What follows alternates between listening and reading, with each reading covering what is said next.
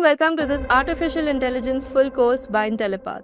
According to the Economic Times, AI is expected to contribute billions of dollars to the Indian economy by 2035 across sectors such as manufacturing, healthcare, agriculture, etc. At the same time, millions of jobs will change because of AI. Some roles will disappear, but many new roles will be created. And the biggest question is, which side will you be on? The side replaced by AI or the side building AI? Companies today are actively hiring AI engineers, machine learning engineers, data scientists, and AI product developers. AI skills are among the highest paying and fastest growing skills globally. And that's exactly why this course matters. In this course, we won't just talk about artificial intelligence, we will build it.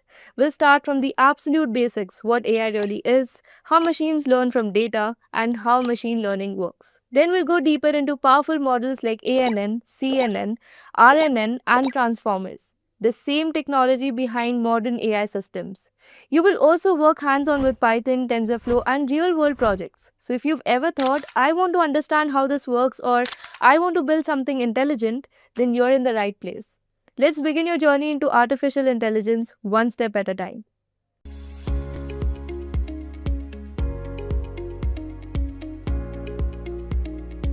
Artificial intelligence has revolutionized the way people think, learn, and work in various fields from finance to healthcare and mobile apps. What's more interesting is that AI plays more of a role in our daily lives than we can imagine. From Siri and OK Google to various virtual player games and social media apps, AI is everywhere. It sure is the most happening topic in every business right now. It is the most wanted and exciting career domain right now in the market. Artificial intelligence or AI uses intelligent machines that build in a way that they react like humans. The primary process involved in making these smart machines is to carry out decision making, which analyzes and uses data available in an enterprise. It is similar to the human mind absorbing and synthesizing information and providing the required decision. So how does an AI work? AI systems work by investigating large amounts of data labeled training data, analyzing the data for correlations and patterns, and using these patterns to make predictions about future states. In this way, a chatbot that is fed examples of text chats can learn to produce lifelike exchanges with people, or an image recognition tool can learn to identify and describe objects in images by reviewing millions of examples. AI programming focuses on three cognitive skills: learning, reasoning, and self-correction. Learning processes. This aspect of AI programming focuses on acquiring data and creating rules for how to turn the data into actionable information. Reasoning processes. In this aspect of AI programming focuses on choosing the right algorithm to reach a desired outcome. In self-correction processes, AI programming is designed to continually fine-tune algorithms and ensure they provide the most accurate results possible. So there are four types of artificial intelligence. First, we have reactive machines. These AI systems have no memory and are task specific. An example is Deep Blue, the IBM chess program that beat Garry Kasparov in 1990s. Then we have limited memory. These AI systems have memory so that they can use past experiences to inform future decisions. Some of the decision-making functions in self-driving cars are designed this way. Theory of mind is the third thing. It means that the system would have the social intelligence to understand emotions. And finally, we have self-awareness. In this, AI systems have a sense of self, which gives them consciousness. Now let's see what are the applications of AI. One of the best known healthcare technologies is IBM Watson. It understands natural language and can respond to questions asked for it. AI can automate grading, giving educators more time. It can assess students and adapt to their needs, helping them to work at their own pace. AI tutors can provide additional support to students, ensuring they stay on track. Banks are successfully employing chatbots to make their customers aware of services and offerings and to handle transactions that don't require human intervention. AI technologies are used in transportation to manage traffic, predict flight delays, and make ocean shipping safer and more efficient. Just a quick info, guys. Intellipaat offers artificial intelligence course training, which will enable you to learn skills like neural networks, focusing on CNNs, RNNs, and their application in AI, natural language processing, computer vision, and generative AI. Through this course, you will also master deep learning concepts, AI model building with TensorFlow, transformers, BERT, GPT, LangChain, and NLP pipelines with advanced techniques like image recognition, chatbot development, and much more, all taught by top 1% experts and IIT faculty. And with this course, we have already helped thousands of professionals make successful career transitions in AI and data science. You can check out the testimonials on our Achievers channel. The link is in the description below. And without a doubt, this course can set your career to new heights. So visit the course page link given below in the description and take your first step towards the dream career growth in the field of artificial intelligence. Let's start from here. So you will see that guys, that there are some handwritten digits. So this is a very famous data set coming from MNSIT data, right? It's a handwritten digits, and generally these are in what 28 by 28 pixelated form. I'll show you the real data later in the course, but although the scale is not very obvious, but if you see this is 20, the last is 28. So basically imagine that every digit falls in like a grid, okay? Something like this. Since it's a pixelated form, right, it looks like 28 pixels by 28 pixels, okay? Every number, every digit. So suppose you say 3, it looks like that. So this is coming from real data. You will see this is a very nice image, although it only shows you till. Can you guys see that? I know it's little tiny, but let me zoom in a bit. You will observe. So it's a matrix of, starting from 0 till 28. If you start from 0 to 27, how many rows, guys? Come on. This much array everybody has studied, 28 rows. And similarly, guys, if you observe 28, although I'm not able to show the whole picture, right? But if you guys focus here, you will realize that in each cell, there are zeros and there are numbers, right? And generally, this is 0 to 255 digits, 255. So if you do the pixelated, right, it will go from 0 to 255, as you can see here. So as you go higher and higher, the darker color will come. It can be black and white, depends on your setting, right? So generally it's a digit, right? It will be black and white, right? But there are also shades in black and white, grayish, dark, light, right? There are a lot of colors. But if you try to shade it, right, this particular pattern, can you see wherever the numbers, if you try to shade it, right, and where it is, so if you try to do it, you will see some edges are coming out. If you are able to pay attention, I know it is little tricky because you see that, so you will see that there is a pattern is forming, right? And if you are able to understand the pattern, right, it is hinting like a S, because since I'm trying to do it, but if you go little clearly, right, guys, cool. So this is what this image is telling you, okay? So now, although you can see here, wherever it is 0, it is dark black, right, in this particular pattern, right? So wherever it is 0, right, it is a dark black. So I'll tell you, if I make this image a tiny image, because I have this power to do it, you will see that now you will thank me. You will get the goosebumps. Why you'll get the goosebumps, guys? Because now you can see there is a pattern, very clear pattern coming out. Are you feeling it? Nobody will tell you this. Let me tell you very promptly here. So now I'm going to add a pen. It seems that I've already taken all the pens in the world. So I need to make this guy a bigger guy. Hold on. Right? So it seems that I start, now I'm going to become MF Hussain. Huh? Don't kill me for this. Okay? But you will realize, right? You'll realize that obviously the colors are not going to be all same. You know what I mean by that?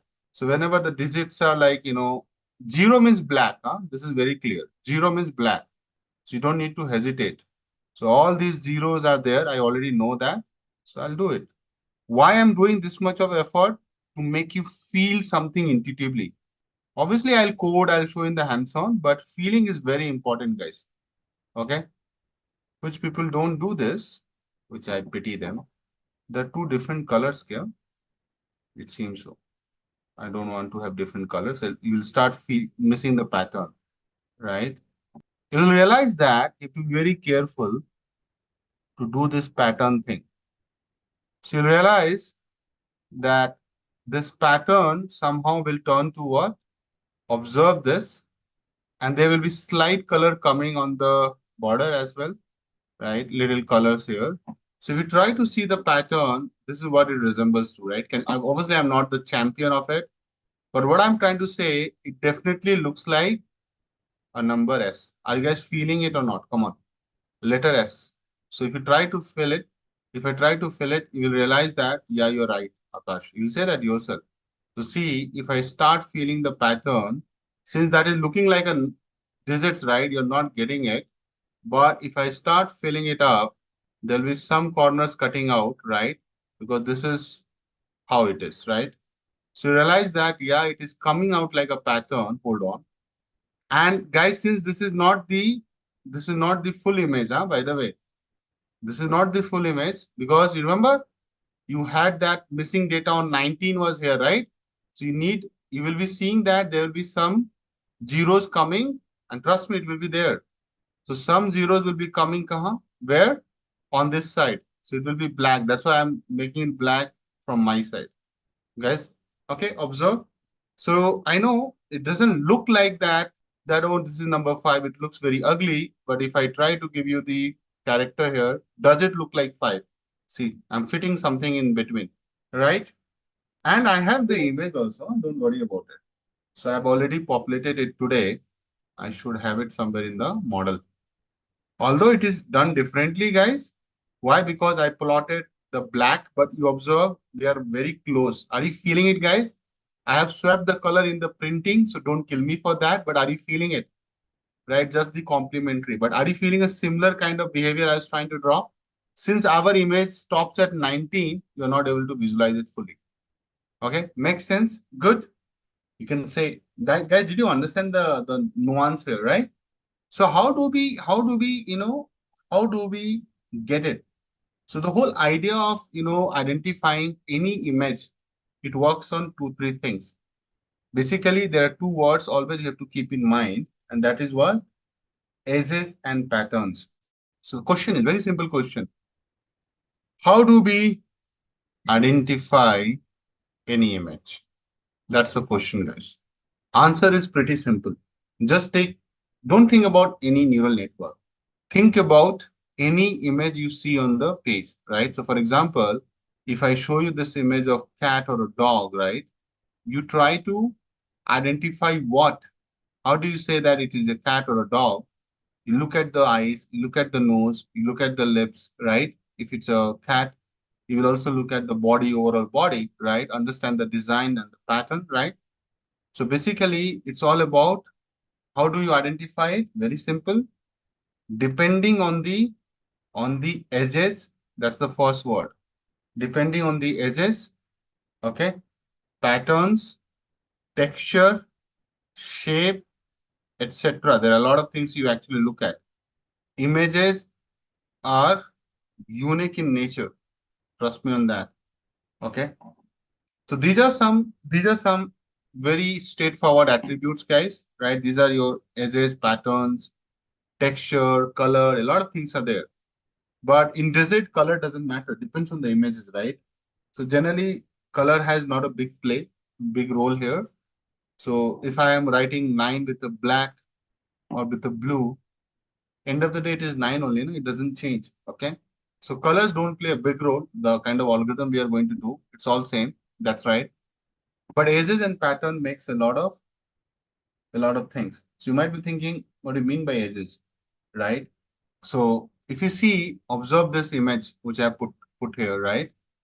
Or maybe I'll show you my favorite image, which is sequence of threes, right? If you observe three, you will realize that it has a pattern, you like it or not. And it has also edges. So what are the edges? If I have to show you guys, it's very simple. If you want to see the edges, see, you know that in three, this is something you will always find. Doesn't matter how they have written. Guys, agree or no? So edges is like outer side, right? Pattern is like this. So if I show you the border is like edges, so this is an edge, right? But overall, when I combine things together, it becomes a pattern. Do you see the pattern in three, guys? So basically, I put it nicely. It will look like this, this, an opposite of sigma, right? So you know that people will try to write three, and even kids learn to write three like this, right? So different people write threes differently, number three differently, but they follow a simple pattern. Nobody writes three like this, right? Come on, guys. Agree or not? Similarly, for nine, if I talk about nine, right, you will realize that nine also has a pattern. See, what is the pattern in nine? Basically, you see a loop without fail. You see a loop. So it can be like this, it can be like this. What rotation? Not a problem. But you see we loop like this and simple this, right? This is how our nine looks like. Okay. You do whatever you want to do. So there are patterns, right? If someone says eight, eight is having a pattern. So whenever there are two loops, it's an eight. It can be like this, it can be like this, it can be like this, it can be like this, but there is a pattern. Okay. So what just like our brain tries to process this information of edges, pattern, shape, sizes, texture, color, right? They recognize it, right? That's why you're able to quickly recognize. Look at that. If I ask you, even somebody has written one like this, but you know that what he has written, guys. Come on. You know that it's one. There's nothing else looks like similar to it, right? Guys, what is this digit? Come on, you tell me. One only, na? Although nobody writes one like this, huh? Very few people would do it. Everybody writes one like this, okay, or this. But yeah, this is very clear. Yeah, why not? People write that. Some will like write one, two, okay. So slanting line come in any direction. Now, guys, let's talk about the detailed idea of neural network structure, right? So I'll again, because I think I had just shown you guys that structure. So let's talk about a little bit more in on this. The same structure I'm going to talk about. Okay. So there are, if you observe, there are three layers in terms of difference, right? One is input layer, one is hidden layer, but hidden layer can be a lot in number. See, one, two, three. And then the finally is you get output layer, right? So what happens, you're trying to do things, right? The input will go through input layer to the next, then next, and then next, and then finally it spits out. So let's also keep talking and write. So I think I did not explain each of these layers, right, guys? That's correct now. Before I jump to weights and biases, I did not give you any textbook definition, right? Okay. So what is input layer? Input layer is helps you to input the data features. Input the data features. So in this case, in our case of digit, pixel value or pixel values of an image. Now, if you were thinking about pixel values, but before we go there, a lot of people don't understand data feature. What do you mean by data features? Are input variables, predictors, whatever you name. So if you take our image, how many by how many we have? Why I'm drawing when I have it here. Okay, take this guy. How many by how many we have? Come on, tell me. See, if I take the example of our digit 3, 28 by 28, take this one. No? So take any of it, right? So take this guy. Huh? So there are 28 pixels here and 28 pixel here. Do a quick math, guys. Come on. So 28 into 28, how much it is? I know it even in sleep, 784. 784 are going to get connected to the first layer. Although don't go with this diagram, there are just 10 neurons, okay? But in reality, there will be 784 guys getting flattened and connected in terms of neurons, okay? So this becomes your number of neurons in the input layer. Number of input or features, basically neurons connecting to hidden layer. I'm talking about which use case, which I'll do it later. That is coming from your MNSIT data set. Okay. So to show you this, you will see this later in your course. Just focus on this. So when I'll do this, I'll show you this, that we are going to connect how many input to So if you look at that, how many layers are getting connected to it? It is next connected to 784. Neurons are getting connected to, how many are those? 784 connected to how many? 128. Clear? In this particular example, which I'll do it in the hands-on. Okay. This is, I have assumed that in this input layer, in my hands-on, in this input layer, there are 28 by 28. So if you do the math, it becomes 784. And this is my first hidden layer. I'm saying that I'll keep how many neurons? Come on. I'm saying that I'll keep 128. Okay. Right? So it's a matrix. Listen to me, guys. It's a matrix of order what? 128 by 128, right? So basically, if I flatten this, it's a matrix, right? Of 128 by 128, which basically means, sorry, what I'm saying, 28 by 28, which basically means that there are 28 rows and 28 columns. So what is this array, my dear? This array is what array? It is a 2D array. If it is a 2D array and I want to convert into an 1D array, right? How will I do it? What is the concept, array concept? You know it. You can read about it in case you are not aware of it. And the function is, right, array flatten, right? Which is np dot flatten, if I recall correctly. So that's what I mean by that, right? That's how you come like a more like a no, one line. Okay. Now the question can be like, why 28, right? Why 128 in the next layer? Who is telling you this? These are all questions you should ask when you already know about what is the neural network and all, right? Understand now my feelings? It's like suddenly why sun is moving around, why we are flattening it. You should ask what is the meaning of flattening. But let me tell the structure. Let me tell the structure first. Because if I don't tell you, you'll always be confused, right? Perfect. Okay, input layer, I think I'm done. One thing you need to understand that once you have the, pixelated view of it, right, you will realize that images has a lot of things.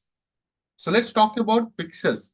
What do you mean by pixel? Because this is something I'll keep using. What do you mean by pixel? Let me ask some baby question.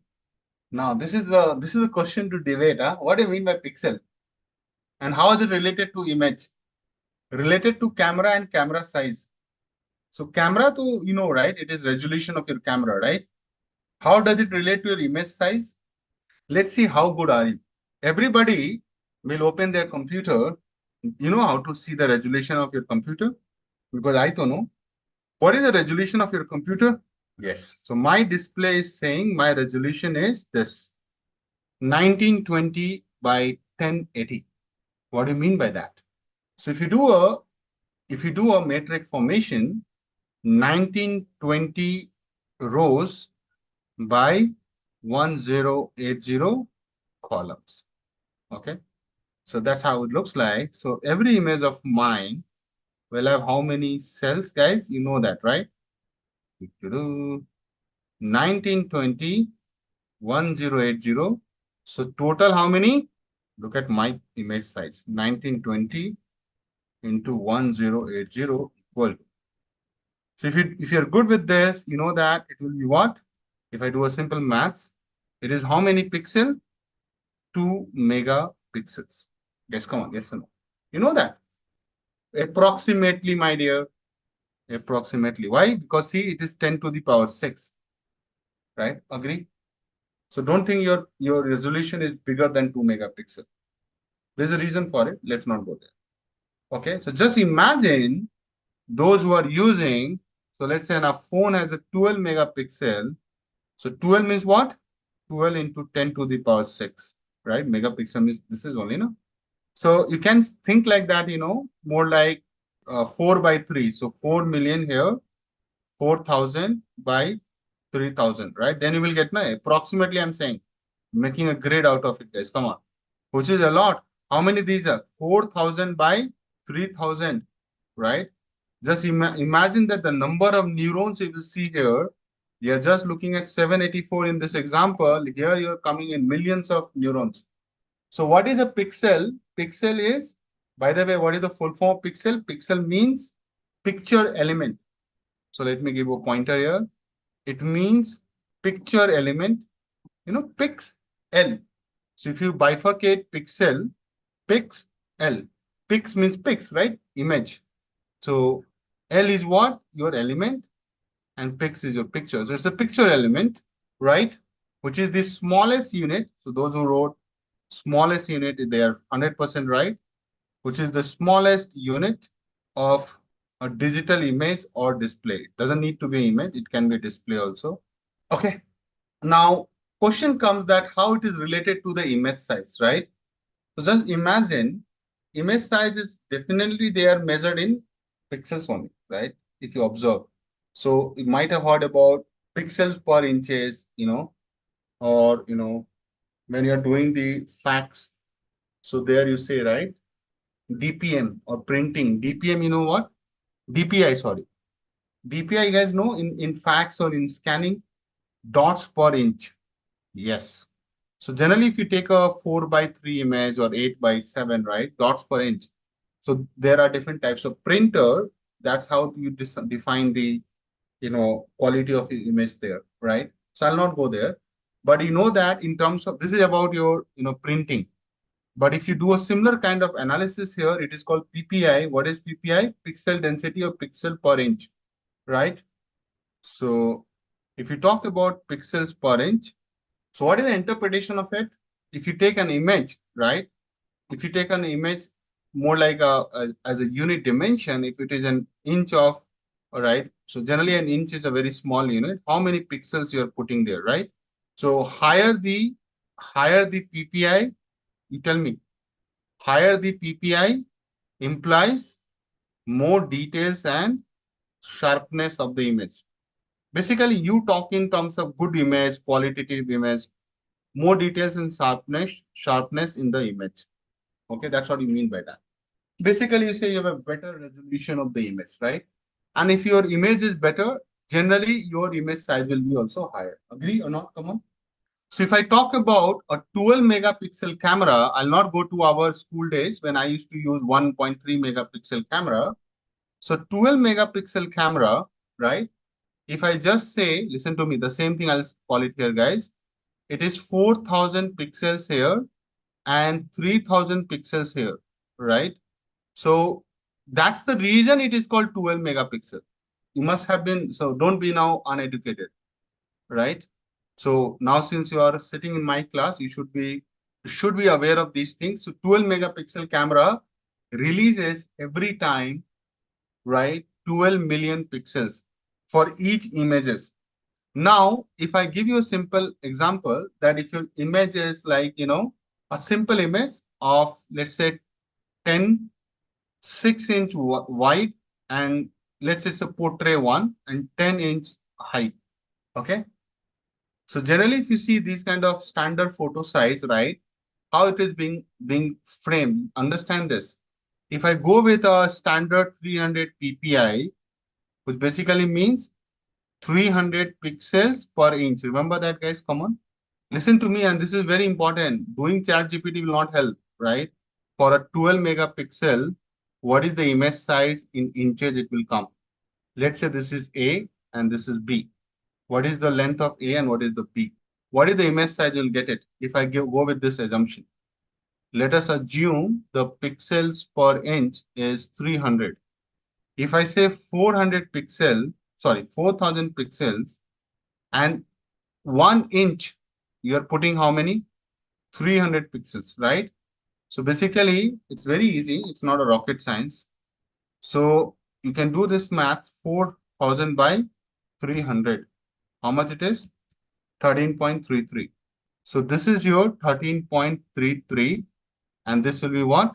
10. So it's not 14, it's 13.33. And this is going to be 10 inch, right? So if you get this PPI and divide it, you should get an image, and that is an image which will not be, it will not get stretched or anything, right? It's a natural fit for it. But you know that image can be scaled, it can be, stretched. Sometimes people say, right, image is looking all, blurred, or image is not looking as sharp as it should be. Okay.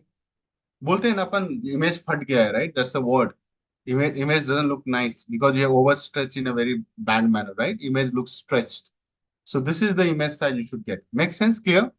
Now, why I'm telling you this? Because we are going to discuss with image, right? So if you see, this is not a image is not something, you can escape. You have to be aware of pixel. You should be knowing about what you mean by a 12 megapixel camera will spit it out. And I'm just talking about a simple idea here. If you have a 12 megapixel camera and you know that the pixels are designed in this manner, 4,000 pixels on the rows and 3,000 in the columns, right? Now you know that every inch takes how much? So if you take, so see, it's a 2D image, right? So you have both the directions, right? A and B. Don't miss that. It's a 2D image. So you have to do it separately. So every inch takes 300 pixels. What do you mean by 300 ppi part? Tell me. Pixels per inch. So 1 inch will have how many pixels? Come on. 300 pixels. Now on the rows, if you see, buddy, how many pixels are there? Already 400. So this will be aptly fit on what size of the image. So I just divided by 400 by 4000 by 300. It gives me 13.33 inch. So if you take an image and just go and put it on a this much of the image of paper size of the camera. Sorry, suppose you want to get the print out of this image, whatever you have clicked, and you do this paper size, your image will come 100% perfectly fit. No scaling is done, right? Correct. But if I take the same image and I put it on a big poster like this, what will happen? Come on. First of all, look at that. Our image is more like a portrait one, slightly. I'm putting into this format. What is this format? Landscape. Let's say I'm putting it into 24 inch by 20 inch. Now what will happen? So what will happen, since your pixels are not that rich, you need a better, bigger camera. That's why the DSLR comes into the picture again. Make sense? So it will look distorted, right? And let me show you. I'm trying to find the, not distorted is not the right word. I would say stretched. So I'm not able to find the right word for it, but you can do it. Okay. It's not going to be a fit, a proper fit. Okay. So for example, I have an image which I can show you, which looks like stretched. Okay. But you will realize what I mean by that. Or maybe I can take an image and make you show you here, guys. Okay. Why I'm thinking too much about it. Okay. So hold on. Let me take a kid image. Suppose I take this image. Guys, please pay attention. You will realize, right? This is a very simple image, guys. Come on. Now, if I start making stretching like this, can you see this? This is what I'm telling. So it's not blurry, to be honest. The right word is stretched, but you can find some technical word for it. But I know it's not blurry, it's stretched. But if you get a right fit for this image, the right fit was this one. Huh? Observe this. So this is the right fit. That's why people always tell you, right, in corporate, that always do in the aspect ratio, right? Don't try to stretch in the by one. Always do diagonally. Diagonally is still better. But if you keep increasing it, then the quality of image is gone. Can you see that? This is called pixelated. So when you print it, it will look like image fat gaya. That's another word. So means it will be more pixelated. Your face will not look that better. So image size and image resolution are, they go in hand by they go in hand by in hands and right. They go in hands. You can't have different things for the same thing. Make sense? This is all about image, but there's beyond it. If I change the same question by giving RGB, right, then you have to do it differently, but I'll not go on. Okay. RGB is like red, green, blue. So these are your channels for color, but I'll come back on that. So this is all related to this neural network I started. I talked about input layer. Let's move to the next layer. What is the next layer? That is called hidden layer. Hidden layer, generally trainers say it's a black box. I'm not the guy. Generally, trainers say it's a black box because they don't want to get into. But I am going to do the postmortem. So hidden layer, it can be one and it can be multiple. Huh? So hidden layer, generally people say it's a black box. It is a black box. That's true. But at the same time, we will open it. It's going to be an overwhelming exercise, but I think if you ask me honestly, should I do it or not? We should do it there. Then what kind of deep learning scientists will become, right? We should do it. This is not that tough. Okay. So guys, hidden layer is known as intermediate layer. This is the intermediate layer. between input and output layers. So these layers are very important for us because these are the layers known to extract the features, which is intelligence, from your input data. Okay. So a lot of time people say, what is the deep learning? This is the main component of a deep learning. Hidden layers are called hidden because it is so deep to understand, because it goes on, it can have multiple layers, 5 layers, 10 layers, right? It tries to find the edges, patterns, texture sequentially from the images you have given. And that's where the calculation of weights and the biases happen, and they keep getting updated through an optimizer. Generally, the optimizer is going to be gradient descent algorithm flavors, right? So you keep updating the weights and the biases. That's what you have done in some of the machine learning algorithms. If not, I'll teach you. And that's the most important piece, or I'd say the heart of the deep learning thing, right? So let me write this line. These layers, when I say these layers means hidden layers, these hidden layers perform computation, extract the features from the input data. Okay. So these are the features which we are going to extract from the input data. And the deep learning term, let me write the deep learning term, if someone asks, what do you mean by deep learning? You can say deep learning term refers to the network with multiple hidden layers. So the whole point of deep learning is to have hidden layers, trust me. Deep, right? You have to go and get the depth. I'll also show you one baby example where I'll take no hidden layers, and that is called single layer perceptron, right? So it will just this connecting to the output, right? With one hidden layer, but that is not hidden layer. If it is hidden, then you have multiple in between, okay? That's what called depth. Tell me one thing, if I put two boxes, listen to me, and I want to give depth in between, then I need to increase the space, right? Think like that, top to bottom, right? So hidden means what? I'm trying to make you the word clear, deep learning. This deep is coming from multiple hidden layers. So you will put a lot of layers between. So you need some space, right? So you will make it bigger like this. And then you'll put a lot of layers. So that becomes deep if you observe. So you try to, jump from here, you jump, you will realize it is deep. Don't do this and blame on me. Huh? These guys, people are doing anything. Okay. It is just for understanding. Okay, clear? You got the concept of deep. The word deep, what do you mean by that? Pixel, right, today. Pixel means picture element. Two terms you have learned. That shows your, experience when you go into the interview. So pixel is a picture element a lot of time. Deep means what? If I just have one layer of input, maybe one layer of hidden, and then one layer of output, what is deep? What is the depth here? Nothing new. It just gets connected and finally spits out. But if I say that I have one layer of input, and I need to put a lot of layers of hidden, then I need some space. So can you see that the depth increases? Try to feel that in physical sense, right? So that's what you mean by deep. Basically, you're trying to say you're making it more complicated and complex, adding more hidden number of layers. Obviously, every layer has some job to perform.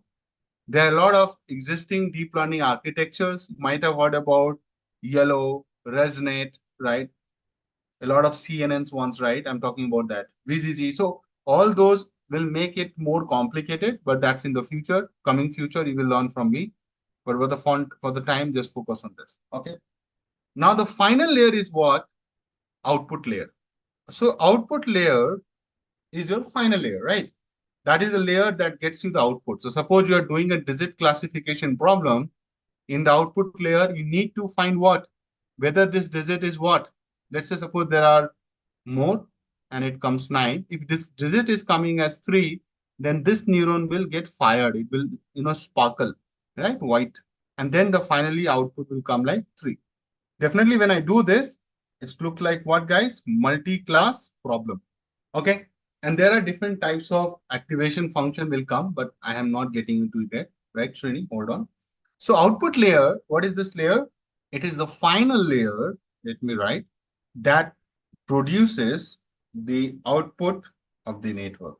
Okay. Generally, if you're trying to do a binary classification, how many neurons you need? One neuron or two neurons.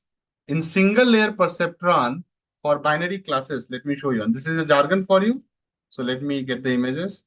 That is not your, classification problem. See this. This is very simple, which I am going to do the first thing coding. Binary means 2, right? And this is, I will teach the first basic neural network from the scratch. Single layer perceptron. This is for, binary output, right? It is 2 neurons. But if you think about it in detail, guys, if you think about it detail, right? It's not necessary that it has to be. It depends on how do you want to do it, right? Means I can still connect to one neuron and get the answer. Suppose, hold on, this is very tricky, and that's why I asked this question. It looks like I can put yes or no here, right? And whatever it goes. But if I say, think, if I take this guy and I say, no, no, no, I'll just connect to only one sort, something like this. Hold on. Don't worry about the image connections and all. If I just say that, I'll put one neuron here. If it is getting fired, if it is on, I would say yes. If it is not getting fired off, I'll assume it is what, my dear? No. Guys, if I'm asking you, will you attend my class tomorrow? Right? Who is going to attend tomorrow? Listen to me, the art of complementary theorem. You say yes, it means that those who have not said yes, can I agree that they are not going to attend? Art of complementary, right? Can I say that?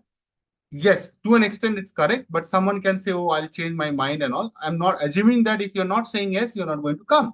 With that assumption, it can still be connected to one neuron. So this is going to be redundant, right? Because one neuron, two neuron, right? You're not going to worry about too much. Because whether it is one neuron, two neuron, right? It is not going to matter much. But you know that minimum you need how many neurons?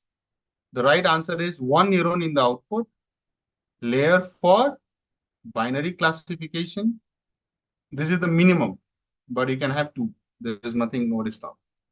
And I'll continue and write just below this. Multiple neurons in the output layer for what kind of? For multi-class classification. Here I'll use softmax, right? So these are some good jargons you might have been hearing about. Softmax, and I'll write here sigmoid. Sigmoid is used as an activation function for binary classification. Softmax is used for multi-class classification. Are we clear? So guys, neural network was developed by Mr. Warren McCulloch. So let me write. You should know the name. Warren, not Warren Buffett. Warren McCulloch. And there was one more guy, Walter Pitts. Walter Pitts. Correct the names if I do mistake. 1943, can you believe it? So a lot of people think neural network came in 2000. No, it came long back. It was an idea which was proposed long back. Don't think that. So this was proposed for the first time in 1943, before our independence. So these are the guys for the very first time proposed the mathematical model for neural network. Okay. So let me show you quickly. Suppose if I try to find the digit 9, guys, can you see this? Now there was a question that why does it comes like 784? Because you have to put every input layer in 1D array. That's the constraint. Someone asked me, right, why do you want to get into 784 like a flattened thing? Because this is a requirement that if you want to do a input layer, what is input layer, guys? I think you know, right? This is your input layer. Let me write very clearly. This is what, my dear? Output layer. Okay. And these guys are what? Hidden layers. Now the question can be why it is being connected to 128 or 5 or 10. Don't worry about it yet. Okay, please don't do it. Because then you will miss the fun. I'll tell you everything. What are the standard? So this is your black box, although everything is black here, it's a black background. And the credit goes to the guys who have prepared this nice images. It's very tough. So if you're trying to do what happens now, guys, you will try to extract the edges, patterns from input to the hidden layer, then it will fine tune in the next layer. And then finally, it will fire the right output neuron. So basically what I'm saying at a very high level, 10,000 feet, the moment you give the numbers, remember those numbers 0, 0, 2, 3, 250, right? Those numbers, it will come, right? So basically, higher the number, higher the neuron firing, right? So in this case, generally, when you say 0 to 225, what we do as the very first step, we normalize it. So what do you mean by normalization? So that we scale it properly. So you take each and every 784 values and divide by 255, it gets squeezed into 0 to 1. So basically, all these value will become 0 to 1. And if it is 0, it will be not firing, means it will look like black. And if it is 1, it will fire like as like angel white. So basically, if you take the input, it will get fired. And I'll show you in my nice images, it will be white. Some of these guys will be white. Not everything will be white. And then some of these guys will get white, depends on the pattern. Are you feeling, guys? Then finally it will be white. Not everything will be white. And there will be different shades of color, light white, more black, gray, dot black, dot white, right? And finally it will say, I am here, buddy. It identifies the input image as what, my dear? As digit 9. So colors are going to be in the gradient, and there are only two colors, the shades of black to grayish. Hold on. So there will be grayish also, and then finally becomes white. So let me show you the patch. Because in PowerPoint we have it, the gradient image of black to white. So if you are trying to see this image, I know you're not able to see the white because white is white, but it is here. Huh? Let me show you. Can you see that? Let me write in English. This is white. There will be more, depends on the range. So generally what I'm saying, if it is 0, it will be dot black, and it is white, means it go from white. Since the image in wrong direction, I can't do it. Okay. This will be the heart of it. So nothing to worry about it. Even if you have missed it here. So this is how you put images in pixel forms, right? So generally when you do, shades, so it will come like this. 0 means black, 255 means white in our case, but it can be other way around also. So a lot of time people use 255 as the black and 0 as the white, depends on your setting. But this is how you get the different values to the different shades of the color. So basically 256 shades you are going to see, not only this much, by the way. So 256 shades, which will be very close. So basically 250 will be closer to 252 and 256. 0 will be closer to what? 25246, right? Guys, agree or not? In terms of color shading, just focus on this part. Okay. So this is related to pixel. So we saw those number, right? 0 to 255. Basically, that's a range in pixel. It's a range, right? 0 to 255. So basically, total how many it is? Total it is 256 values, isn't it? So generally, this is the most digital images will have this kind of format. So most digital images like what? JPEG, or you have heard PNG, right? Must have seen those image format, right? So JPEG, PNG, okay? So each pixel is going to have certain value to it, right? So if you saw that screenshot of mine, right? Listen to me. I was showing that, no? See. So this is like what? 256.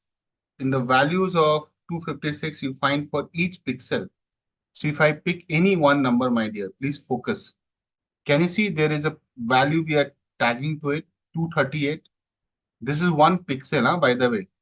So total 28 by 28, how many pixels? 784 pixels. In that, there is a value associated with each pixel, which is coming from the image breakdown. Now, what is the meaning of this 250, 253, 256, 100, right? Blah, blah, blah. So the meaning is, I'm writing here, the meaning is very simple. If you take any pixel and you give a value, right? 0 represents as per the notation, but sometimes people reverse it, but 0 represents black. That is as per the notation. You can't change it. And I think I mentioned that also. And 255 represents what? White. Now I'm telling you guys that black will not be just black, right? It will be black, then light black, then it will go to the different shades. So total, how many shades are there? 256 shades of what? Black to white. Agree? And later I'll show you a lot of images showing this one. Make sense?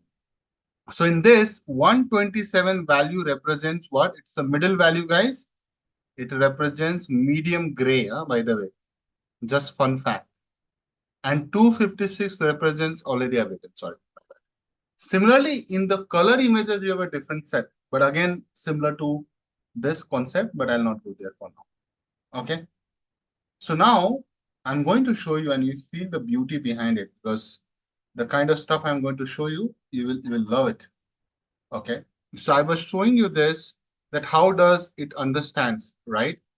So to understand anything, right, the network needs to find the three things.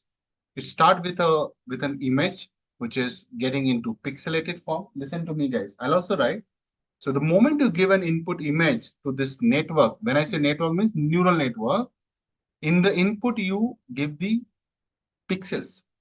Pixels have values, and values are acting as activation. Then activation goes on to the next layer, and the next layer it activates, just like neurons does. So just like neurons do, if you remember that example of pain, right? The moment someone is pinching on your arm or stabbing your arm with a knife, these days it's happening a lot. You have to be careful. So then your brain quickly understands that you are getting stabbed, isn't it, guys? But you know what? The masses, it's not like, your neurons start traveling like a blood. No, no, no. So if this is your neuron, right? It doesn't start, like a Ferrari race and move to your brain. No, it fires another, it transmits the signal, then it activates another set of neurons, right? And not every neuron gets right. Why might this? Okay, let me tell you a very simple thing. Take your right hand, right, and try to pinch, right? You will feel the pain in the right hand. Do you feel the pain in the right leg? I'm trying to make a very rational analogy here, right? There are so many neurons. Do you think everybody will get fired equally? Some they will not even get fired. You agree or not? Come on. So even in your body, when you're trying to pinch, so similarity is there. Understand? If you try to pinch on your arm, does it pain or does the pain occur in your leg, right leg? No, only the right arm. Why? And even right arm, that special area, right? Suppose I pinch on my arm at a point, only that gets activated. And then the brain is getting the signal that this localized pinching is happening. You don't feel the pain anywhere else, right? Come on. Similarly, if I want to detect whether a number is 0, 1, 2, 3, or 4, 5, 6, 7, 9, it has different edges, patterns, and it identifies that through series of computation and only fire the ones which are required for it, right? Looking at the input image. Okay. So let me show you this. This is how it looks like. Now you might be thinking, and if you're observing, guys, right? Whenever you are trying to give, let's say I give a different type of thing. This is my image, right? It looks like a part of 4, it looks like a part of 9. Can you observe, guys? That's why the model is confused, right? I'm showing the confused behavior. So when you give an image like this, which is having a pattern, something like this, right? So you know that what it will do, it will try to find the, and if you observe, there are 784 input. Let me also write. So it is 28 by 28 pixels, which actually becomes 784 pixels in the input, right? Focus. Okay. Then it gets into the next one. What is this one? If you count on the finger, 3, 4, 5, 6, 7, 8, 9, 10, 11, 12, 13, 14, 15, 16. I'm not keeping 128. It is 16 neurons. Don't get carried away. Huh? That 128, I took it from the hands-on. Then another 16 neurons in the next hidden layer, if you see, right? And then finally, how many? 10 neurons, right? We need 10 neurons for output, right? 0 to 9. 0 to 9 is 10. Are we clear, guys? So if you observe, you are doing a math of how many combinations? 784 into 16 into 16 into 10. It looks very easy, but I'll explain the maths behind it, how many weights and the biases will come when I come there. But what happens, this is the image, what will happen? The network will think whether it is a 4 or a 9, right? So you can clearly observe that looking at the output, right? It is firing some neurons here, there. Can you observe, guys? Let me highlight in case you're missing. So this is bright white. So that 0 to 220, 255, right? Remember, I had done the normalization and this 0 to 255 is squeezed between 0 to 1. Remember that. Okay. So after normalization, so you can clearly see that if it is this, means it is white. It is perfectly white, means I know it's not easy to see here. I'll use some white color, right? Yeah. So this is white, but you also see some of the neurons are not getting fired in the hidden layer. Just observe. So these are like dark, means black, right, guys? Can you see that?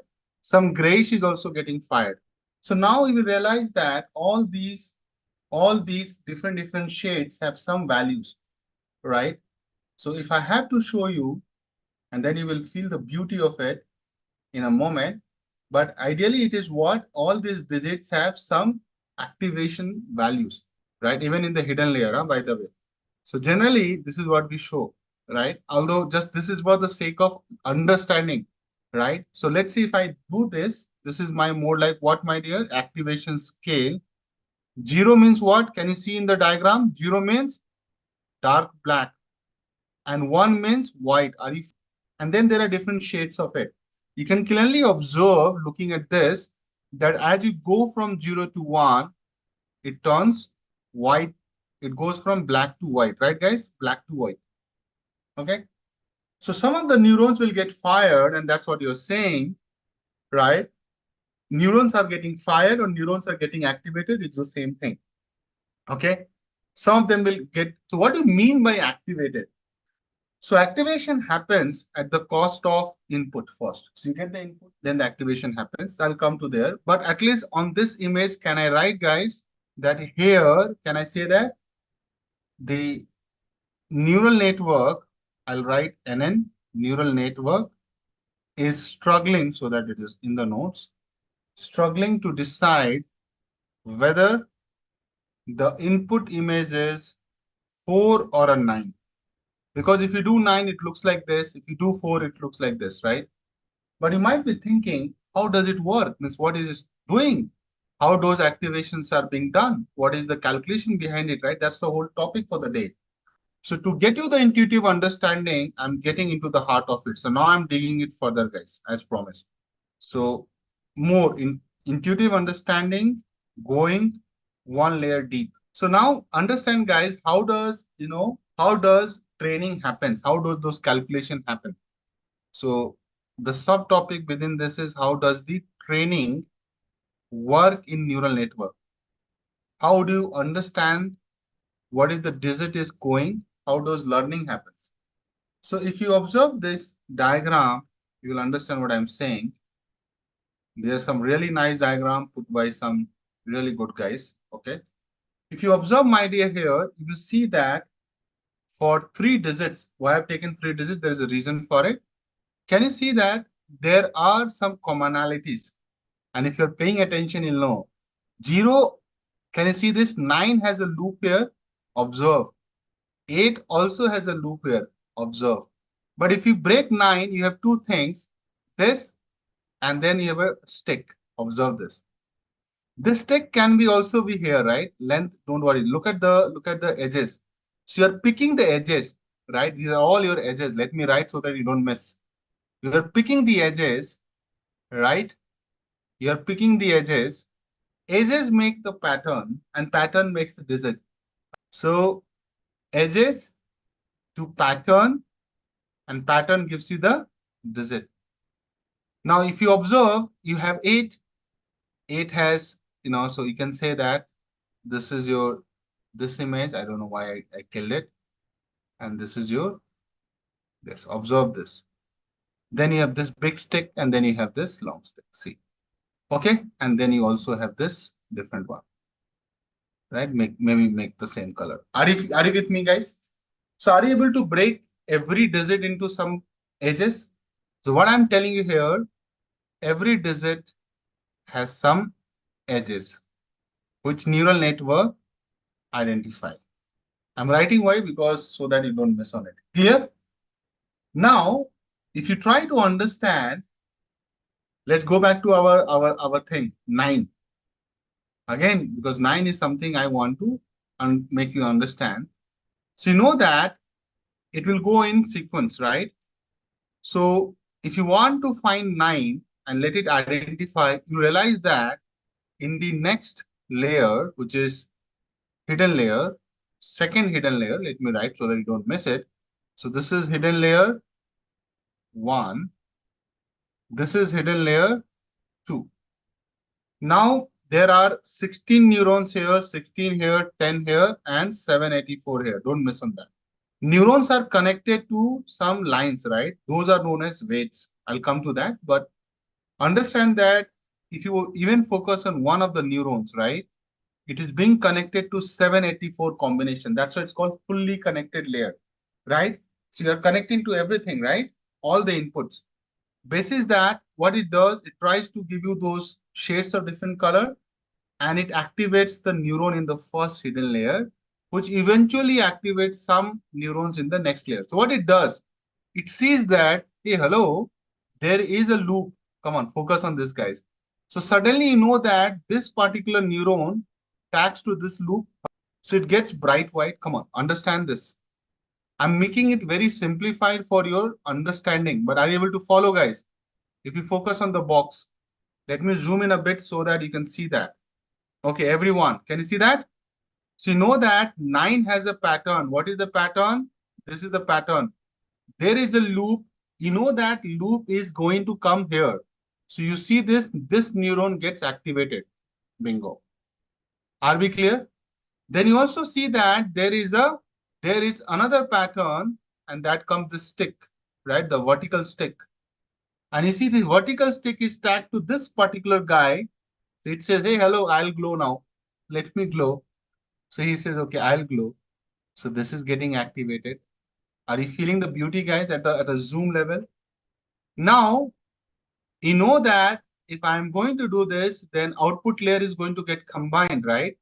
So everything is connected to everybody, but you know that this will combinedly, right, go and form a pattern. And pattern forms a digit. So you will say, I'll take this, and then I'll take this. I'm just showing you the beauty here, guys. And then you know that if I combine these edges, it becomes a pattern, and pattern matches what digit? 9. So then, since it is all connected to everybody, is connected to everybody, but finally identifies it digit as 9, right? Are you getting the goosebumps or not? See, let me tell you, obviously I have not done these images, but I have gone through all this, structure to understand it. Okay, so that I can explain you. Are you feeling it or not? It depends on your exposure, but okay. Why can't it be 6? You need to understand that 6 is what? Let me show you the pattern. 6 is like this, right? If you observe, first of all, there is a big difference between this loop and this loop. You understand? Look at the directions also. Huh? If you put it here, it's a very different thing. So I understand your point. It can be 6, but it also looks at whether it is like this loop or this loop. Rotation is also considered in this. That's why I need a lot of neurons. So it will identify differently. Now, if you understand this, guys, then you have to also think about one important aspect of when the moment the digit comes, right? Remember I showed you the 9, it looks like this. So that image, if I blown it up, remember I showed you 3, 6, 5, whatever digit. This is how it looks like in the pixelated manner, guys. Can you see this? Now, in the grid of 28 by 28, if you observe this, right, there are 28 in the columns, 28 in the rows. You can clearly see wherever there is a matching edges and patterns to number 3, it gets white. I'm just trying to show you this part of the image. So what happens when you put it into an array of like 784 pixels, right? Most of them are black, means 0. Only few of them are like 1 and closer to 1. Like if I zoom in, you will see that 0.7, 0.9 depends on the color and the value, right? That's what in the zoom in version they are showing you. But you can clearly identify the edges. Like suppose someone says, this is the edge. If you observe, this is the edge, right? To get this edge, no, this is not the output of the ReLU. Okay. So if you observe, guys, this pattern is being captured very nicely here. Observe this. Sorry, not pattern, my bad. Edges. So in 3, you have edges. I'm trying to show you that how does it detect edges, because you can clearly see that you have one in this diagonal, guys. Can you see that? Right? So this will come as like a edge, right? Similarly, we'll see that there is like a edge like this. There is another edge like this. Can you see that? There is another like a loop like this. So it identifies the different into bits and pieces. And when you put those bits and pieces like this, you realize that, oh, it comes like a tree. Are you getting or not? I'm just trying to show you this. Okay. If you observe this, isn't it? This is what I talked. I took I took a number 9. Observe this, guys. I took a number 9, which is basically I'm talking about this guy. Then pixel becomes edges. What are the edges you found, right? Now I was showing as like a one loop, huh? But it can be possible that they are dividing into small components. Can you observe this multicolor thing? So all these can be small edges. Observe this. Then it gets into what? Edges become shapes. So small edges is making a one loop, right?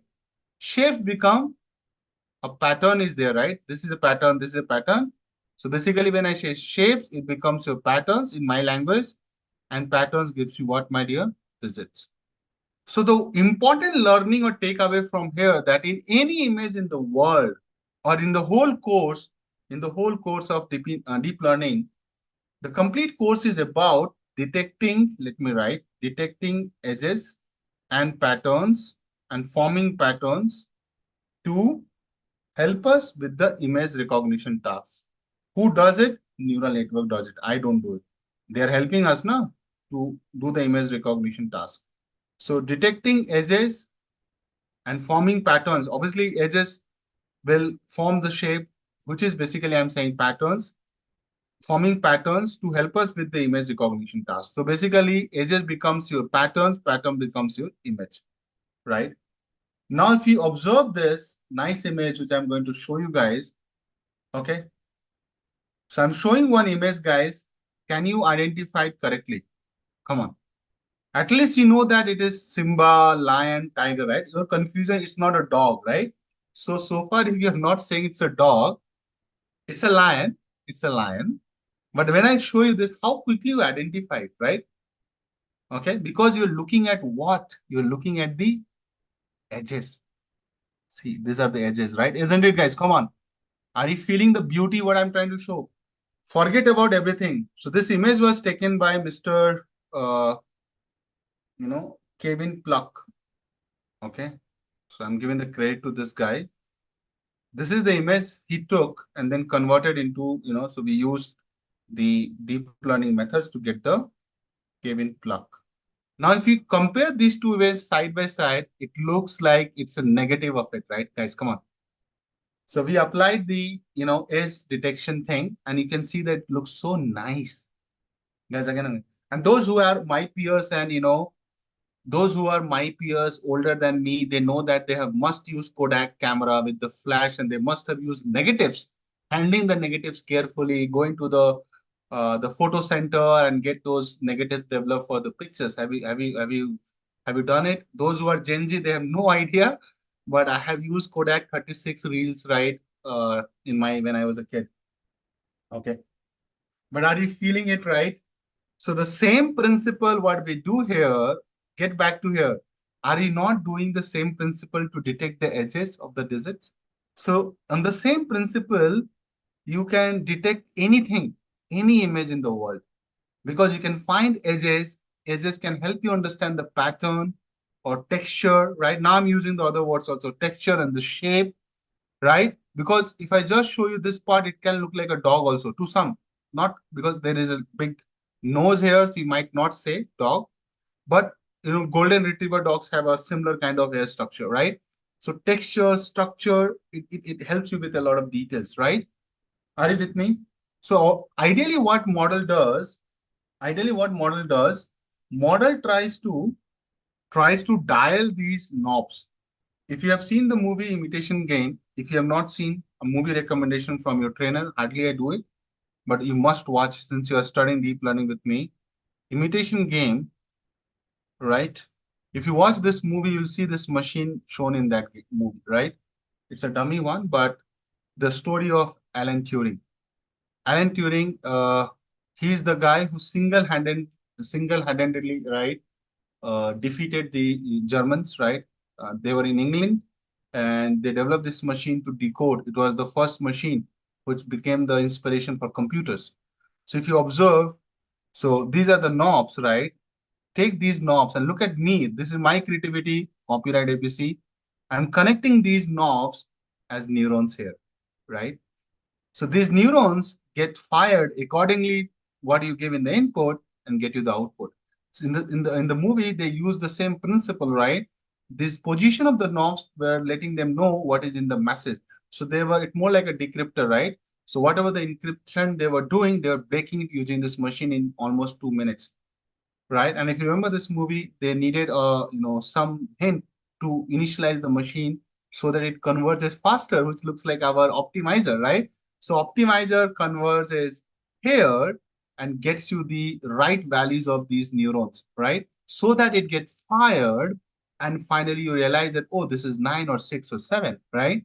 Similarly, in the movie, if you observe, right, they use the word Hail Hitler as the initialization because they know that the first word in that document will be Hail Hitler. So they were able to set the few knobs in the machine. It starts with the right initiation and they were able to decrypt it faster.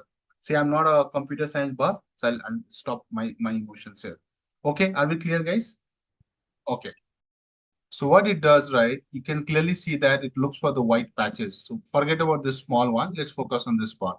So you know that this vertical or sorry horizontal stick is coming. Why? Because the values here, the model is able to understand this is all one.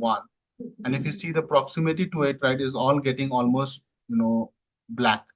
So model understand the difference between these two and knows that where the edge is coming. Because you have the value tag to each and every uh, you know digit shade, and that gives an input to the first layer, and it understands that where is 1, where is 0, where is 0.8, because we are putting it into the model, right? So if you see this, the moment you run, right, it quickly identifies in the training that this digit, you can clearly see that this digit is what? This looks like 9, right? What it does, it tries to break into small components because of the neurons you have, right? So if you go to the structure, there are a lot of neurons, right? And it identifies it in the first layer itself here. So it activates it. We have the values, these values. Then it helps to find that, what are the possible edges it can detect looking at these values. So you can clearly see that when you are looking at the values, not everybody is white, right? But still it is being picked. This is your edge, by the way. This whole thing is your edge. If you observe this, let me clean this because then you will know. This whole thing they are considering at edge. What is not going to be in the edge is this part of the chart, right? Because they know that it is 0, but they understand that this is 1. So they'll give more white color, less color, and they know that. Okay. So that's how it works. The working is very simple. It will pick those edges and tell you. Okay. If I convert this image, right? So you're basically what you're doing. You are going to increase it. You can make it like this, or you can make it like this. That's what it's saying, right? In terms of shape. But if you flatten it out, right? So what will happen that it all will come, one after the other, because it will be the similar data points, right? But you need to also understand the patterns will also change, and you have to take a simple example to show you. So let me show you since we are discussing. This is a very good question. So suppose, let's say this is my image, right? Which is, 4 by 4. Okay. The total is 16. So I put some pattern here, right? So I put a value 8, 0, 2, 6, 5, 3, 2, 1, 2, 5, 8, 0. I'm just randomly taking. Now I will reshape into, let's say, so you need 16, right? So you can do like 2 by 8, correct? By 2. Let's do something. So you can have now, if you follow the pattern, right? So it doesn't matter your image is getting like 2 is getting like this, or you stretch it like this. So there's a different concept. But I think as of now, if you do this, you fill it like sequentially, then there's no problem. You observe how I'm feeling it. I have to go a little more down. It's sequentially, right? So now if you flatten it, it will be same. But if you fill it differently, for example, if I fill it, so 8, 0, some randomly I do like 8, 5, 1, 0, 6, 2, like this. So the pattern will go and shift. But if you fill the sequence and the sequence is not disturbed, your pattern will not change. The moment your pattern change, let's say you have changed the pattern intentionally, but in training, you're not going to give only one tree now. You'll also have different trees, right? So it will quickly identify this is a different pattern, and the model might give you a wrong answer, or it will, if you have an option that not sure, it will go there because it will not find any matching there. So training, that's the reason training is not something you will do it. But if you keep training, let's say I say, and I'll make your problem more interesting. Suppose you do this a lot of, you have, 1,000 data points. For 1,000, you have like, it's not imbalanced. You have 700, this pattern. Then, although you're trying to detect six, but this pattern will become more obvious if there is no neuron which you are matching to it. Still you will find that this neuron is getting fired and tagged to one of it because the model will decide on its own. Don't think we are going and telling that in neural network that you have to detect 0 to 9. It's not like that. We know the problem, right? But if you give a different pattern, right? So you saw in my example, this example, it was showing both 4 and 9, right? So it will show similar like that. It will show a wrong thing. But if you have more data points similar to this pattern, when I say the pattern, the shape and size, it will start showing that more profound, in a more profound manner. But it is just one or off business, or one of it, it will not be able to, because even the number of data points will have the weights on learning, right? It's not like just one example you give off, then the whole model is going to auto. It's not like that Lego game. You plug out one marble, the whole structure falls down. It doesn't work like this. It can tolerate one. It will take it as a noise, to be precise, in machine learning language. Okay. So if you observe, right? So if you take any color which is like shade of black and white, observe this, guys. It will go from 0 to 255. Since RGB has 3 channels, okay, like he's saying. So if you take any of the color, right? So you'll get a hex code and you will get a value, right, between 255, 0 to 255 for all the 3 channels. So there are 3 channels, right? RGB. So you can make any color using RGB. I hope you understand that, right? So that's why these are the 3 channels. You can pick it up. But since we have not done any color images, you're not able to visualize that. But everything in color is always in the range of 0 to 255. Okay. How information passes between the layers. So, and this is something I'll show you with a lot of images so that you don't miss it. So on the similar structure, suppose I want to pass an edge. This is an edge, guys. It is trying to find edge. That edge is mostly showing your letter, digit 3, not letter. So your input is same, nothing changes. You have this pixelated image, 28 into 28. Let's say this is the 3, right? So you are going to have the flattened one. And if you observe, everything is connected to a lot of neurons, right? But if you try to understand every neuron functionality, it's similar to one neuron functionality. So that's the reason that I have taken only one neuron. So this is my first hidden layer, and this is only one neuron we are trying to understand. If you understand one neuron behavior, no, you can get any neuron and functioning. So this is my first hidden layer. Observe, guys. Tell me one thing, when you will get this number 3, you will get those values of activations. Hello, yes or no? These values will come in the array. Also the zeros, a lot of zeros, a lot of these values will be there in the array. Okay. So basically I'm saying the data will look like this. Okay. I showed you, one image where the data came. Like this. So imagine that my first digit is 3, right? Or I think I'm using 3 here, it is 5. You will see that this is how 28 by 28, if you flatten it, you will see some zeros, you will see some ones, you will see some value between 0 and 1. This data has still 255 because this is before normalization. Okay. I'll go very slow, don't worry. Now, if you observe, this, these values are going to be there. So these are known as what? Activation values, right? What it is known as, guys? Activation values. Okay. Now, on one neuron will have all the activation values. So I'm going to call this, guys, as what? A1. listen to me, A1, A2 up to A784. Listen to me. So these values are known as activation values. Did we created it? No. It came as the property of the image. Clear? I did not create this. The moment you give an digit, right, it will have the activation values, right, in the pixelated form. What are these lines coming to you? These are known as weights. That's where the weights are getting introduced. So every line connected to the neuron, there's a line, right? This is your weights. So just remember in linear regression, you were doing this beta naught plus beta x1, beta 2x2, so on. In this case, it will be beta 784 x 784. Because how many variables you have, my dear? Why I'm relating with linear regression? Because you are champion of linear regression. 784 variables, because you have 784 input variables. And what are those, guys? Those are known as coefficient. Remember that? You have a lot of it. Can you believe it? It's such a big model. Everybody, are you guys with me? Then you might be thinking, who is this guy? This is known as, in our language, so guys, all these are known as weights. In this case, also known as weights. Even in linear regression, your trainer must have taught you.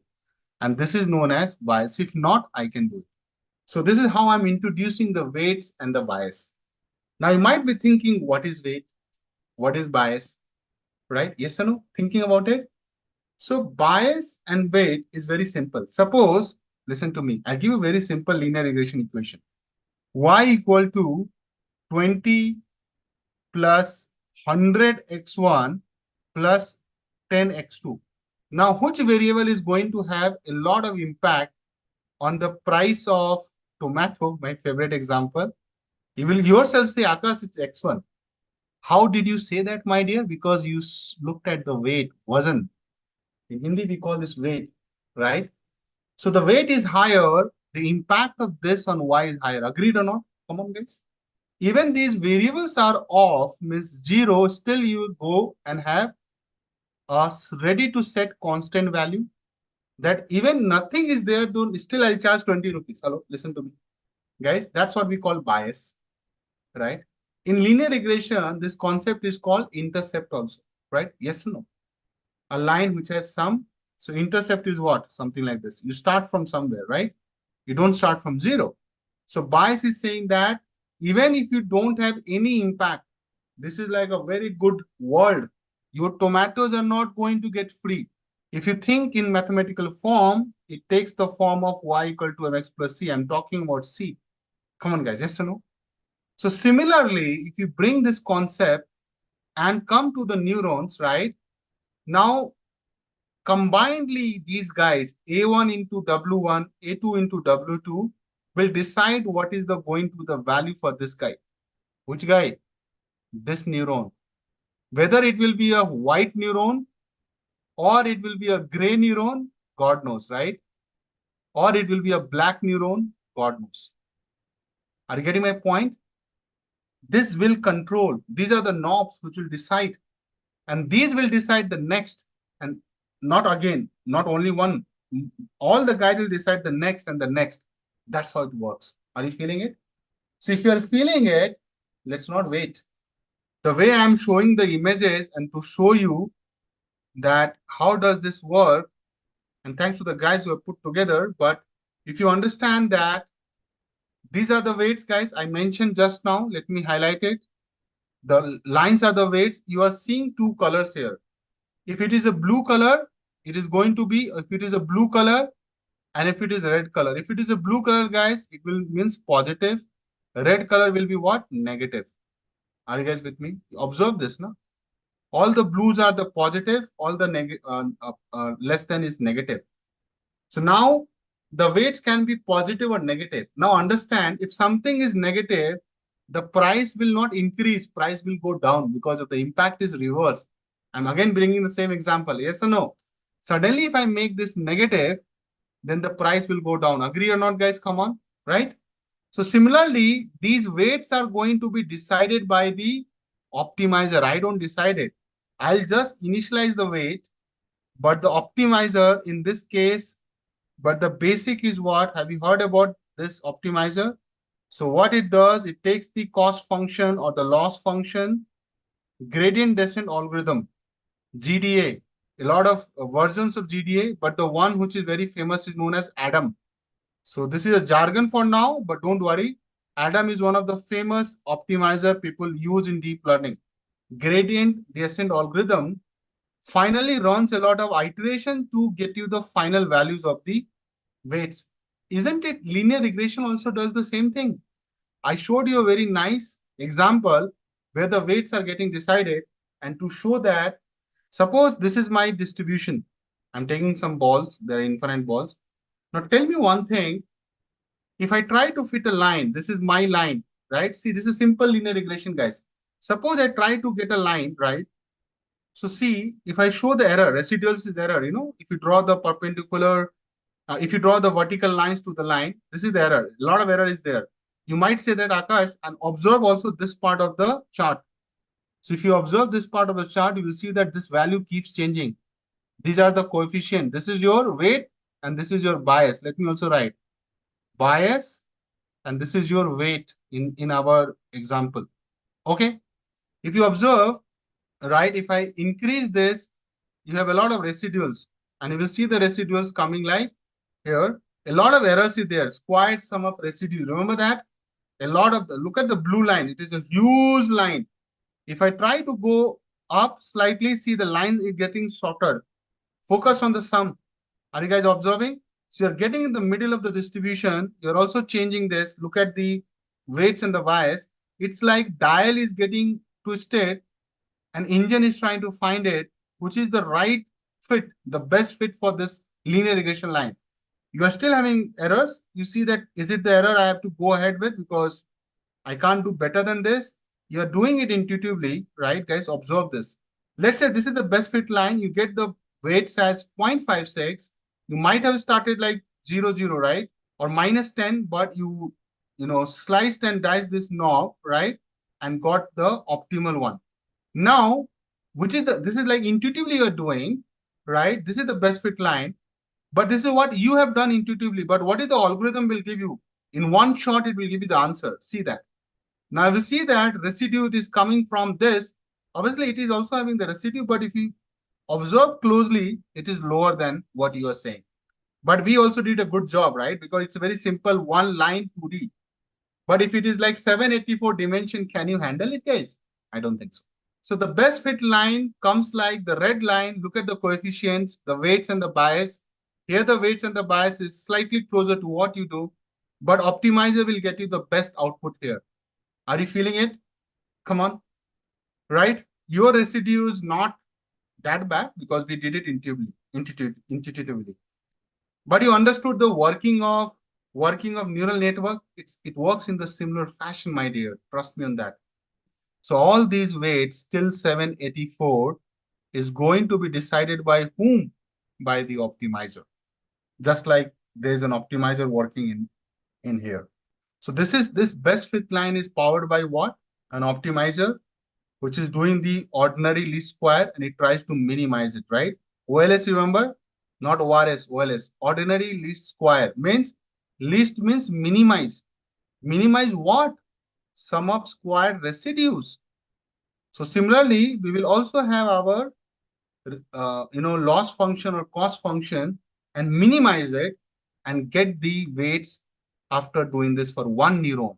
Now, what is the concept of bias? Bias is what I'm headstrong that I will not allow something, okay? But you can clearly see that the weights are going to be decided by the optimizer who decide the weights. In the beginning, you can make the weights as all 1 or 0. That's up to you, okay? Right? And mathematically, optimizer will keep changing this so that it gets the best fit line, which you saw here. It will try to understand what is the best loss function. Loss function has to be minimized. So it will try to keep changing this value and update the weights and the biases so that it gets the minimum value. Once it converges to the minimum value, the weights are going to be fixed and then it will move to the next and then it will move to the next. There's a concept of back propagation also. So that is what going to drive the updation of the weights and the biases. Don't worry about it. Okay, but that's a big concept. It will come later. Okay. I hope you like this example because this animation helps you to understand how does the weights and bias change, right? If you keep trying to move the line to get the best fit line. Similarly, to get the minimized lowest value of loss function, the weights and the biases are going to get updated. That's the reality. Okay. So when you will see the mathematical function, right, which I don't want to teach you now, but actually it will be what? It will be what? You will take each activation function, right? And you will do the sum. That's how you do. You'll go till what? A784, W784 plus B. This is you have done for one neuron, first neuron. You'll do it for how many neurons? 784 neurons. It will become like a matrix calculation, guys. Can you see that? I hope you are able to feel. So this part is known as language dot product because dot product gives you the sum product and then you are adding a bias. Understand? So this is just a teaser, but I'll get into the true maths going slowly into it and gently into it. Okay. So you will do it for 784 neurons, right? Convolution. So guys, this is the new word in the market for you, and that's convolution. Convolution has been derived from the word convolve, right? So I'll show you something and then you realize what's happening, okay? There is a value which you are putting it here by sliding this 3 by 3 filter. Can you see this? It's a 3 by 3 filter because you have 3 rows and the 3 columns. It's a 3 by 3 matrix, right? Observe this. So you'll keep sliding and keep moving and you will start capturing the feature. So what is this you're doing? With everything which you're moving around, the moment you're sliding something, you're trying to capture the complicated details of the image. Now, image can be colorful, image can be anything, to be honest. Means it doesn't mean to be like it has to be 2D image, it can be 3D, RGB channel, everything. Okay. Similar thing you are saying in a different way, and this is it. Let me show you. But observe this. So can you see that if you keep moving around, you will get the value, and also there's a multiplication happening to get the features of the images. That's the intuition behind convolution.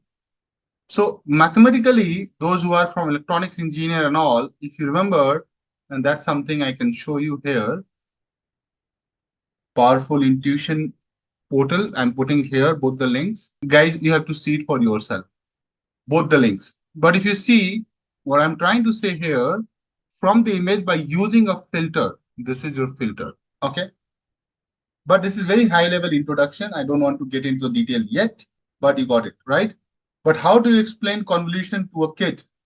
That question remains there, right? You can't say that, oh, you are taking a filter and all. How do you explain a kid? Okay. How do you explain convolution? Okay. So let me explain. Question is how to explain convolution to a kid. Let me help you. How to explain convolution to a kid. So let us break this. Suppose, so understand, we have a small image, right? So let us imagine checkerboard you have seen, right? Let us imagine, I'll write and talk through. Let us imagine we have a small image.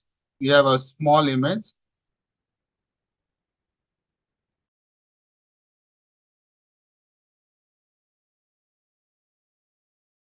So checkerboard is something, if you have not seen it, like you are adult and you have not seen a checkerboard, it looks like this, right? Now, what is our objective? Our objective is to detect patterns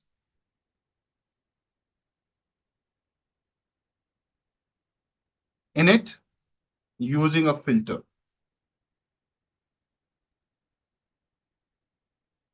Okay. So far with me, what is the working of this filter? So it will do what? Filter would slide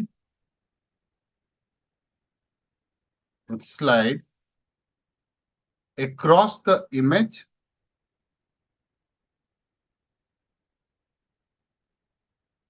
and at each position,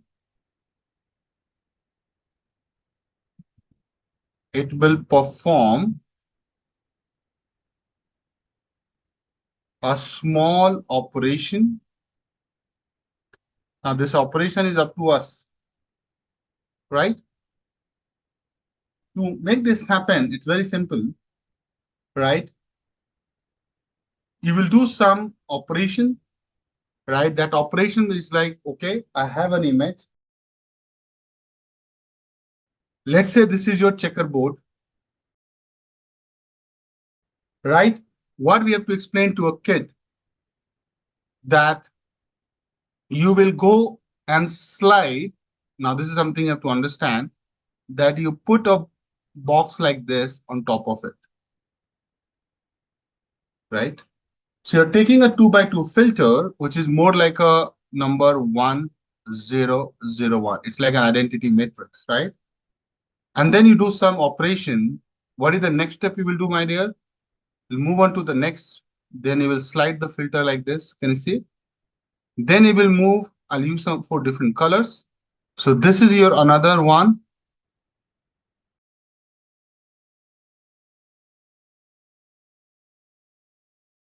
So that 2 by 2, how many slidings you have done? Starting from here, you moved from here to here, then you came down, and then you moved there. So total, how many calculation you will do? Overall, 4. 1, 2, 3, 4. I know this 4 is not visible, so I'll write 4. So this is your original image. This is your convolved image. Can you see that your convolved image is like having 2 by 2 matrix from 9 cell to 4 cell you have come, right? So you have captured the pattern, right, across the image and simplified it too. Now, how to explain this to a kid? Because if you explain this, you are removing a filter, the kid will say, go to hell, I don't understand anything.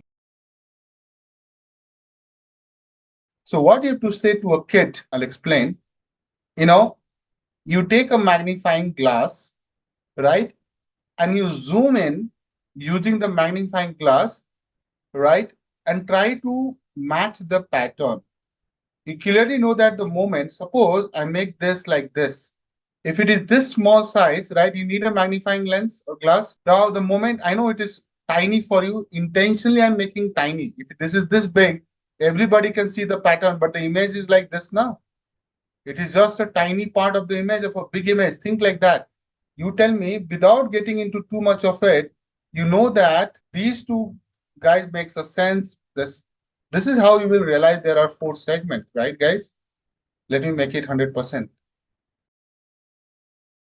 So if you use a magnifying glass, you will be able to match pattern, and you will say, see, which one is closer image to each other? So you will say which one is closer to your image. You will say, looking at the magnifying glass, although it's tiny. So this is like why I'm trying to show you this story.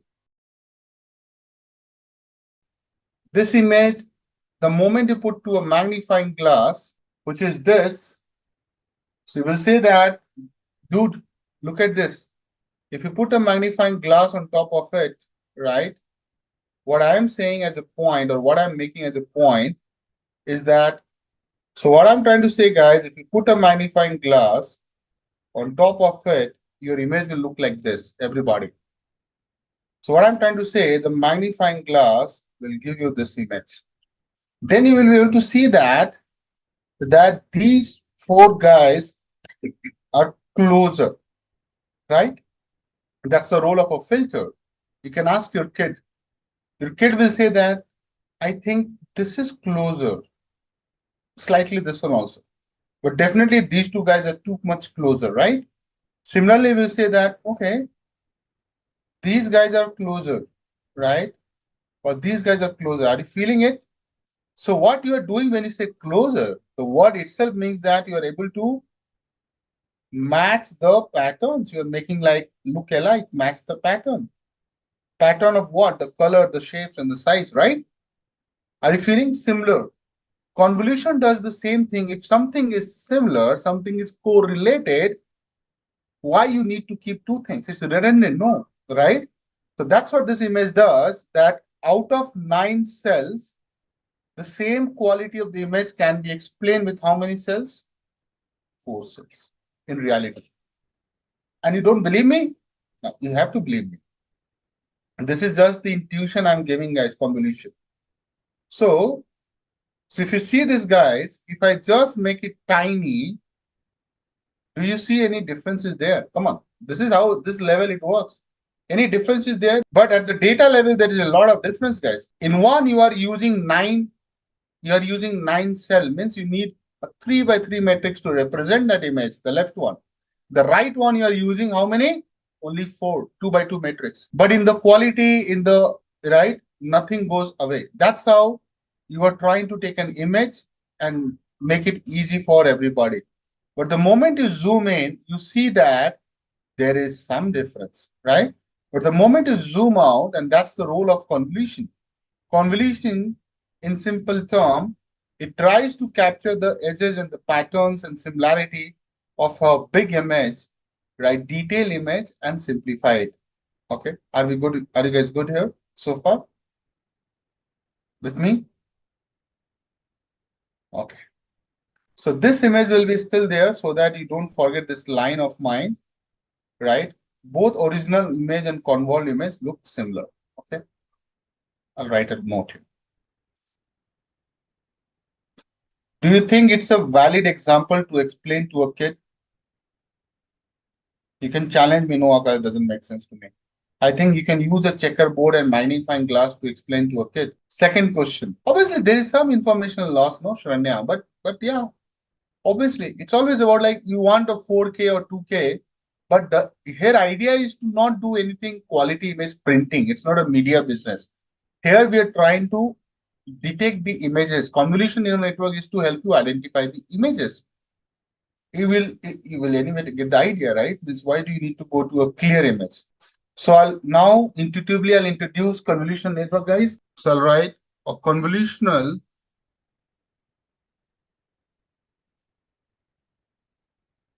neural networks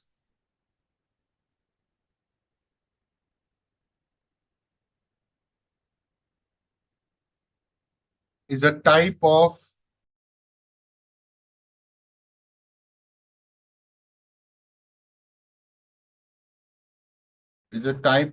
deep learning model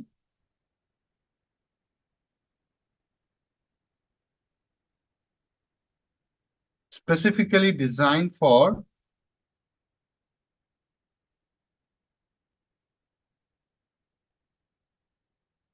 tasks like image recognition,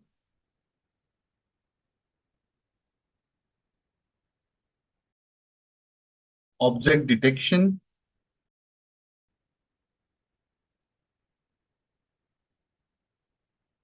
and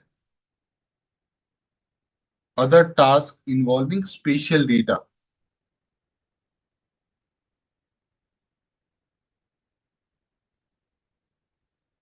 So what is the spatial data, guys?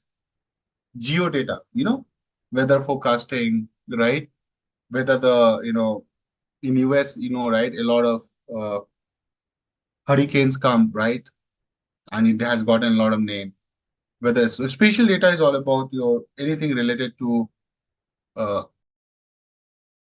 geocoding, right? Okay. Ideally, any data which defines the location and the shape of objects. That's how it is. Okay. It's more related to geo. Okay. Now you might be thinking, CNN is there. Before that neural network we are doing, right? Why do we need CNN? That can be a question. Before I go get anywhere, right? Means you already had the NN neural network, ANN, artificial neural network. Why do we need CNN instead of NN? Any idea, guys? See, image recognition can be also done, like digit recognition we did, right? There's a very big difference between CNN and NN, right? Let's understand. So, and that can be a question in the interview. So I'll put some star or something that, why do we need CNN over ANN? ANN. I hope you know, right? CNN is already, this is your simple artificial neural network, which have been studied so far, right? There are a lot of reasons, but the key reason is what? Where you should answer it. So guys, you need to understand the working of CNN and ANN, right? And remember, we were doing this, we did this task, na? MINST data, handwritten digit recognition, right? MNIST data set. I'm just going back. In this, we used to have a grid, remember? 28 by 28 pixelated form. So how many number of variables we have, input variables, guys? If I take this matrix, right, it will be 784. Remember that 784 input variables or features, you can say, or features. And if you recall also that in ANN, what we did, we said that each neuron, listen to me, I'm writing also, in ANN, each neuron in one layer is connected to every neuron in the next layer, right? And to do that, so to make it happen, right, to process an image in ANN, listen to me, the image must be flattened to a 1D array. And if you remember my code, I have done this flattening. You can open the notes, right? Image must be flattened into a 1D vector. So to process an image in ANN, the image must be flattened into a 1D vector, right? But what is the problem? The problem is not here. The problem is the moment you flatten, listen to me, the moment or the process of flattening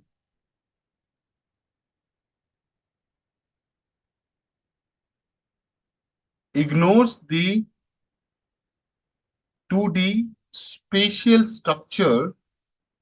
Computation will come later, but understand that structure goes for a toss. 2D spatial structure of the image. Basically what that meaning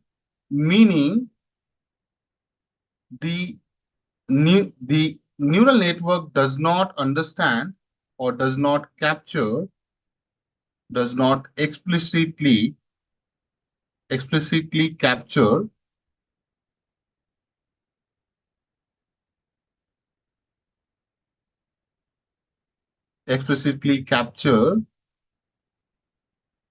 the relationship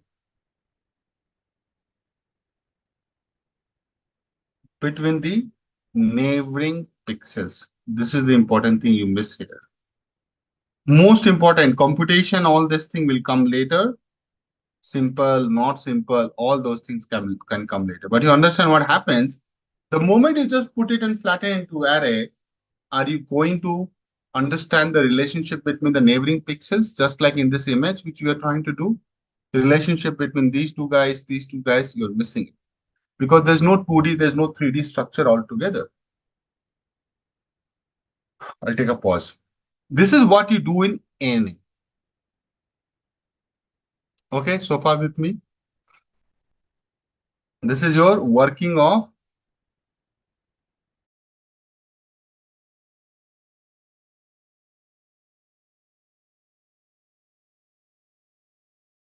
now working of CNN. Although I'll go in a lot of detail, but this is just to give you a high level idea. How does it do? Because my working of CNN, I have to go into the heart and soul of this. In contrast, this is still part of introduction. I'm not teaching working of CNN yet. What CNNs are designed? CNNs are designed to handle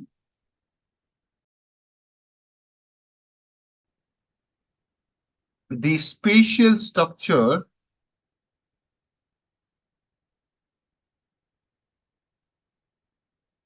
of images. Okay. How do they do that? I have just shown you, in this, how you might have opened these links to see, right? How it is, sliding and, capturing the information. Or in this checkerboard example, right? This is what you say, right? Are you doing any flattening there? No. You are, without doing any flattening, you're moving a filter in that 2D frame only, right?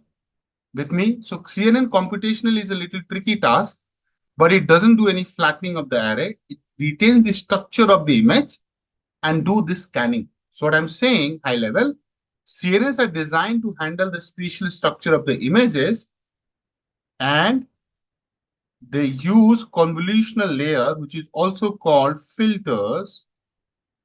They use convolutional layers to scan small patches, also called local regions, local regions, neighborhoods, right? Neighborhood of the image, and detect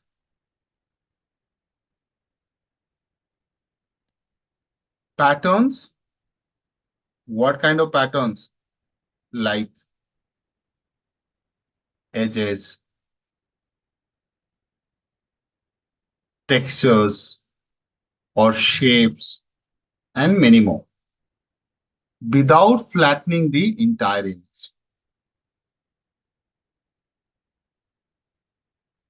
This is the major difference if someone asks this in the interview. I think these are the questions they will expect you to know before they get into the coding and all. You agree, guys, on this? They will ask you this question, right? Why are you doing CNN? Because you have NN. Why are you not using ANN, right? What does spatial structure include? Spatial image in the context of neural network is the arrangement and relationship between pixels. So let me show you.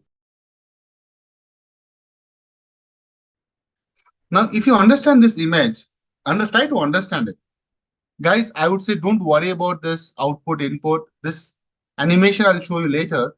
But tell me one thing, if I go into like pixelated form and take any part of the image, do you think there is a lot of similarity? I've taken a very simple image, but if I just go to this part of this image, do you see there is a lot of similarity? At least this whole big patch. Come on, agree or not? So rather taking each and every pixel and convert into like a flattened array, just understand that you're complicating the whole things and missing the similar information, right? So that's where CNN says that, oh, don't worry about it. Don't go into the pixelated form without understanding the pattern. There are a lot of things being done here, right? For example, this image. See this image, guys. Don't get excited about seeing these images. Guys, can you see that? I'm just showing you that, guys, if you see this, obviously, spatial is a word coming from geo, but here in an image, what do you mean by geo? Geo is like location of this patch, this filter, observe this. So location of this filter on this image, right? And then relationship between that. The same thing you do on a global geo map. I don't know how many of you guys have seen this. Earth, Google, Google Earth. Guys, so look at this map. This is a Google. This is coming from Google. Spatial actually means you go to a location, right? So go and pin it. So you come here. Let's say we are, I think I'm sitting here somewhere, right? So I'll go and pin it here. So if I go here and pin it, right? And I come that, okay, go zoom in. So can you find that there is some similarity in the topography of this part of the, right? I don't know how many of you guys are aware that this part is known as Western Ghat. Why it is called Western Ghat? Because of some reason, right? But can you see that the green patches shows that there are a lot of trees here? Definitely Bengaluru used to have a lot of trees, but now not much. So you can clearly see that there is some similarity between the images, right? If I put a pixel here, guys, on this color, some other color, you'll realize that there is some similarity. You can clearly say that this part is more closer to this part, and this part is more closer to this part. No, sorry, my bad. Uh, this part is also closer to this. Okay, agree? So why I'm saying this, whole idea of these things is that find the location in the image and find the relationship. Now look at this Python thing. It's so interesting, right? You are taking one patch. Can you see that? It shows you this, right? So this is like you're taking the texture of the images one after the layer and layer, extract the feature, and finally you are able to classify this is a snake. Don't worry about how is it done it, but you can clearly find that after the training, sorry, that it is the snake, right? How does it do it? Don't worry about it. But can you see that there are some patterns and there is a lot of similarity? Okay. Even you put a patch by yourself, like let's say I put it here, right? Do you see some similarity? Yes, there's a lot of similarity. In fact, if you say that I can just replace this whole bloody part, right? Right? This whole damn thing, right? With a one, because it's the same thing. Why I need to keep different part of it, right? In contrast, neural network will do what? It will take everything, even it is similar as a new input feature, right? Without putting any brain to it. Listen to me, let me do it differently. Because in ANN, you will take everything as an image, right? You will divide it like this, right? And you will say that everything is like a one input feature. Agree or not, guys? This is what I have taught you. You have to agree. But here you are not doing the same thing. You are going to do a lot of things different. I'll take a pause before I go anywhere. These examples are making sense? Yeah. And that's why CNN needs some power, some juice in the machine, Soham. It can't be done on like a baby machine because it is computationally heavy, but makes your life easy. There are two things happening. Okay. So you realize that CNN is really a good architecture for identifying objects. Can you see this? Now this image has a lot of details, right? It's not like it's a real image, to be honest. That is also a real image, but that image is most focused, right? For an algorithm, right, you can clearly see that it will go. Obviously, you have to take a filter. You can't take a filter which is bigger than this, right? Then the filter is going to confuse your output. But you can clearly see that it gives you a probability, and you will have seen a lot of guys doing this on YouTube, that this is a car, this is a horse, this is a person, right? On YouTube or on LinkedIn, people just keep showing this live real time object detection, but that's not that great because they do it, right? They do it, they just copy paste the code, and latency is so high that till the time your camera is identifying what is what, you would have hit him. Okay. So it's good for lab or training project or small your college project, but I think I think that's what self-driving car they're thinking about, right? How to identify who is there in front of them. Right? Okay. So guys, what I'm saying, coming back to on the screen, observe, right? It is able to identify a car. Definitely, it has been trained on car, dog, horse, person, right? But it does a great job, Lakshmanan, right? And obviously, I'm showing an output rather than how does it do it, because that is something I'll cover in the course. But you understand that it is able to identify a real image and gives you a lot of details which are publicly available to the model. Make sense? Do you think this is an output of a CNN? On the right hand also, it does the same thing. It identifies a dog. It identifies a dog versus a cat. And look at the probability. The probability is like damn good. Hello, yes or no? See? So just imagine these images are like what? This the right hand image is such a dark image. Hello? Look at the image, you know. It looks like a dark image, not like very bright, but still model doesn't care. It will identify. It has to have the edges and the patterns. So I'll get into the heart of it. Don't worry about it. But does it answer the question that it will take care of it? That's more like a teaser to show you that it will take care if there are multiple images or the transparency you're talking about. So let me talk about a real example some real use cases. See, I'm not very sure that what are they using, but one very cool example, and it is in my home also, and this is something everybody is saying. So you must have had a company, I'm not promoting the company, TP-Link. So I have a camera, a house camera, Wi-Fi camera. And what does this camera do? Obviously, it does the recording and all, that's a normal thing, right? Monitor, but it has amazing feature. And what are the amazing feature? Person detection. Can you believe? So when I'm away from home, I set it to person detection, just thinking that if my door is locked, how can someone can barge in, right? So person detection, this is just for the safety. I don't know if some of the kids or movement detections, if someone is moving in front of the camera, it will, give you some notification and all. Or as a matter of fact, a lot of cameras are focused on the baby, and now you are sleeping and your baby starts crying so let's say you're sleeping in another room and baby is another room, or it's in the same room, but you have a deep sleep, right? So baby cries, so your phone can ring or do some big alarm, right? It's more like a SOS alert.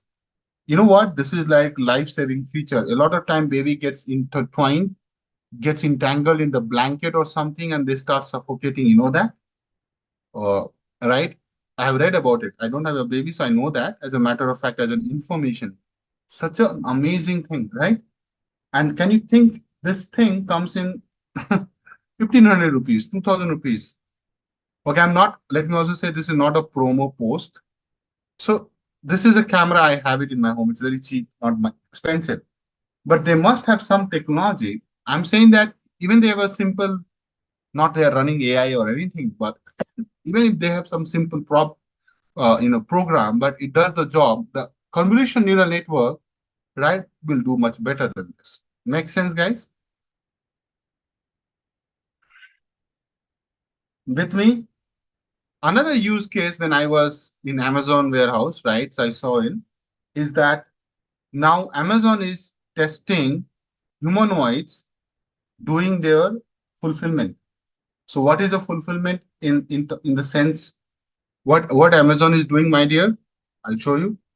So what Amazon is doing, and you can watch this video later. I've given the link.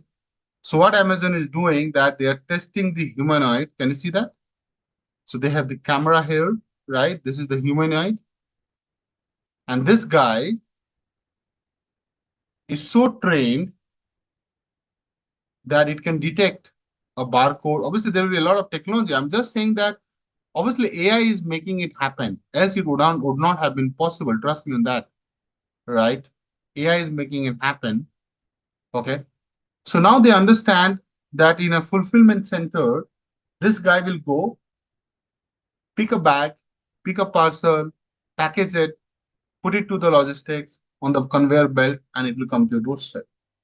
I know, don't go there that, they will be they will be like, replacing human labors and all. Don't worry about it. That's not my job. I'm just trying to say that how Amazon is using human eye to pick a parcel, pack it, and ship it. In fulfillment, these are the three things people do, right? Pick, pack, and ship, right? Yes. And that's exactly they are testing, I think, in some Amazon warehouses, not in India.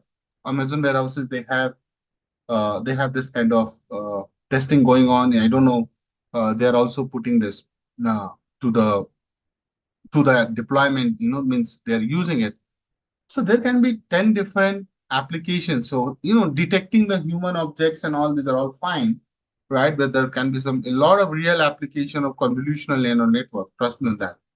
And there are a lot of articles, going around. I don't know if you guys are aware of not, but if you are in pharma industry, right, medical science, there are international journal people have published. Obviously, these things are still not in too much uses, but I'll show you some images so that you get a feeling of it. So this is a journal they have published. See, so they are using a 3D CNN to understand the lung scans. Guys, can you see this?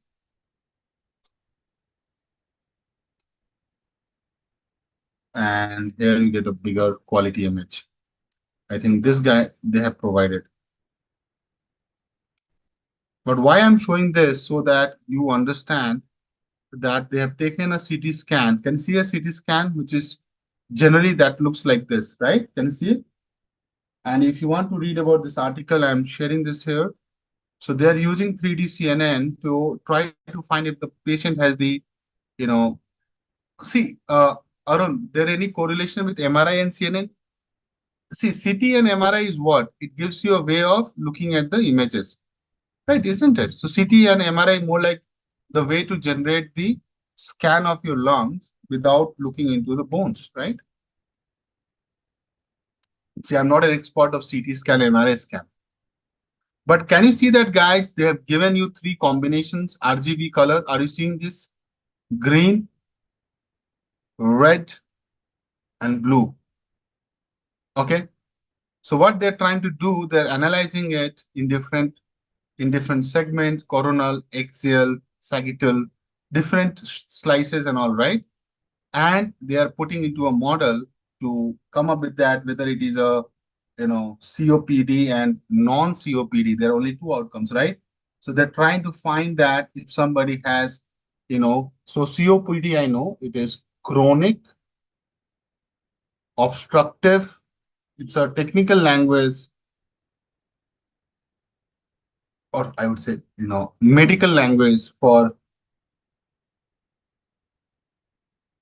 pulmonary disease.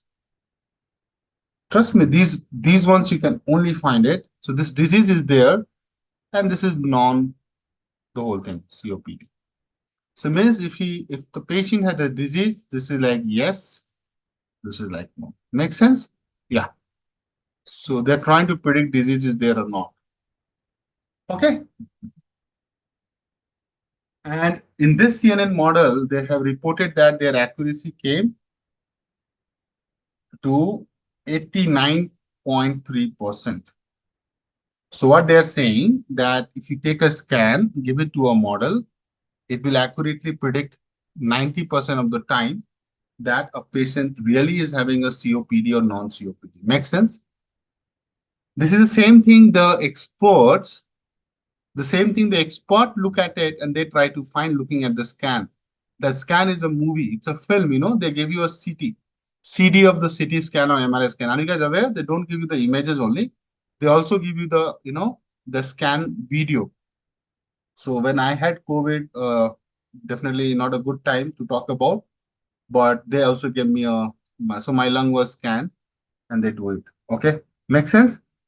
Why I'm saying that this is so important. See, you really need a good lung specialist to detect this at an early stage, right? Understand what I'm trying to say. Any tumor, any cancer, any liver failure, any heart disease, right? You really need the expert. But do we have the experts across the globe? Answer is negative. Only lucky the people who are rich, ultra rich, who have good connect and network, they get to the good doctors. Agree to this, guys? Come on. It's just like finding a good deep learning trainer also, by the way. So just imagine that if someone is going to just teach you or tell you or just using a tool, just like you have a watch, you have a smartphone, you really don't need Steve Jobs all the time. And you can yourself find whether you have this disease or not. Are you getting my point? Just imagine you can manage your health, right? If someone tells you that after 10 years, someone has a prediction that if you don't do this in 3 years, your heart will fail. You will do something about it. But if someone tells you that, dude, your heart has failed, what will you do about it? Nothing you can do about it. You will just spend your all the savings in those 10 weeks or 20 weeks, but the end result doesn't change 90%. But in 3 years, your 5 years, if somebody predicts something can happen to your body, looking at your lifestyle, your body structure, your genes, your RNA, DNA, blah, blah, blah, and they can tell you that, okay, follow this. Obviously, then the ball is in your court. Still, you follow the same thing, you keep smoking, lung cancer is about to happen. You know it. It's just like that. Now, evening rain will happen, but you still did not take out the umbrella. Are you getting me? So don't take these pointers lightly. And mark my words, after 10 years, maximum 10 years, 5 years to 10 years of time, a lot will be happening in the medical science using AI. AI is going to be tapped like anything into medical, pharma, medical, life sciences. Be ready for that revolution. Make sense? Okay, on this note, guys, I think let's take a break. But I hope you are getting hooked up to this, getting some good sense that wow, this is really interesting. And let me also show you the model they use. They have given this image in the end. Look at this. This is their convolutional neural network model on the images. Just understand this. Obviously, this is a complicated model. I'm not going to teach you this. And please don't ask me to do this lung cancer prediction problem. I have some protocols to follow, so I can't teach you this.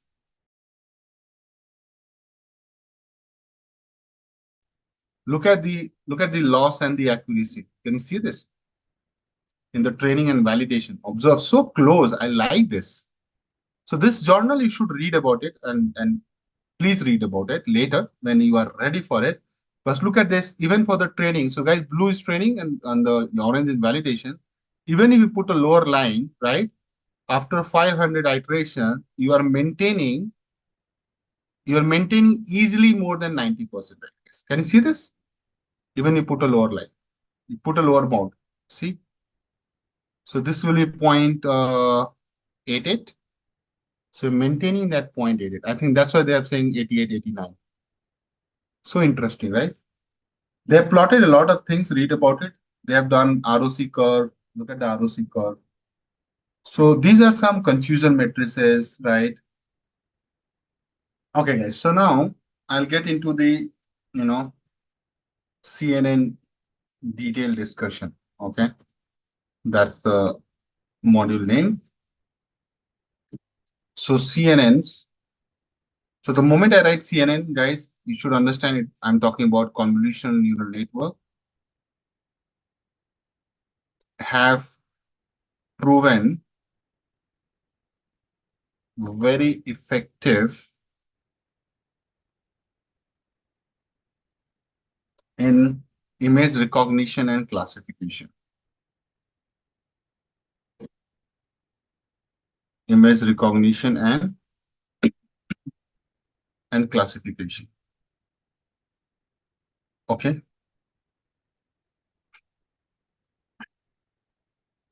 So what is the implication when I say this? So, it's a really successful in identifying faces,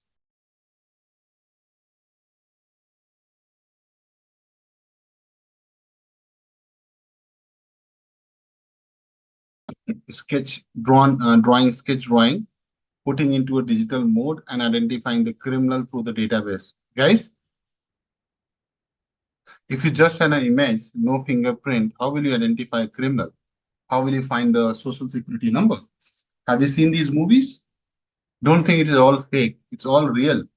So they have a database of all the top-notch criminal, right? In CID, they are using, even in India, it's not like they have to do it outside India. They have these mechanism. So identifying faces can be a real use case in these kind of world, right? Like somebody has a, red corner notice, right? So let's say I'm the Vijay Malia or likes of them, right? And I am done some fraud and I can't travel outside, right? You have some restriction. So one way is that to stop it, right? Or find that person is that, capturing images from traffic signals, right? Because they will be traveling and, process that in the database. Make sense? So objects, traffic signs, right? Apart from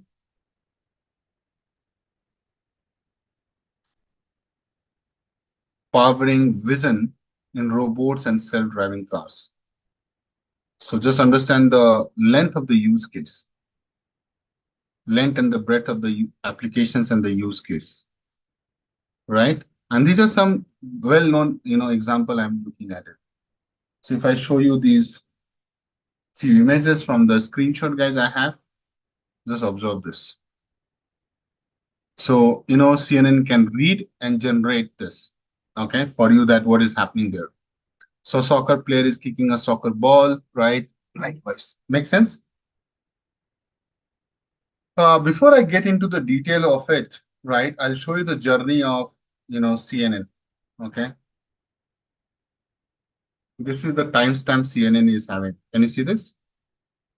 So the first convolutional neural network was introduced in the year, right, 1989. I think some of the guys were not even there. I'm talking about the college guys, right? Isn't it? So what is the timeline of CNN? You see this, right? 1989. So don't think that it was foundation was long led, right? It's not like something a new thing. So if you remember, I mentioned that in 1950s and 60s, perceptron got onto the canvas of AI. Remember that? Don't forget the guy, Frank Rosenblatt.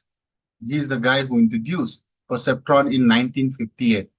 Do you remember that? I had mentioned that, right? 1958 perceptron came.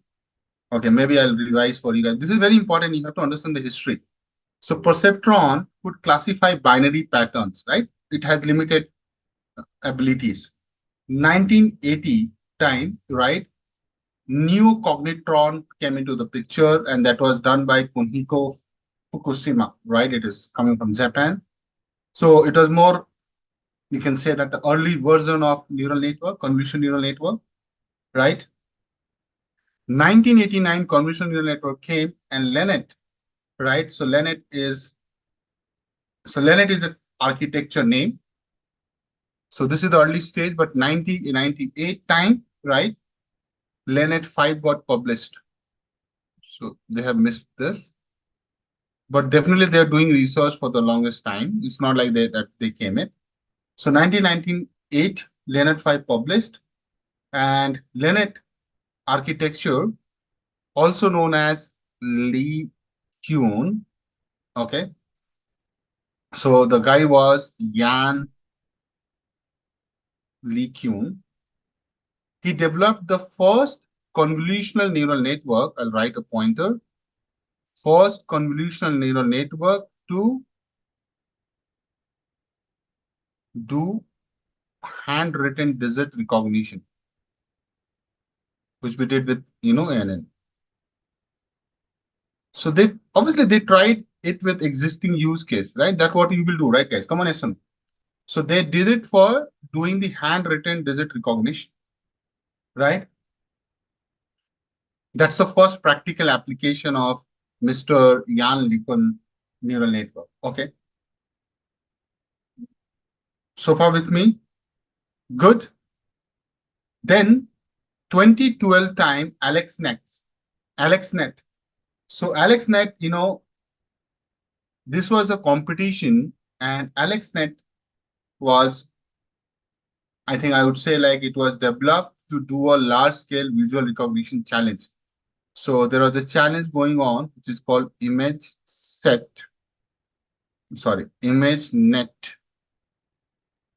large scale. This is all research field nomenclature, so don't get overwhelmed. Just this is the history, and we should respect the history. Visual recognition challenge. Just like Kaggle does it in a simplest way of saying it. ILSVRC. It's a big challenge. You can Google about it later. So, in this, and I'll talk about it, AlexNet, they used ReLU. Can you believe it? The first time they used ReLU as the activation function, which I was teaching you guys, right? And that guy also used the concept of dropout. You might have heard dropout, but I'll teach you. And leverage the GPU acceleration. A lot of people don't even know what they mean by GPU acceleration. Using all these things, guys, he was able to do a great job.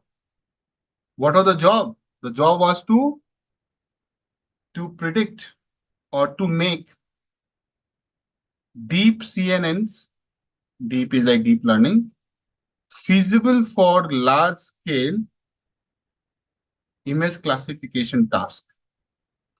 Just imagine that. Okay. So this architecture was able to do quite a lot of, impossible tasks. So you can give hundreds of thousands of images. It can do a right classification with a very good accuracy. Okay. So far with me, this is what happened in 2012, guys. Okay. In 2014, right, you might have heard about VGG. So the guys, Karen and Andrew, introduced VGG Net. So VGG Net, these all are architectures, guys. I'm not going to teach everything, right? Because architectures are not in the core, because it's not the like a in-depth, but VGG 16, 19, Google Net, RCNN, they all came in 2014. 2014 time, right? They were able to use a lot of more filters, layers, make it more complicated and getting some better result than the AlexNet. If I have to keep it very simple. So they were using convolutional filters of different sizes, right? To do a lot of more detailing there. 2015, ResNet came into the picture, which is also known as fast RCNN. So ResNet was, mind blowing, Miss guys. So RCNN, right? It was doing training up to very deep. How deep? The 152 layers. Guys, you understand what is the meaning of 152 layers? Let me show you one image which I have given you guys. So suppose these are like 5-10 layers, right? Or you see it here, some layers. Okay. So how does a CNN look like? CNN layers, you realize. So let's say this is a CNN layer and you are just seeing 4, 5, 10. They are telling that I can go as deep as 152 layers. So let's say this is your CNN layer, guys. And then you realize that when I make this word or statement 152 layers, you should be like, your eyes should be open. So this is a very simple CNN, guys. So I know it's not very visible, but let me show you there. This image is bullshit. Let me delete it, guys. See. So guys, can you see this? You are not going so many layers, right? Right? You have starting from the one layer, 4 feature maps, 8 feature maps, 4 class units. So layer wise, if you see, there is like 1, 2, 3, 4, 5, right? And you are stopping there. But what I'm trying to say that in ResNet, they are telling that they could go up to 152 layers. Okay, just imagine one behind the other, one behind the other in the sequential. Okay, makes sense? This is what ResNet gave it to. So see, the structure remains the same. Only thing they were trying to do some more layers, get better results. That's how any development happens, okay, to be honest. Now, in 2016 onwards, right, they are starting with the object detection by using yellow. I think yellow is something you might have heard about it.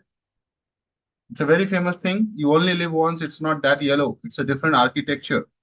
You only look once. It's not you only live once, okay? So yellow architecture is you only look once. This is the name of the architecture. So this architecture this is the architecture you use in autonomous driving, self-driving cars. Can you believe it?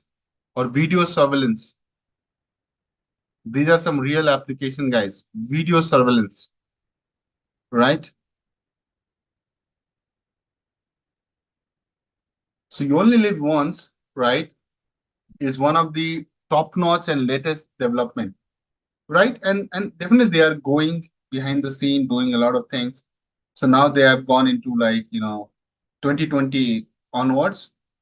They have started testing the vision transformers. I don't know how many of you guys know, but Yellow is known for doing the object detection in real time. You know that self-driving cars do it, right? It's the same thing which I have been talking about. Makes sense? But fast forward to 2020, which is not here, 2020 onwards, they are now testing not CNN, they are using vision transformers. You can read about it when you are there, also known as VITs. So to be honest, AI has seen a lot of traction in last few years. I would say last decade, to be honest. So they're using a lot of information. What is the beauty of vision transformer is that they use limited training data and can give you accurate result, which is really effective, right? So for NLP kind of task, it can be done very fast. Okay. Transfer learning is being done 2014 onwards. There are a lot of things which we need to discuss. Okay. But guys, in CNN, these are the keywords, and that is something I'm writing here so that someone should always come to me and ask that Akash, you did not teach this. Okay, so this is just for you to track in last few decades. These are the things have been done. I think relu activation you already do, right? You already know, guys. I have taught then the concept of dropout has come. So these are some advanced things being done in CNN. Batch normalization. I don't know how many of you guys are aware of this term. Priyank, have you heard batch normalization dropout? And the last thing is what? Transfer learning. It's all in the syllabus, and I am supposed to teach you guys. This is just to track. This is all part of what, my dear? CNN recent developments. Okay. So once I complete the fundamental structure of CNN, I'll show you the application of this. Make sense? So far with me, guys? Come on. These are just here for you to note it down. Funny, I'm going there. What does what does it do in each layer? So that's my job. I'll tell you, we have not gone there, so don't worry too much on that yet, but I'll go there. Okay. This is it. Now let's talk about a fundamental architecture overview.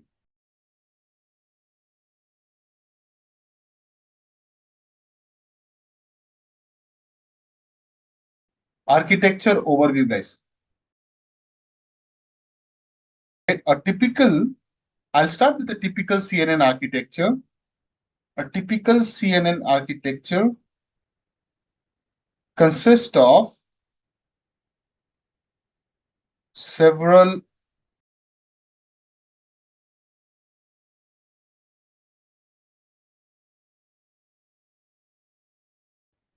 okay. So guys, CNN layers, typical architecture. So number one is input layer, because this is nothing can change there, right?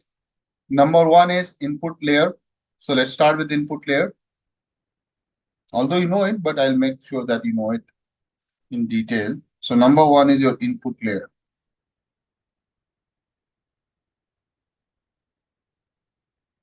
So guys, you know, right, in input layer, what happens? The raw image data comes in a multi-dimensional array known as a tensor. So I'll write one line. The input layer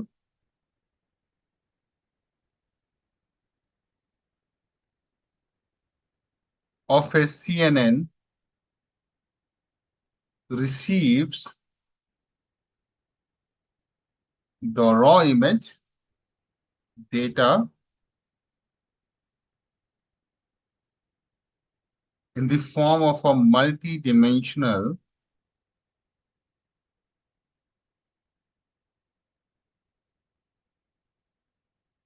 array, also known as tensor.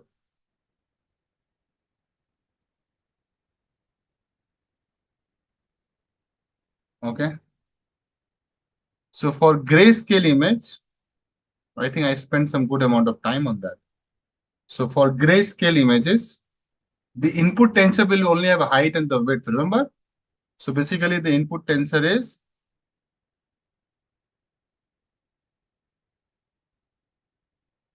height, width, or you can say into one, but one is nothing. One refers to the signal. So I'll say, what is H?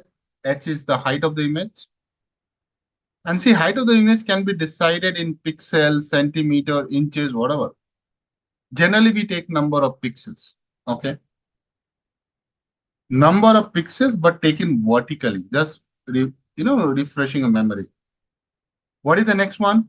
Next one is width. That's your width of the image.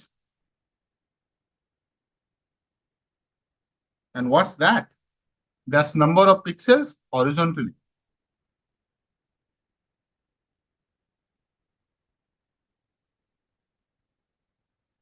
That's my first layer. And what is one refers to this point, guys? So what is one? One is like your single color channel, which is grayscale.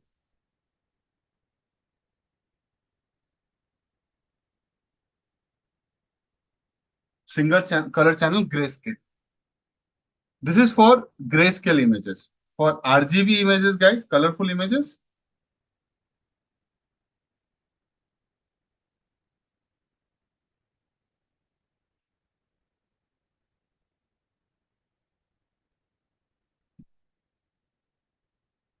the same thing you will say input tensor is what? It will be height, width into 3. And I'll highlight that's the only difference. Everything remains same. What is this thing different, guys? Here 3 represents what?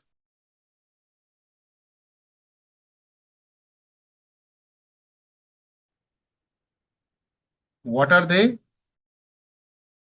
It is red, blue, green.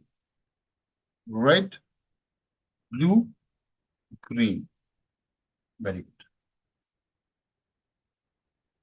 So this is your input layer done. You don't need to do anything. This is the layer. Moving on, guys, quickly. Second is what? Convolutional layer.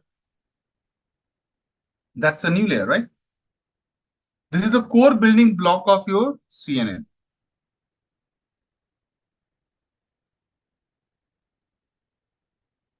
Core building block of CNN.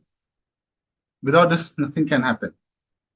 So in this, what you're doing, it applies filters, also known as kernels, right? Not colonel, kernel. Let me write, you realize. Also known as kernels. That's a mathematical term. So it applies filters to do what? To extract features like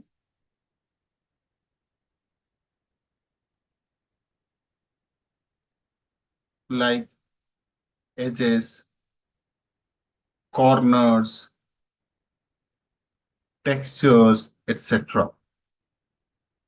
So what I'm trying to say, guys, convolutional layer has the filters which extracts these things, okay, like edges, corners, texture, etc.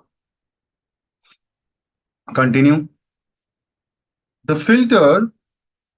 filters slide up on the image, slide over the input, and this process is called convolution. So, right, this process is called convolution.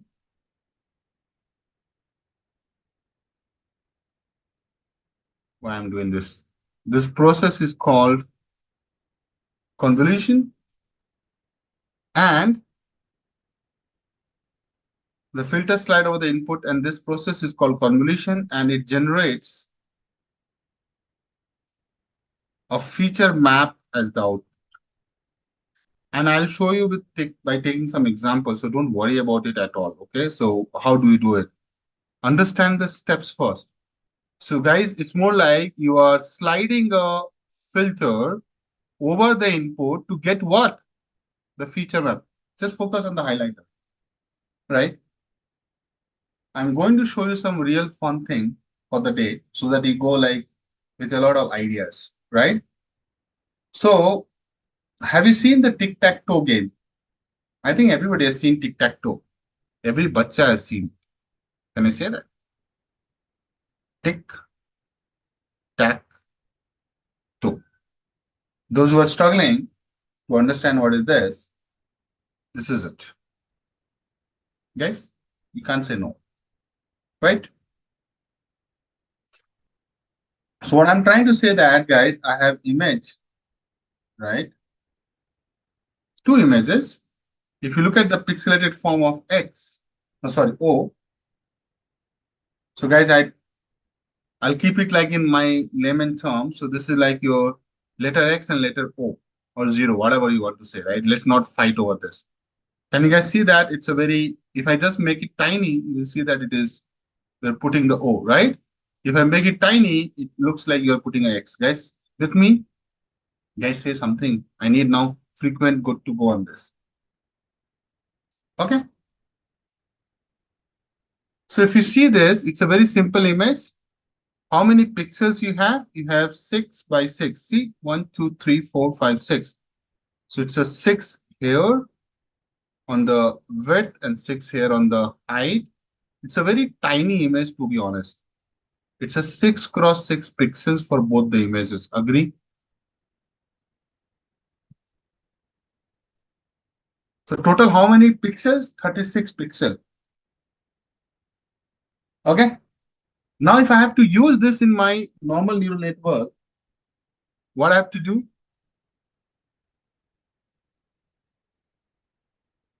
In artificial neural network, I will flatten it. Just understand this. What I'll do, I'll flatten it. So basically, this is how it will look like. See, I have good someone has done real good job on this, right? So you see that images are making a lot of sense. That's why I'm taking this example. It's available, right? From somewhere I have referenced this. It's like taking each of the guys like this. Observe the pattern. So go like this. So see 0, 0. So wherever it is, it's a very simple. Wherever it is 0, it'll put a white color. Wherever it is 1, it is dark. Can you see? So it tries and keep it till the last. So basically, you are looking at what, my dear? You are looking at one single column of how many nodes, how many neurons? 36 nodes from the input nodes, right? So basically, it is a 1D flattened array.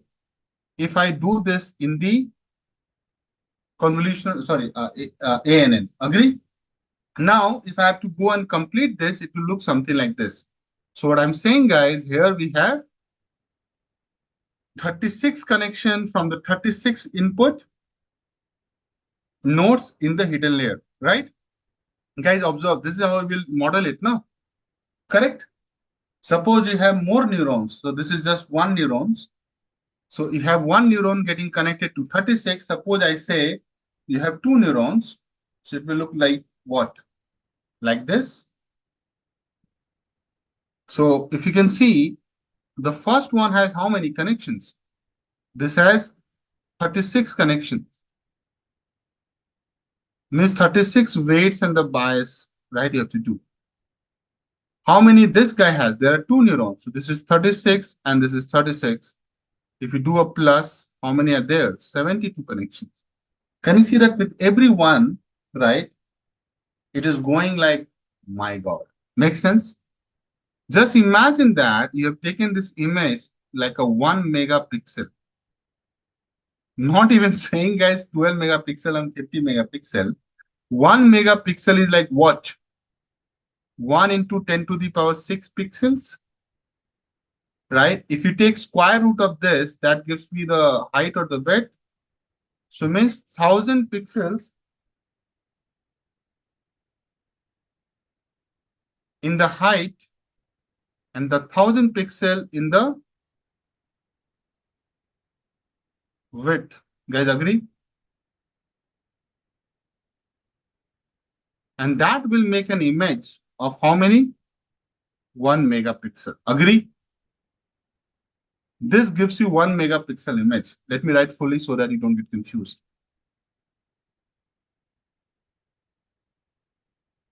So can you see that? So for one neuron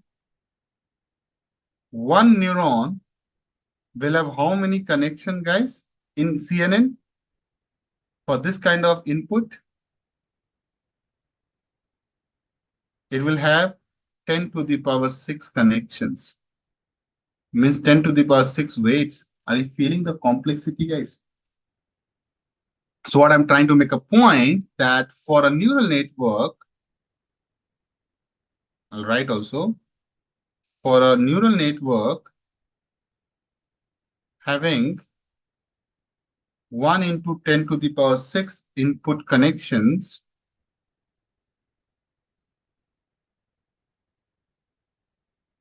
for a standard size image. Yeah, 1 megapixel image is a standard size image. Now I have digressed away from the tic-tac-toe. the model needs to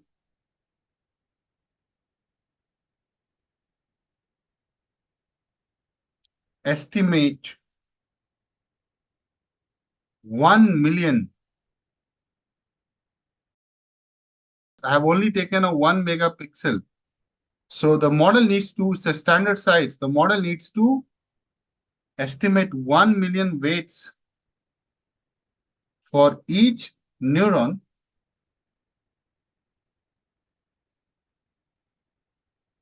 which is computationally highly expensive. You guys agree?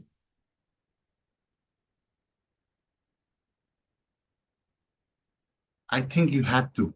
So do you think this is the effective way of doing this is the effective of doing this thing, guys? Which is computationally highly expensive. I changed the color because I did not like it, guys. I have this power,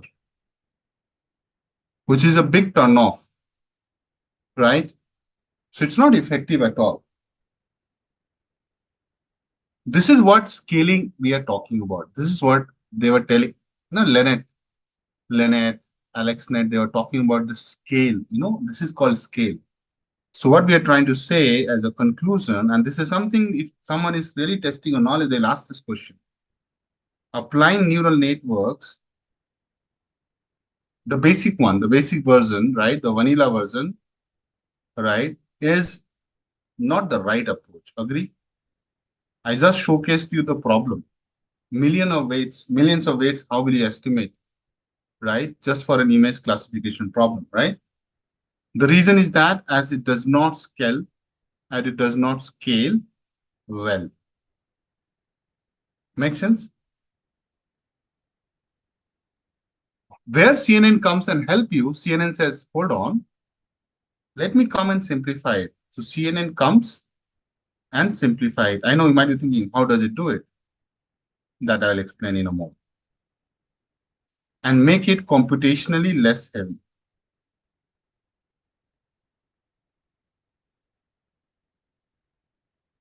So mathematics is tricky, but the straightforward computation is not. So what CNN does, CNN does, the first thing is to reduce the number of input nodes. Okay. So I'll write CNNs do 3 things to make image classification practical. And what are they?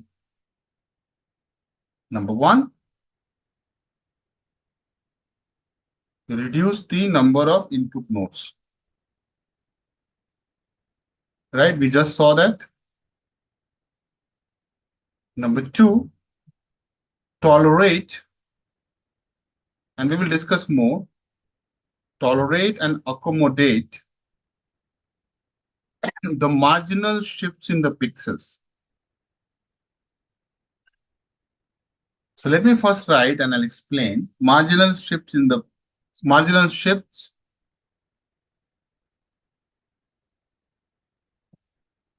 tolerate and accommodate the marginal shifts in where the pixels are in image. In the pixels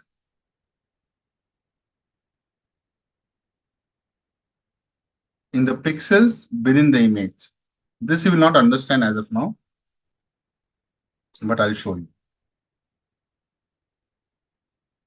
There's a third thing it does, that mind the correlations in the image, complex image. Mind the correlations in the complex image. Okay, hold on. So I'll show you all those things. Don't worry about it. So first thing first, guys, let's understand one by one these things so that you get a fair idea of what I'm trying to do. Okay.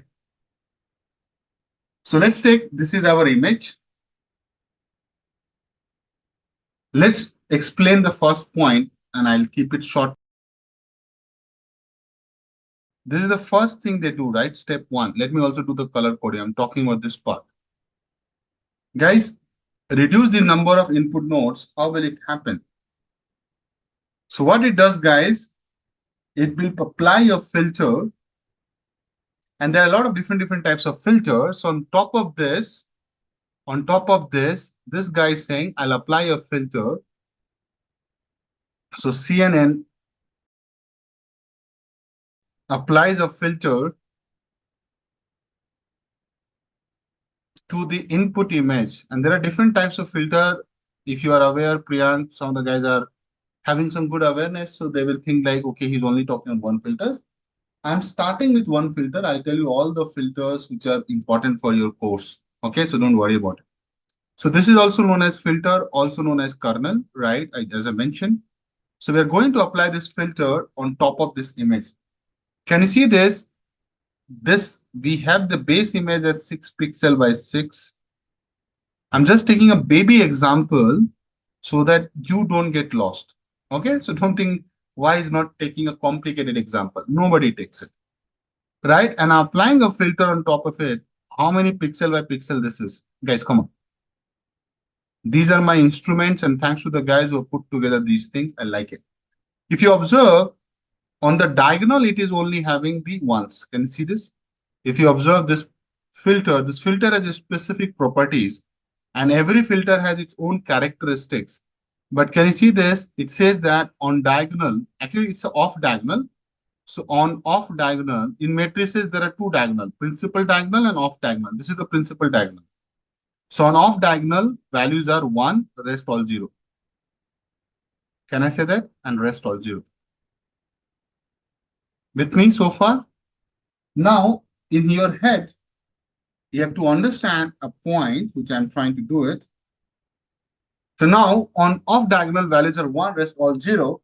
So what I'm trying to say that we will take this filter, listen to me, and we will start overlaying here. See. Can you see this? 3 by 3 pixels. Observe this, guys. Come on. Then move around. Are you feeling the same thing which I was starting the class today? So what I'm trying to say, see guys. So this filter will look like this. I have an image. Only focus on that part. Guys, can you see this? So what I've done in this image, everything which is white, it is 0, 0, 0. And wherever you see black, it is all 1, 1. There is some data, some information. Good. So this in the background, there is an input image, right? And you're applying the filter on top of it. Hello? With me? So this is the image. Keep an eye on the image. 1, 1, 1. Let me write 1, 1. So that you don't lose this image in front of your eyes. And rest, everything is, my dear, 0, 0, 0. Even I don't need to write. But the first border is this one, guys. Agree or not? I'm doing the partition. This is the first filter that I can just draw this on top of it. See?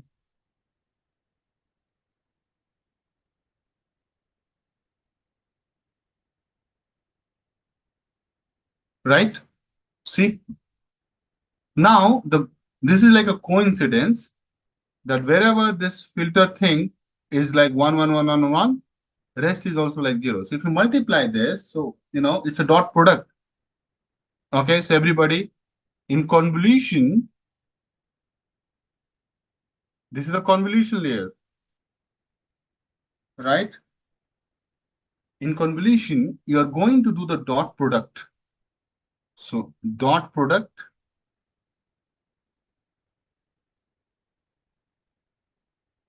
between the input and the filter, input and the filter in the overlap area, right? Overlap area, only in the overlap area. And hence, we can say that the filter is convolved with the input. This is the step when you're overlapping it and doing some calculation to find something new, which we call as feature map. It's a fancy word, but the fundamental principle is that finding the overlap. So guys, if you overlap and multiply, what you will see, 0 into 0, cell by cell you do it, right? Then plus 0 into 0, don't miss it. Then 1 into 1, observe this, my cursor. 1 into 1, then go on. Plus 0 into 0, or maybe I'll write it below. 0 into 0, right? 0 into 0, plus 1 into 1, plus again 0 into 0, plus 1 into 1, plus 0 into 0. I think you can already see that the number would come out to be what? 3. Very good. This is the dot product. So remember when I was teaching you basics, gradient descent and all, in dot product is basically what? Dot product in algebra is equal to sum of products. Dot product basically gives you what? Sum of products, na? Isn't it? We have done sum products. Observe this, na? So dot products always give you this sum of product. Okay, makes sense with me? Just keep this in your head, right? So you got the first layer value, you know? So what I'm saying that you will have a feature map shape only, and you will come here and say, okay, I got this value as 3. Makes sense? But that is up to us because we can also put a bias to it. That's where the bias also comes into the picture. So I said, okay, if it is 3, no, I'll give it, pass it to a bias term. And the bias I'm setting to this model, and this is ultimately the algorithm will do. Whatever the number will come, I'll subtract -2. Guys, can you see this? There's a concept of bias also, right? Isn't it the same thing we're doing in the neural network also, right? Some product of the weights and the input feature and then a bias. Tell me if a 3 goes and -2 happens, what is the final outcome you'll get here? 1. So you say not 3, it's 1. And there's a reason here. Okay? You're using this bias for the reason. So guys, now let's move on. Let's move on to the next part of the story. But I also give you the image, which I think important for us to show you that how it has been done. The same thing I've done it manually to show you, but you can see the whole maths and you will see there is a concept of bias, right? The same thing and the feature map will be shown like here. So it goes through the bias, like I have shown you guys here. It goes through the bias and the feature map which I have given, I can move it around and show you. Make sense? It's the same thing I have written here, but I also want to show you pictorial nice diagram. With me so far? So 1 has come. Definitely this box is ready. Now what you will do, you will shift by a pixel. So next step. So what is the next step? You will shift by a pixel. It's so interesting, huh, to be honest. Next, shift by a pixel. So what you will do, you will take this filter and you will slide. You will say, dude, now go to this guy. Can you see this? See? So I'll show you in the image so that you don't miss it. Good images always help. So I'm showing you here. See? So you shift by a pixel, again do the maths, right? I'll do it for one more so that you get the confidence. So 0 into 0 plus 1 into 0. See, now things will start changing. 1 into 1 plus 1 into 0. Keep an eye on the calculation, guys. 0 into 1 plus 0 into 0 plus 0 into 1 plus 0 into 0 plus 0 into 0. Guys, just focus. I think here I get something. The rest, everything is gone, right, guys? Come on. So I just get the value equal to what, my dear? Come on, 1. Then it will go to a bias of -2, right? So finally you'll get what? -1. So the feature map will get updated to -1, and here also -1. With me? So far with me? So guys, if you do this, so you know, right? You'll keep doing this. So it will come here, it will come here, and then. So actually we'll get a 4x4 matrix.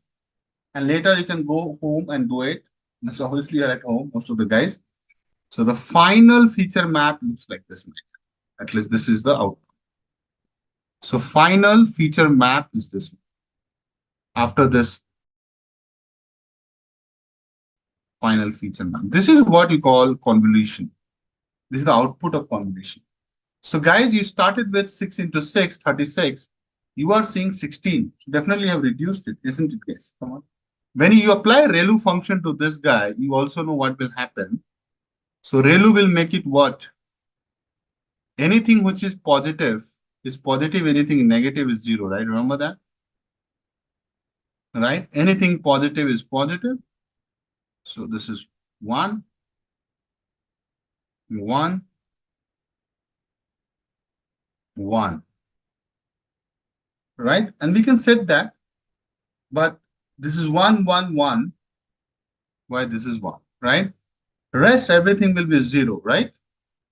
0, 0, 0, 0, 0, 0, 0, 0, 0, 0. Okay, good. So far with me. You're trying to reduce the image size, right, guys? Come on. I'm writing concept of padding in convolutional layer, guys. So padding is a concept in CNN, okay? And that's something you should have a good idea and understanding why we need padding. You know, we'll try to answer those questions, okay? So in convolutional neural network, padding, the word is padding. The padding is used to control how the convolution operation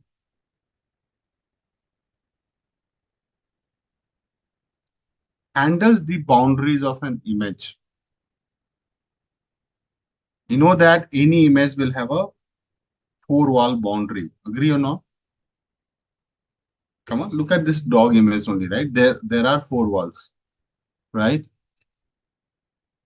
So boundaries. This is boundaries. See. Correct? Any image if you take.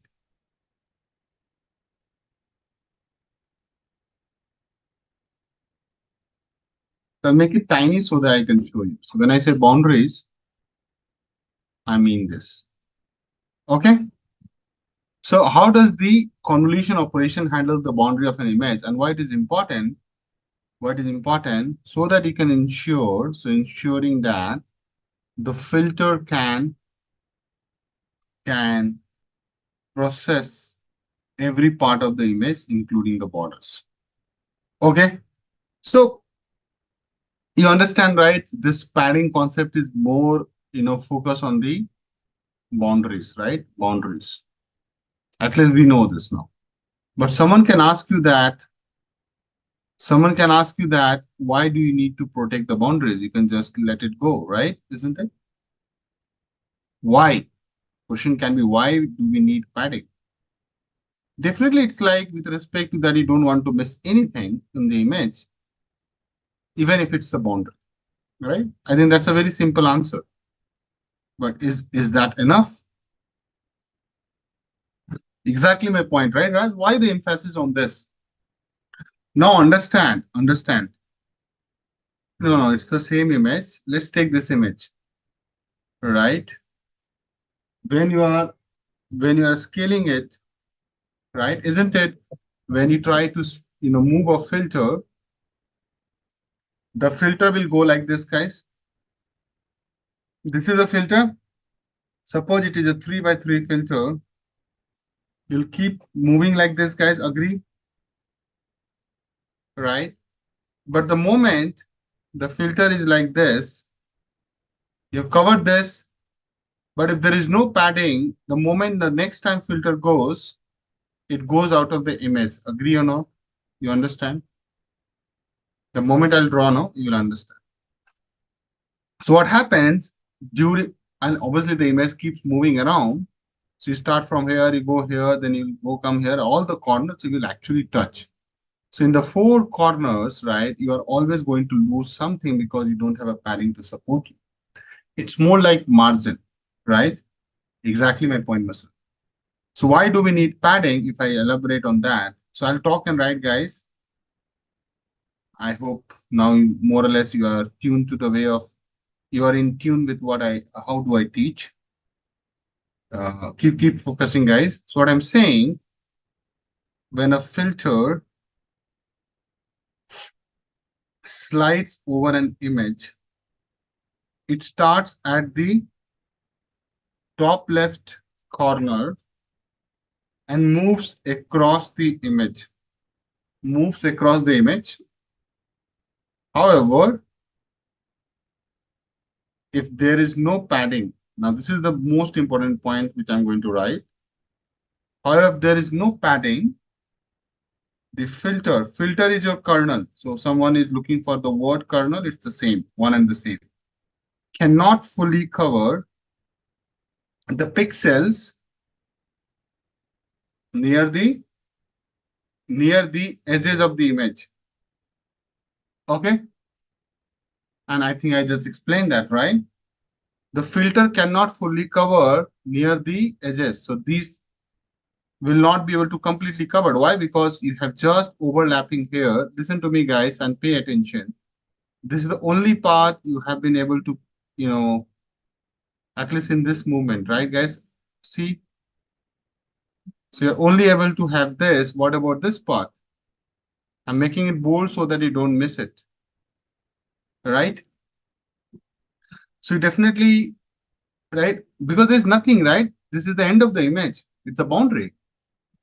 So filter cannot fully cover the pixels near the edges of the image.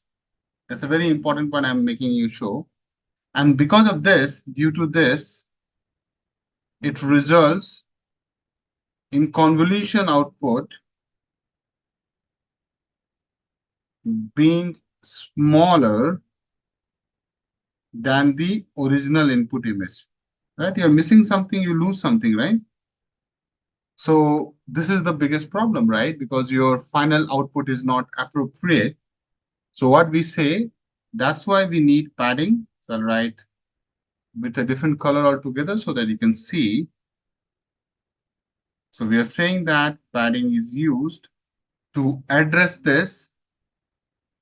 And Srini, hold on to your question. Let me complete the concept and then you can shoot me with all the question. And this is true for everybody. So just wait. Let me show you with examples. Padding is used to address this, not image. That's where I see you pinged me, then I lost the chain of thoughts. Padding is used to address this by adding, what do you add? Extra pixels at the border. Extra pixels, excuse me, usually zeros. So zero means it's just the empty part, but it is there around the borders of the image. So this is more like, way of handling your image. It's image processing only, deep learning is all about image processing, right? So if I have to summarize what I've just mentioned, guys, what are the key reasons to use padding? I'll just write 2 bullet points because see, this is all theory, but in the interview, you can't go and, blabber this much. You will not get time.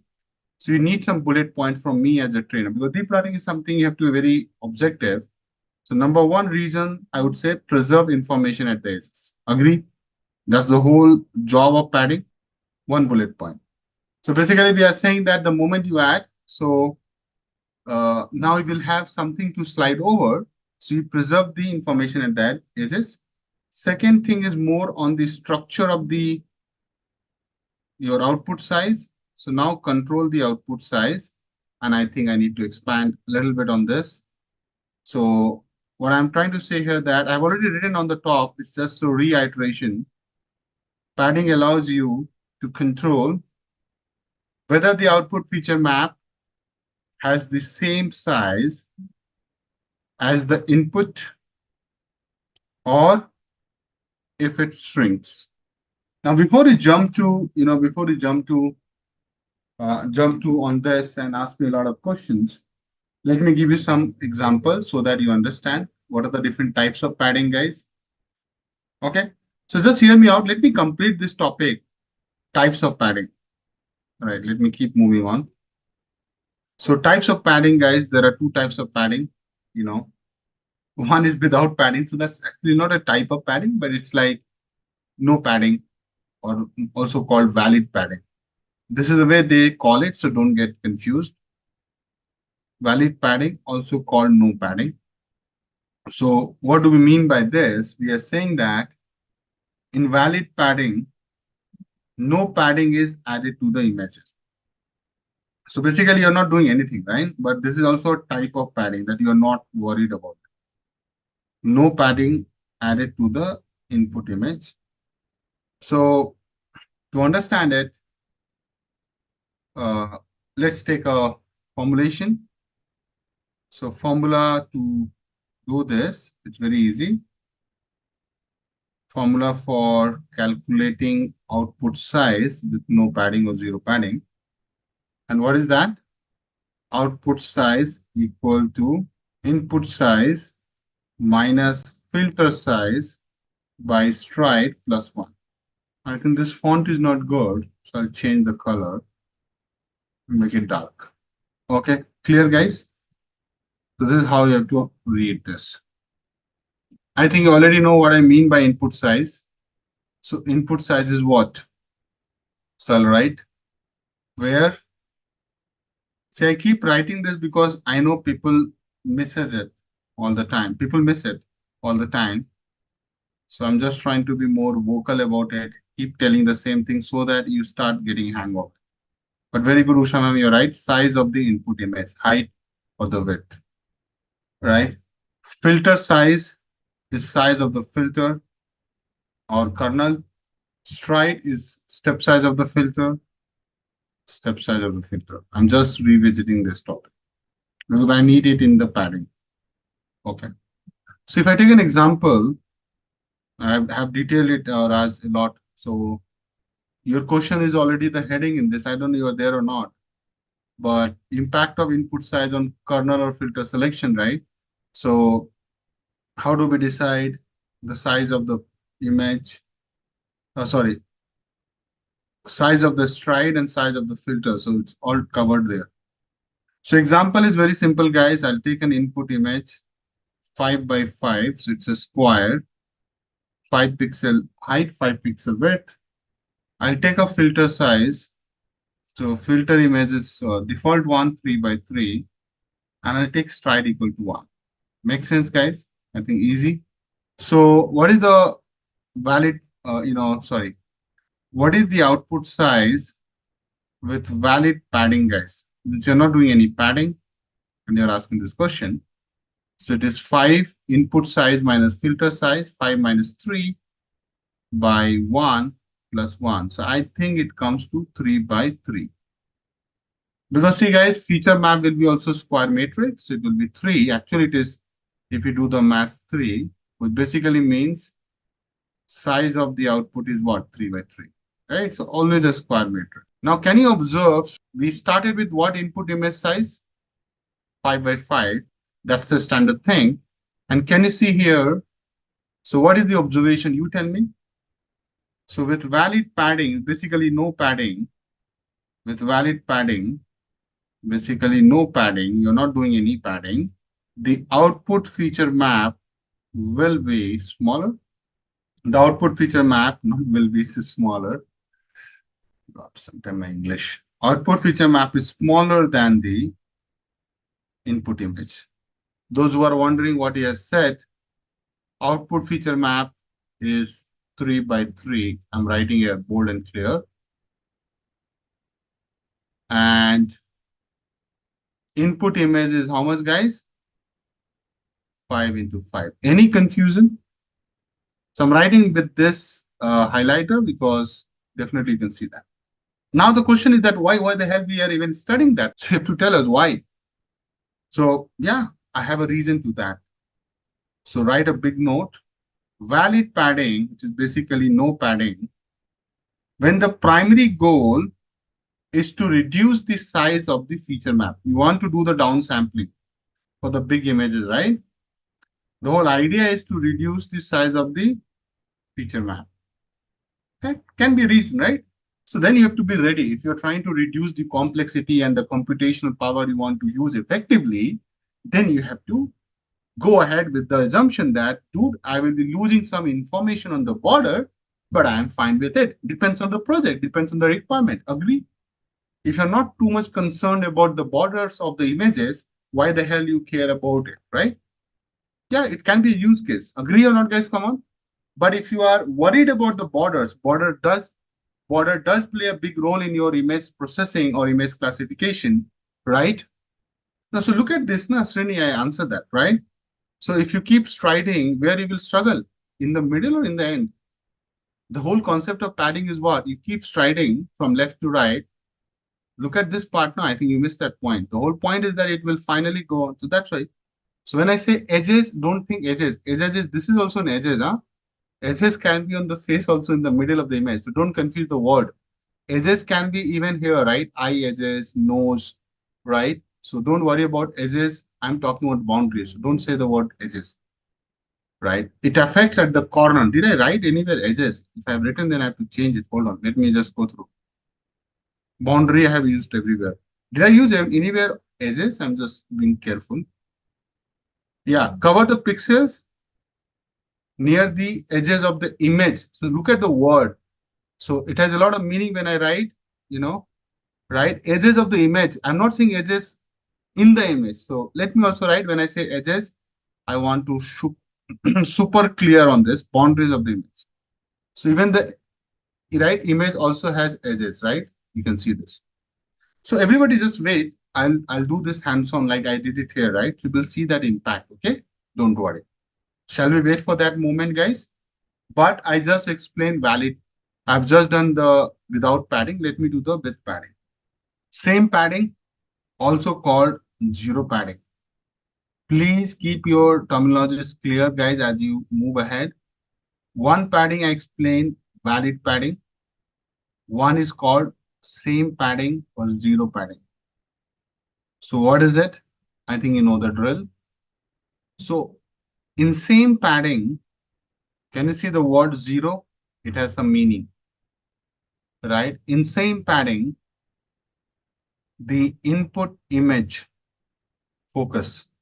So the input image is padded with zero around the border so that output feature map has the same spatial dimensions. I've already explained the word spatials. And that's in simple English, same height and width as the input image. That's what we are saying.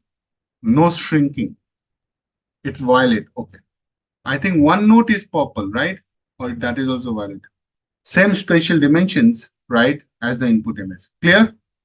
So there's a formula as well. Guys, come back on this. So there's a formula as well. Output size equal to input size by stride. Okay. You know that if you look at this formula in above formula, for what stride, it will be same input and output. That's right. It's a no-brainer.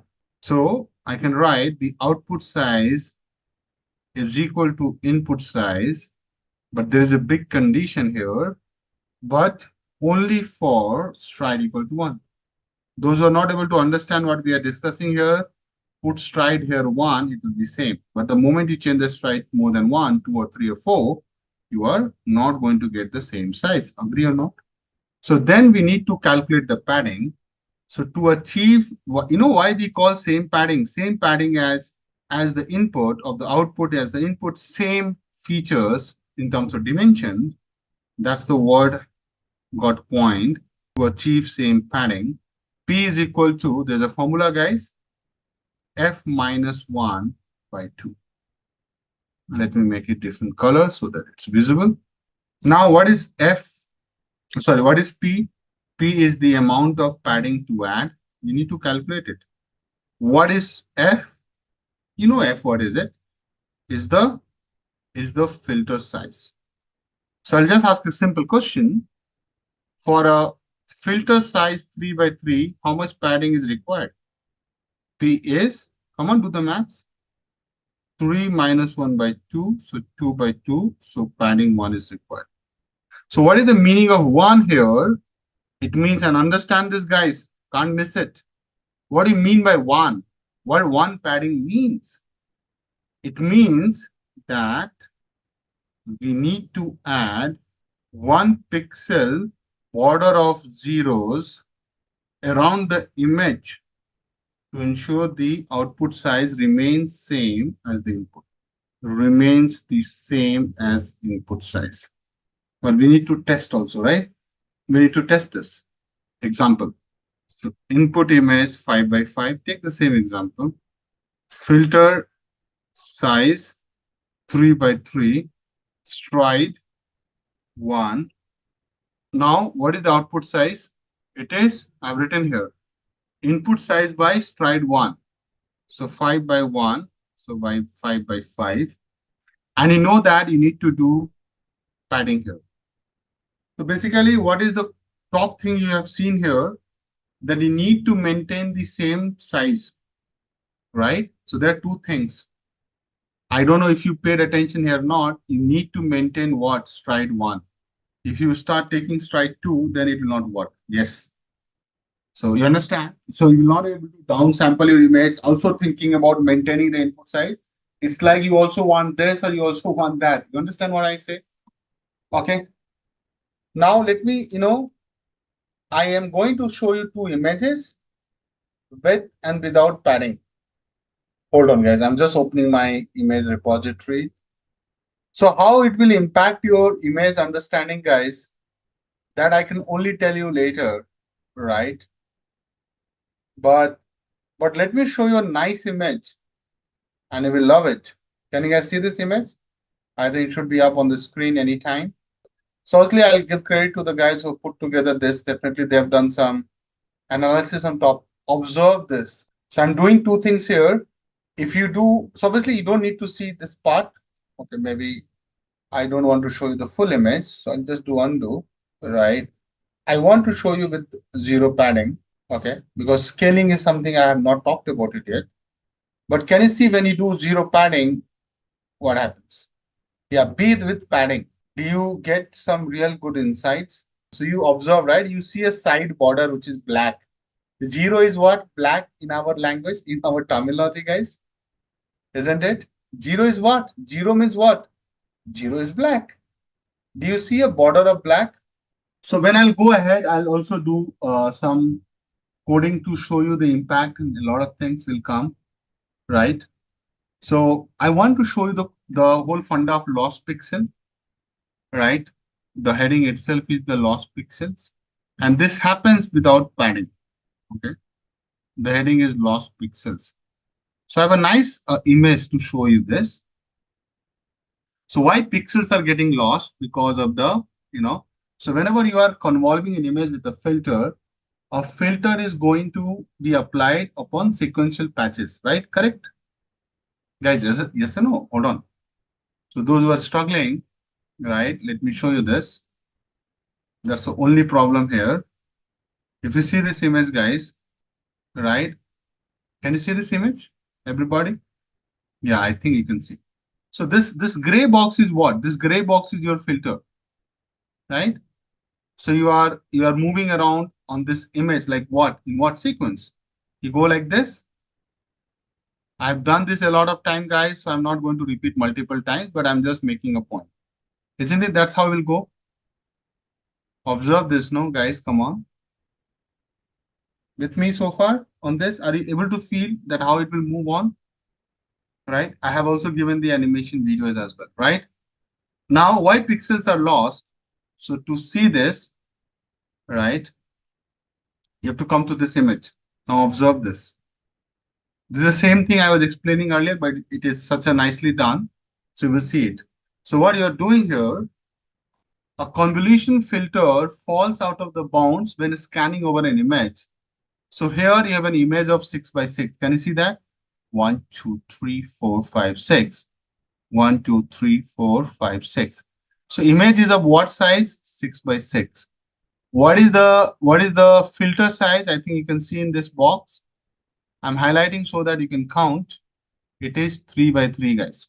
Now see, if I move from here to here, when you come here, you have to stop here, right? So obviously you just have one. So see, if you follow me what I'm saying, guys, then you have taken this guy here. See, now see the beauty of if you don't do the full task, understand me. See this particular dot, just focus on this dot. Are you taking it 3 times? The first you took it here, the second you took it here. Can you observe it, guys? At least you're taking 2 times this dot in your correlation, in your snapshot. Are you able to see this? Can you observe this? Here you have taken this guy. Here you also have taken this guy, right?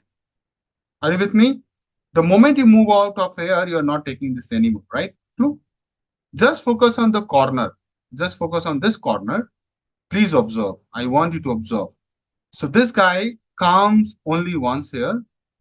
And that's where we stop, right? Because we can't go outside. The moment, right? Because the moment you go outside, obviously we'll take care of this guy. You'll take care, but then where you will go here, right? See, if you are observing, this is a valid convolution. You have full overlap. It's a valid convolution, guys. You have a full overlap. Sorry. It's also valid. You have a full overlap. It's also valid. You have a full overlap. It's also valid. But the moment you go to the fifth and the sixth, it's invalid. Hello? Mathematically, I'm saying. You don't have the same range.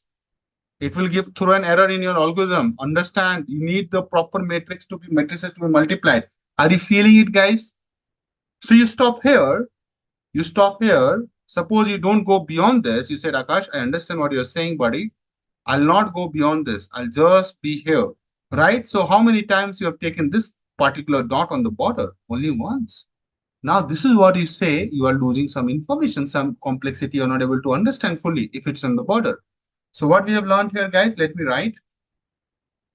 So to illustrate, do you like this image, guys? And thanks to the people who have put together, I have not done it, but already I explained the concept. So I just keep using somebody else's diagram because I save time and my energy. So to illustrate, but you can give me credit to find it. Consider a 6 by 6 pixel image.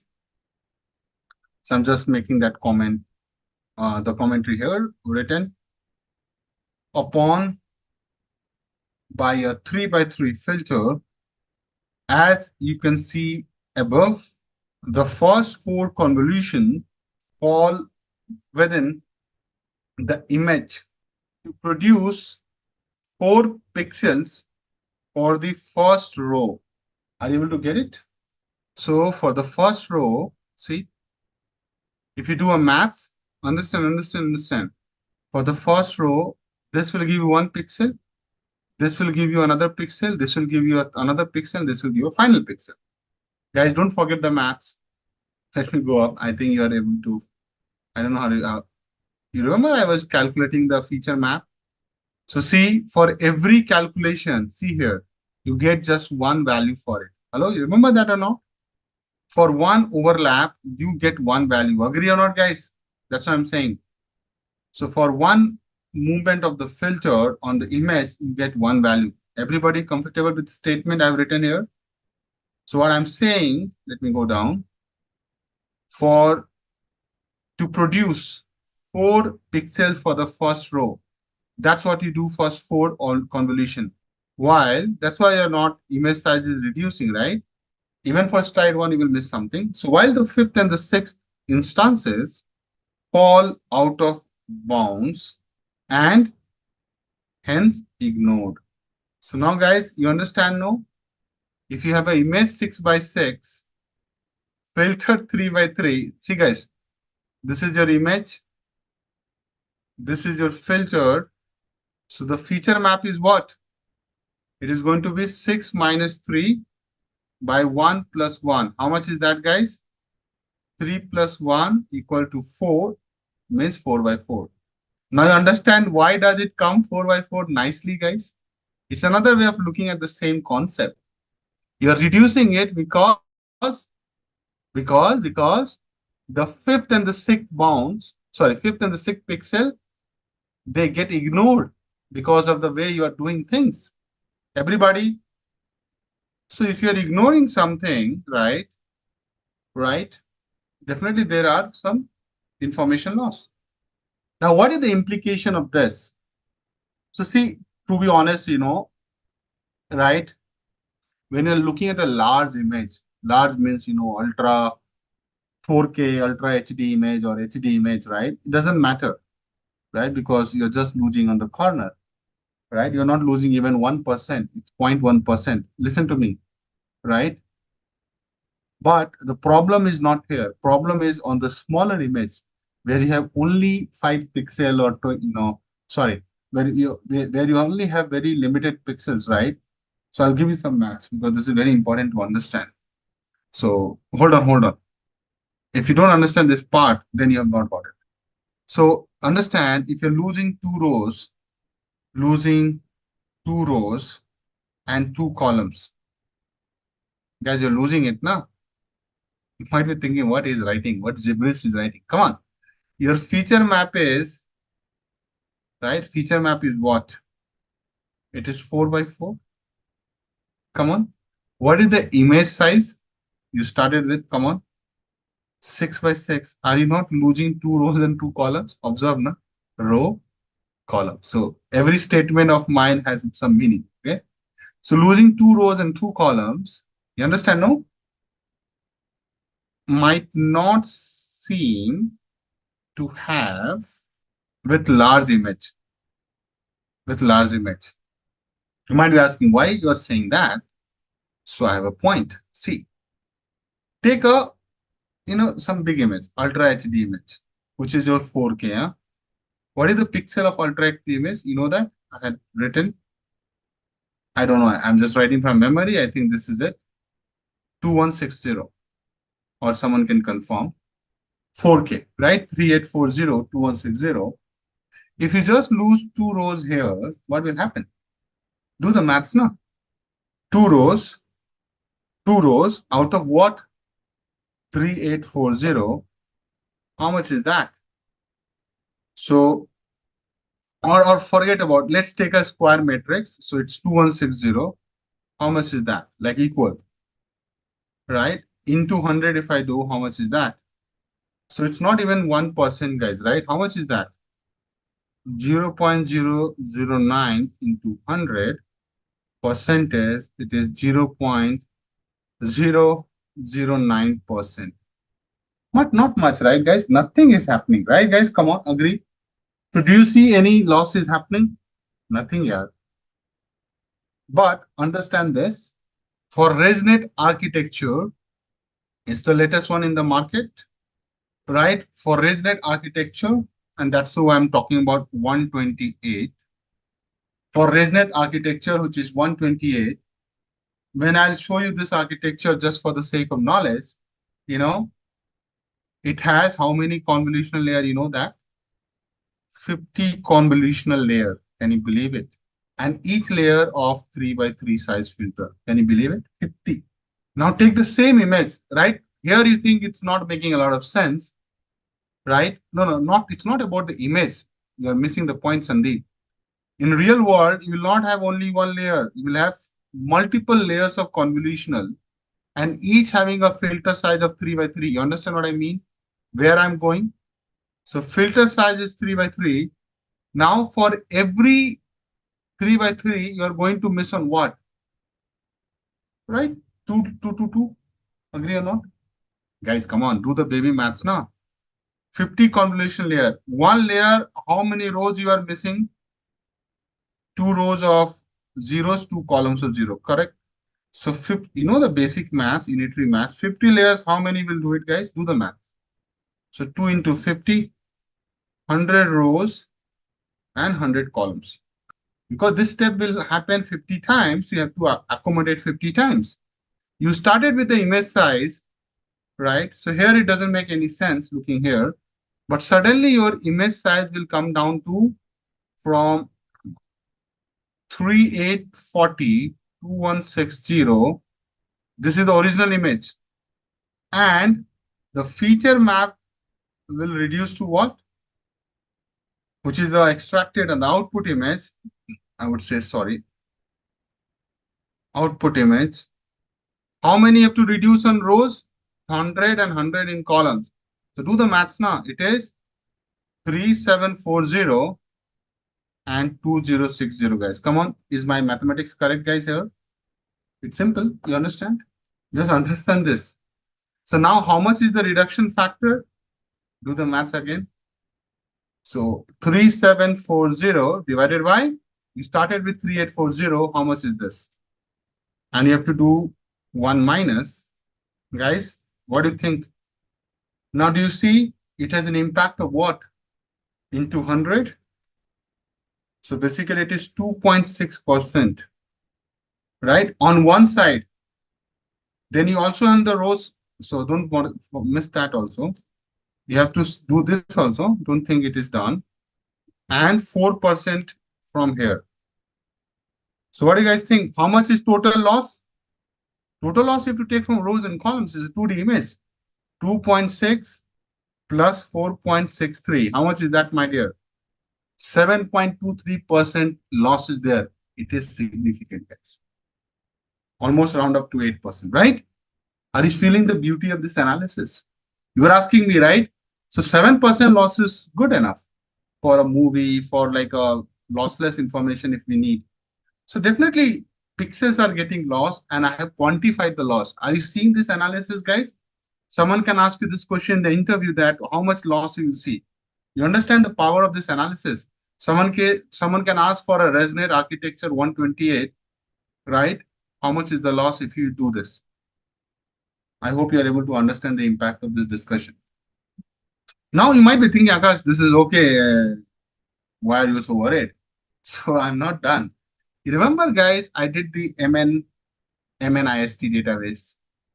I hope you remember that. I did the digit hands-on recognition, right? So in that, what was the image size? So journey is not complete. What is the image size? Come on. 28 by 28. Very good. MNIST database, remember? How many pixels? Okay.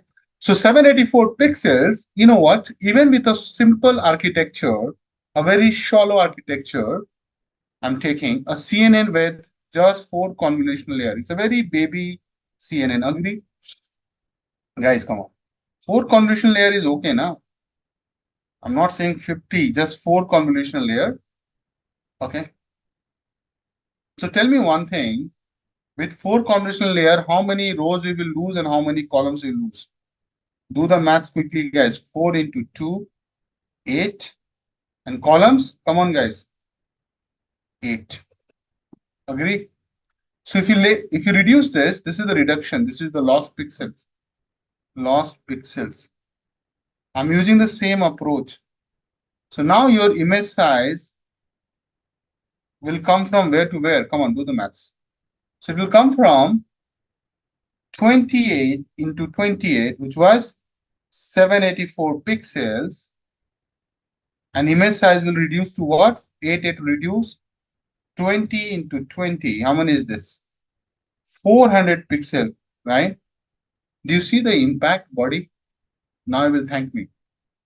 Guys, now you make a lot of sense suddenly. See, these things you should be able to think on your own. That is my expectation. You should be able to quickly think into this. So look at this. How much you have reduced? So if you do the percentage, how much is the loss? So you have reduced from 784 to 400. And if I do into 100, how much is that? Almost 49%. Do you understand that 50% losing the information in an image which is just 28 by 28 is a big blow?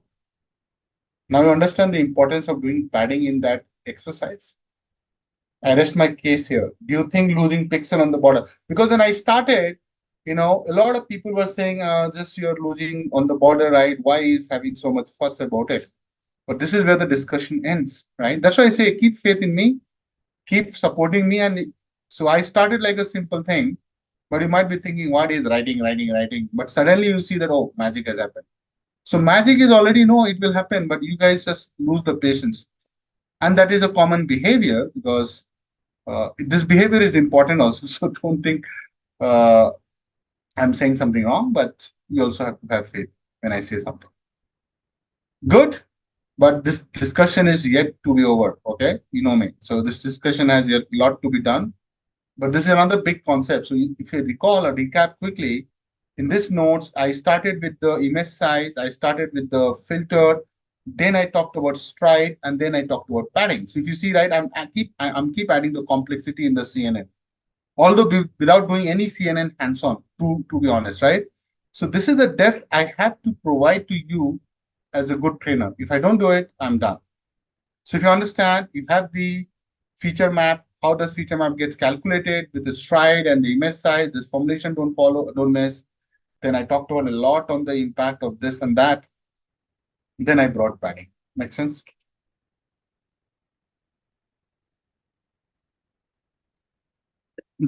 So guys, I want to show you some images, right?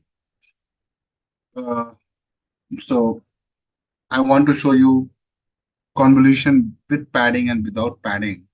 Okay. So look at these images, guys. Do you see any difference?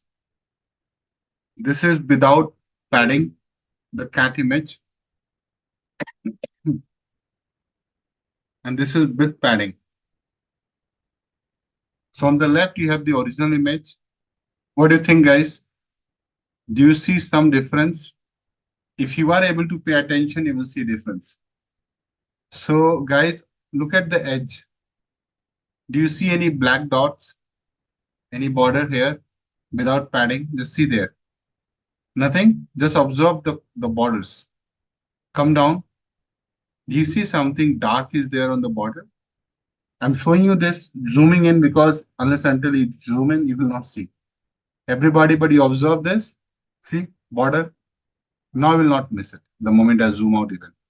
But in the hands-on, I will be able to show the striking difference by taking a use case. This is a large image. It's a cat image. So definitely, but this is how it will look like with padding and without padding. So the first image is without padding. And the second image is with padding. Unfortunately, I can't tell you more than this here because this is not the right place. When I'll do the hands-on, guys, I'll show you the impact of it, the implication. This is with padding. But only thing I want to show here, you guys, you can see the border. So I'll write, just observe the dark black border. It's look like in PPT you do it, guys. If you're able to observe, that's what with padding. Okay. How is it going to help you? What is the implication in the prediction? All that, wait for the moment. Okay. Can I get back my original image? So it's not possible. Because once you've done the convolution, the whole point of doing convolution that you're going to lose information. Some information is definitely lost, right? So you can't get back to that. Doesn't matter. It's a non-reversible operation, right? Downsampling is non-reversible. And I think in electronics, they teach this, right?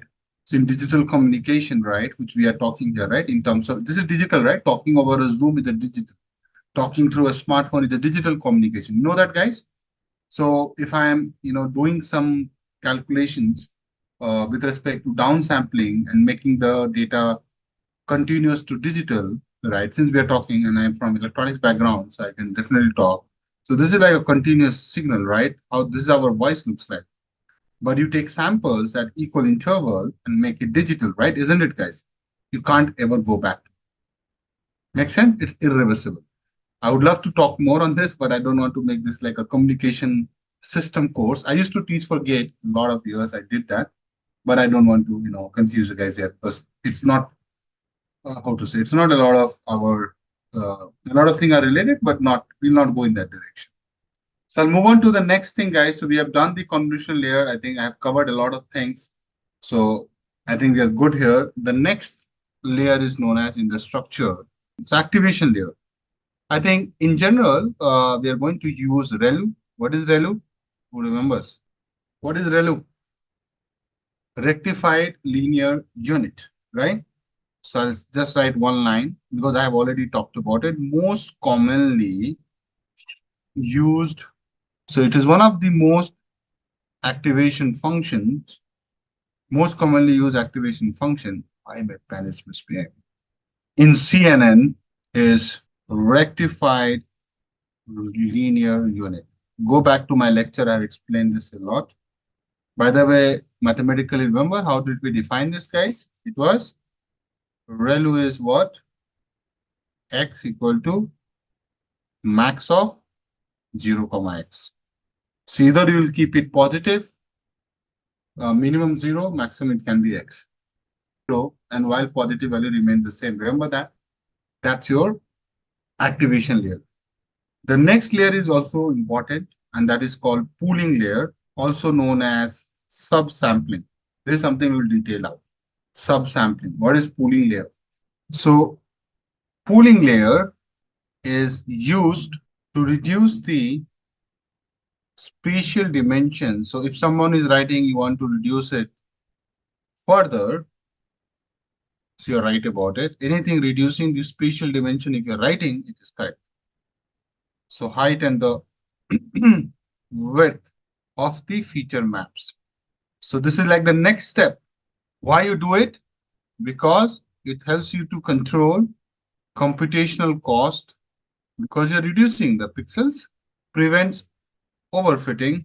So pooling is like a small window which operates on the feature map and aggregates the information.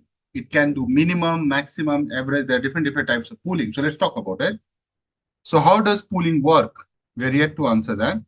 So see, pooling operates on a small window like 2 by 2. Generally, we use 2 by 2 and aggregates. So I generally take this pooling concept like carpool, guys. Those who are living in a same society or similar area, they do this carpooling. What you do, guys? Isn't it to reduce the complexity of the traffic by carpooling? So aggregates information from these windows by either selecting and that is up to us now, the maximum values, maximum value. So maximum value, if you select, guys, it becomes max pool, right? Max pooling, or the average value, and that becomes, tell me, mean or average pooling. So I'll show you with an example, else it will not be very clear for you guys. It's the same example. You have seen it. I have been doing it earlier. See this image? This is something you are aware of it, so don't say no. Oh, sorry. So guys, this is the image. And in this image, I'm going to apply a filter which looks like this. Correct? This is my filter. So this is your input image, 6 by 6. This is your filter, 3 by 3. And this is your filter or kernel. And what are the output is coming out of it? It goes to the bias of -2. Remember that I had told you. And finally, you have a feature map, right? Then it goes through the ReLU operation. I'm showing the whole. So it goes through the ReLU operation, something like this. Not this. Why the wrong image is getting called? Yeah, this image. So it goes through the ReLU operation, guys. Now tell me what will happen after the ReLU. Your feature will look like this with the max pooling. See this. Now this is amazing. And thanks to the guy who has put together. So observe, and you can validate this later also. You're starting with an image 6 by 6. Finally, you do 3 by 3. So what should be the feature map size? 4 by 4. You know this. How do you know this? You know the formula? 6f minus this, 3 by stride 1 plus 1. How much is that? Do the maths. So it comes 4. So it's going to be 4 by 4. Hello? Yes or no? Follow the formula I have given in the last class. Then you get this. Negative becomes all 0. So I'll highlight the negatives. This is all negative. Oh my God, this is all negative. See? Okay.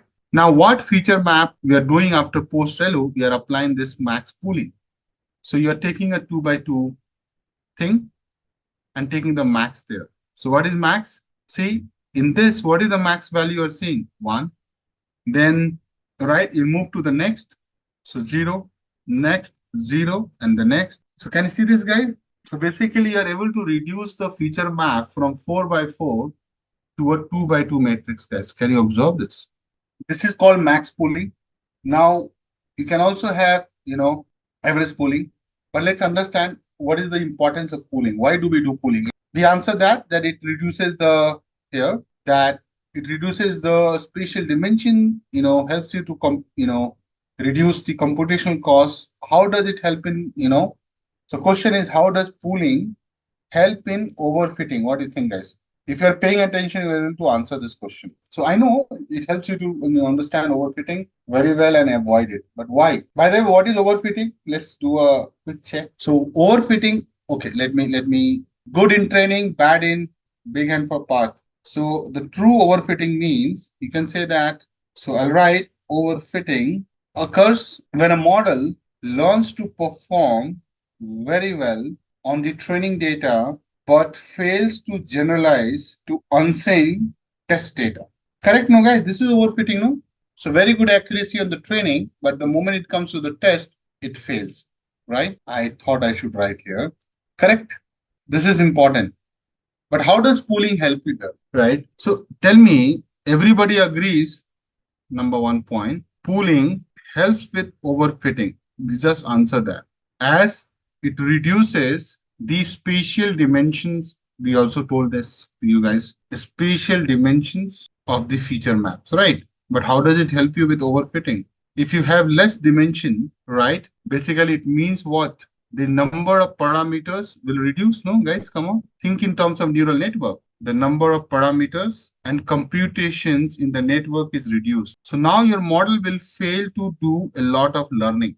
It will not try to learn everything. That's where the overfitting happen, right? If you are training a lot, I think Usha ma'am, somebody mentioned that, you're training a lot means you're training on a lot of parameters. It means that you are not going to get a very good result because you're over training, you're over memorizing over memorizing this whole thing. So what I'm trying to say, just try to connect the dots and listen to me. Fewer parameters mean the model is less likely to memorize the training data. Memorize nahi karna hai, right? You can't remember everything. That's the reason that people are not able to. I'll take a very simple example. If you're that's where if you're trying to learn science, right, if you're memorizing things, it will still work to an extent. Science as in like biology and all. Idea is not to memorize anything, but if you memorize mathematics and the new question comes but the concept remains the same, are you able to go and solve it successfully? Think like a kid. That's the issue when the learning is wrong, right? That's what I'm trying to avoid here. If I keep telling all those bullet points on any topic, you memorize, you don't understand. So when the next time someone is asking you, you're not able to apply the knowledge you are acquiring in this class. Agree? Same is with the modeling, right?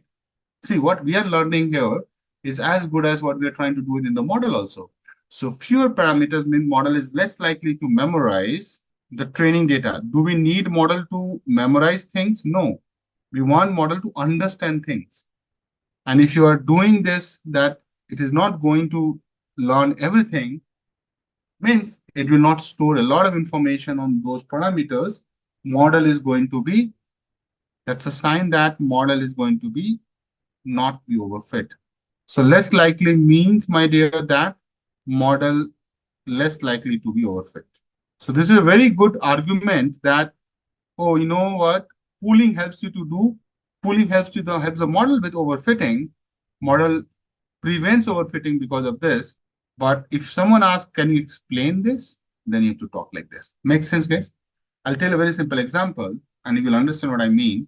Suppose I take the example, guys. Suppose you have 32 by 32 image size. Let's say this is your feature map. Obviously, would have come through the convolution. Now, after applying a 2 by 2, after applying a 2 by 2 max pooling with stride 2, then what will happen, guys? Any idea? What will be the end? What will the end outcome?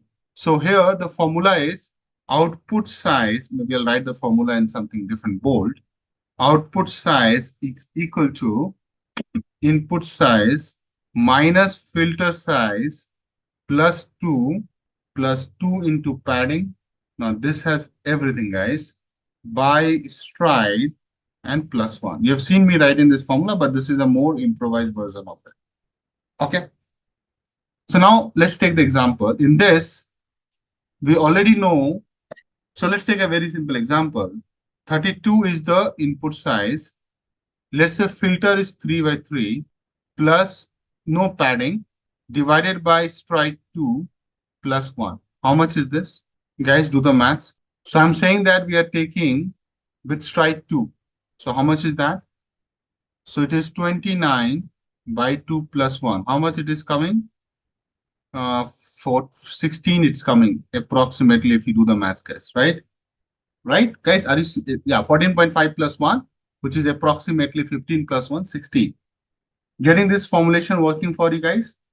Makes sense, no? So what is the output size you're getting? 16 by 16. Don't worry, I have a very good cheat sheet for formula, all the formula I'll share with you. So generally, yeah, that's a sum rule. You can do half of the input. Very good, Usha ma'am. So if you're doing half of the input, what is the meaning of it? So meaning is that you're reducing the spatial dimension. Understand this, no? You started with 32 into 32 and you are moved to what? 16 into 16. Don't worry about it. Right? So you have done this max pooling with stride 2. So don't miss it. Right? So how much is the reduction you have done? So do the math. 16 by 16, divide 32 by 32. You know that 2 into 2, so 4 times. Not 50%. That's where you guys miss the concept. 4 times is what? You are doing half in one. So 4 times. Is it 4 times is 50%, guys? So what is the observation here? Observation is very simple. So after doing max pooling with stride 2, spatial resolution of the feature map, I'm just making the comment here, reduces by 4 times, meaning, what does it mean? Meaning the following layers, the layers after this, have to process much smaller inputs, reducing the overall complexity of the network. And you know that if a model is less complicated, less complex, it is less overfit. You agree, no? Remember when I don't know, did I teach you the machine learning part or not? But if you pay attention and understand what I'm saying, if the model is less complicated overall, you're going to have less problem in the model with respect to overfitting. So in different ways, I'm reaching to the same point. Fewer parameters, less complications, all indicate a better model fit. Now also understand, pooling also helps you with one more thing, and that is with respect to image. So I have to give you that point. So this is note number 1. I have note number 2 also with respect to pooling only. So let me write pooling layers, and generally we use max pooling. So I'll write particularly max pooling help the model, and this I will only able to show you on the in the hands-on, guys. So you can mark a note. The Akash mentioned that here it will show on the hands-on because I need to show that in life. On the most important or prominent, both are the same words, features within a feature map. So not everything is important, right, in an image within a feature map. So max pooling helps you to zoom on the important thing, ignoring the unimportant thing.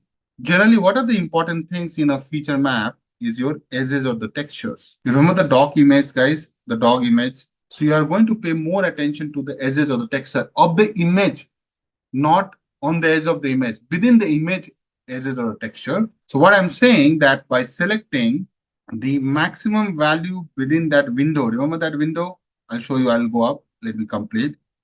By selecting the maximum value within a pooling window, the neural network becomes less sensitive to small variation, which is your noise in the image, in the input image. So until unless it is not a big feature change, it will not capture. You understand what I'm saying? I'll show you what I mean.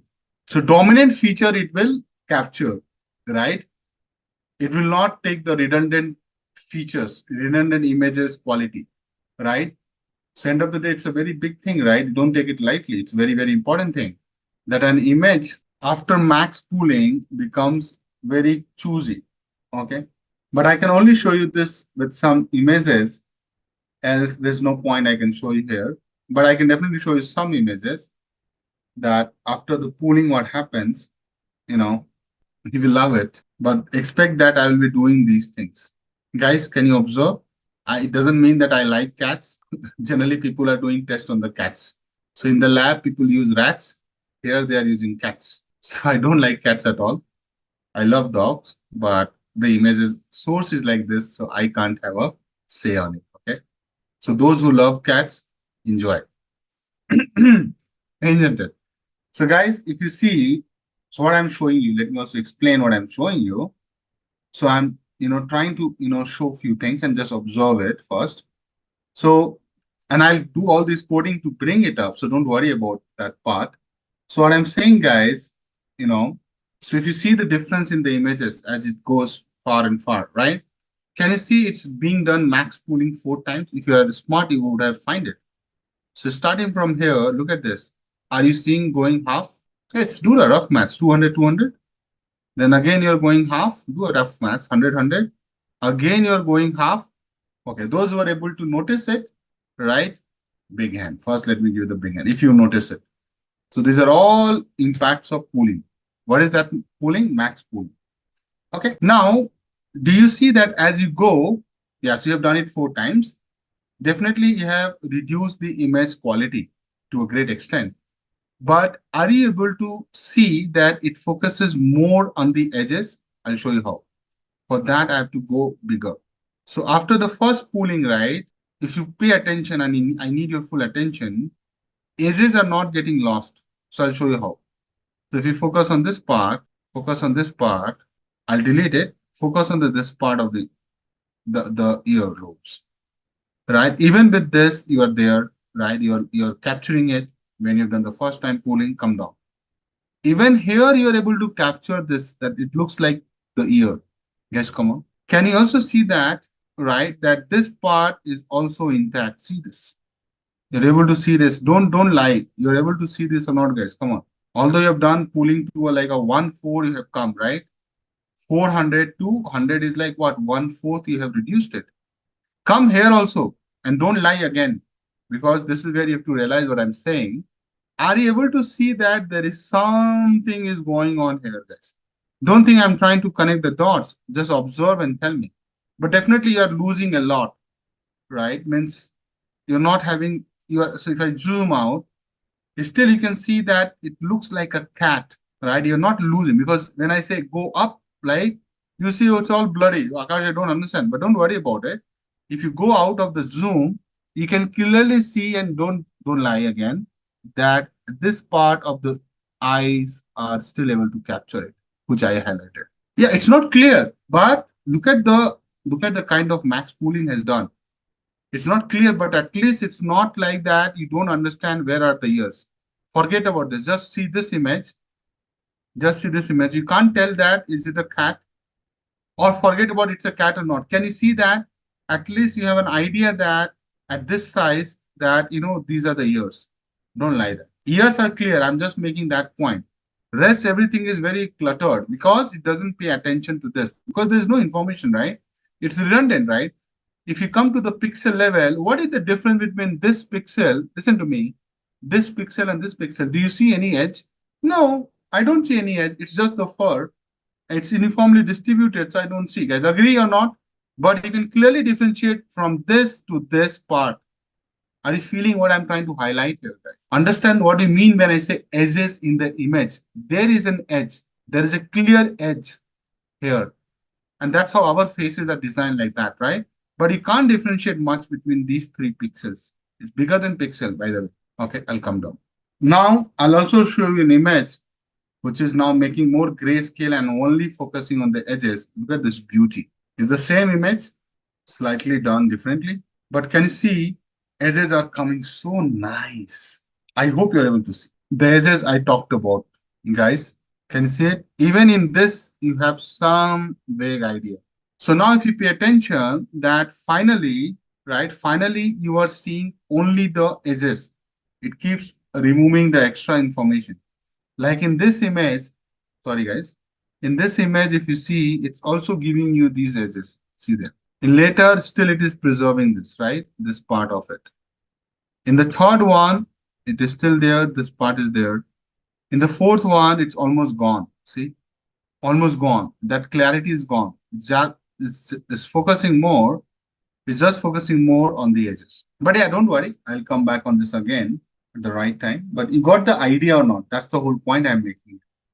I'm not teaching you the padding and the importance.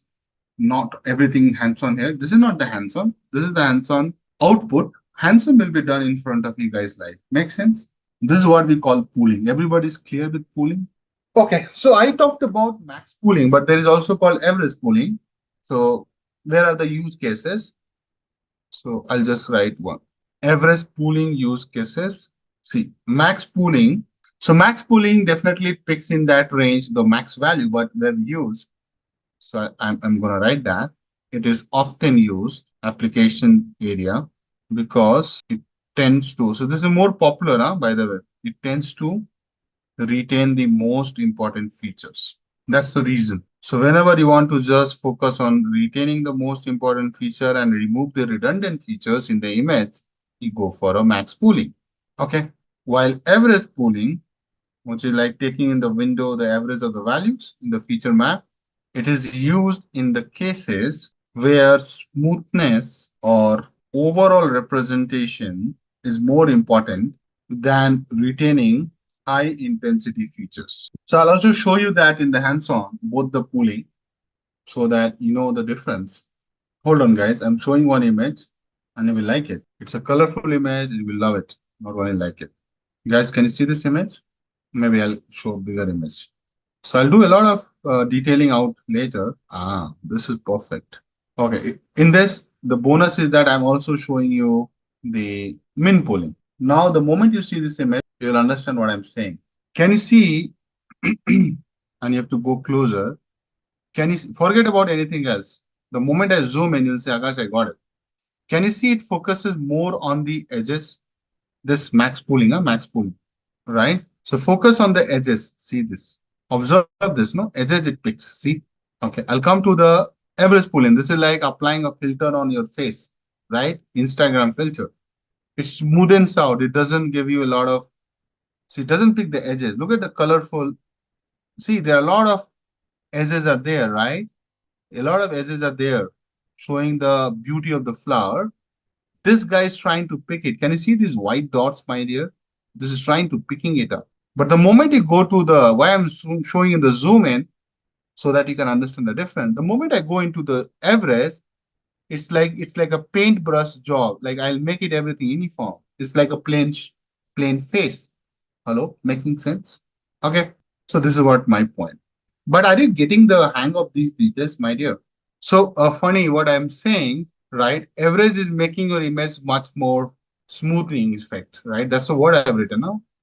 If I go back to my OneNote, am I not saying that it is going to smoothen the overall image? It doesn't pick the edges. There's, I know you might be thinking, Akash, there is an edge now. Why you are saying there's no edge? You're thinking about this as the edge? No. This is just the pattern of the petals. Edge is like this. Observe the difference. See, it's showing those rig images, right? That zigzag thing. It is trying to pick that zigzag thing, guys. Observe this, right? It's trying to pick that zigzag thing, right? It doesn't smoothen out. Here, it gives a very nice shape going like this. You understand, funny? So what I'm saying, average pooling is going to, average is like average only, na? And look at the statement also, right? If you want to find the topper in the class, isn't it not you're like going to highlight it? I always take this example. Suppose in my class, and you have seen me doing this in statistics also, if you have been taught by me statistics, see, so in my class, there are a lot of people, as in this class also, right? Deep learning class. Now, the moment I want to find the max in my deep learning class, I said, this is the guy, right? Isn't it? This is like saying the max. How I am saying the max is like the max performance delivered in interaction, right? Let's take anybody, Srini, for example. So are you not highlighting a guy here? Come on, think about it. This is again copyright me. Nobody will explain pooling with this example of a class. Think like Mr. Srini is the topper in deep learning. So his marks is going to be the max, right? Top of the class. But the moment I say average, isn't it? I'm saying smoothing out the marks of the performance. I'm saying on an average, so I'm highlighting everybody. See the brilliant example I've given. Smoothing out the performance. So smoothing means if someone is getting higher, someone is getting lower, I'm going to average it out, right? So performance is going to be averaged out. Both the performances as in good, bad, top notch, worse. Everything is going to be averaged out. This is how the beauty of statistics is, right? So that's what is being done. You are not highlighting anybody. You're saying everybody is important here. So this is everybody. And here you're saying I will highlight some. So I explained this with the concept of statistics, and you're doing statistics only, no? You're taking max, you're taking average, you're taking min, right? Just a quick info, guys. Intellipaat offers artificial intelligence course training, which will enable you to learn skills like neural networks, focusing on CNNs, RNNs, and their application in AI, natural language processing, computer vision, and generative AI. Through this course, you will also master deep learning concepts, AI model building with TensorFlow, transformers, BERT, GPT, LangChain, and NLP pipelines with advanced techniques like image recognition, chatbot development, and much more, all taught by top 1% experts and IIT faculty. And with this course, we have already helped thousands of professionals make successful career transitions in AI and data science. You can check out the testimonials on our Achievers channel. The link is in the description below. And without a doubt, this course can set your career to new heights. So visit the course page link given below in the description and take your first step towards the dream career growth in the field of artificial intelligence.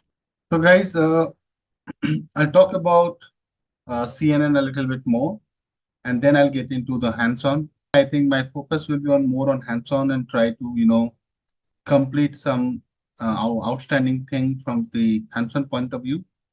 Okay, so I hope you guys are prepared for it, right? So the lost pixel concept I was talking about. Okay, so the lost pixel generally happens, right, when you are not having any padding there. So that was one concept which just we discussed. Then I was talking about the pooling thing. So that also something I covered already. All right. So what I'm trying to say, you're only thinking from like a big company and trying to justify this, but think about normal users like us, right? Do you think your machine is smart enough? Your machine is smart enough to do things like running a big object detection project? No, I don't think it's the reality. So it's not that, right? So that's why when we talk about these concepts, we are talking about a general machine configuration which the mass uses, right? Not the other way around. But you're right, means you can have some machines which are powerful, but not, trust me, I use a lot of the biggest machine. So currently the machine I'm using in my project is having, how much RAM? 664 GB RAM.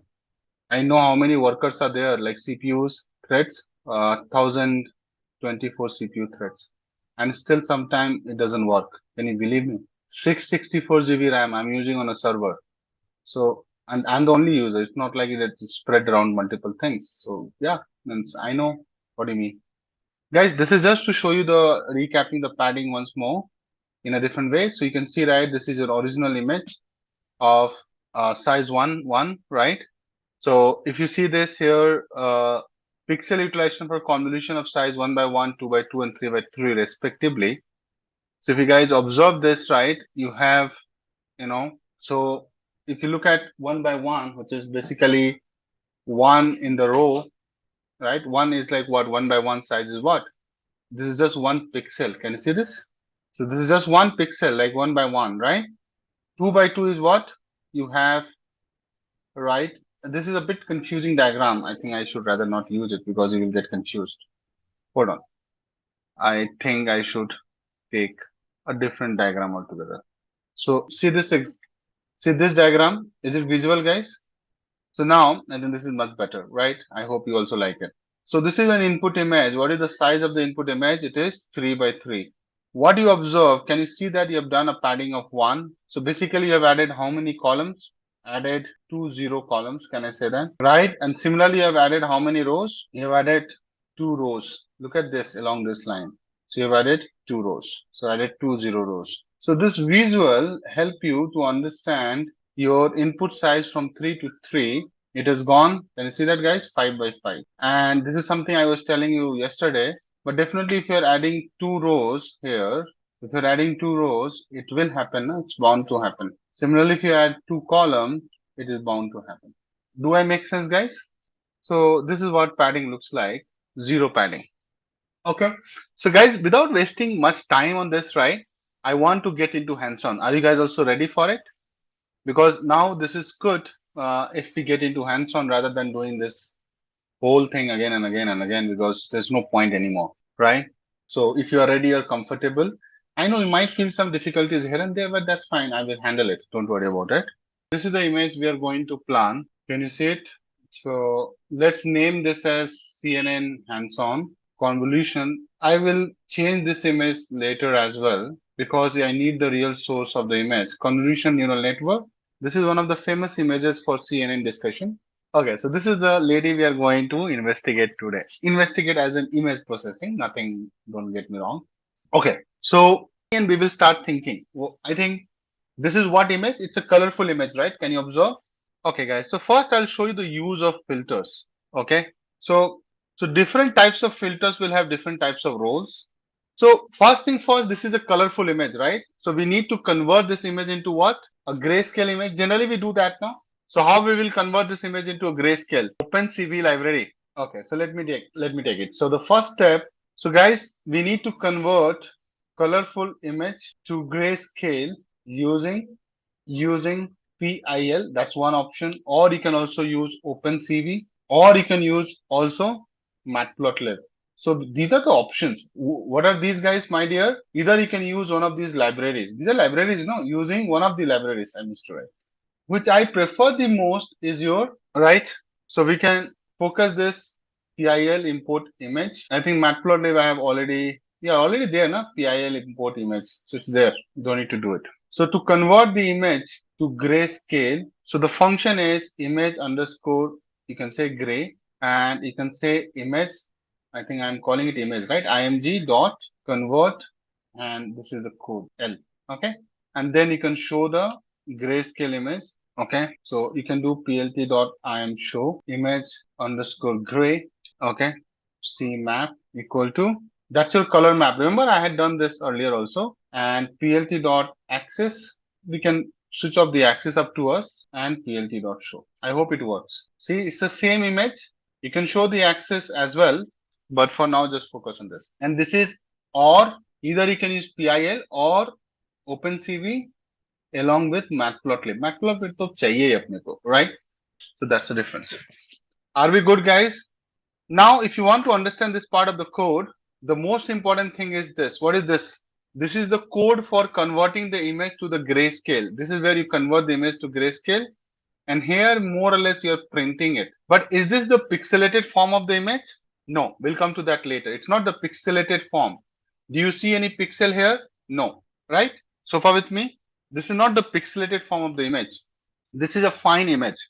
It's talking about using OpenCV. You can also do. So now I just search the documentation because obviously not everything is on my top of my head. So I know L represents here. Now I can recall. I just search my document. L represents, the meaning of L is luminance. See, I generally don't go just blabber things. So luminance is for grayscale image. And grayscale image is like as good as calling it single channel. So if you remember single channel, 3 channels like RGB, I have talked about it. I also mentioned earlier that each pixel, just refreshing your memory guys, if you recall, each pixel can take the value is a shade of gray ranging from 0, which is black. Remember that I have taught you in very detailed manner, 255, which is white. Now I'll do the same using OpenCV. So I'll say image underscore gray OpenCV. So I'll just call CV equal to, so the library says CV2 CVT color. I hope it works. I'm doing that only, no? CV2 dot CV2 CVT color image and CV2 color BG. That's why I did not use it. You know why? Look at the syntax complexity. Even if you try to remember, you can't remember this. Then take this part of the whole thing. I think we have to import CV2. I have not done it. That's why it's showing all. So import CV2. I hope I don't need to install image gray underscore CV, CV2, CVT color, IMG. That's the name of the image, right? CV2 dot color. I'm just thinking BGR to gray. Let me try this. Import CVT works, right? There's no problem. So what is this error? Source is not a numpy array. Is it expecting a numpy array? Interesting. Yeah, image is not my numpy array, guys. So need to convert this to a numpy array. I understand now what's happening. So guys, what's happening now? You understand what's happening, guys? This image is not a numpy array, no? So what is the type of the image? So what we have to do? No, it's fine. I think we can handle it here. Don't worry about it. We need to, so it's a PIL image, right? So we need to convert this PIL image to a grayscale image to a numpy array first. Numpy or numpy array. So you can say image underscore numpy. Let's try this. But can you see that for a simple task, it's killing us. Now we can use this. Hopefully it should work. Import numpy as np. Yes. Okay.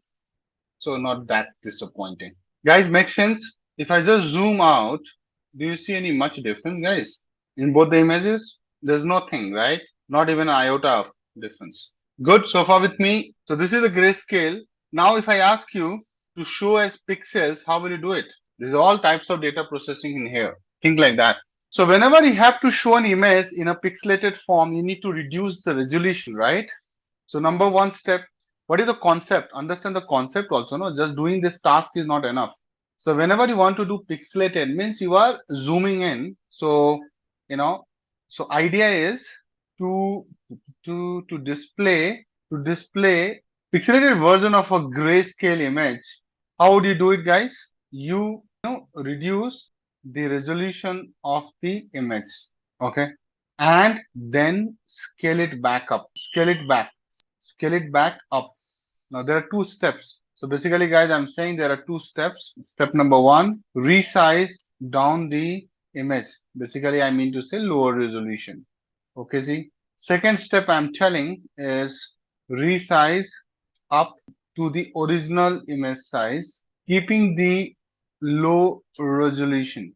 Now you have done this in your phone, right? When you go beyond a size, your pixel starts coming, guys. Have you seen it? Zoom in and zoom in, you will see this. So we already have this image. Now we can use any one of it. So I'll use this one, guys. So I already have this image. I'll do the step one and I'll say small underscore image, means I'm resizing down, and I'll use the function resize, resample image. Now the moment I write this syntax, for you it is like alien because you have never seen this. Okay. So this is the first step. Second step. So now I'll say pixelated image, which is small image dot resize image dot gray dot size image dot nearest. See, image dot underscore gray, because our name of the image is what, guys? Our name of the image is, don't miss that, image underscore gray. So I'm just using that, right? So image underscore gray dot resize to 1616, then going back to the same size. I think this should work. So guys, what I've done here in the first step, I'm resize to a small size, okay? And for example, I'm doing this 16 by 16 pixels. Means total 256 cells will be there, right? 16 just 16 is how much? 256 only, no? And now I'm saying resize back to the original size. Let's what happen. Oh, it ran. So no error. Thank you. Now we will display this image. So we will show the image, display the pixelated image. So I'll say the same thing. I'll not waste your time, guys. So I'll copy this. Okay. I hope you don't write.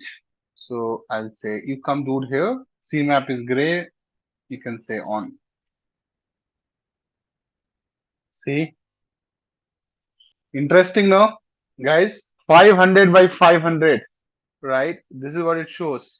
But so I'll also show you both the images so that you don't get confused, right? First, I'll show you the small image and then the resize image so that you understand what's happening, right? So this is a tiny image, 16 by 16 pixel, guys. Can you count on your finger that this is 16 by 16?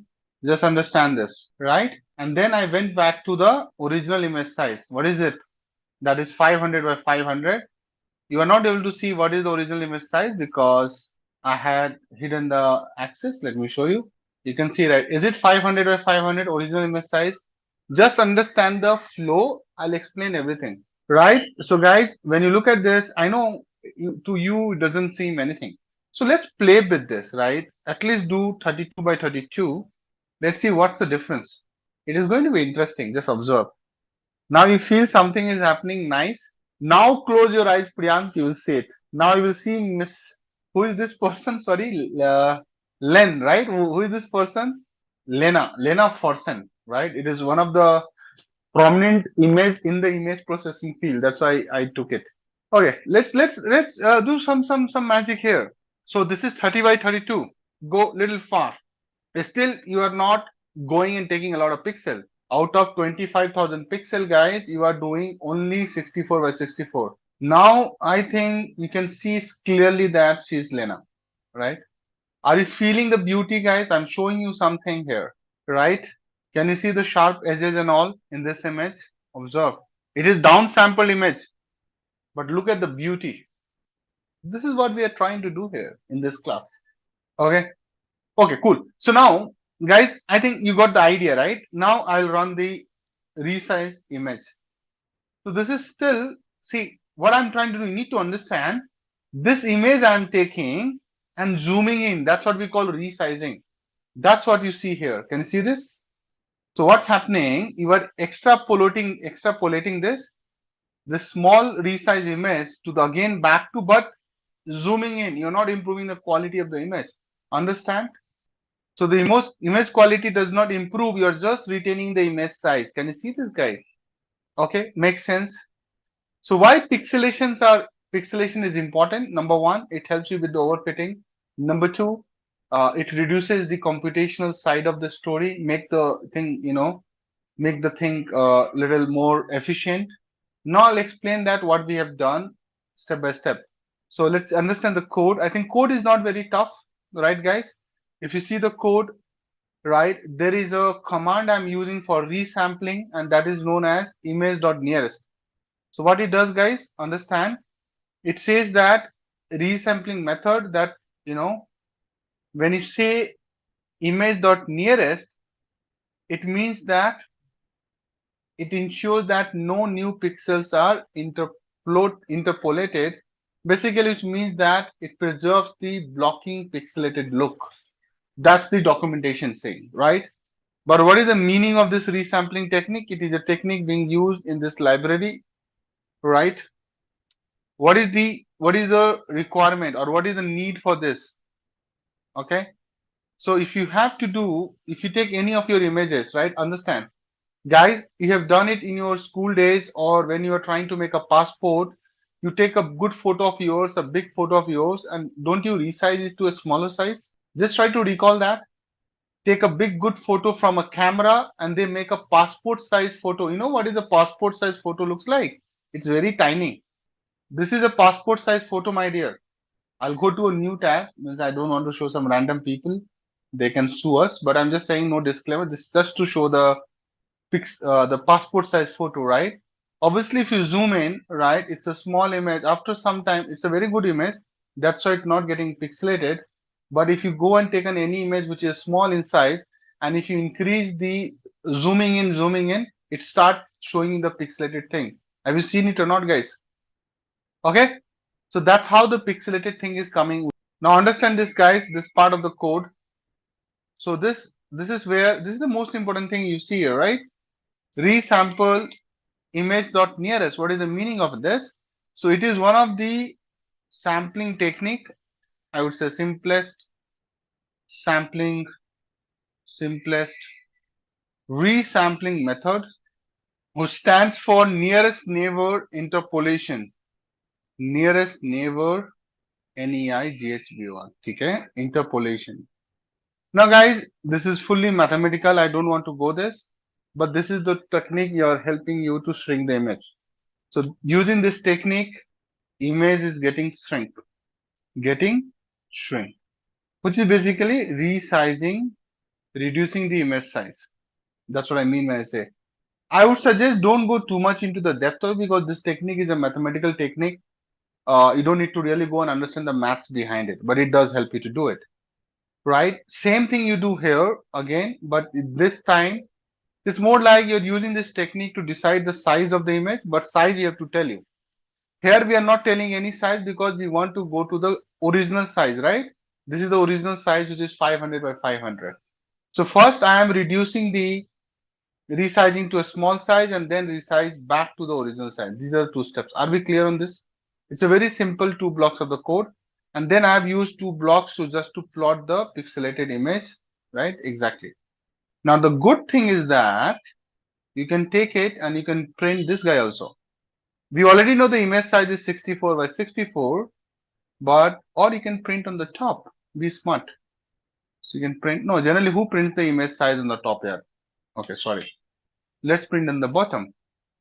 So now you have to just change this to this, and your job is done.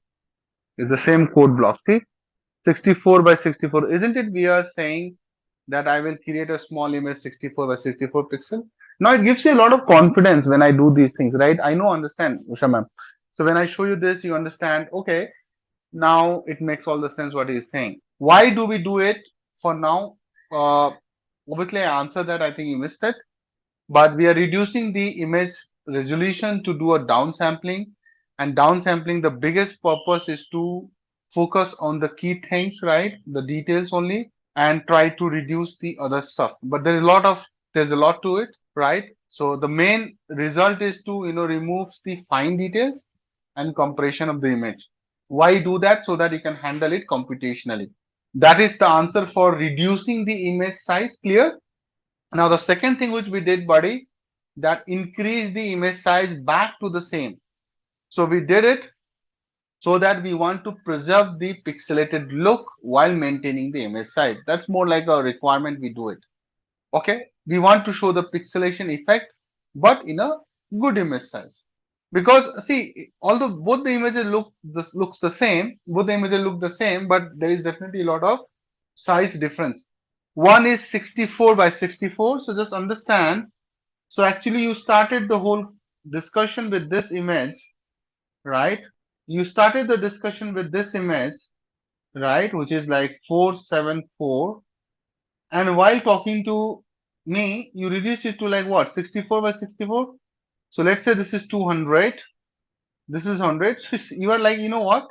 You are looking at just this part of the image. Trust me, this is the image. Here you are not able to make out because it is showing the same big size. But reality is not this, na? If you see the big canvas, right, you are somewhere here only, na? So like this is 60 because this is 200 because this is 100. Agree with me, guys? This is the only image you are seeing. So to show the pixelation, you need to zoom in. To show the pixelation, you need to zoom in this image. Zoom in means bada karna, not zoom out. So please pay attention. So I want to zoom in this image so that it becomes bigger of the same size. Automatically, we see a lot of pixels now. Come on, understand or not? Agree? So this whole step we do to bring the pixelation effect, right? So I can write it here. This is your pixelated image. I think I have written also, no? Oh, I have not given any title. You will kill me later. Okay, hold on. PLT.title, reduced, low resolution image. That's the right word. Low resolution image. Guys, are you able to see this? Suppose I have written something. By the way, let's see your basics are strong or not. So if you see this is coming nice, this pixelated image coming nice. But what is happening on the top? Why it's coming low resolution like a blank? Let's see your basic matplotlib how it is. It's a question for everybody.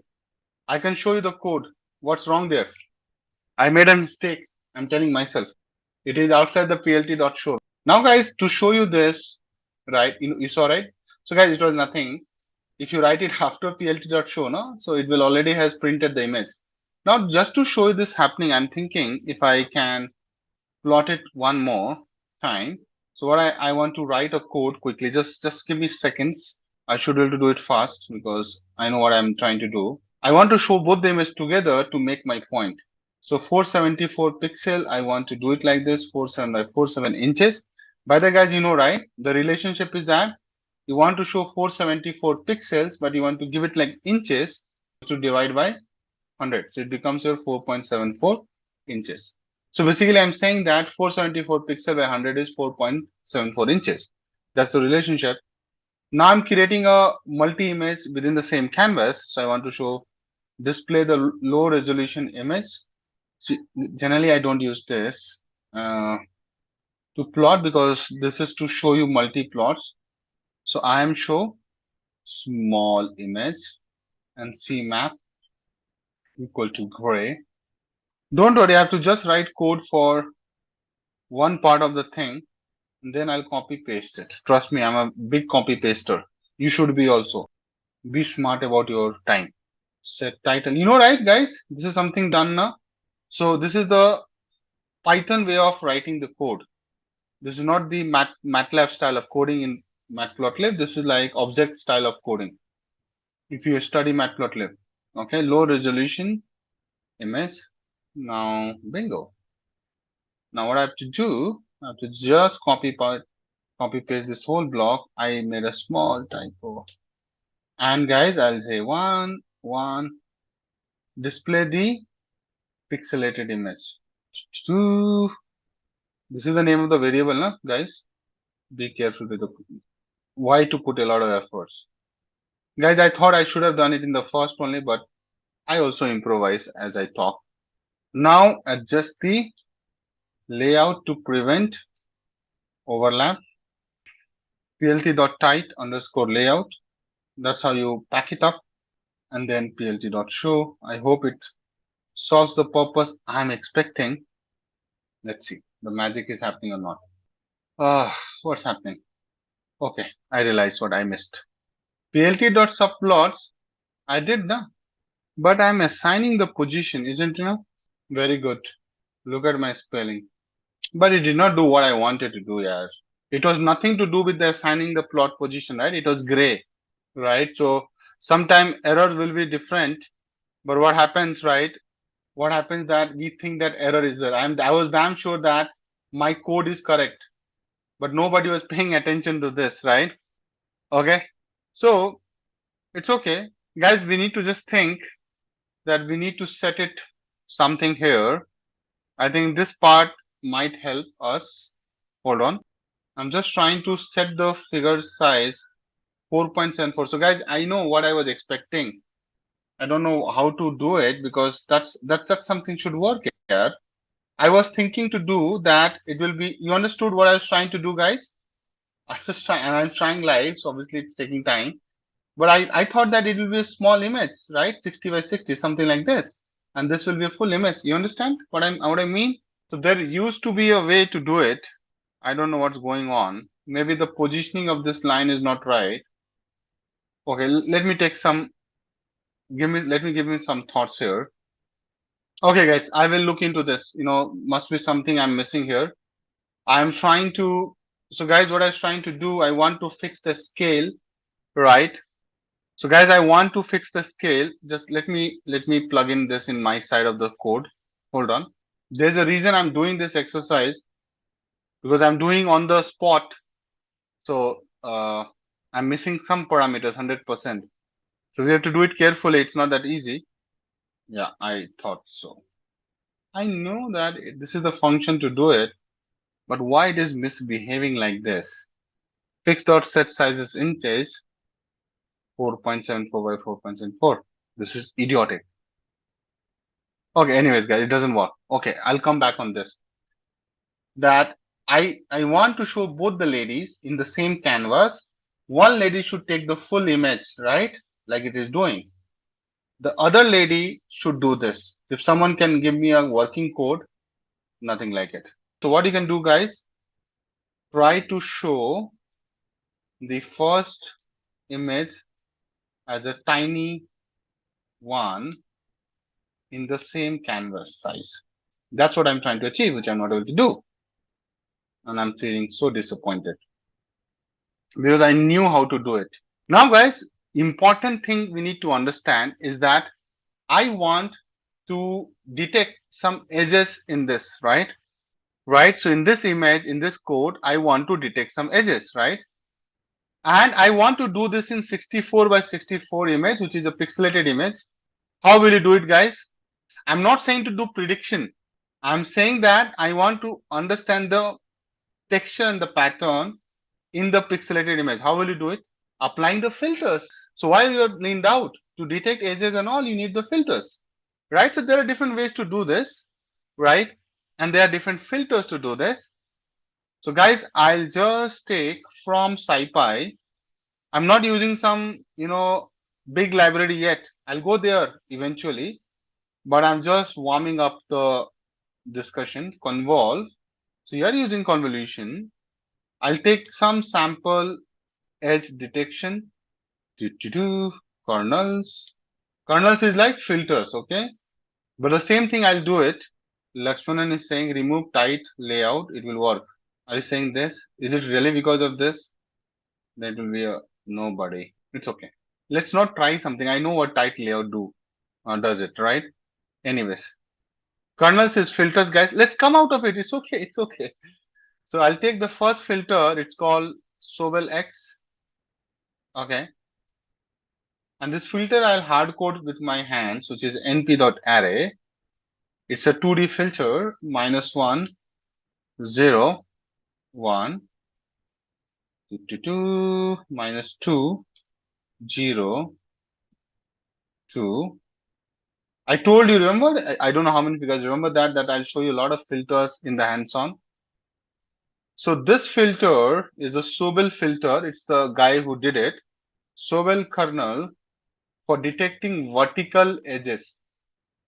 Now this is something you don't need to remember. You just need to keep it handy in a template.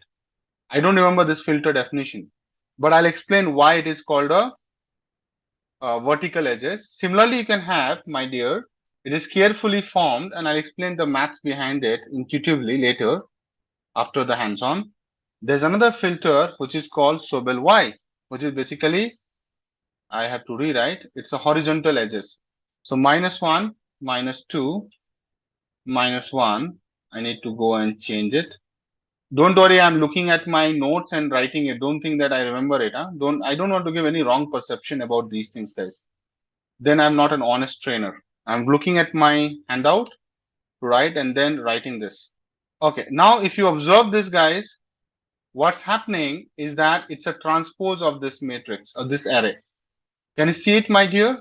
So this is like for detecting horizontal edges. Let's understand. Let's see this filter. Okay. So this is like edges. Oh, not images. Come on, Akash. What are you doing? Okay, edges.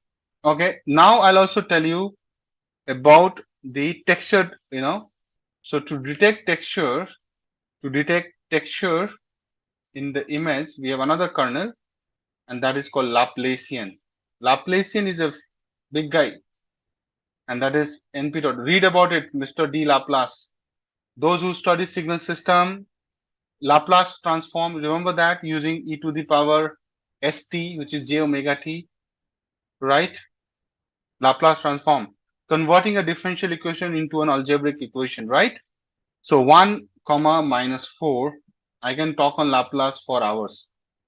Just see that my array construction is good. 0 and 0, 1 -4, 1, 0 and 0. So this is your Laplacian, not Sobel. This is another guy. Laplacian, very famous. D. Laplace. Let me show you the face.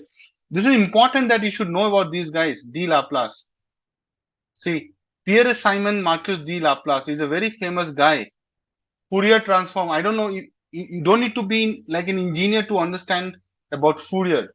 Mr. Fourier, I'll tell you about Joseph Fourier one day. This guy, life was really bad. Yeah, so when I used to teach Fourier transform, this is the guy is the reason that you're using internet. You are talking in frequency, right? Wi-Fi, bandwidth, megahertz, right?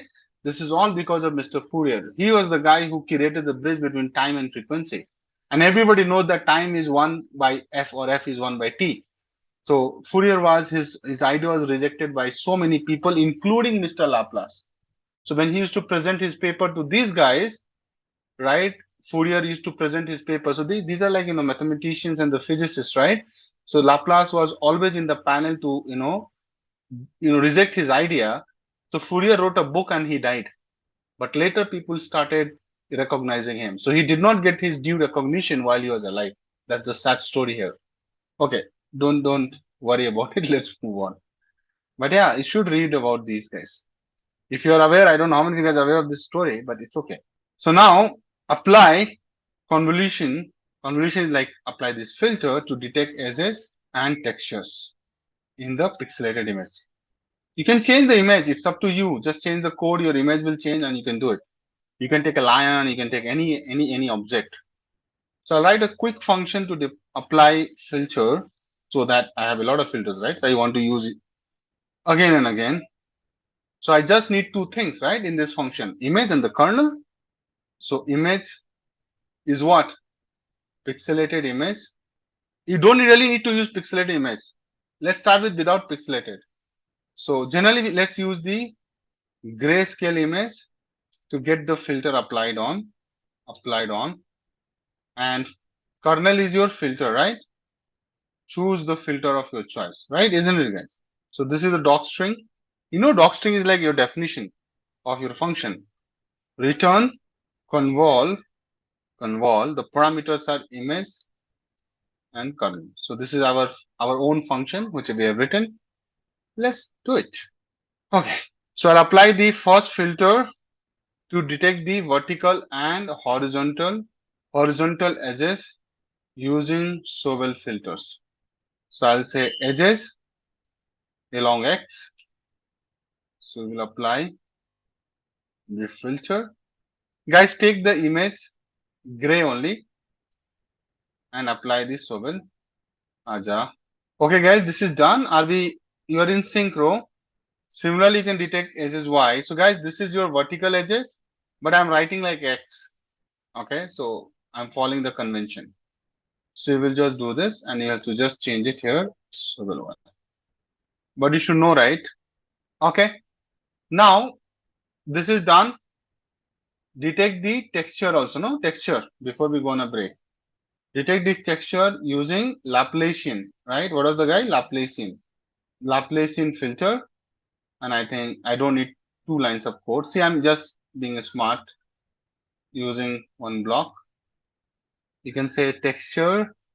Don't worry, I'll explain the code if you're struggling, but there's nothing to struggle in this, to be honest.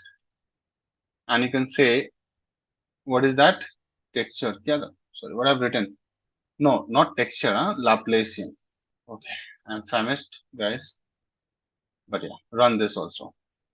Now I don't need to do anything. I need to just use this code block and get the job done. So see, I'm being smart.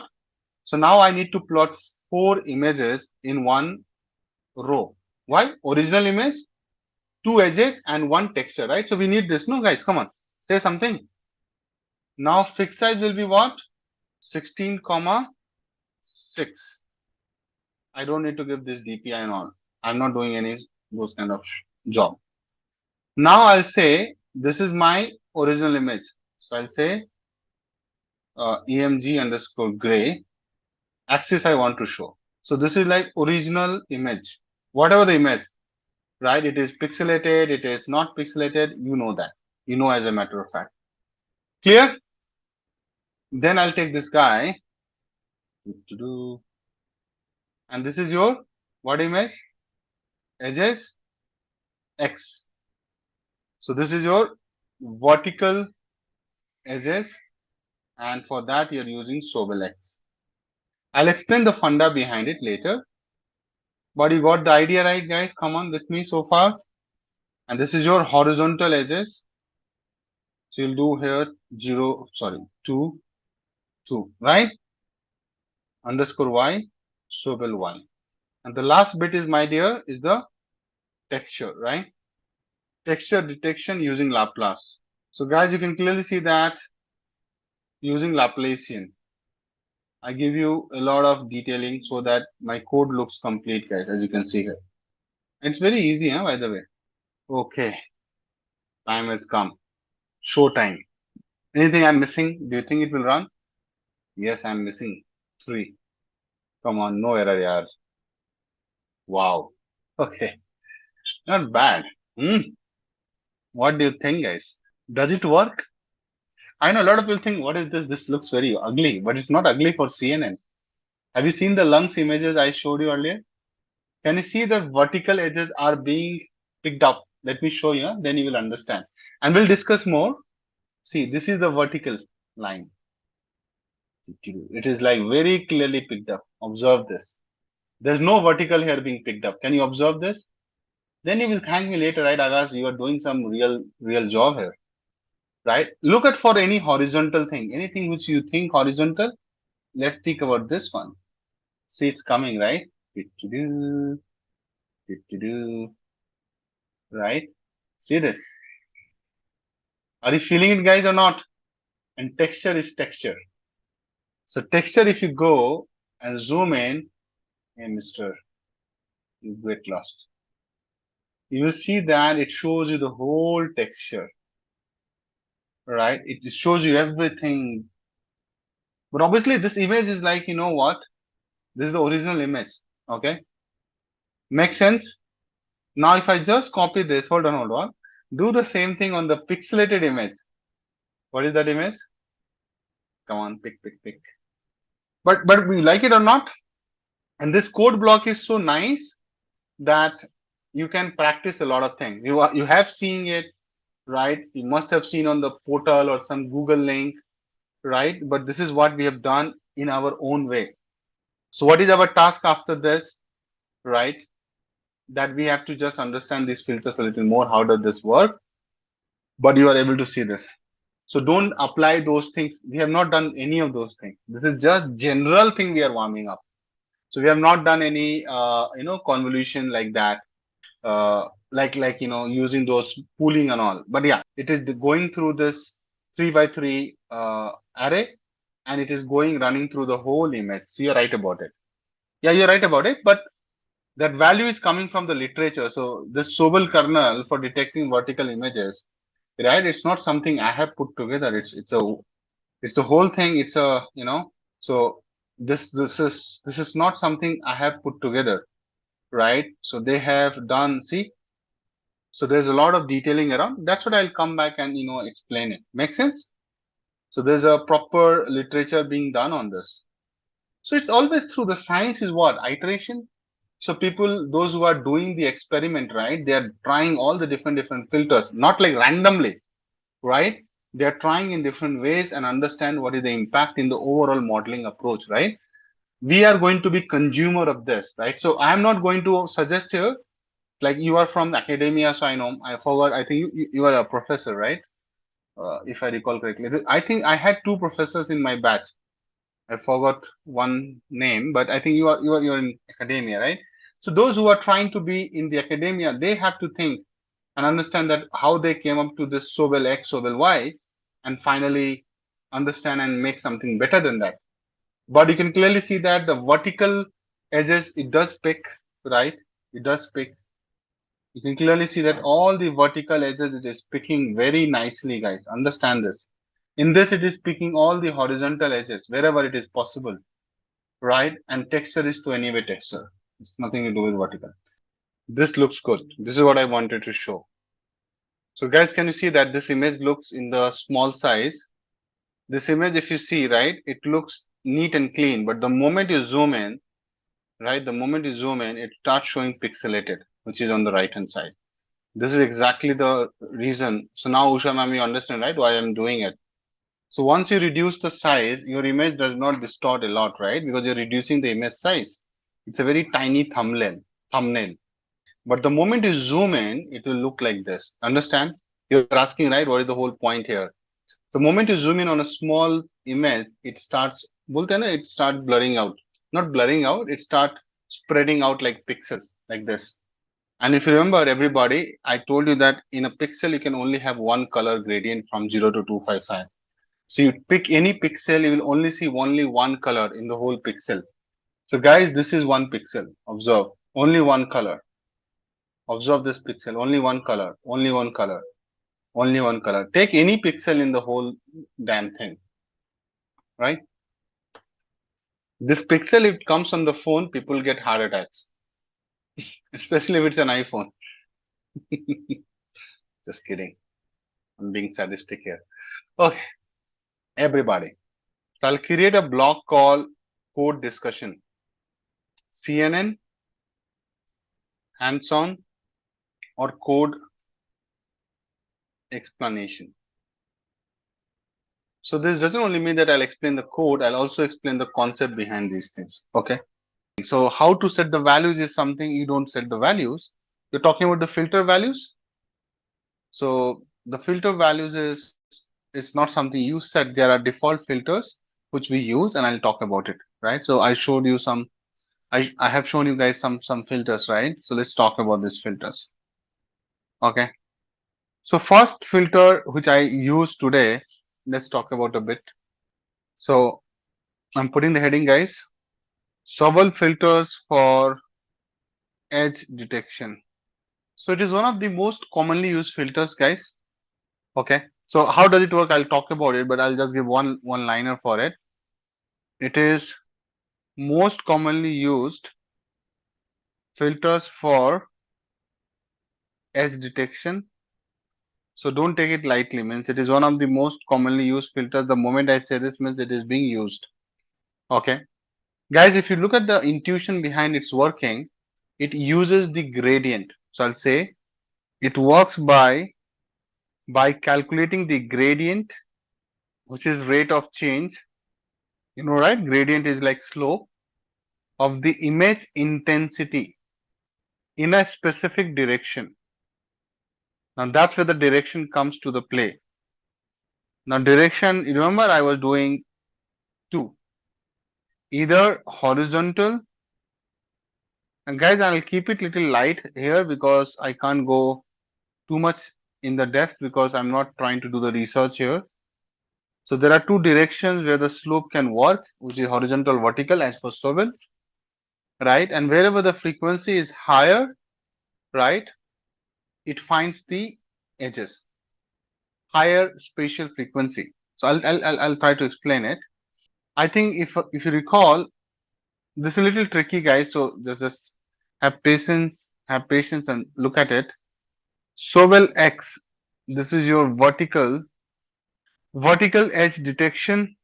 Sobel X is your vertical edge detection. And just to show you the filter, it was this filter, guys. You can go back to the code and check and validate. It's the same one I have written, guys. So it's a 3 by 3, but -2, -1, 0, 0, 1 to 1. Okay, now if you look at this filter detects the vertical edges. Yeah, it's written. Nothing rocket science about it. It detects the vertical edge. That's fine. Very nice. But if you observe this, then you realize that, and that's where the intuition. I am not going into the detailed maths behind it because then it will be super problematic for us. I don't intend to teach this much of math. It's not in the syllabus also. But guys, can you observe that the first column or the leftmost column is what? All negative. Did you observe, guys? I think most of you guys have done this. So this is negative values. Negative values in the first column. Okay, very good. So then you are also able to observe there is positive values in the positive values in the last column or the right column, rightmost column, right? Not right column. The right English will be rightmost column, and here the right English will be leftmost column.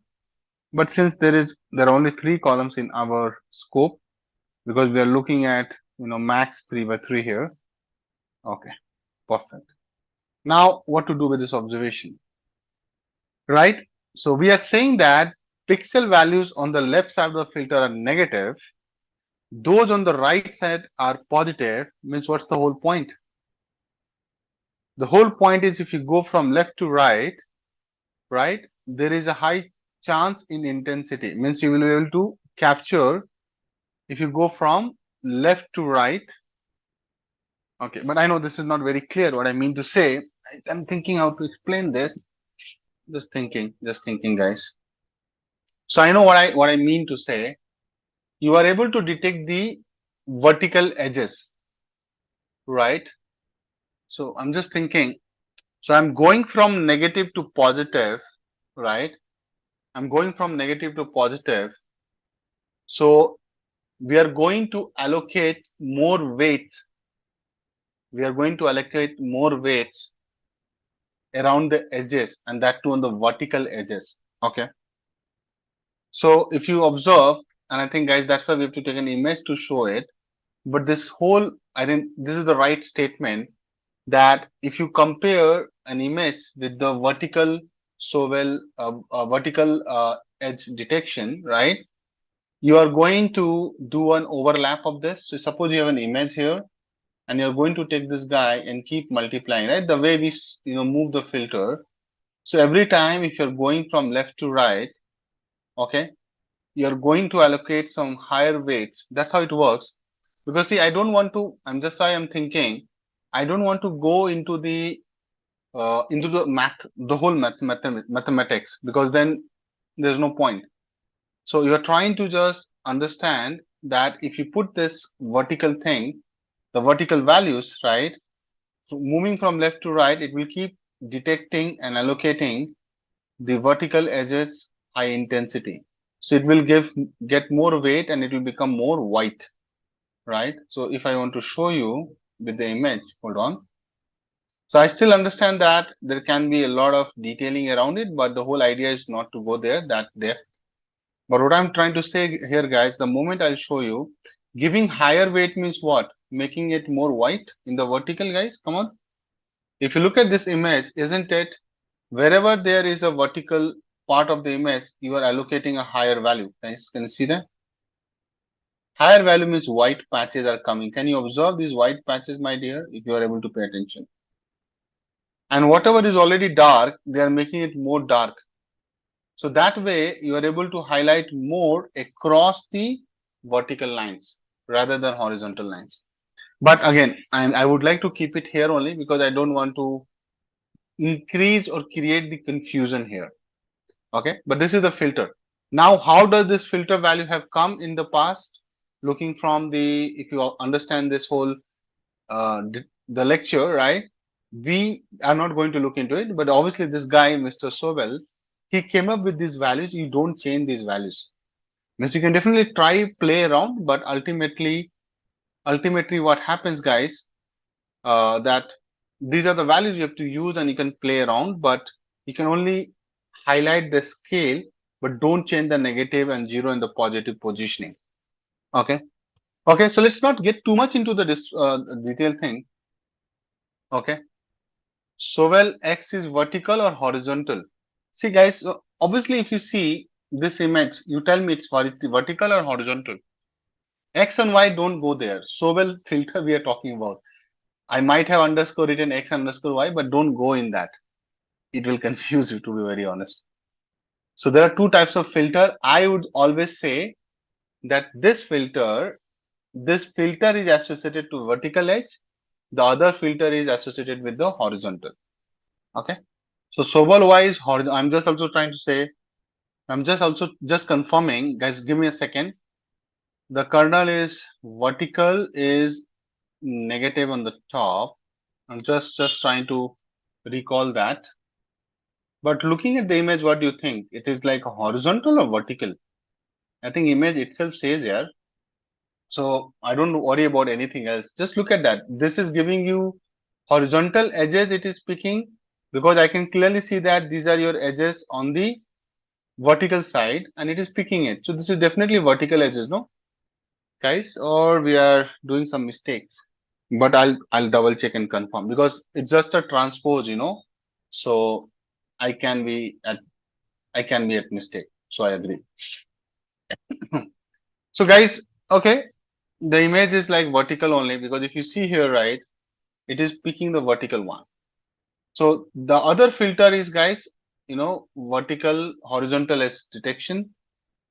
So well horizontal edge detection. I think, and some of the guys were able to find that what is the relation between horizontal and vertical. It's just the transpose, right, guys? I'm not writing X and Y just for the sake of not confusing in it further. So if you look at the this Sobel, relationship, you know that it is it, right? It's a transpose. I hope you guys are able to see it's a transpose, right? So the row becomes the column. Okay. So now this filter, let me write very clearly. This filter detects the horizontal edges. Now, why it is calling this Sobel Y? I'll also tell you the reason I'm calling Sobel Y. Because you are going from negative to positive, which is your top to bottom. Can you see this? So are you not going on the Y axis, guys? This is like Y now.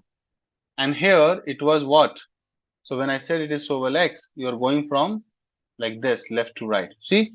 So that's the reason we are giving the notation X and Y. But in case you're doubtful about Naveen and you know something different, I can confirm and come back. But for now, I'll go with my memory. I'll back my memory.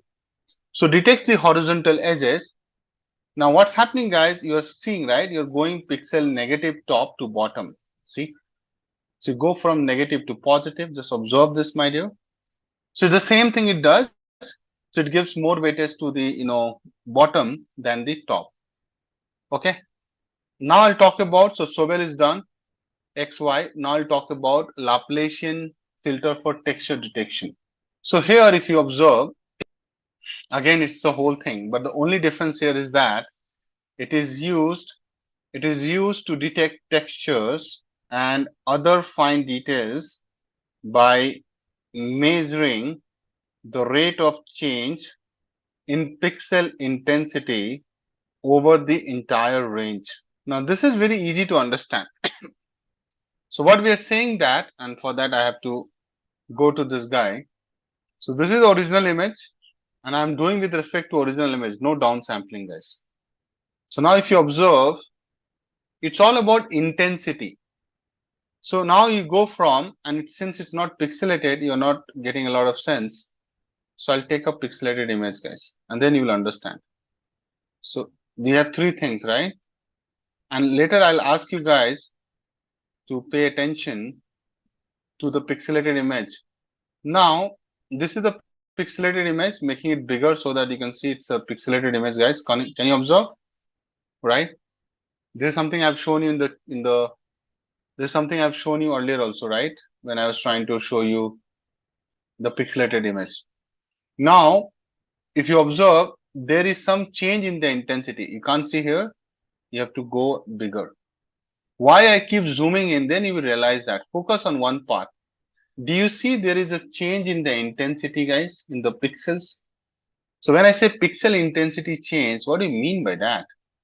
You mean by that, so, right, if I zoom in and zoom in, right, you will see that I have a better image to show you this. Hold on. Yeah. See this image, my dear, right?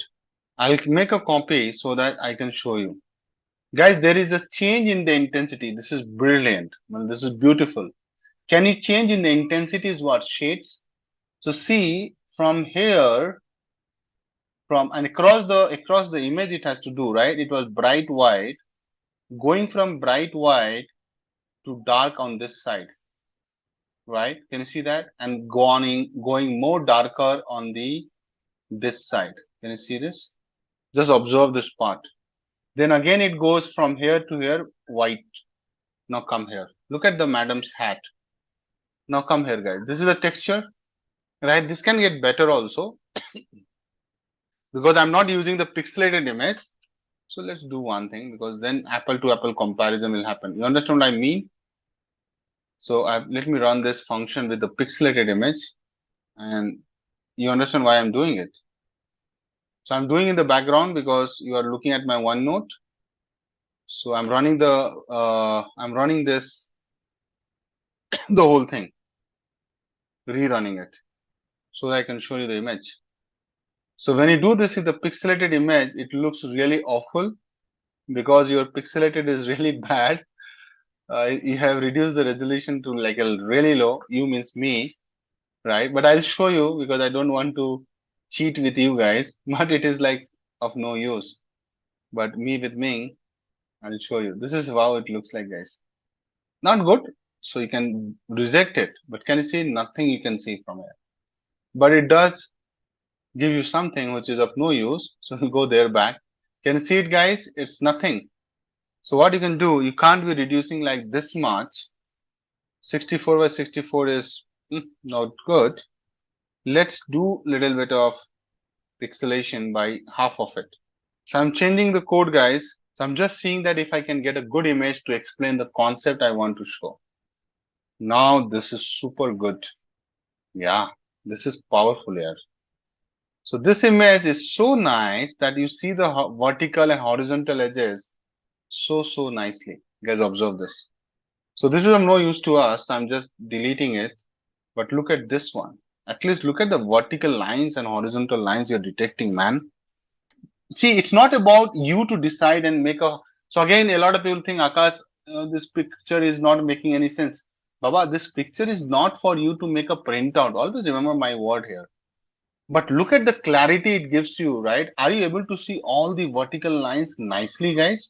Patches of white and the black, guys. See, observe this, right? Can you see it, guys, or no?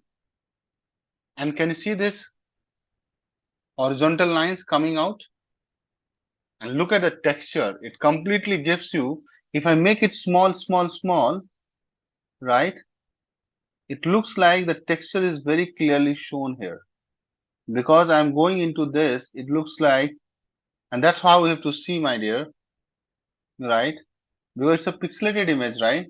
But can you see that the lady is very much, you see all this, the whole texture is very visible. I don't know how to say this, but see that everything you see here, if you pay attention on my screen, right? The whole, I can see the eyebrows, by the way. So if you are thinking that I'm just doing a blind chart, it's not blind chart. Can you see the eyebrow at the right thing? For the model, it will be able to detect. Just look at this, my dear. See, are you able to see the texture? Just see this and this image. You're able to detect the texture of the image. But there are other filters all as well to do it. But you got the point of discussion, guys. Okay, everybody? Because that's how the model will understand. You don't need to do it with your mind, right? It's all about this, right? But it can be better. So I can make it more smoothing out, right? Using that average pooling. Remember that? Can you see how does the edge detection is being done in this image? Can you believe it? So I am going to bring this qualitative image very soon, but I want to go slowly. So I want to show you. This is so amazing, right? You're looking at a colorful original image, right? You do the y direction and x direction. So basically you're doing this gradient to do the edge detection. Are you able to detect the edges nicely in this image? So everybody understand the what is the whole point of edges. This is just for edges, huh? This is just for edges. It's not showing you the, this is not showing you the anything else. This is just the edges. Clear? So it will come. There can be a lot of different types of edges. And I don't want to go into the mathematics behind it because then it will become complicated for us as a learner. And I'll also show you for the same image, Laplacian detection. See this. Isn't it better, guys, for the texture? The moment what happens, right, I take an image, it doesn't look nice because texture is not coming nicely here because some issue with the screenshot. I don't know what is happening. Well, I don't know how to show you. Can you see this image, guys? If I give you the address at your end, I don't know what's happening. This is so bad here. Means if I take the screenshot and when I paste it, it doesn't look nice to me. Are you seeing the texture looks nice? Anybody is able to see this? See the texture. You're not able to see it. I'll show you. I'll zoom in. Can you see the texture is coming so nice? Now you will see that. So this texture I'll show you with the filter, with the some also there will be some fine tuning steps, right? So why you are not able to see in my image because I've done nothing. I've just blindly applied the Laplace. So you will understand from me that okay, this doesn't work that way, but the moment I show you this, your level is getting up, right? See the texture, guys, on this. See this. I can't show you here. I'll use some. Just observe this part of the image, guys. Are you seeing this? So when I'll come back to the this madam, what was her name? Lena, right? So then you will realize that I can generate the similar texture for her. And then you will say, wow, we have come a long way from here, but this is the ground. This is the reality behind the scene. And then we will do some fine tuning and the images will get better. And why we are doing all these steps, my dear? Because the moment we have to go from here to do the detection, we will use these steps in the model building, in the architecture. Okay. Recurrent neural network, RNN. RNNs, you can say recurrent neural networks, are a class of artificial neural network. So you can clearly see that it is also a branch of this guy, designed specifically for sequential or time series data. And this you have to keep in your head. Sequential or time series data. Continuing and writing, RNNs are widely used in applications that involve a sequence or order, such as language modeling, speech recognition, machine translation, like Google translation, Hindi to English, English to Kannada, right? Kannada to Tamil. So I can talk to Srini in Tamil. Obviously, I'll miss on the pronunciation and the dialogue delivery, but I can still say some words. Time series prediction. So all those, I think almost a decade back, Google came with the translation and many more applications. So don't think they are good for nothing, definitely, but it's like a very niche area. How many you need such use cases? It's not like high, okay. I feel RNN is taking us closer to the human behavior, right? Generally, this is a question that why we use RNN. So maybe I'll write this question. It's an interview question, guys. And you know me, I keep giving you this kind of question. It's like a pro tip means interview. So why use, before I get into the depth of RNN, my question is to you, why use RNNs when we already have CNN? Could not we have used CNN for these tasks? Question. You know that as a matter of fact, CNN can't do these things, but why? CNN cannot deal or cannot handle previous history. It cannot remember. It's like Ghazni. Have you seen Ghazni movie? Amir Khan, and there's another movie, I think a Telugu movie as well, right? They are going to shoot the Ghazni Part 2. So Ghazni movie is there, right? So this Ghazni movie or Tamil movie, I can be wrong, but the guy forgets things he only can remember for 15 minutes, something like that was in the movie, right? Short-term memory, right? So when I'll teach long-term, short-term, right? LSTM, long short-term memory. So I'll be going to anyway talk about it. You love it. The Ghazni resemblance, I will bring it up. But that's the problem with the CNN, guys. Okay, that's the problem with the CNN. CNNs are really good when you have to understand the image. What is the relationship between the spatial pixel relationship? But it cannot, local speciality, right? But it cannot remember the sequence in which you have inputted the data, right? It can't remember that. So I'll detail it out for you. But a very high level, I can say that CNN is really good for any image related stuff, as you know. Why? Because it is good in handling spatial relationships between pixels, and that too, in the local relationship. But it cannot handle the sequence of the events, right? Or the sequence in which you're entering the words. Like I'm saying, hello guys, how are you doing today? How was the week, right? It does matter if I say hello guys. I'll show you. So this generally I say, right? Hello guys. If you say this is my pet line, how are you doing? Or how are you? How was the week? Now just imagine that, let's say everything is an input. So I know every character is an input. For simplicity, I'm making boxes, right? For CNN, everything like one input, and it can take in any order. So what CNN will take it, like it will say, are weak guys, hello, right? Are you getting it? You the how. Are you getting? There's no sequence. Now, if someone is saying this in the class, saying, are we guys, hello, you, the how, right? You will say, who is this guy? Is he gone crazy or something? Because you don't know this. There's no way you can, I give you a jumble of words and you make some meaningful sentences. Generally, we used to do that, right? You understand what I mean? So generally, we used to jumble the words, and this happens in some government examinations like that. So you make a meaningful sentence using those jumble of words. But who talks in that language? Yeah? Nobody agree with me so far?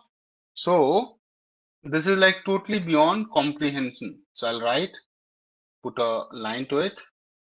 Non-understandable as there is no sequence. Okay. So let's talk about it more.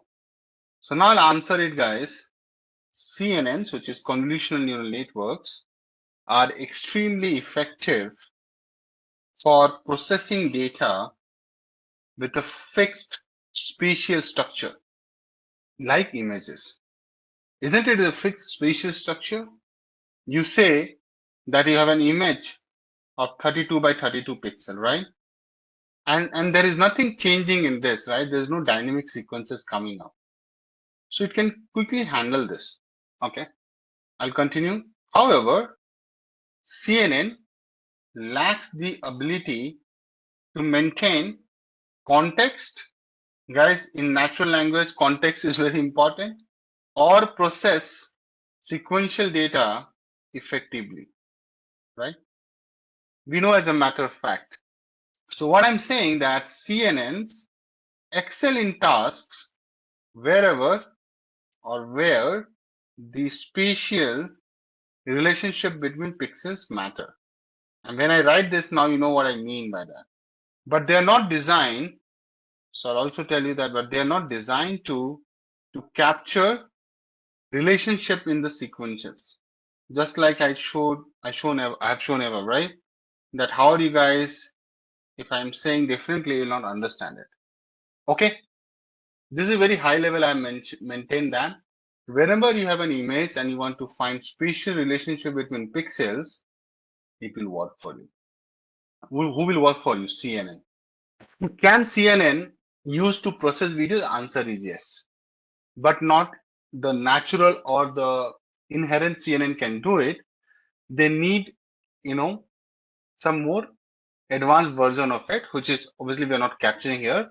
So you might have heard about 3D convolutional neural network. So you'll go, so right? CNN is for images mostly, but CNN in combination with some other architecture, it can do it. Okay.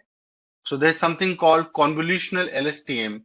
There is 3D networks, 3D CNN, two-stream networks.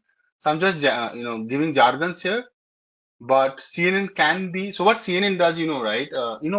If you take pictures, they're all images, right? And if you just, play 32 pictures or 32 frames in a second, it becomes a movie. You know that? It becomes a video. I think this is something a basic GK. Okay. Now, though it's going more than 32 frames.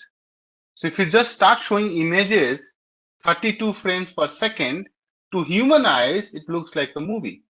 That's what I'm saying, guys. Okay, at least this is a basic definition of a video.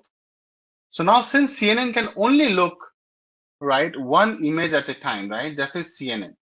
But you also need to capture the sequence of it. That's where you have to either apply CNN with LSTM or CNN with RNN, or there are some more architecture, etc., to analyze a video. There are architectures.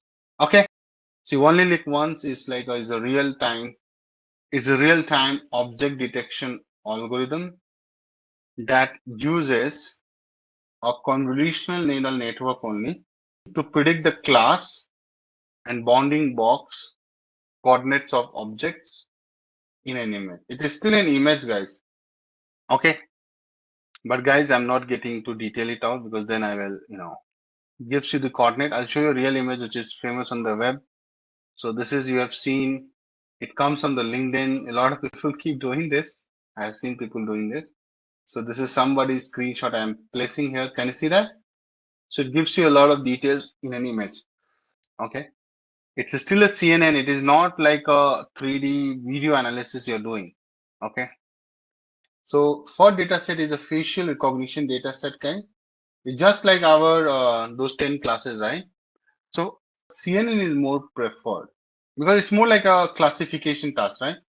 As it's an image classification task. You understood? You're not trying to box the image and find object in that, right? So that's what I'm trying to say. It's still an image classification task. You're not trying to find who is person, where is the traffic light, right? You're not doing those stuff. So you don't need yellow for this. Okay. RNN, at least you're getting a sense that it tries to store the sequence and then tells you things, right? Okay. So whenever I say sequence is so important, buddy, that you realize this. I think a lot of guys must have tried this. Have you seen this? This is coming from the Google Translation website, guys. What I'm doing here on this screen, guys, I'm saying, did you eat biryani with Amir? Right? Can you see this? It's a Google translation. Source is Google Translation. So what these guys are doing here, when I say, did you eat, right, biryani with Amir, it is trying to not only sequence these words, it also tries to remember, right? क्या आपने आमिर के साथ बिरयानी खाई, right? It has to be lexical correctly, grammatically correct. So I'm asking a question. Did you eat biryani with Amir? It's written in English, right? Just understand. This is English. But here, Amir comes in the third place. Can you see this? Observe this. Where is biryani? Biryani is in the second last word in the Hindi, right? And Amir is coming in the third place. Just observe the color coding, guys. Everybody, please pay attention. Just tell me one thing. If RNN would not have the memory, right? Do you think it is possible to write different languages having different grammatical setup? This is one of the very key thing I'm discussing, guys. Right? Different. If I just do this to Tamil and Telugu or Kannada, right? You will see biryani is switching the position. Agree or not? See, I'm not a champion of other languages. I'm good in Hindi or English. I'm doing it, and I hope you also understand a little bit more. Don't get into this controversial discussion that Hindi is the best. Every language is the best. Language is a way to communicate. So then don't take it so hard. So I'm not getting into that zone. I'm saying that did you eat biryani with Amir? In English, this is what it looks like. In Hindi, look, Amir comes here, which was the last position. It understands that it's a, so first, if you write something, did you eat biryani with Amir? There are a lot of stuff happening, by the way. So it goes through this translation, but it first understands each and every character, its positioning, its meaning, and then it generates. So it's like first it takes its, then generates the response in Hindi, saying that same stuff in Hindi, giving the right position for the words in Hindi without losing the meaning, without losing the context, without giving any confusion. Isn't it brilliant? I'm not saying that Google Translation only uses RNN and it's doing everything. No. I'm saying that I'm just making a point. Use cases like this, right? Use cases like this that definitely needs to remember things before you can do anything. Agree or not? So what I'm trying to say before I go anywhere, guys, you guys agree with me? So this is in Tamil. Now different language, look at the beauty of this. So this is Amir, the popal, the what are the popal. And this is biryani. Look at the language has changed. It's Tamil, right? Positioning has also changed. But the same thing can generate this in Hindi and this in English. You don't need to change the left side. You agree? So what it does, it not only takes this character, the word, the positioning, everything it remembers. So what I'm trying to say, RNNs imitate the function of human brain where it tries to model the sequence data like conversation, like human conversation. So there's a friend who is not happy that you ate biryani with Amir. Definitely he's not happy. That's why he's confirming. I'm just making it up. Did you eat biryani with Amir? Means he's not happy about it, right? How can you miss me? And it can identify, which is more like I would use the word anticipate sequential data in a way that other algorithms can't. That's the power it has. Oligo means algorithms can't. I don't know how many of you guys seen this. When you write something on the Google, it predicts it. Suppose I'll show you an image. Is the market going to crash? The moment I write, I'll show you. Those who are investing in market, I'm just making an example. Don't say anything. Is the market is going to crash? The moment I start searching the Google, I'll write source Google as Google Mind. These days Google can be a little tricky. Source is Google. Definitely we're using Google. So when I write something, is the market is going to crash? Understand. Is the market is going to be crash? I have not even completed it, but it has given me the top ones. How do you think it works? Right? So it can do ranking. You can say that suggestion. There can be multiple ways. So I know it can be a little misleading and confusing. Okay, guys, this is just like ranking of the search people are doing and showing in that sequence, right? I understand. But you know what? Google has this feature that auto completes it. And I have talked about it. You remember that auto completes the sentence. And that called Google Smart Compose. Agree? But it can only be possible when it remembers things, right? Google Smart Compose is one of the very good use case. Google Smart Compose is one of the very good use case for your RNN. I'm telling you. So why this is the hot topic? Because if you see now, a lot of people are searching this. Generally, people are always going to search this. I think Google Smart Compose, I'll jump to this. I realize that this is not a very direct example. So I'll talk about Google Smart Compose. There's something called Google Smart Compose. Okay. So when you write anything on the Gmail, right, it tries to predict what you're going to write and gives you some suggestion. Okay, agree or not? This is called Smart Compose. So what is with the Smart Compose, right? Google's Smart Compose feature suggests, or you can also say anticipates the words or phrases to complete the sentences while typing. Okay. You know what? As a matter of fact, it's in the data, it's in the web that it was originally Google Smart Compose has definitely come a longer way now. But the first time they built it, my dear, you'll be amazed to know it was originally built using a form of RNN. So guys, these guys are like legends, right? Using a form of RNNs.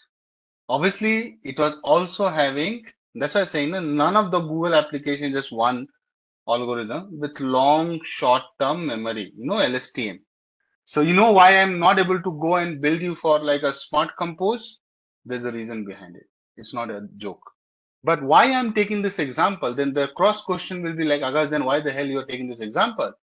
To show you that if you are an expert of this or you want to pursue something, there are some real life application which everybody is using. Like it's a real life use case. Guys, can I say that? Everybody is using it. So whenever you combine this deadly guys, RNN and LSTM, you can do n number of things. Trust me. So that's why I'm saying, this is the topic of advanced deep learning. Now you're getting deeper in deep learning.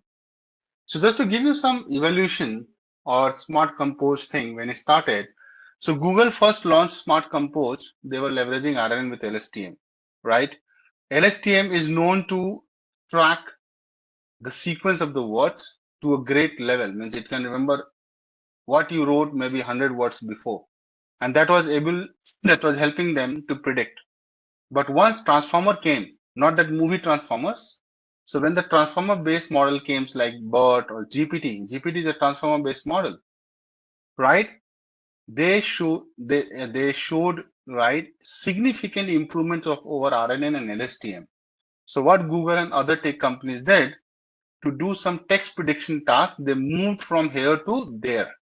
So what I'm trying to say, transformers outperform RNNs because of attention mechanism. There's a concept of attention mechanism, and that helps them to beat RNN LSTM. Okay, are you feeling it? What I'm saying? Maybe I'll also write quickly so that you don't miss on this.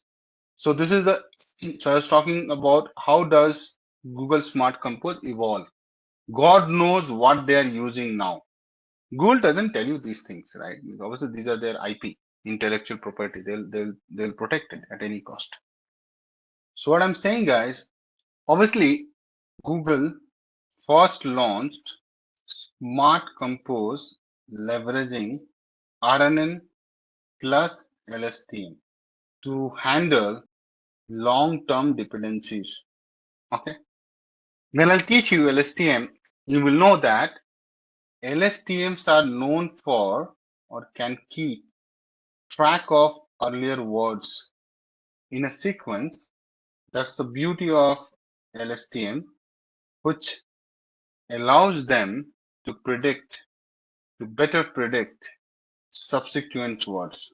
But later, as transformer-based model such as BOT, GPTs emerged and showed significant improvements over RNNs because they also keep doing research, right, to make better things. So it showed over RNNs and LSTMs, Google transitioned to using these models for text prediction. This is called text prediction task. You're predicting the next word, right? It's text prediction. Trust me, it needs a lot of power, compute power, money, and then you can do that. Okay. This is the evolution. I don't know. Transformer based model is the latest I've heard, but why don't know? God knows, are they doing some more testing on some new world of the models? Only Google can answer that. But this is a very, I would say, one of the coolest application of RNN, guys, which you are using till date. But obviously, it was initially a use case of RNN, but now nobody is using RNN. So you might be thinking, then Akash, why I'm even learning RNN, right? Thinking, na? How many of you guys are thinking on that line? So मुझको RNN क्यों पढ़ा रहे हो? Why are you teaching RNN? It's like you are still going to learn linear regression, even you want to do decision tree and XGBoost. This is the route you have to follow, right? So you're starting from like a baby here. You have to go all these journey milestone you have to achieve to be here. Now the question is that how fast you can go, right? That's you can decide as a learner. But you can't just jump. I keep telling this. We need to go through the foundation. Else you will be just knowing stuff on transformer. It will be just like a wannabe. You know about encoder, decoders, right? Transformers, you know, learning, you know, transfer learning, but you're not going to be an expert because your foundation is weak. Okay. It's not like multiple people are writing the same mail reply, right? It's not multi or parallel thing. I think it's more on accuracy, the kind of prediction they're doing. And obviously, LLM models have attention mechanism, right? Those transformer based or GPT models and now LLM models. So they have better ways of handling that. But these models are having more control on the context. They can keep more history. They can better use that information for prediction in the text prediction use cases. That's how it is better. So now you see when ChatGPT also came, now it is able to frame its sentences like human beings does, writing like a human, right? But obviously it took a lot of training, a lot of work. But now the GPT models are the latest available to human as an application where you can actually do anything. You can just copy your mail and say that, can you reply to this mail? And it will do a great job. I've tried those things. So obviously I'm not getting into the details of how is it better because that's not the scope here, but it's a big discussion. Can't start suddenly, but definitely it's better. That's why it is replacing the older version of it. RNN. Is transformer based on RNN? No, transformers are not based on RNNs. So it's like a pre-trained models, right, which can do parallel processing, having the attention mechanism, and they do not rely on sequential processing. But no, transformers and RNNs are two different things. RNN follows sequential processing, transformer does parallel processing, and there are other things. Okay. Okay, let's move ahead. I think it was a good discussion on RNN. Okay. Guys, I'm more of an application kind of person, right? Means I'm not the guy who know everything, to be honest, but at least I will be knowing what I am to teach. So it's a vast thing. It's a vast world, but yeah. I don't know how many guys are aware of this, but Grammarly is another application. It understands your use case. So these are some plugins coming from these companies, Quillbot. I'll give you the links so that you know that, okay. So Grammarly is something you must have used. Quillbot. So I'll give you the link. So Grammarly has become a big company. Now they must be using some OpenAI kind of stuff. So don't worry, but I'm talking about the Grammarly when people were, trying to do this mail check and all. It was integrated to the Outlook. So now they're publishing their website like this. That dude, we are doing a lot of stuff. What do you know? So obviously every company is developing their research. So they're saying now they're using responsible AI. I'm damn sure they're using instance of ChatGPT or OpenCV. They must have trained. It's like their AI writing partner that helps you to find the words, the tricky words. You want to write a mail like an aggressive manner, right? And the Quill bot is something I'll show you also as a hands-on. Hands-on as like a use case I'll show you through. So Quill bot is also very famous. A lot of companies are using this, right? So it will fix your grammar issues. Yeah, you can write better English. So you can do 8 tools in one platform. I'm just giving some screenshots. So that's why. So it can do grammar checker. So you can increase the fluency, fix mistakes, prevent plagiarism, right? This is amazing, huh?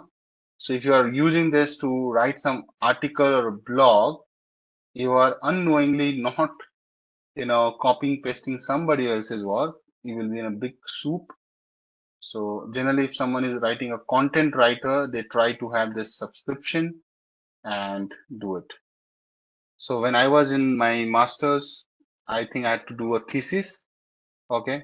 So they give me a plagiarism checker. So in IITs, right, professor will validate your answer that you're not just copying pasting somebody else's answer. You know that as a matter of fact, any good colleges will they do this, right? So that they don't, because your professor name is also stamped on your thesis.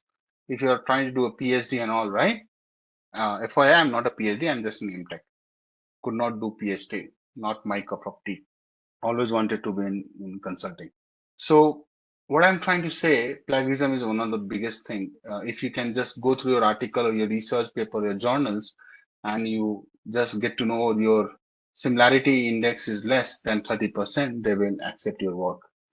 Analyze text, summarize text, citation, translator, flow, right with AI. So I'm damn sure this is a new addition. But yeah, I also wrote them an article saying that, or like a mail that, can you give me a free version of this? They're like, sorry, Akash, who are you? So I'm damn sure when I become famous, little more famous, then they might come to me and say, please use our services. Okay.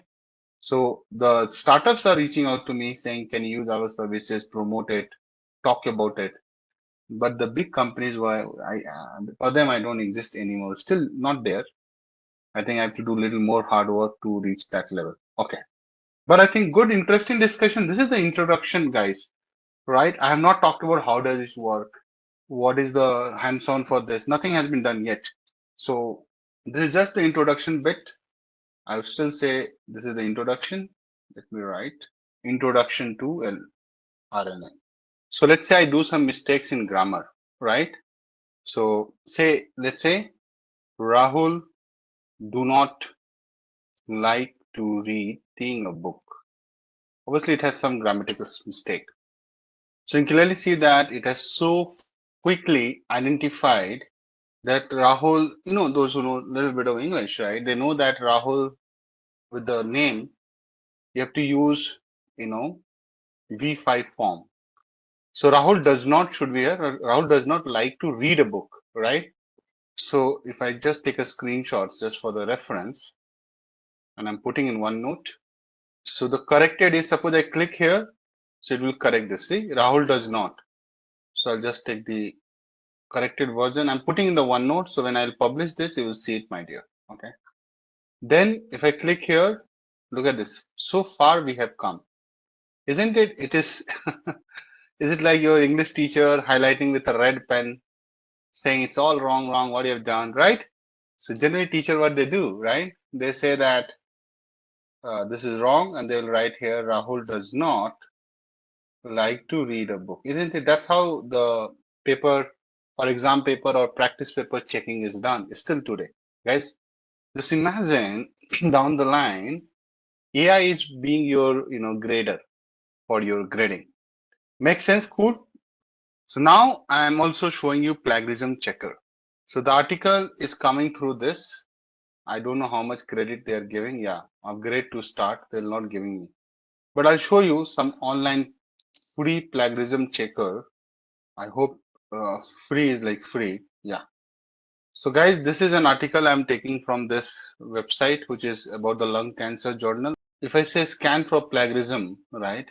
Grammarly is looking for, see, it's saying no plagiarism found. First of all, it's fully plagiarized. I don't know what this idiot is doing. Sorry about it, but I don't like this. But not every tool is good, yeah, for plagiarism. So this is completely coming from this website, guys. Let me show you. So how can not be plagiarized, right? Someone who is like R. Pandian has written this article. The whole thing I copied pasted. Okay, let me try this. So that's how you cannot just go blindly and take any of those application and trust it fully, right?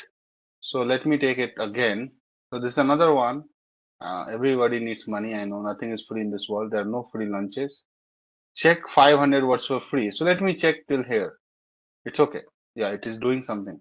But right? Even in this application, you need your tool to understand things, right? Or at least able to compare text on the web through this, right? Agree? See, and this is so nice. At least better than Grammarly, right? It's 100% match. Why? Because it has to be, no. I just copied and pasted it. Just see, it's 100% match. And if I click here, it will give me the link to this article. So let's say go there. I say, okay, this is the same guy written this. Although I took it from sciencedirect.com, it is telling that it is coming from some Harvard, right? A very good paper. Very good paper. Did you like this use case? So it helps you to unknowingly, obviously nobody is able to mimic everything, but even if the percentage matches 50%, you will be in trouble. Okay. Text summarizer. So you can take this, the whole thing. I think now you are using Chat GPT, so you know that the whole text can be summarized. But here, this you can also do it. You can say that summarize this.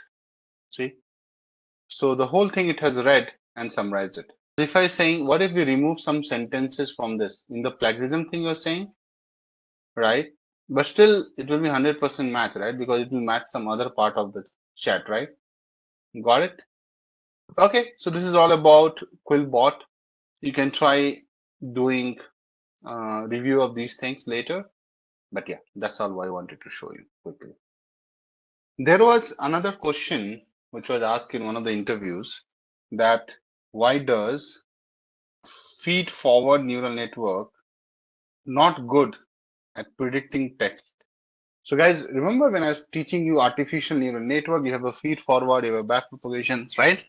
So question was mostly on that, why it is not that good or it is not at all good.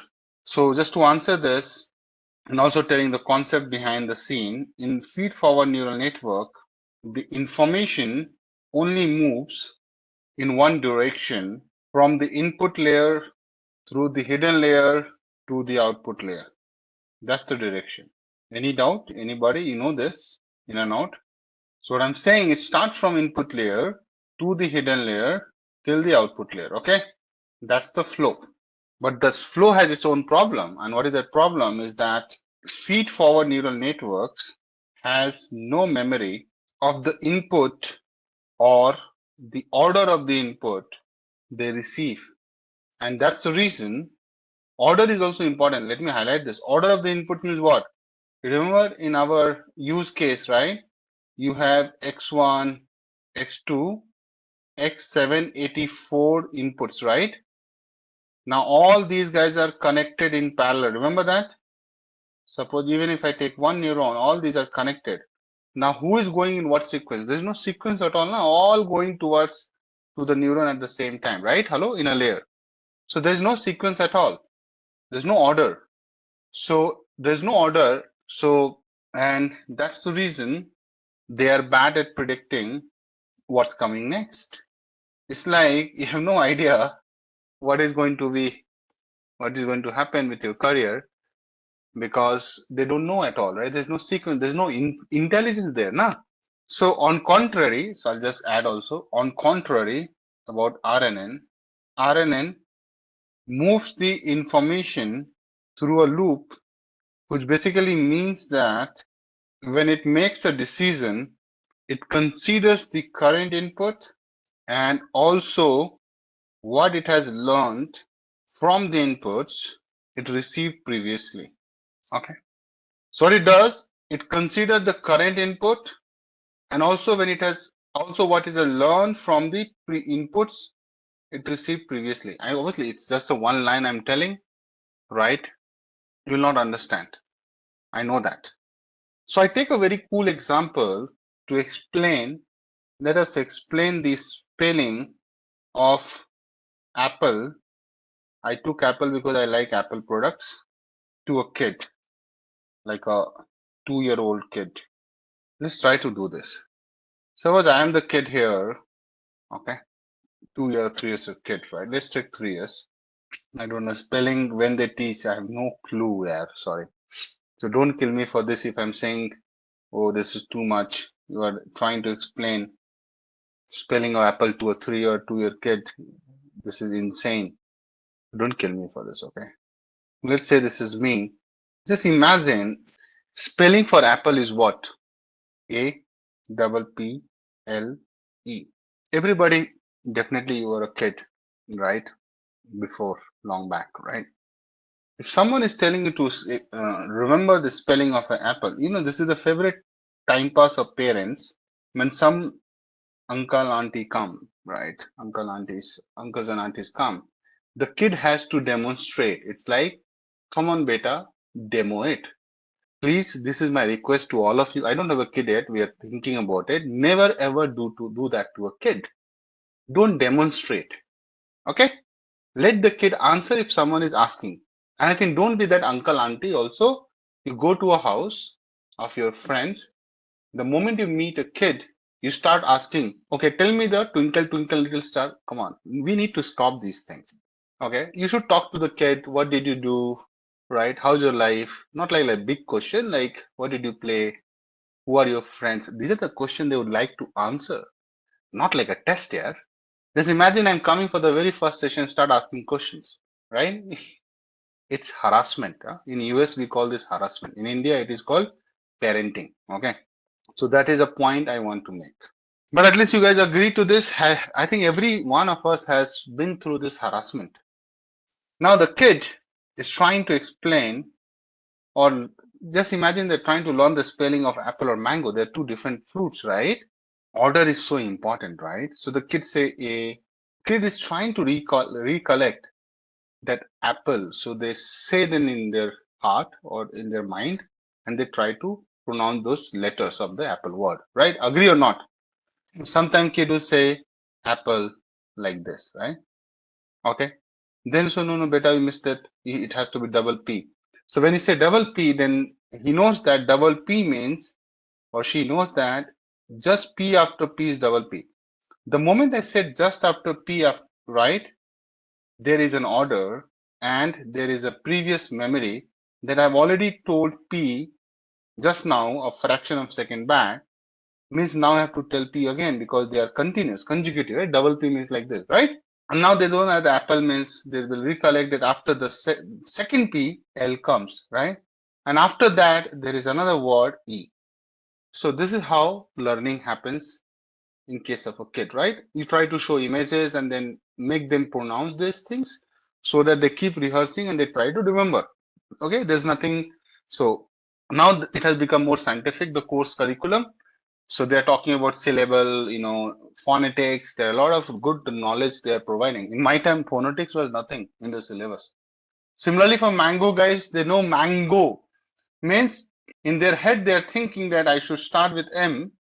Then they try to recall what is the next. Then next, isn't it a kid is trying to predict? Not literally predict because they're not using RNN model, but the kid's brain is trying to think, right? And that's why sometimes it's a tricky spelling. You also get stuck, isn't it, guys? So if I ask what is the spelling of a champagne, how many of you guys write it correctly without doing any cheating? So kid is thinking about these orders. You know what is the spelling of champagne? So this is the spelling of champagne, right? If I can be wrong, but I think I know it's a tricky spelling. I think I missed a A, right? No. So champagne is right. It's not a easy spelling. So a lot of people have, so I have missed A, I know that, but a lot of people, they miss this. They write chimpanzee. But let me give you the Google search for it. Let me search for you. This is how champagne is. So now if you tell your kid, maybe 8-year kid, they might also struggle. Don't take those spelling bees, those kids who are too good at spelling, they spell like this much long word. I'm not talking about those kids. We are not those kids. We are normal guys. Okay. So champagne spelling is something, right? A tricky one.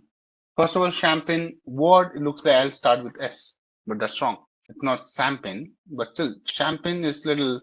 So those who have good phonetics, like I think the South Indians have good phonetics than North Indians. They have good. Their language is more difficult. Huh? You guys agree? Than all the North Indians. So the language and most difficult language is Surinese language, or next to Malayalam, right? So Tamil and Malayalam are the most difficult ones. The most easiest one is like Telugu and Kannada. Kannada language. The Kannada who speak Kannada is most easy compared to Tamil and Malayalam, right? Telugu is also fine. Okay, but trust me, the most easy language to learn is Hindi because I don't know what is the reason. It's because of the movies. What is the right reason to say that? Or it will be the language is simple. Obviously, Hindi is most simplest. Hindi, Bengali is also simple. Odia is also simple. But because of movies, Hindi is like prevalent in all the parts of India, even in the northeast. Okay, so I don't want to go into controversy of Hindi and all. I respect everybody's language, culture, rituals, right? And I have a strong feeling that if you're living in Bangalore, you have to behave like a Bangalorean. If you live in Tamil Nadu, you have to behave like a Tamilian. Then you are being true to their culture, right? Don't try to disturb the majority. You know what I mean? So behave and respect. So suppose, right? I don't know how many of you agree, but I'm making a point. So you are just one segment, right? So then you can't be like saying that, okay, you practice what you practice, but don't try to superimpose your concepts on somebody else, right? That's not accepted. Okay. Yeah. So to be honest, in Bangalore, Francis, I don't know, have you been here or not, but Bangalore, everybody speaks Hindi, even the Kannadiga. So that's the reason it's very tough to learn language a little bit. And now in Bangalore, even everybody is speaking English and all. So you're living in Bangalore only, right? So you know that. So either English or Hindi. If you're practicing Kannada language, sorry, keep saying Kannada, but Kannada is the people and the language is Kannada. So Kannada language is not tough, but you need some intentions. I think my kids will be able to learn it. So I can tell that. Okay, moving on, guys. Guys, working of RNN is not easy to understand. Okay. How to explain RNN working in a simple way, right? So, I feel how many of you are like a avid reader? Like you read a lot of books. I like to buy books. I don't get time to read books, but I like to read books. I have all the good books which I need. So when you're trying to read a book, right? Let's understand. This is a very cool example to understand the working of RNN. So suppose imagine a person who is reading a storybook like Panchtantra or any other books, whatever you like. So every time you read a book, right, you start reading each line and you try to also remember what happened in the previous line. I'm talking about us human beings, right? You're trying to remember what happened in the previous line so that you can understand the next line better, isn't it? And what I'm talking about books like fictional books or Panchtantra ki kahaniya, right? These books are amazing because the story is so tight that you remember things. Like even I remember that Hira Moti Do Bail The because I studied that Hindi, right? Uh, I only read once Chitrakatha, Chimte. There was a movie. There's not a movie. There was a Eidgah or something where the guy buys the, chimta. Chimta, right? In Hindi we call chimta to flip rotis. I don't know. Those who have been in my peers to know this story. Eidgah. I forgot that. buys Chimta. No, yeah, I know it's Hamid. So yeah, Premchand Eidgah. Yeah, I remember the name of the story. Yeah, so proud of myself. So just imagine, I'm older, so still I remember. So Hamid gives the chimta, that's the tongs, to his grandmother, and she felt shocked and started beating him. Right, but later she got emotional. It's a very powerful story. If you have not gone through this story, Munshi Premchand, he is from my place, right? I don't know those who study Hindi. Those who don't study Hindi or they don't know Hindi, so you can always say that. So he is from North India, UP, Banaras, right? So definitely Godan, Kafan, what a story, man. So suppose you're reading a story, coming back to my example, I got carried away because that's the impact. Isn't it? You try to remember the previous line, what happened, right? You try to sequentially understand what is happening so that you don't lose the grip. It happens in movies also, right? You go and watch a movie. If the story is not tight, the narrative is not that tight, or it also happens for the classes, right? Suppose I keep jumping here and there and haphazard manner I teach you, you will not be liking me as a trainer. Agree or not? Come on. So I try to go so sequentially that you connect the dots. You are able to connect to what I taught earlier with now. That's where the learning is enriched. It's immersive learning experience, right? So when you go to IMAX kind of theater, who definitely they charge a lot of money from you, but end of the day, you like to watch movies in there because the experience is mind blowing.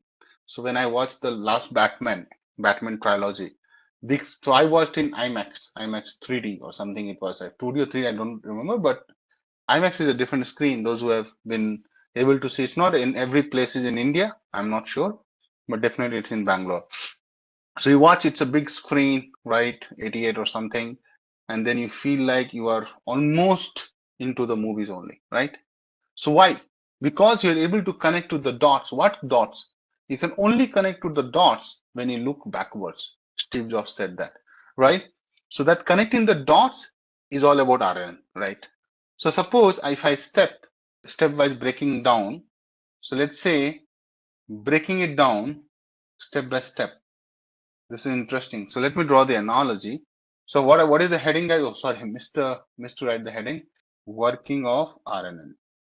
Let's start saying that, let us think, or let us say RNNs as a person reading a book, one line at a time. That's how kids read a book. So before you go and read a book, isn't it? You go in step by. What is step number one? Step number one is you read a word. Go slow, huh?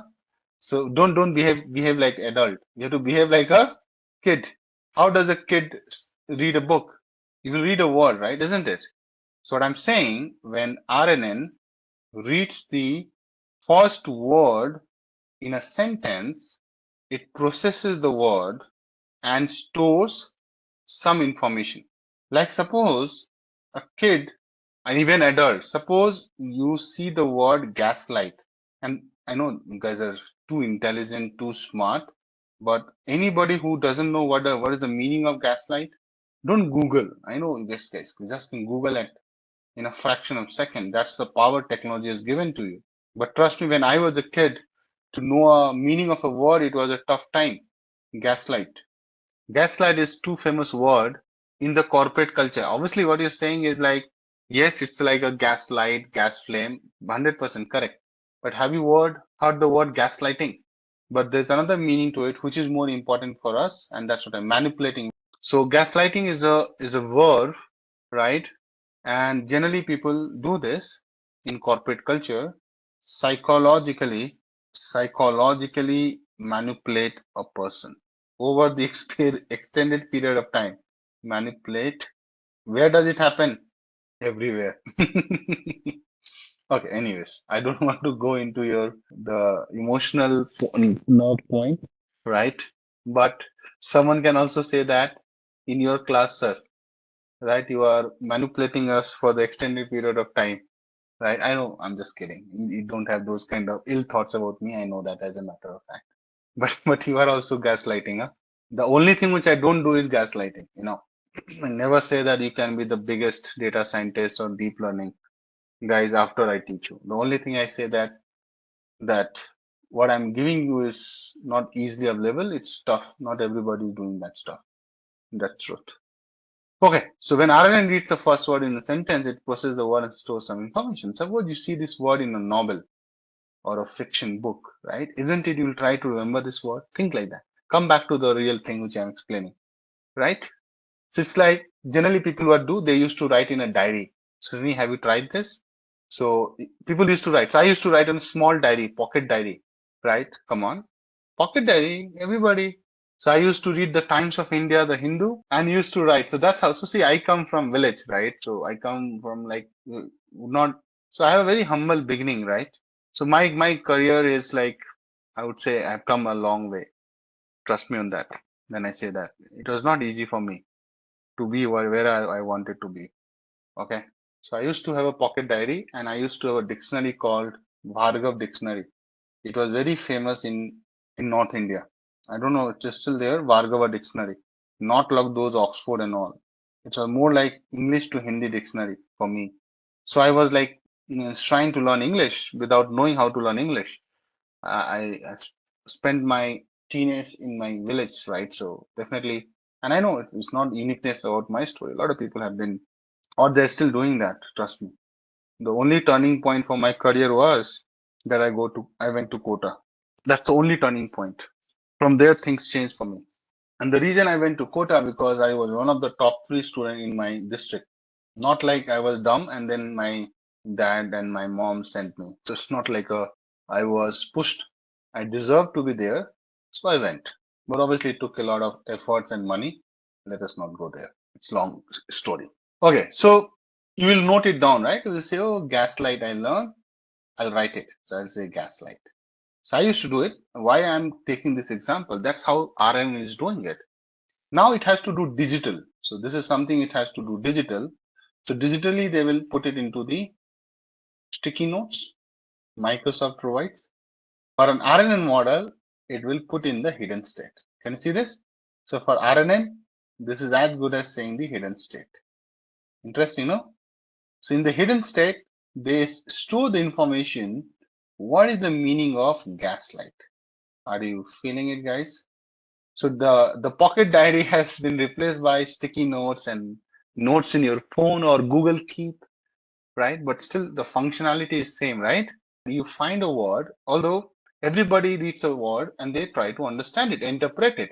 So to understand it and store the information in the hidden state, I missed to write hidden state. Thank God I saw this of the model.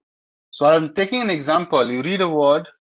Obviously, we are putting in our brain also, but we are trying to take it for sure, right? Brain can make you miss. Model can't miss, right? You understand? So that's why I'm taking this example of pocket diary. So this pocket diary used to write. I'm damn sure some of the guys are still using this pocket diary. Still, we are living in the digital world. I said that in digital world, now this has become in your smartphone as a sticky notes on your laptop, right? Guys, everybody notes down, right? Some task to-do list, which I'm saying that in RNN sense, it is going to be in hidden state, right? That is, so I'll write a note. That is your way of storing information. So I'll say hidden state is the RNN's way of remembering what it has seen so far. And don't worry that it will only store one word at a time. No, it's not like that. It stores a lot. What is the next step there in the or working? Step 2 is after reading a word, I would say reading the next word. That's how you read. Just imagine you are like a 5-year-old kid, you're reading a big newspaper. You'll go word by word. Try to close your eyes and resonate with what I'm saying. You will say, Akash, you're making a lot of sense. Because I'm trying to jot it down the feelings of what you have already done. Then what happens in terms of RNN? Then RNN. So I'm drawing a parallel universe or two worlds together that you're reading a book and you're imagining, and I'm trying to use RNN to explain. Can you see the brilliant way of explaining RNN? I don't know if you appreciate or not, but I'm trying to explain RNN while making you recall what you were doing, like reading a book. You know what I mean? Okay. So then the RNN moves to the next word. That's how you will do. And it updates. This is interesting. Its memory now by combining what it remembers in the hidden state with the new word it just read. You know what I mean? This combination helps the RNN understand the current word better. You know what I mean? Step 3. So what I'm saying, guys, RNN continues to read. Now, obviously, the kid will not keep doing like one word at a time, right? RNN continues this process. The kid will continue to read the book word by word, understanding it, and updating its hidden state each time. So it's like a loop.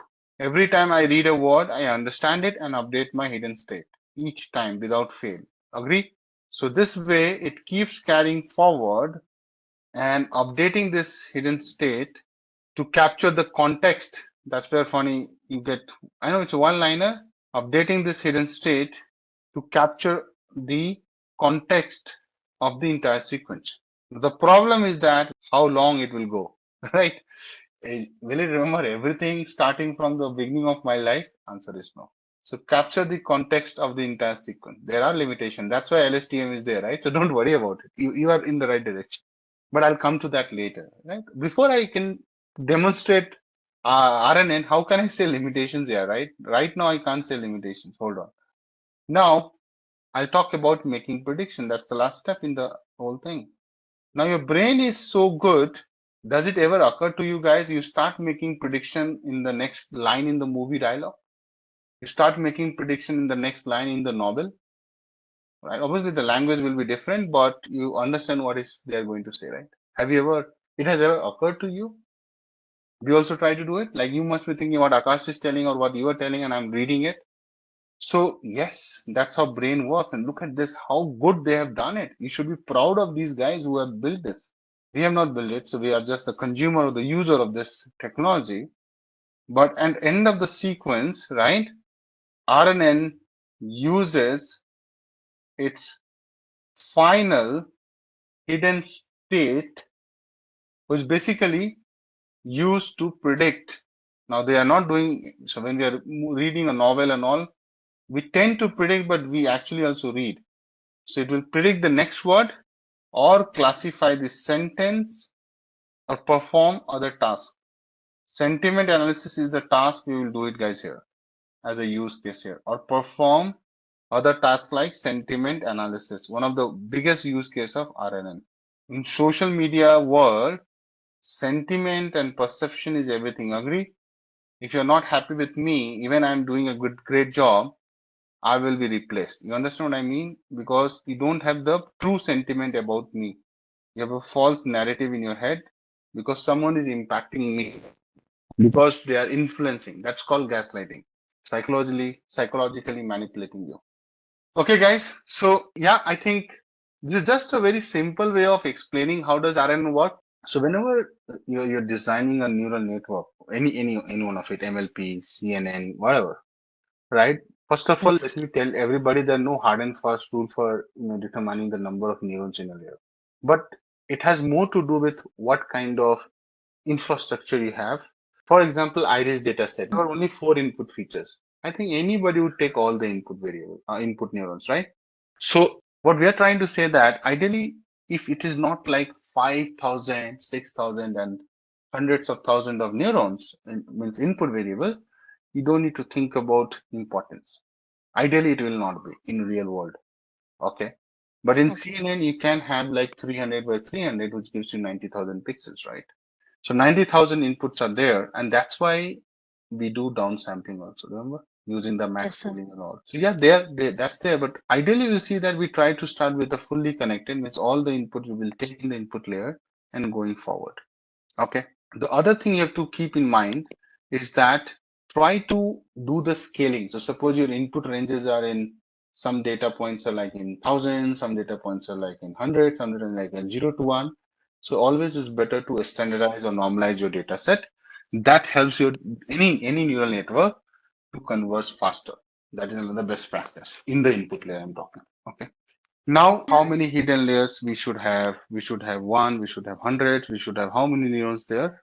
So there's no rule as such. Again, I'm coming to that. But idea is that at least the thumb rule says that you should take input neurons and output neurons ka average. So for example, if we have, generally we use, and again this is like an empirical formula, that suppose I have 700 neurons coming as input and I am dividing. So take that example, no, MNSIT data set. So 784 inputs, output was 10 classes, right? Okay. So anything which is average of these two guys, okay. So, you know, 2/3 size of the input layer or half of it. So 350 neurons you might be having in the hidden layers. Now you know that I have not taken 350, I have taken 8 or 10, right? Because I don't have the power, I don't have the infrastructure. But ideally, I feel that for a MNSIT data set, people start with 16, 32, 64 neurons and they stop it because of the computational challenges. But ideally, in the best practice, we have a big machines, you can take 50 to 200 neurons. Again, I'm saying there's no rule, there's no formula someone can give you that, okay, these many neurons you have.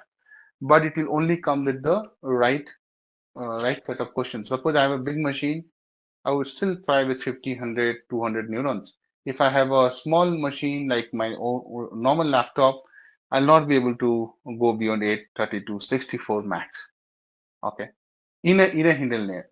Because it's just sequential transformation, right? So you can have more hidden layer, but within a hidden layer, number of neurons, you have to be very smart about it. Ideally, I start with 8 neurons. You will see 8, 16, 12. Okay. The best practices is that don't do underfitting, don't do overfitting. How will you know it? You will only know it when you run iteration. There's no other shortcut. That's why you have to keep iterating, keep thinking about it.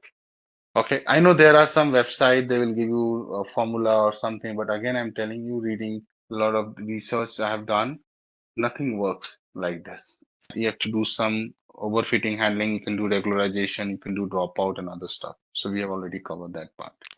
So, images can be noisy, and I think I want to show you one quick screenshot.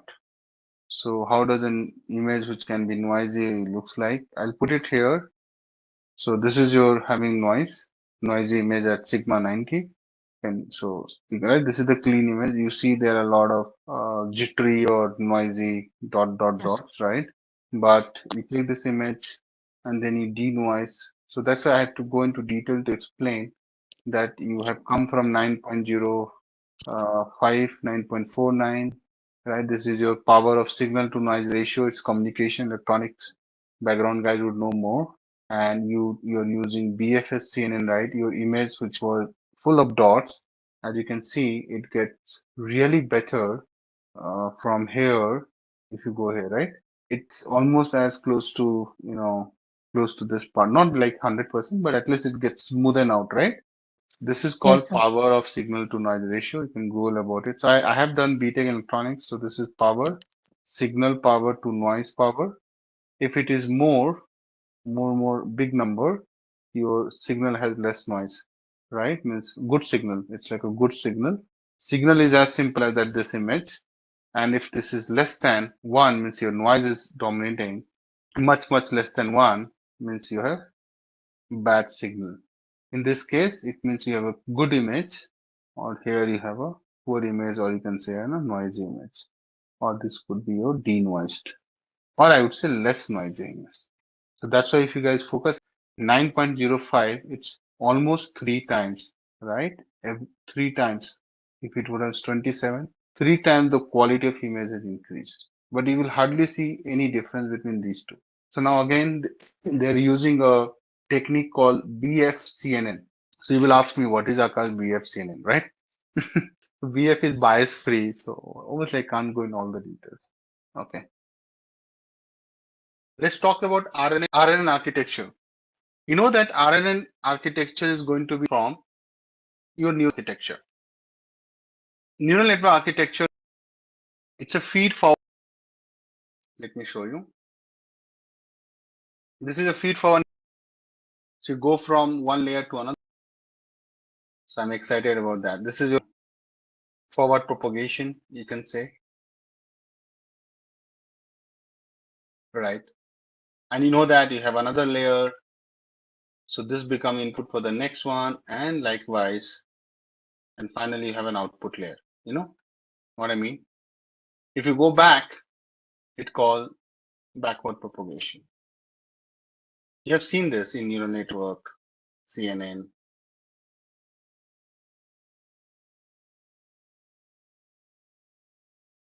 So you know that when you are going to do forward propagation or forward pass, you predict. This is your prediction phase, right?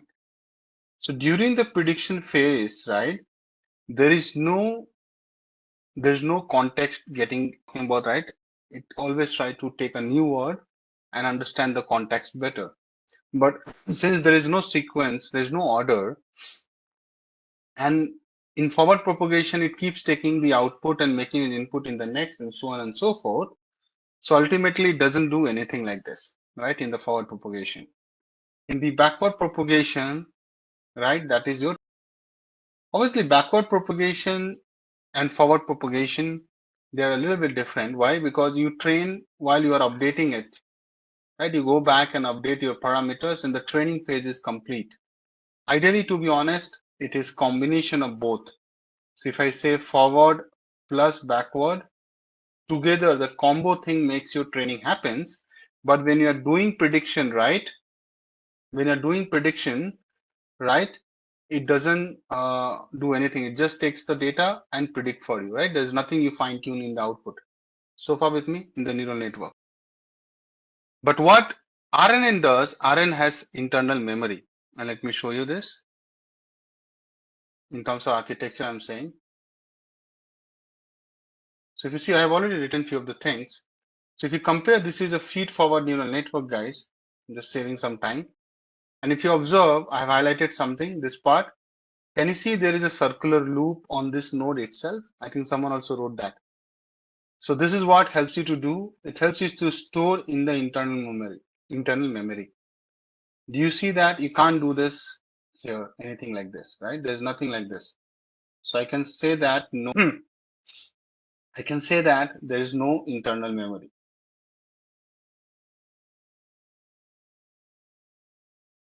So that is the biggest difference in the architecture itself, right? Okay. So what I'm trying to say, my dear, is something which is having everything. It has a hidden layer, but you know, it also use output to store. Okay. So I'll show you one architecture. Just pay attention.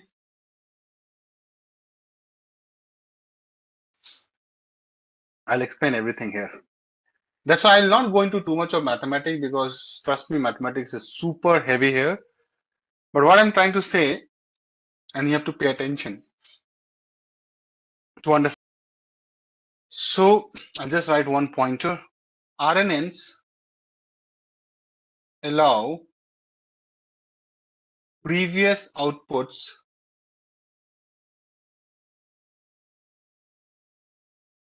to be used as inputs here. So here xt represents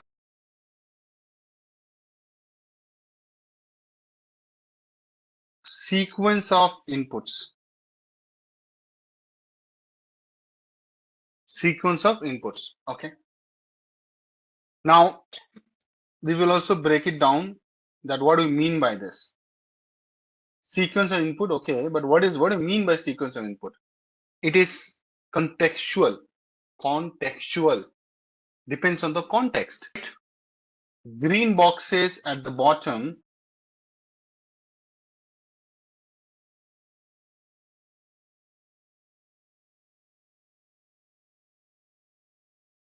denote the input sequence. Sequence. What yesterday. Now we are labeling as what? So this T is like what? X1, X2, so on.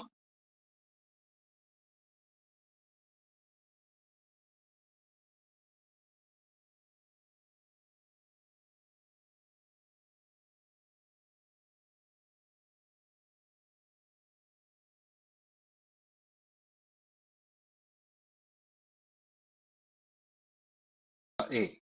So green box input sequence. This sequence can be as simple as that. Listen to me. Input is a sentence. If I say input is a sentence, then each X T could represent a word or a character. Are you getting? Could represent a word or a character. Right? Sequentially it will go. I'll also take an example. Don't worry about it. So now you understand. I will elaborate this diagram now. Moving on. Second is what? Hidden states. Hidden states. See, hidden state will be there, right? Hidden states will be there. Hidden states, we are saying that the blue, can you see that is what? Let's say in the diagram, blue rectangles in the middle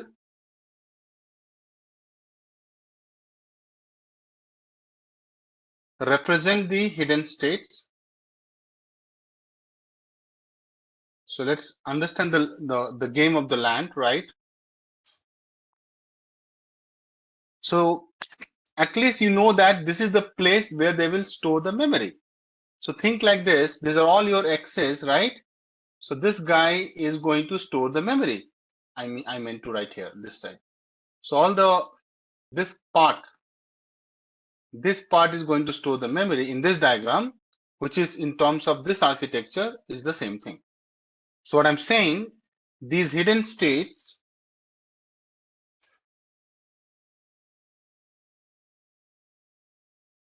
maintain the memory of the.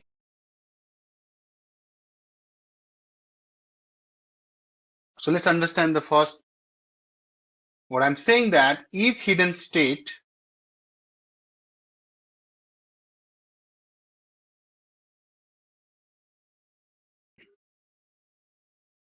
A T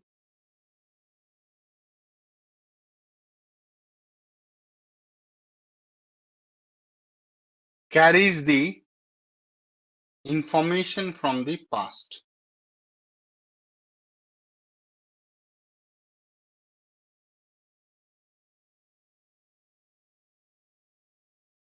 Past inputs up to the current step T.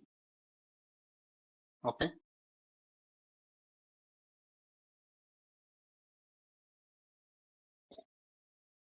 So what I'm saying is that in a basic RNN setup,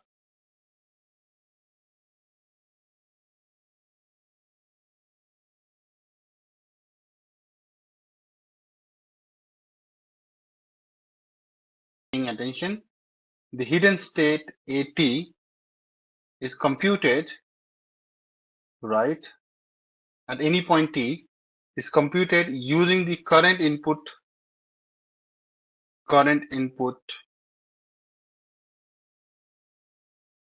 X of T and the previous hidden states. And what is going to be the previous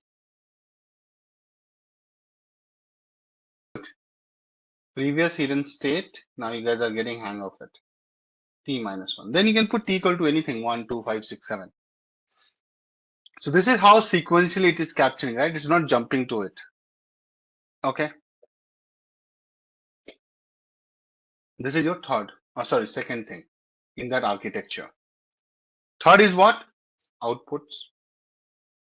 Notation is telling you loud and clear. I mean the green, the pink boxes. So pink boxes are like your output. Okay, I'm talking about this one. Here actually they are calling red boxes, but that's fine. So let's write. So red boxes at the top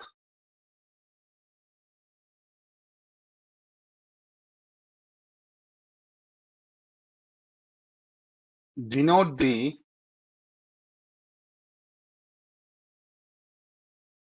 outputs of the RNN at each time step. Okay. Labeled as Y1, Y2, Y3, and so on. So I'll show you again. Look at this architecture. Now it makes sense. So what you're doing, guys, apply your AT-wala method. So Y1 is going to be what? Taking the current input and the previous hidden state, right? So it will be what? X1, taking the previous 1 minus 1, A0, getting the Y1, okay? Then this Y1 is going to get stored here. So when the next time you do X2, it will come A1, taking the previous and using X2 as the current input. It is already capturing what happened here, right? And telling you this, and then it keeps moving on. Make me, and that is I love ice cream. At least everybody loved ice cream when you guys were kids, right? Let's say this is a sentence. Hello. See how, okay. So I love ice cream. Ice cream anymore. Yeah. Okay. So the first thing, guys, if you see here, what don't say cream, guys, it's coming from left to right. So processing the first word, which is I. Okay, first word I. What will happen here? Now to process this, RNN will start with some initial hidden state. Generally, it will be set to some standard random values, right? You remember that? It can be as simple as zeros also. Then I will be passed into the network. RNN processes the word I and updates its hidden state A1 based on the input I. Okay, so I'll write a few things so that you don't miss it later. So I'm saying, guys, number 1 point, RNNs starts with an initial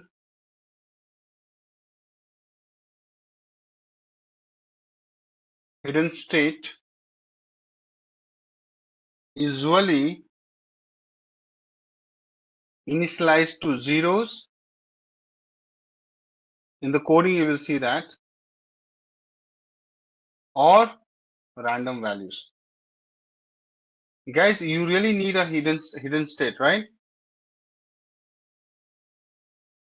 So you need A0, okay, for the first input. Don't worry.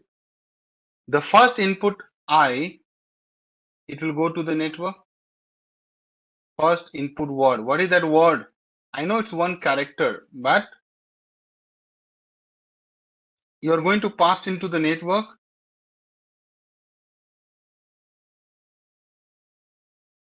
Now network processes this word. RNN network will process this word, right, using this blue box, which is your what? Remember, no, blue box is your hidden state. Using the initial and the input, it will process it. That's how it works. And store it in the memory. Now this seems like a black box for you guys, I understand, and we have to keep it like this. RNN processes the word I and updates its hidden state. Now you might be curious that I'll try to go a little more deeper, but I am skeptical about it. Need to keep it as per the syllabus. So you're going to make this learning happen. So we say that hidden state. Sometimes no literature also write A1 or H1. So both are correct. Don't worry.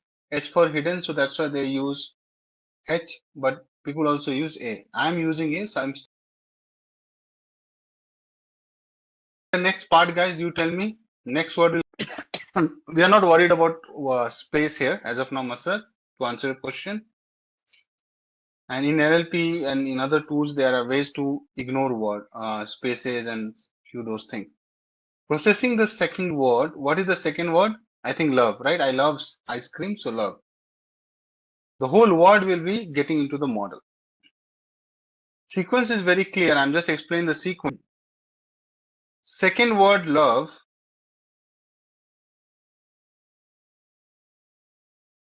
is passed into the network, which is your RNN network,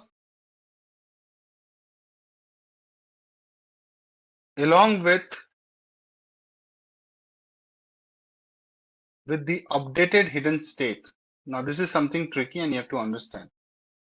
Guys, remember when I started the hidden state, it was initialized to random values of 0, right? See, usually set to zeros or random values. When this first process was done, hidden state got activated or updated with the word I. Clear, no? So what it's saying, second word love is passed into the RNN along with the updated hidden state, and that is your H1. Or we also write A1. So what I'm saying, I'll go and see in the show in the diagram. Here you had brought I, good. This is your love. So what happened? I is already being captured here. Now the next time this I will be going along, please pay attention. Or I'll use different color so that you don't miss on it. Are you able to follow what we are doing, guys? This I is already captured now. It will go there. So next time when you go here, it is already having what what is already updated in there. I love, right? So then the next time you will see, it will see ice. So I love ice. When you go next, it will become I love ice cream. Clear? Sequence you are able to understand. I know you have tons of questions in your head. How does it do it? What is the science behind it? Ideally, when I say science, it's the maths, not the RNN uses the hidden state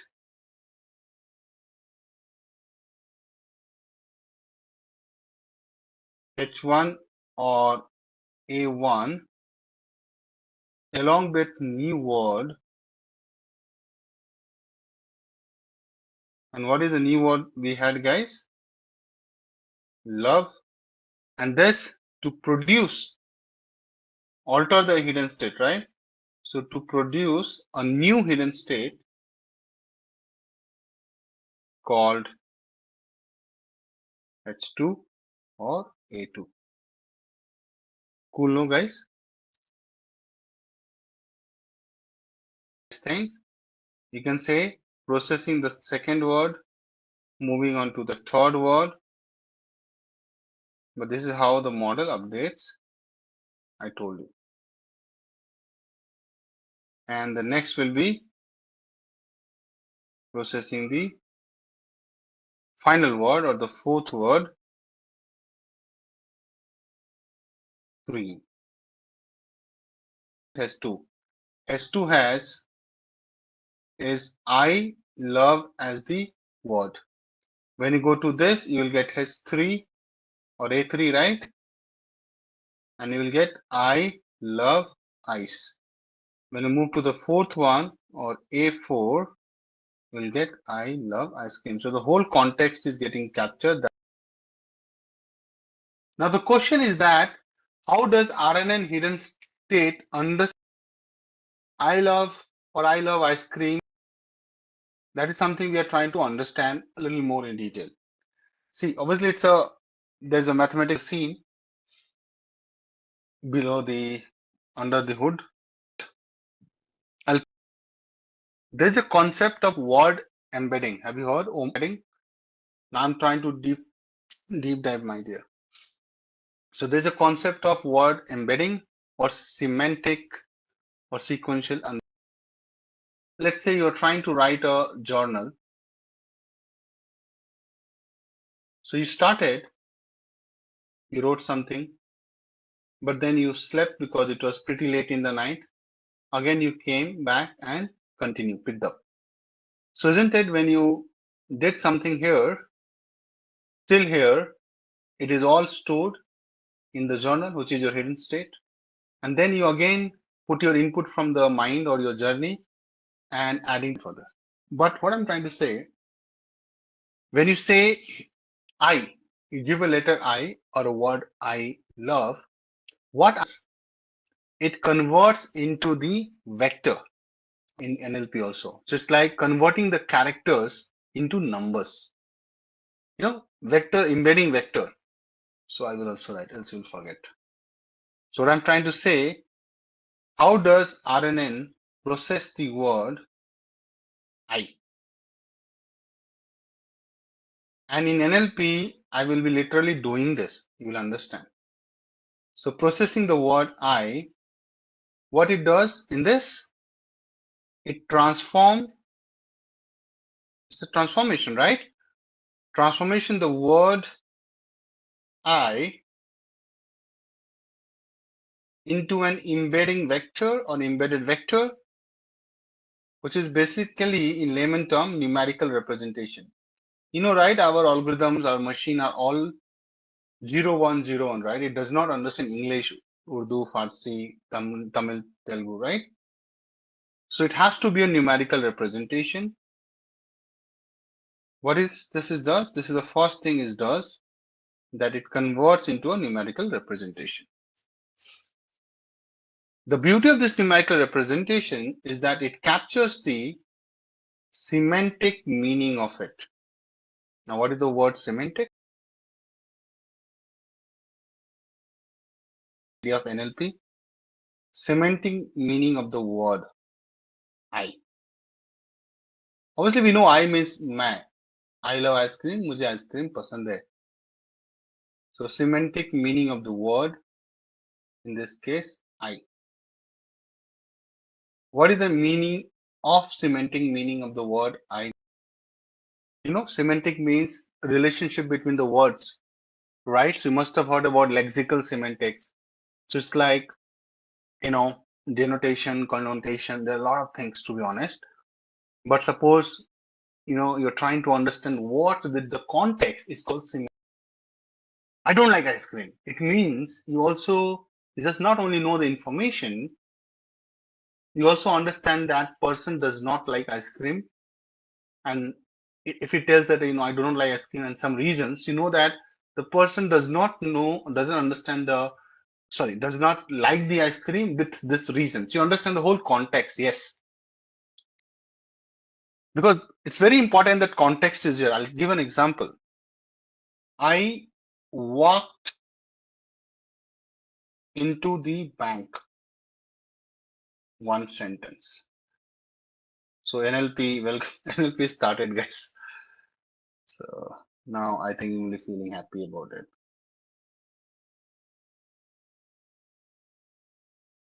Sentence 2, I walked on the bank of the Ganges. Now you understand the same word bank has two different meanings because context is changing, right? One is your financial institution, right? It's like more like your bank, PSU, private, but it's an institution. And this means side of the river. Side of the river. Agree, no? So this is what we mean when I say captures the semantic meaning of the word. Although I here is very simple, there's no confusion, but this is what you have to see. Semantic, I'll also write one liner so that you don't miss. Semantic refers to the meaning and interpretation of the word, meaning and interpretation of the word, and it can be not only word, it can be words,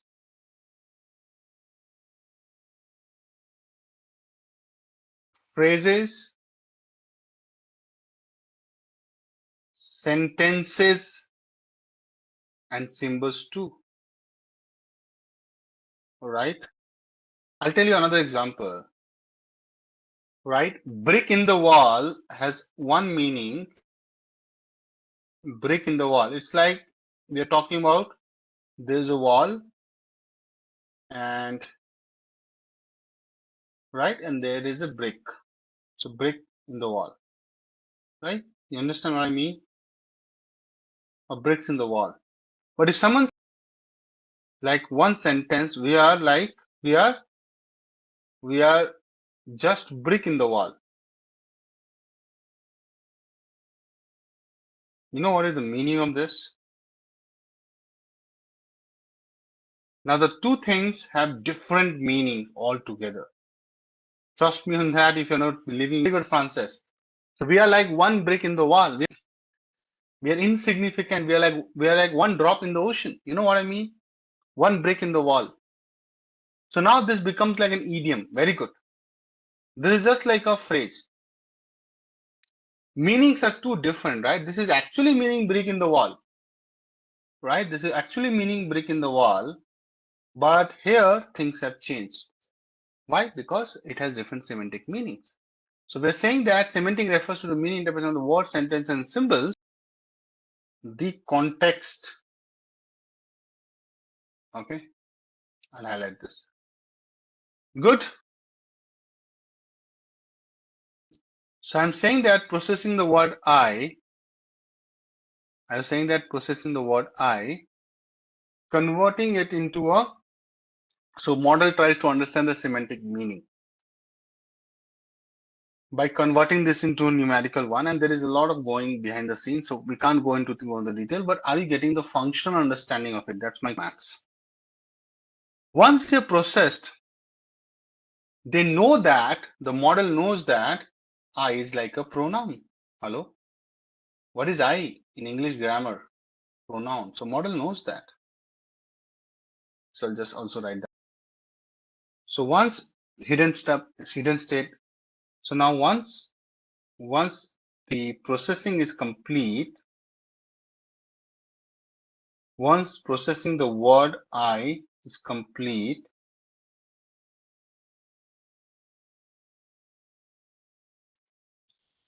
the hidden state H1 or A1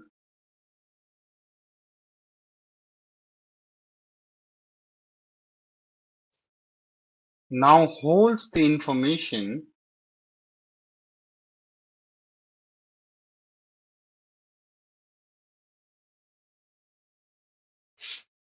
about the word I.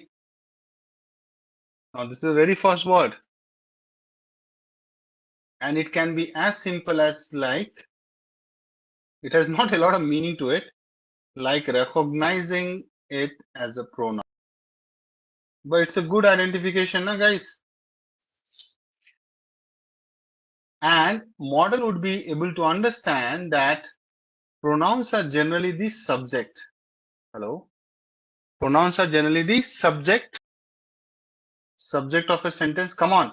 He, she, I, right? These are all pronouns. You know, he, him, her, his, her, right? He, she, his, her, and him. Okay. Subject of a sentence. Now, guys, those know grammar, they know there is subject. I don't want to teach grammar. You can refer to Wren and Martin. So what we are saying that now model also understand, my dear, that this sentence which I'm going to look at in some time is going to have a sentence. So in essence, I'm saying in essence, now your H1 or A1 is now aware of the fact, see this is how the model is learning, is now aware that the sentence has a subject. This is a big learning for the model. Now again you can question me, but how is it learning? That's what I'm trying to not go into, and it's a little difficult. Now once you do this, now I will process the next. Yeah, how is the mathematics? That's right, and that's what I'm trying to avoid, because see, I have some, see, to be honest, I know exactly what happens, and trust me, I know, because it's all my interest. To be honest, I was not taught.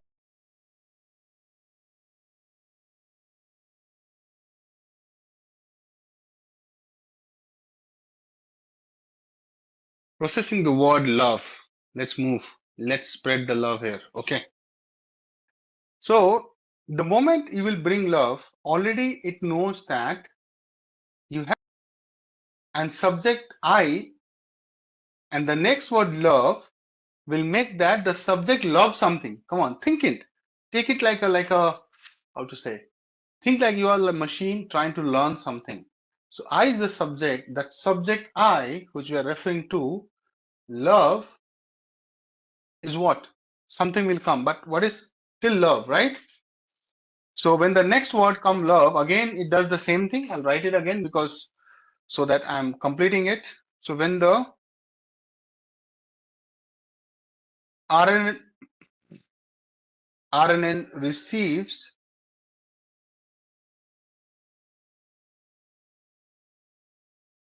the second word love,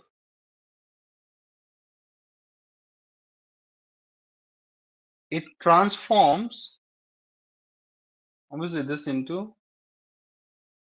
the word love into an embedding vector. Again, the numerical representation.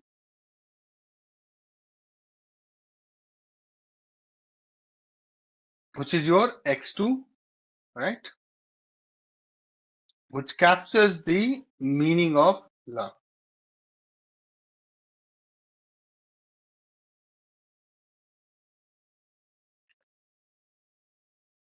Okay. Now, next thing happens. This is the first step. The next thing which happens is what? It also updates the hidden state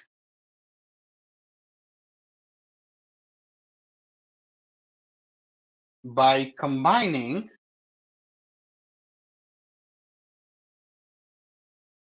x2 with the hidden state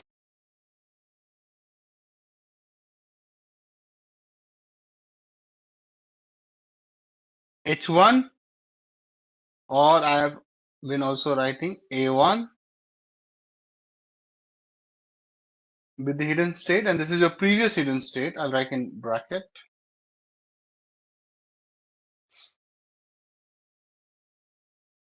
Which already holds information about I.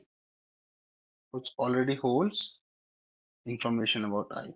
Very good. You guys are getting hang.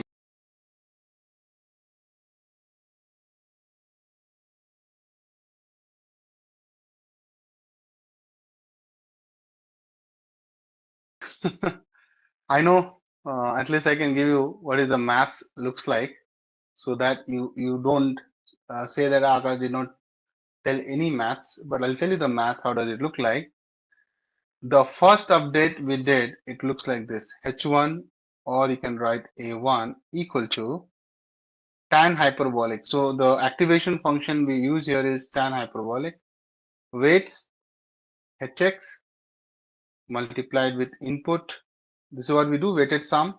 Weights into the input plus WHS, HH or HS, how do you pronounce? H0 plus BH.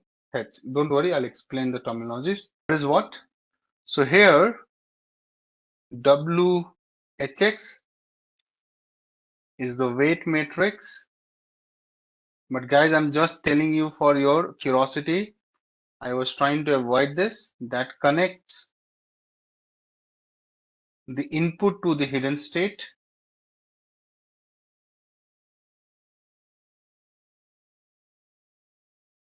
Okay. And you can clearly see, right? H in hidden state and X is what? Your input, right? Observe this, guys. Cool. What is your WHH? This is like weight matrix connecting one hidden state with the other, right? So weight matrix that connects Both are H means hidden state, which means connecting the previous hidden state with the current. Can I say that, guys? And it's important now that you have access to current as well as the older. BH is the bias term, most easy term to identify. Bias term, and tan H is another easy term, and that is your activation function, tan hyperbolic.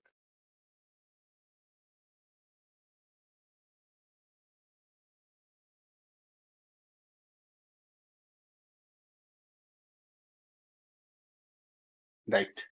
So this vector, this mathematics will handle everything for you guys. Understand? Let me write here only. Tan H is your hyperbolic activation function, tan hyperbolic activation. Now, for the second layer, it's the same thing. Now look at the beauty. You will understand very fast. So this is going to be a hidden state, H2. Come on. H2 or A2 equal to, so tan H, again hyperbolic, W Hx input, right? Second input plus, what is your second input? The word love, the embedded vector love.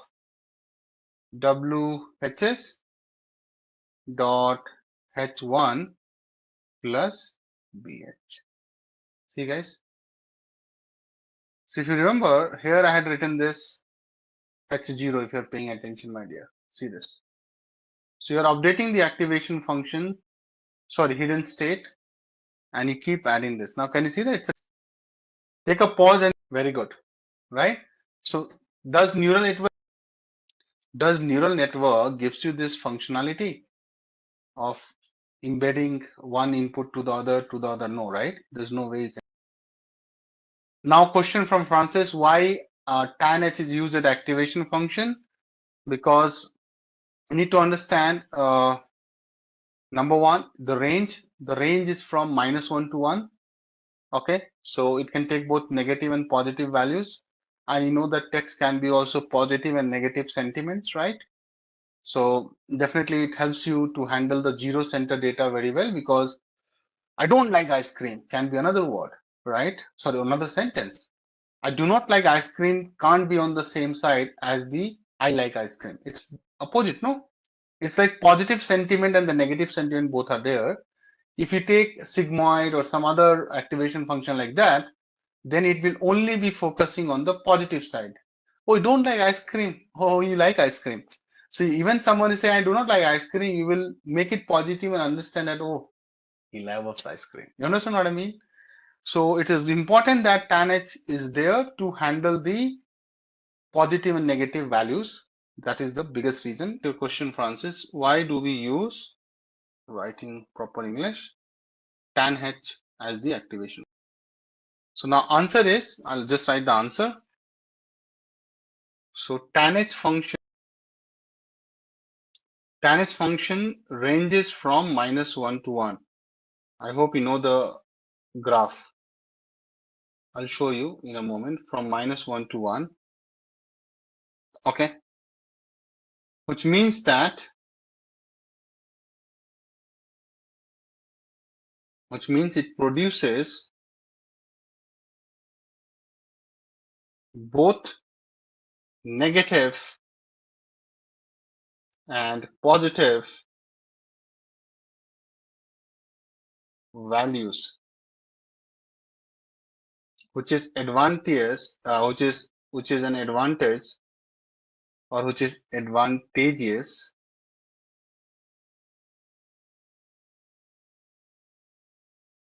as it centers the data around 0. So neutral comment will be around 0, center the data around 0. So neutral comment will be around 0. Positive comment will be on the positive side, negative will have negative side, right? And because of this very clear-cut demarcation, your model becomes better. So making optimization and convergence faster. Right? It's very easy to find the appropriate answer, guys. Come on, yes or no? The whole idea is to make the model converge faster, obviously accurate. Activation function is a lot to do. If you take sigmoid squeezes between 0 to 1, so it's more like non-centered output, and that can lead to slower convergence and also the not the right fit for something like RNN. Better? So you can clearly see that the range means Y, huh? By the way, range is Y. Okay, domain is X. Those who are little weak maths. So range means Y values. Let me write here. I think those who are good in math, they will understand what I'm saying. So what is the range for sigmoid, guys? So range for sigmoid, you can clearly see between 0 to 1. See, the lowest value is 0. The highest value is 1. I have this power, right? Why am I not using it? Come on. See? So 0 to 1. This is for sigmoid, right? What is the range for tanh? -1 to 1. And this is your sigmoid. So why I keep showing this nice charts and all, my dear, because you can see the beauty in the concepts. So obviously it is a better data, right? So now what I'm saying, guys, because of this, what I'm saying now, guys, because of this, write a note. If someone asks in the interview, you just that. So that's the reason RNNs often use tanh. It's not like this is the only function you should use and all the time, but it's one of the most preferred choice for modelers, as the activation function, as they need to capture what RNN model need to capture, which I've been telling you guys, both positive and negative relationships. This is reality. Life is not always rosy. It has also thorns, right? A lot of thorns. Both positive and negative in sequential data. Like I said, no. I love ice cream is one sentence. I do not like ice cream. It's another sentence.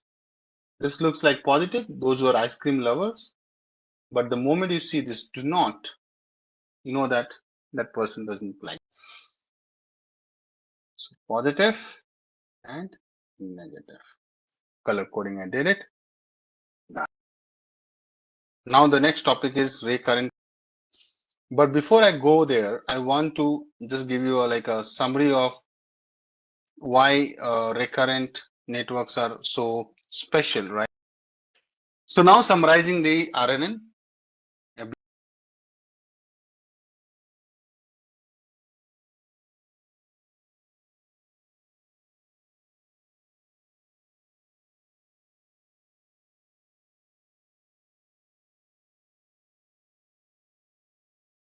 Okay, coming on.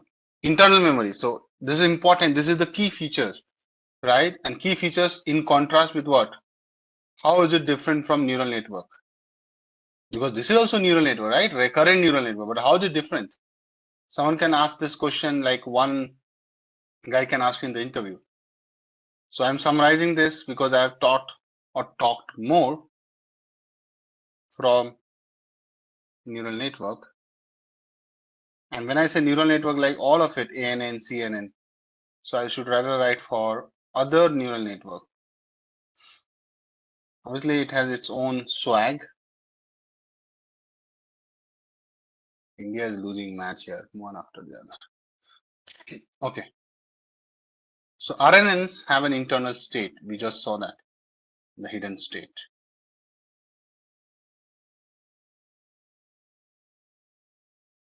That allows them to retain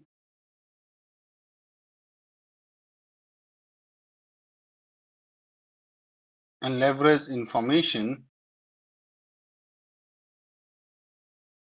from previous inputs,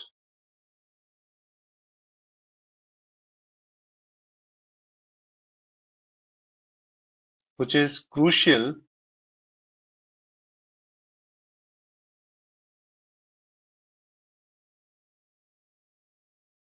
for tasks where context matters. Okay.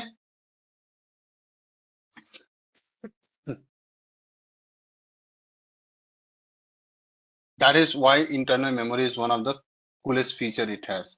What is it? Sequential data handling. It doesn't handle data at once.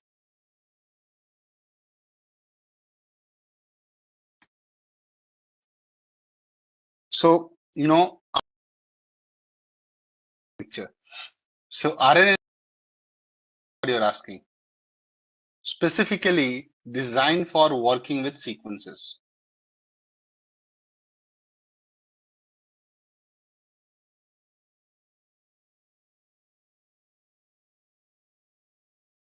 Okay.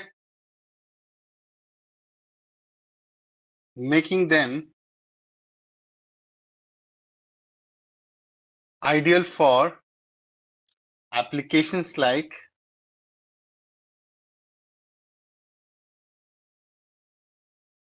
speech recognition. This is your summary. You already have been taught. Sorry. Language modeling, topic modeling. These are some real use cases in the businesses. As a matter of fact, time series analysis also. For time series analysis or models, you can. Okay. Now, contextual understanding. Does your neural network or CNN understand context? No, no way.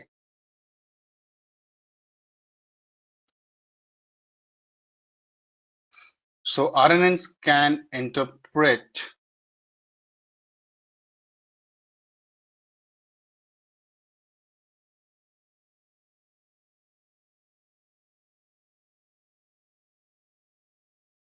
in the context of prior information.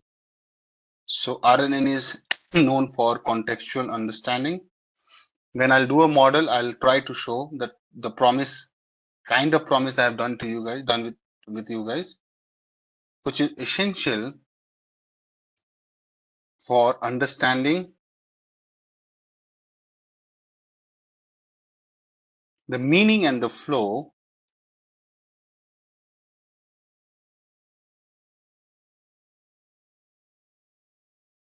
in natural language tasks.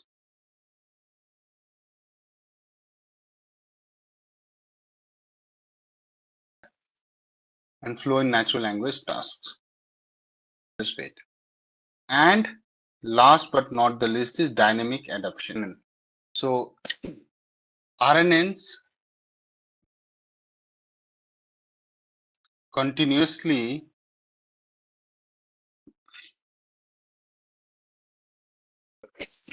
updates internal states.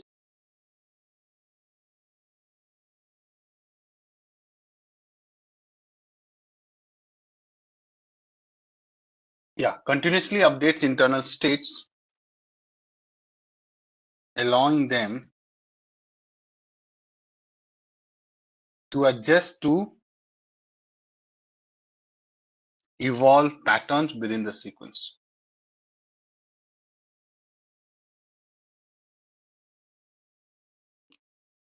There are different versions of RNN architectures, and there are different types of RNN, guys. So let me show you one by one. Can you see it? What I showed you at the first thing is your one-to-one. You see your page here. See, it's one-to-one. So this is your traditional, neural network for the RNN. I did write recurrent neural network. As you start thinking, oh my God, this is a neural network. No. Okay, one to many, right? One to many. So one to many is used when you give one input, right? You give a single input and network result in numerous output, right? So generally this is being used in the music with me. So more. So you can clearly see that I'm giving just one input. See, this is the input. Let me highlight. This is the input and output is getting as an input. See, so that's why you're getting only one input and many can generate, many output can be generated. Okay, that's the point. Now, let us think why. So this is very simple. This is something I've already seen.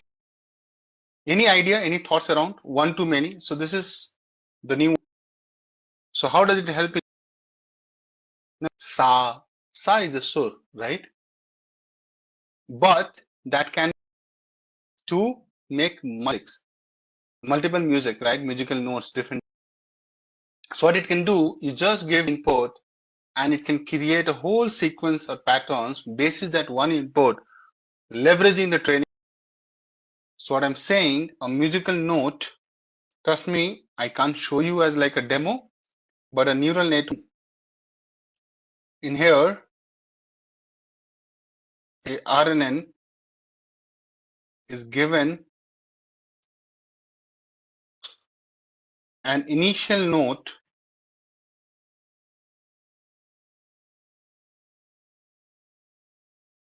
or theme as input and then it generates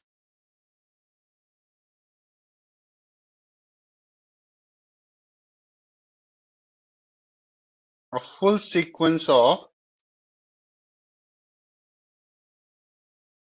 musical notes based on that input.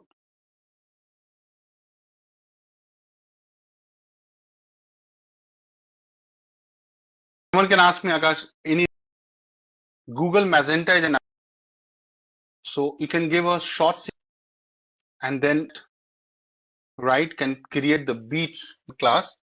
So I give you the example, you can go through it later in your own time.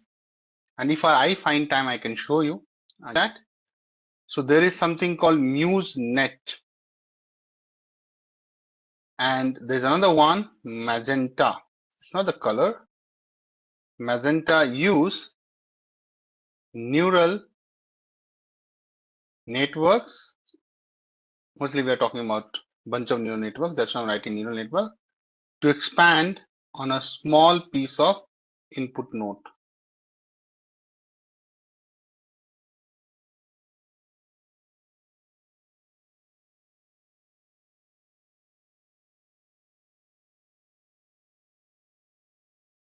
And create longer.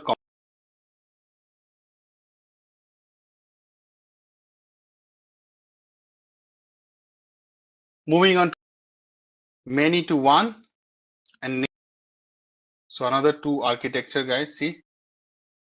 So many to one is, so now if like you give me a feedback, right? Suppose someone is very into, they'll write it that trainer Akash feedback. So now in this, so many inputs you can give, right? Many. So you can give many, writing full on about me. Now overall, it can be a, okay. But ultimately, guys, it will be what? Out of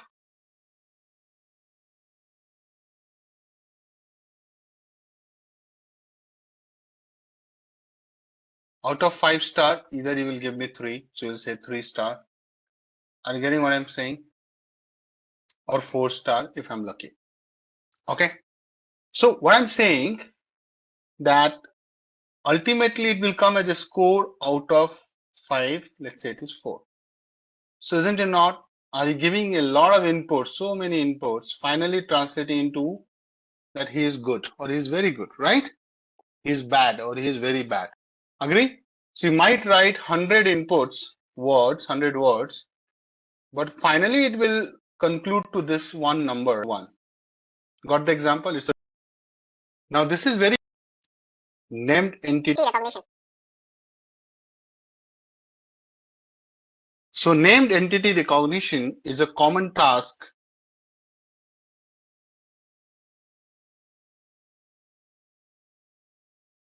in natural language processing. What is natural language? The language we speak is natural language processing.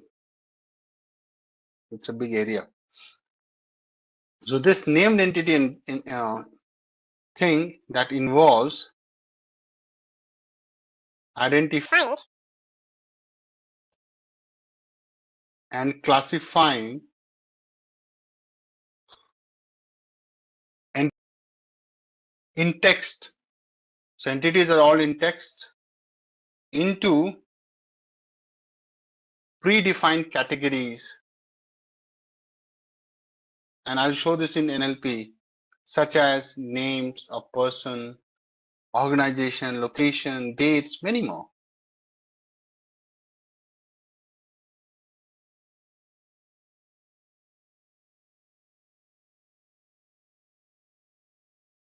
Like an Indian name, right? Organizations, locations, dates, and many more. It has a huge list, by the way. So I'll give an input to the model.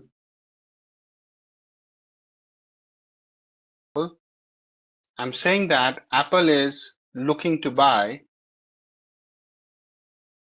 Apple Inc. is looking at buying UK startup for $1 billion. It goes into RNN, this input, RNN model. The output you will see the same sentence, but it will be able to classify real quickly if the model is trained. It will say Apple Inc. It will know that it's an organization because of the database information. Looking, buying, right? It will know that this seems to be actions. So Apple is doing some actions, right? It will also know UK means it knows that it's a location, it's a country, right? It's a country. That's what it means. It understands line by line, guys. Startup, again, it will say startup means what? It's an organization, some organization, but the name is. And the language thing we can, and if I say this is $1 billion, so billion is the amount. So it knows that it's the money, and it also knows that what is the currency. Because the model has been. This is how does the output looks like. See, person, Steve Jobs. Organization, it knows that Steve Jobs is a person. Organization is Apple. Location is Cupertino. I don't know how to pronounce. Date, third, time, money, percentage, product, event, Golden Gate Breeze. You understand? So it understands a lot than you can expect, right? So that's why Google Translation, I'm talking about the Google Translate. So if I say something in English to Hindi or English to Tamil, the number of words for the sentences I have spoken will be different in different languages. Agree? I'm talking about the number of words. That's why it's called many to many, but we don't know is it going to be equal or not. So I can give you a scenario. So people learn French. A lot of people are learning French to stay in Europe. So someone is trying to learn English to French.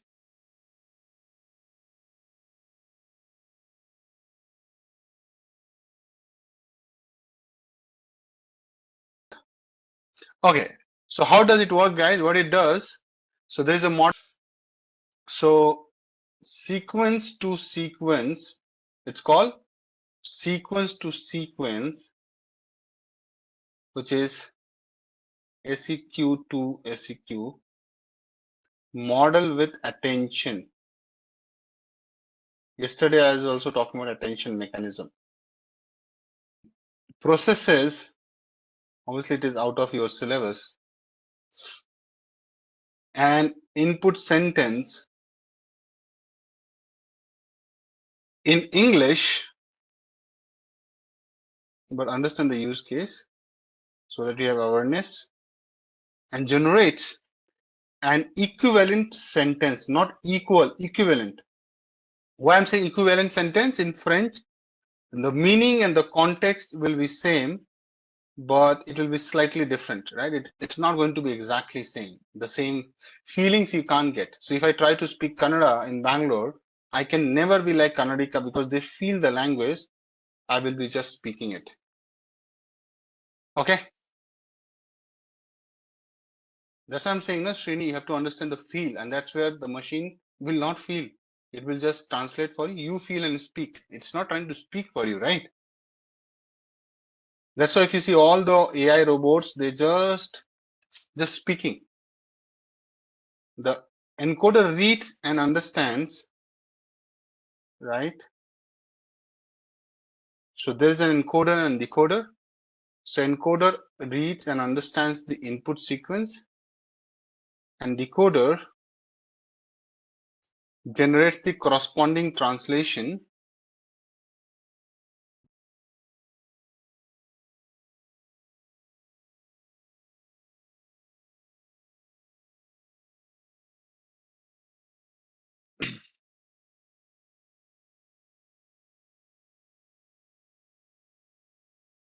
Word by word. Here in this particular use case, tone is not a thing. That's like Google transformation, right? Sorry, Google translation. It just generates the word, right? So if I say, can you try the same thing here? See, I can't show you this or can't make you listen, but if you try this, it will just read. There's no feeling. I love watching, right? You will see that it does the same thing without any, it's just a translation, my dear, okay? It doesn't give you a feel or vibe. Agree or not? Just do it and tell me. Now tone is coming with AI and all. Google Translation is like one of the best use cases in the world. Yeah. Advantage I've already talked. Let's talk about limitations of R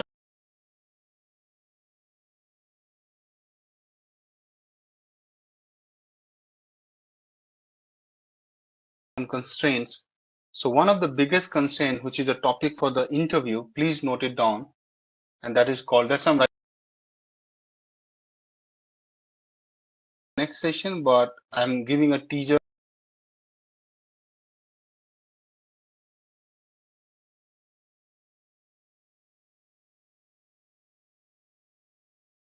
Explain. But this is one of the biggest interview, one of the top-notch interview question. If you can Google it, you will find vanishing and exploding gradient problems, right? It is really an issue.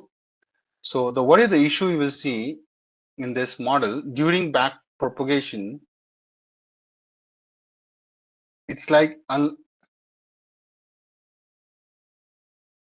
Okay, the gradients of loss function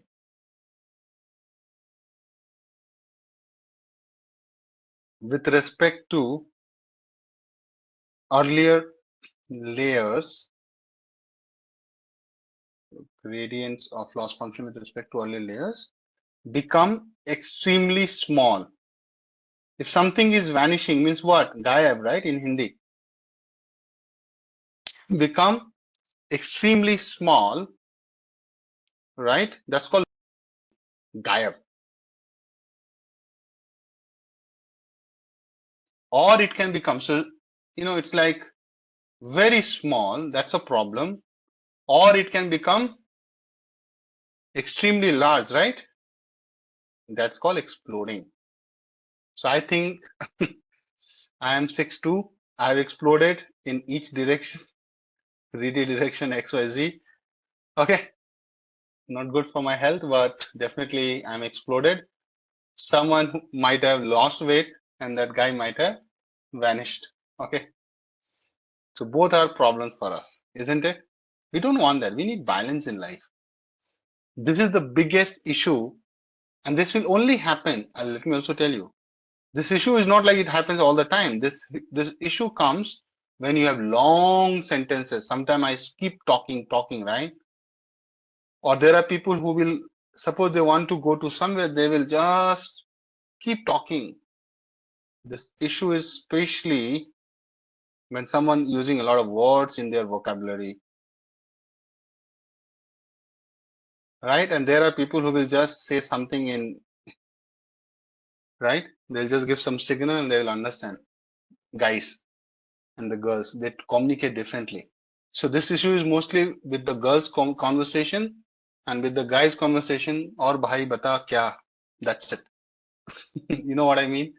So I'm not trying to be sexist here, don't feel, but nowadays even guys are talking talkative a lot and all. I am one of the talkative guys, so don't take it otherwise.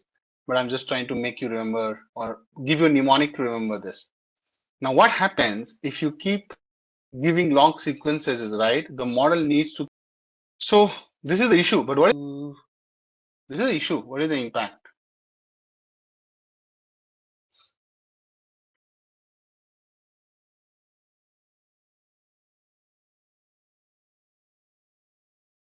When the gradient become very small, let's talk about very small.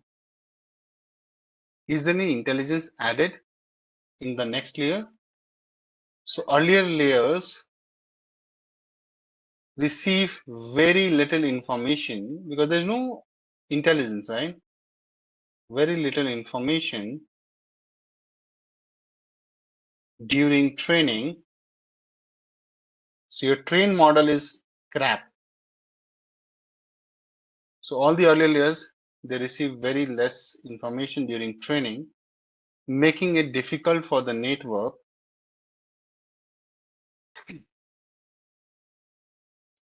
to learn dependencies from earlier steps.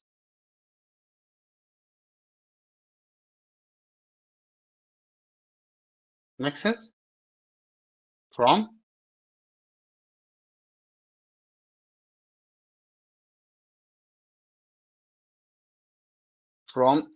earlier time steps. Now I know you might be thinking in your head, how little or small gradients are related to these. Now, second point, which you guys were telling, maybe might have done some Google or might have known from your earlier or prior information, RNN has inherently difficulty with the long-term dependency. That's a second important drawback or limitations. So long-term dependencies. So what do I mean by that? I mean by that, the issue is here, RNNs struggle to capture long-term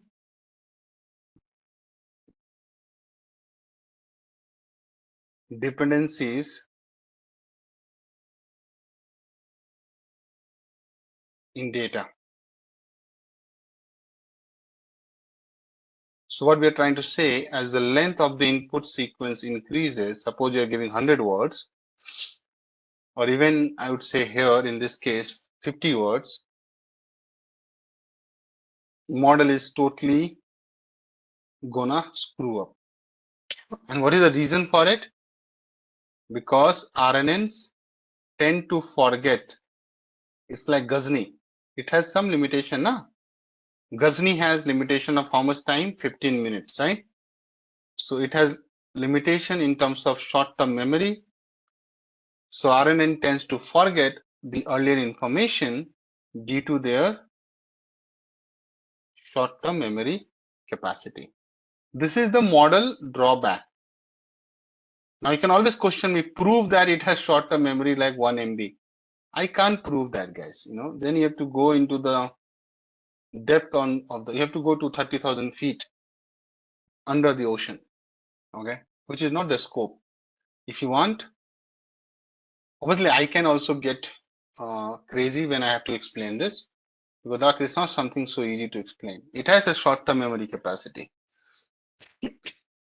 So what I'm trying to say, and that's the reason remedy is what? Who is going to save you? So the remedy is LSTM. Okay, that's where the topic. So model is not able to remember things, and to a point it has to do with this gradient issues, because long-term issue creates problem. So this model becomes like Ghazni. This is just a way to remember. Okay. Ruchika, we can say that when we have long sequences, then yeah, exactly my point. Yes, exactly. Now, what is the impact? So don't worry, vanishing gradient is something I'll go mathematically and tell you when we meet again. I think I did not discuss this. I have not done this. So impact on what kind of tasks? So tasks like language modeling, right? So language modeling means what? You have to actually read paragraphs, or topic modeling, right? Or understanding contextual meaning of a para, right? Suppose someone has given an abstract and they are saying, do you understand what is the gist of this? So suppose I give you an article of 200 words from a newspaper and I ask you that give me a headline for this news, right? Then this model would fail. Agree? Suppose you're working in a news agency and you're looking for some catchy headline.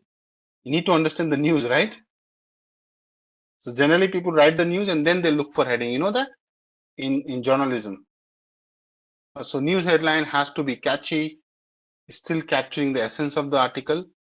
So in this kind of work, these kind of models won't be able to useful. Won't be. The sequential nature is going to create issue, and that is something called lack of parallelization.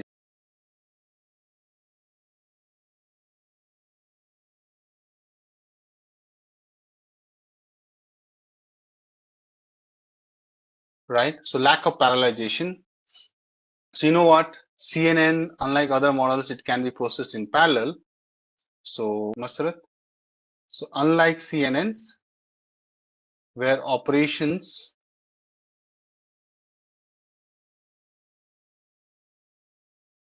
on different pixels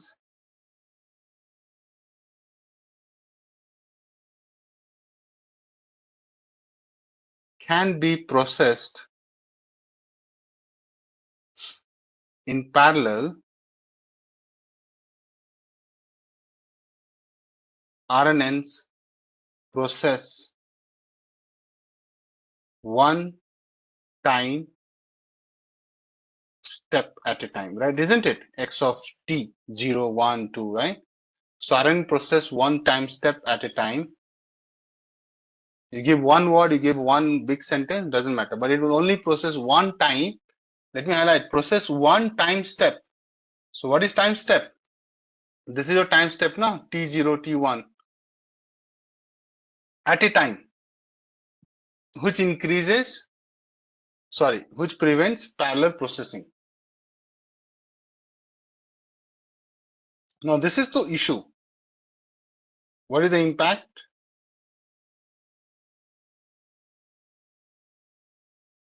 Impact is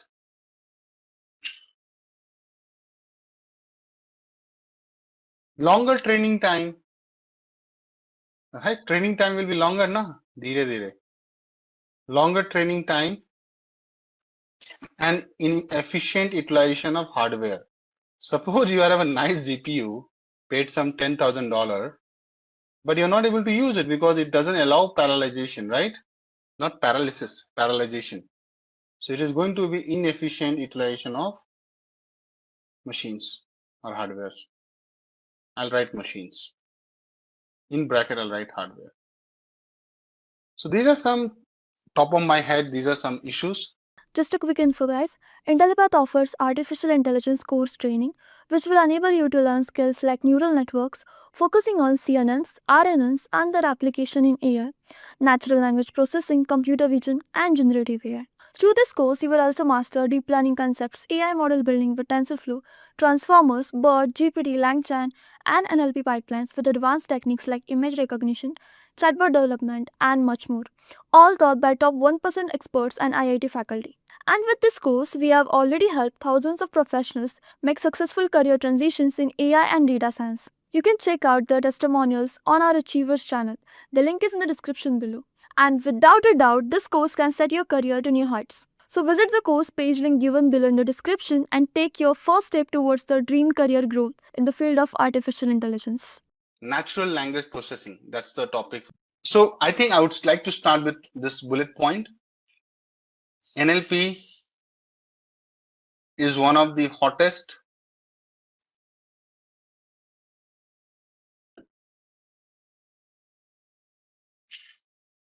areas in AI. You will be surprised to know that you have more jobs even with respect to jobs.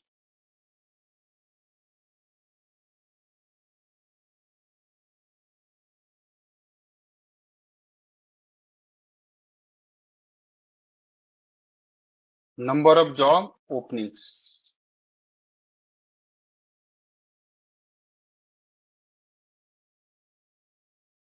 What is natural language processing?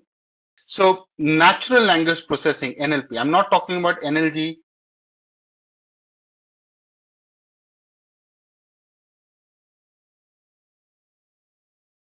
So natural language processing is a branch of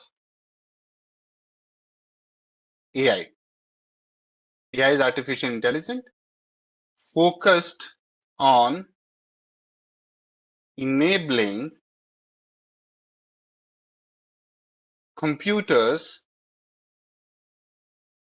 to understand, which I saw some of the guys have written, understand, not only understand, we have to also ask them to interpret and respond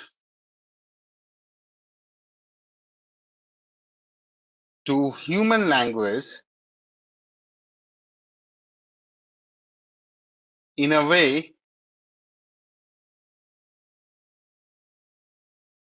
that is both meaningful and useful.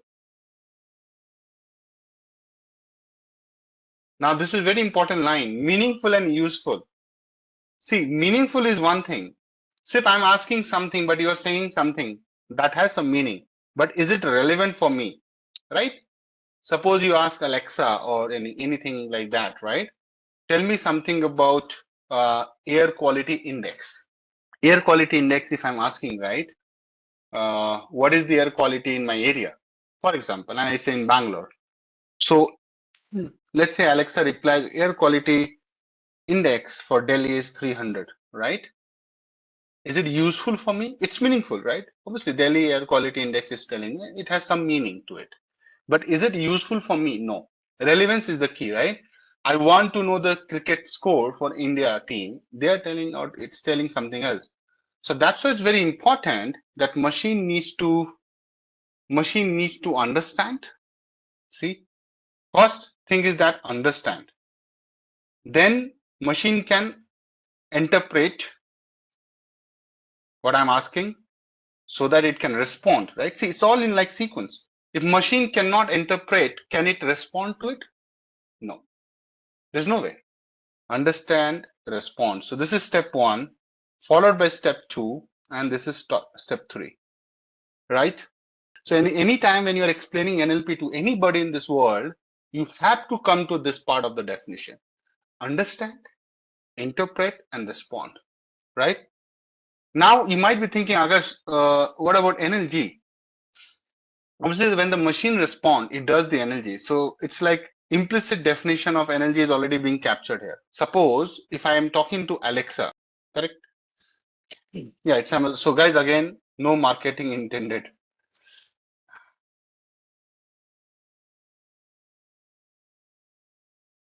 Okay, suppose I say something to Alexa, right?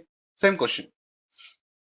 So I'm asking, yeah, Alexa, Siri, whatever, what's the air quality index in Bangalore? Let's say I ask a general question.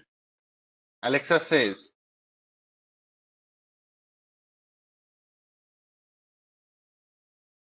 air quality index for Delhi is 380, whatever. So definitely this is not relevant for me, right? Why I'm putting a cross? Because it's not relevant.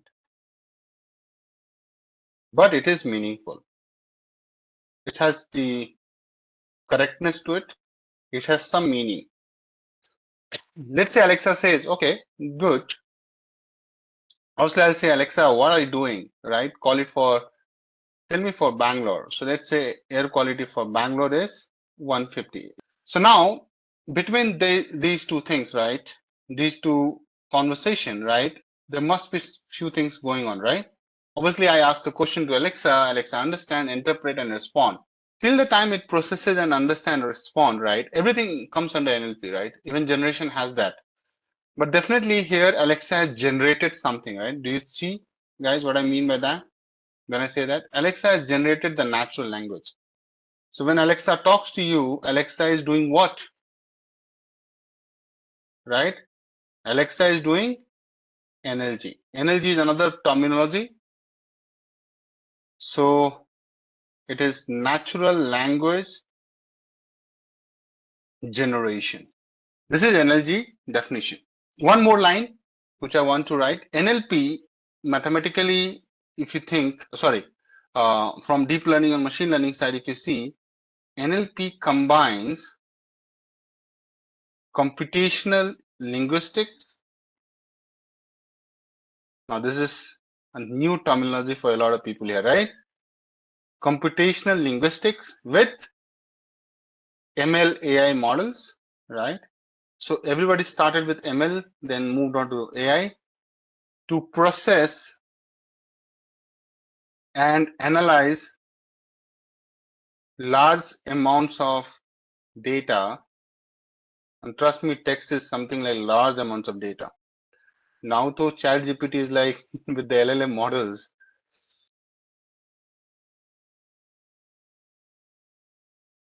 Okay. Let me talk about it, guys. Shall I talk about computational linguistics? So any college you have studied, right? There must be a linguistic community, right? So don't think it's like, so similarly, when we are building this NLP, later on they coined this term called computational linguistics. Now there is no poet, there is no author. Everything is a machine. That's what computational comes into the picture, right? So it is an interdisciplinary field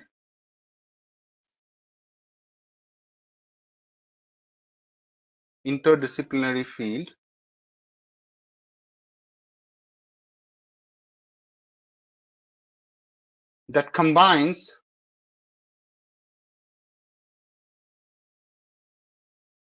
linguistics,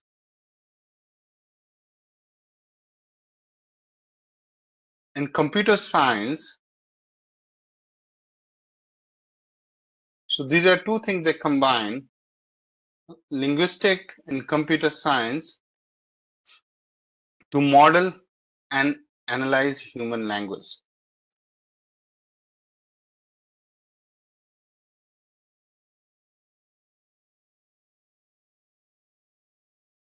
Let's talk about some key areas in this field. So what could be the key areas? I think one which I feel is very much in demand is language modeling. Topic modeling is one of the key areas within this language modeling. So let's understand what is language modeling. What is the objective of language modeling area? So those who are working in this field, their objective is to predict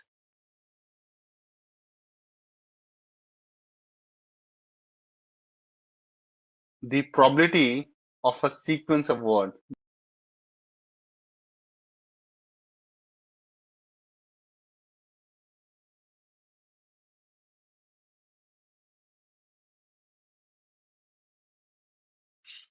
Predict the probability of a sequence of words. So I think smart compose is little far-fetched here, but examples like, speech recognition.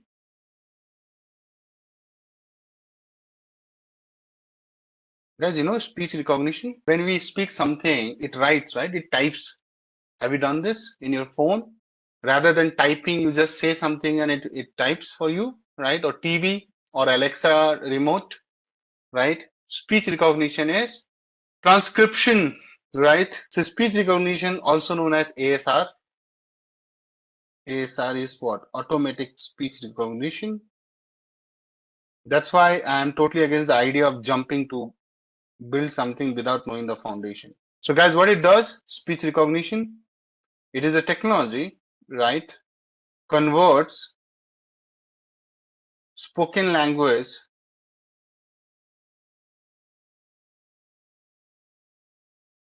into written text. That's it, nothing else. I don't know how many of you guys have done this. So when I have to do something, I have to write a lot of content, right? I don't type. So those who are having a Microsoft PowerPoint, so in consulting, we have to make a lot of slides. So we think a lot. So whatever we think, we talk.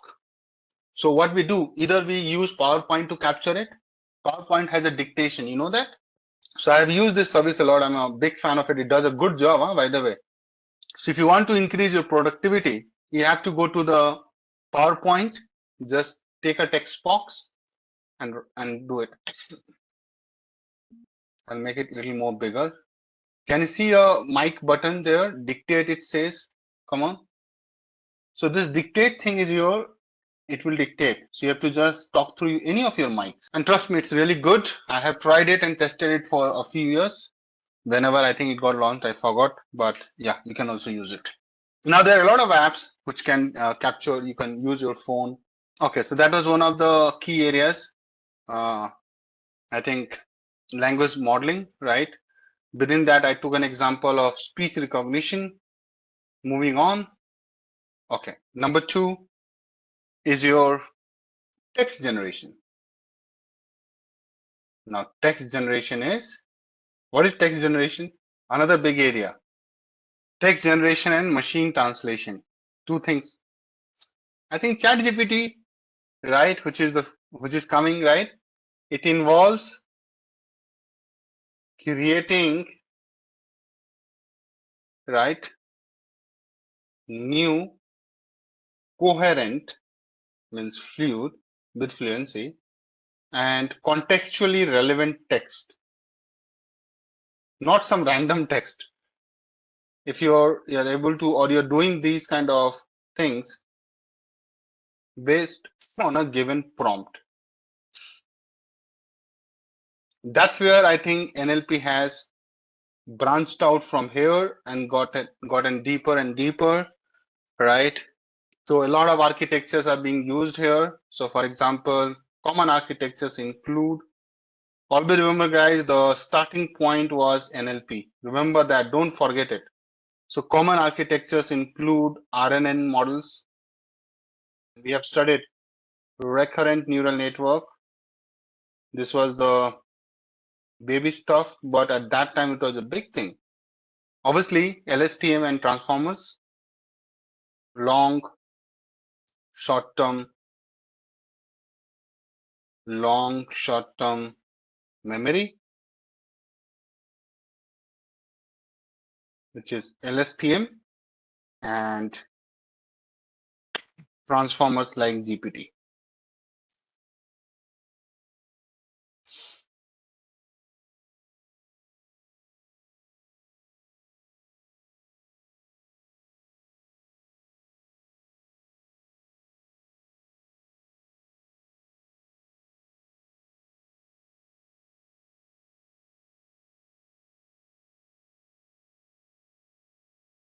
Now, another big area is what? Machine translation.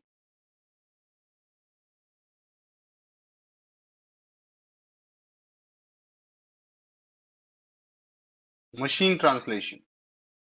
Okay. What do you mean by machine translation? Answering your queries on the chatbots, text generation. So this is like a world in itself. So this thing, so obviously it's a world in itself, but that doesn't mean that you will be just using it. I'm also talking about what we should do. That's my job here. Okay. How many of you guys remember more than 10 mobile numbers?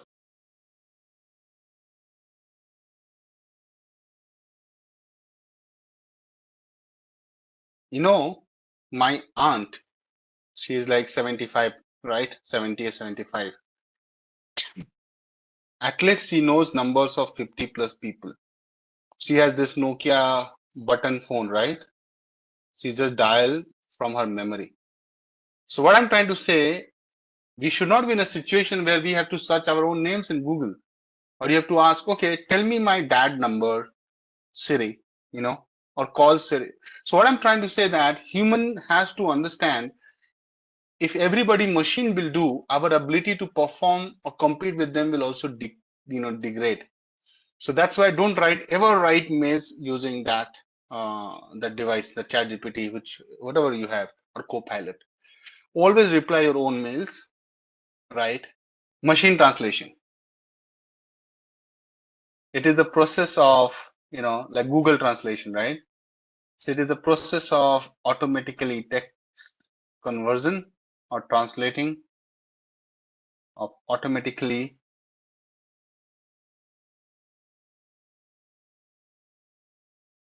translating text from one language to another language.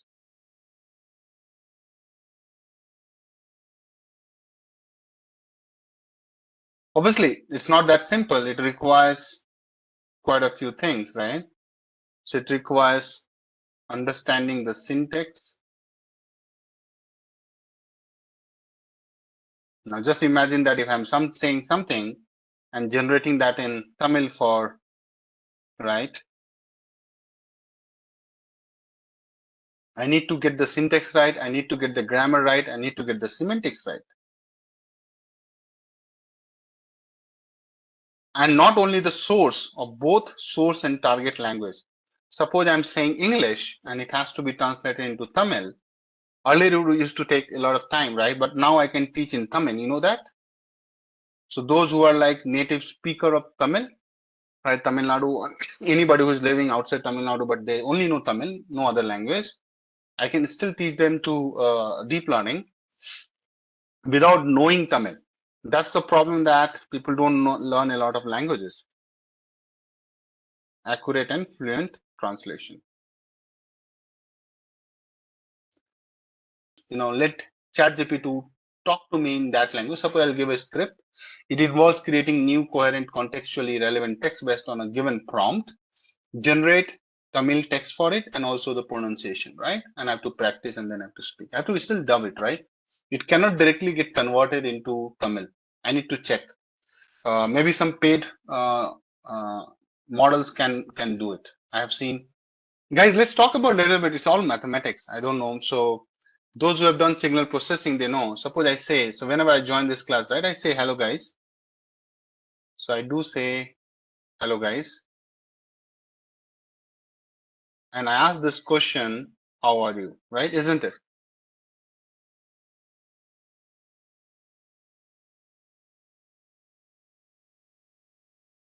So when the moment you say the word hello, right, every letter has its own way of sounding, right?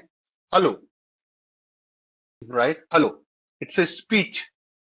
But if you try to show this, right? So when I say hello, it's an analog signal. It's a continuous signal in time. So this is my, let's hypothetically, I'm saying, I'm not teaching you like signal system and signal processing here. So let's say this is your hello, and this is your analog signal, XT. Analog is like your, remember that analog, digital, they were used to like, different types of devices, analog transmission, digital transmission. So it's an analog signal. When I say hello, obviously hello is like a speech, human speech, right? It's my voice. Hello is my voice, right? Machine cannot understand voice. That's why it has to get converted into a audio signal. So what you're seeing here, guys, is your audio signal is an analog signal. And to convert this into speech to audio, there's a device called transducer. Those who have done engineering, they might have heard about it. Trust me, this is exactly even machine is doing today. Transducer, it converts one signal to the other form, right? So speech is my speech. It comes from my throat, right? That's why those are speaking different language. There were different ways of moving the tongue around their mouth, within their mouth, right? It touched the upper side, so depends on the word and the pronunciation, right?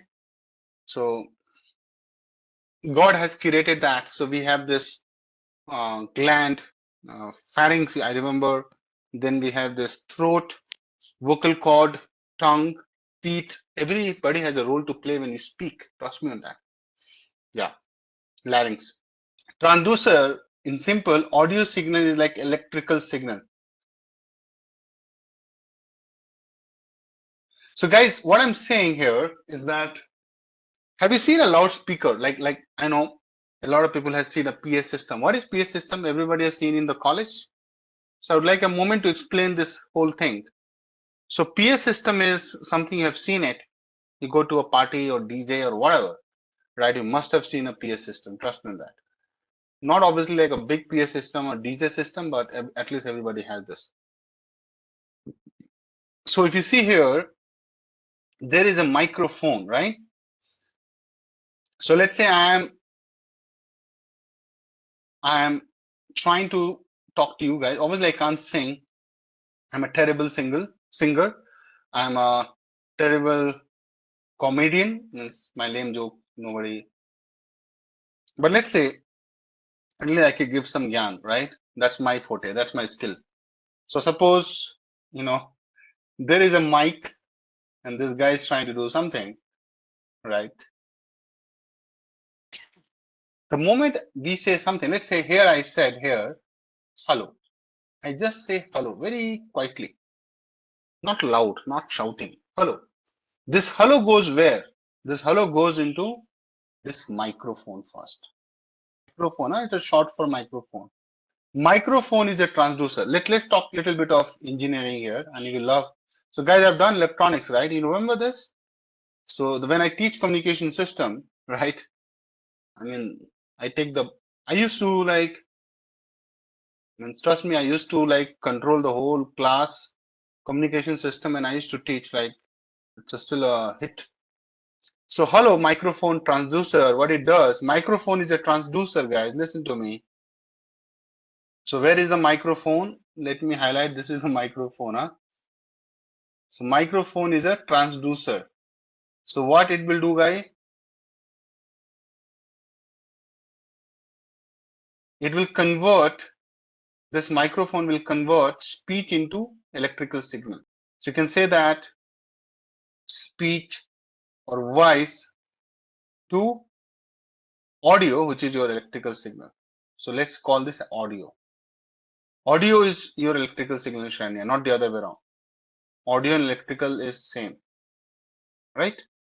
Now, once you're done, then you have seen it, right? This microphone will be connecting to either wirelessly or whatever, but will be connecting to this part. What is this box? This is a very famous box, amplifier, right? And then you see this is your loudspeaker. Guys, loudspeaker is also a transducer. This is also a transducer. So now what machine does now, and you will love it. So what it does, if I say a hello, let's say this is the voice for hello. This is the waveform it has created for hello. But when I say hello to a room full of 400 people, I say hello, but you will hear or you will listen hello, right? You understand the difference? I say hello and you hear like hello.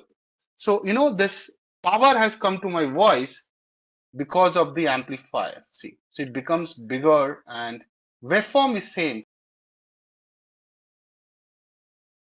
So when it goes to the mic, who is making this magic happening here, guys? So this hello becomes in waveform, you will see a big hello is coming to you. But who is making this happen, my dear? Amplifier, X. So it is called transmitter, receiver. Now, when I say hello, then loudspeaker, you think loudspeaker is doing this. No, loudspeaker is doing nothing. Loudspeaker is not making this hello bigger, right? Amplifier is doing it. What loudspeaker is doing it, loudspeaker is being connected to these two guys. It just transmits, but again convert back into your voice. That's the power it has. So guys, you cannot understand electrical signal. If I say hello and then it gets converted into electrical signal, which is this, you will say zzz, some electrical vibration will be there, but it has to get converted back to hello, but amplified hello. So this is another transducer, my dear. It converts the amplified audio signal into, again, come on, into speech signal, which is another amplified. Moving it hollow, and you understand that hollow is going to come out of the loudspeaker. Now understand, obviously machine is taking care of this part, but what I was trying to make a point here is that you should understand the science behind it. So when you're writing something or talking to Alexa, Alexa is doing all those things, my dear, on top of machine learning. So that's what I'm saying now. So it is combining what? It is combining linguistic, computer science, but generally people say computer science is everything, but nobody. Electrical and electronics engineering is also happening. So those who are electrical and electronics engineer in this session, they should be proud about it that computer science is nothing without us. You guys agree? As a matter of fact, when you go to MIT, there's no such different departments. In MIT, they call it computer and electrical science engineering. You know that? In India, it has different streams, right? But MIT, if you see, right, MIT says electrical and computer. So computer came later. It's electrical and computer science engineering. I don't know how many of you guys are aware of it, but there used to be like this. So MIT is all about this. Let me show you this so that you don't take me for lightly. So this is and those who want to study, obviously you will have kids, I'll have kids whenever God knows.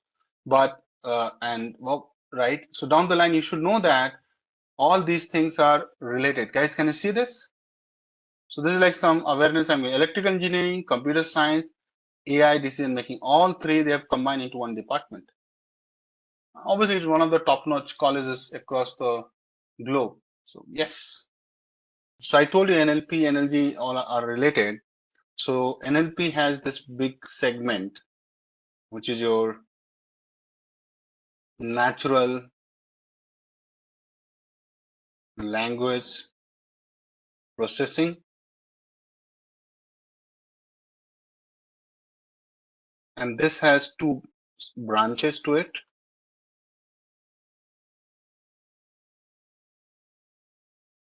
So one is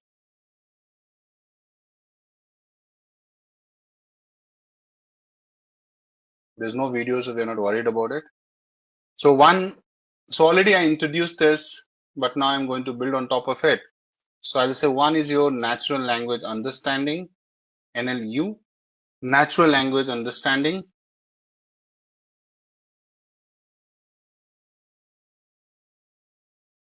which is NLU,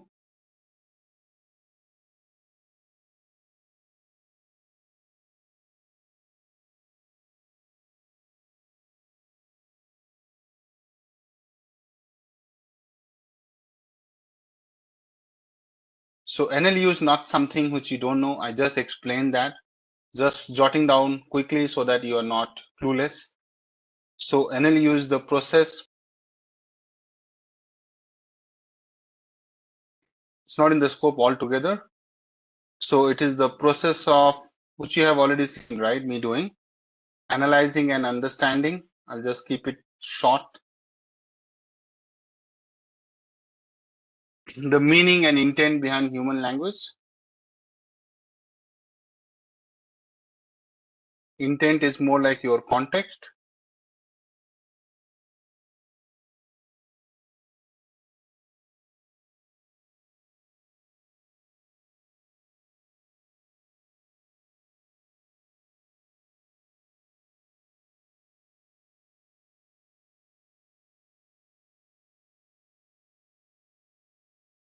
It focuses on comprehension,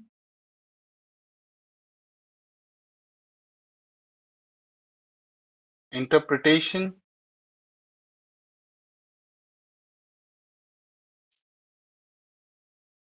and extracting meaning from the text or speech.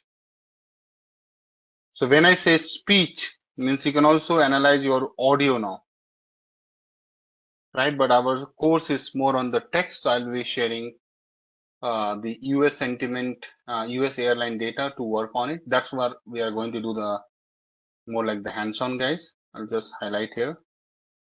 But as a matter of fact, you can also do speech analysis.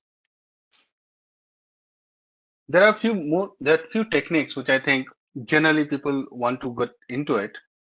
So I think, so one is sentiment analysis. I think now this has become one of the biggest area within this field. Trust me, sentiment is everything, right? So if you're able to crawl data from web and read sentiments of your consumer, that can be like amazing tool in sales and marketing. Agree? I'm not able to write techniques. Even you generate feedback for me, isn't it, guys? You give me feedbacks, right? So feedbacks are so important. Feedbacks are so important that if taken in a constructive manner and given in a constructive manner and taken seriously, it can definitely change the way we work. So anything which we are generating sentiment about it. For example, movies get released, right? Isn't it? People are writing about it here, there, everywhere, right? I've worked for a lot of the top retailers in the world, right? Consumers, grasping consumer sentiment is like everything. And I'm not exaggerating with my voice modulation. It's every damn thing. You can get a product fully wrong if you're not able to read your consumer mind. How will you read our consumer mind? There's nothing like you're connecting a SIM or Neuralink chip to everybody, right? So how can you do it? You have to grasp, you have to capture their sentiments across the social media platforms. As a matter of fact, now comment, feedbacks, share your thoughts is like a common feature in all the websites in the world. Trust me. So if you're able to do some real nice work on that, and that's where your data is so important, right? One way is to capture the sentiment if they are sharing, right? But before that, people used to capture the consumer behavior by looking at their buying pattern. So you remember, Srini, when I was teaching the clustering, right? I don't know, did I teach you clustering or not? Because I came somewhere in the middle. So market basket segmentation, or finding the customer behavior, looking at the demographic data, what they're buying. There, I also talked about the Walmart beer use case, right? So the segmentation, basketing or grouping the customers on their interest, buying pattern, what they're doing within your store tells more than you know. It's just that you need a real guy who can analyze the data and make some real insights, take some real insights from there. Now there are two things. One is that buying pattern is historical, sentiment is in real time, right? And looking at the way consumer behaves today, trust me, and I'm also a consumer, I'm also a customer. I'm planning to go to Kurg and suddenly I'll go to Munnar. Who can predict this? You understand what I'm saying? It's impossible, right? So it depends on 10 different things, and it's not all everything can be programmed and put into a model. So that's why someone will do in real time, and cookies is more to blame for, right? So these guys who are running this company like Make My Trip, Go Ibibo, Clear Trip, and likes of those, right? They so much play with your money with respect to your flight pricing, trust me. But if you're not careful, right, you will always end up paying more. Trust me on that. You have seen that, guys, suddenly your flight price increases and you are like, what? By 800 rupees, by 1000 rupees per passenger. And you're like, what? Because they are tapping you. They know that you are looking for a flight. They also know that, right, you really need a flight. Okay. So I don't know, means tech has come so far. If I don't complete a process on one app, they will start messaging me on WhatsApp. Oh, you have left your flight, complete it. Please come complete it, right? They will even call you. So the new companies will call you and say, Akash, I think you left in the middle. I said, yes, you're charging me more, right? So the point is that now customers also know I think forget about these things. Let's talk about Rapido, Uber, Ola, right? Come on, guys. Everybody using cab. Let's not take some hi-fi example. So every day we do this where we are getting a cheaper cab. Hello, yes or no? You also book three, they also accept three, and then they will decide where to go, right? This is how it's working. At least in Bangalore, this is how it's working. So Rapido is like a betting system, right? So you have to bidding system, sorry, wrong word, bidding system. So if you are bidding more, they'll give you, you will get a car faster than anybody else. So suppose a normal route cost you from origin to destination 400 rupees, and you say, I'll give 500, dude, come please sit. You know, so if you're busy, you don't care for 100 extra bucks, you're not worried about it, pay and go. I've done it multiple times. What to do, right? Obviously, not something I would like to do, but what to do. So, guys, just understand that how they're tapping the customer sentiment. So, those who want to make a career in this field, they can study sales and marketing. And there's a very nice book on the marketing research, right?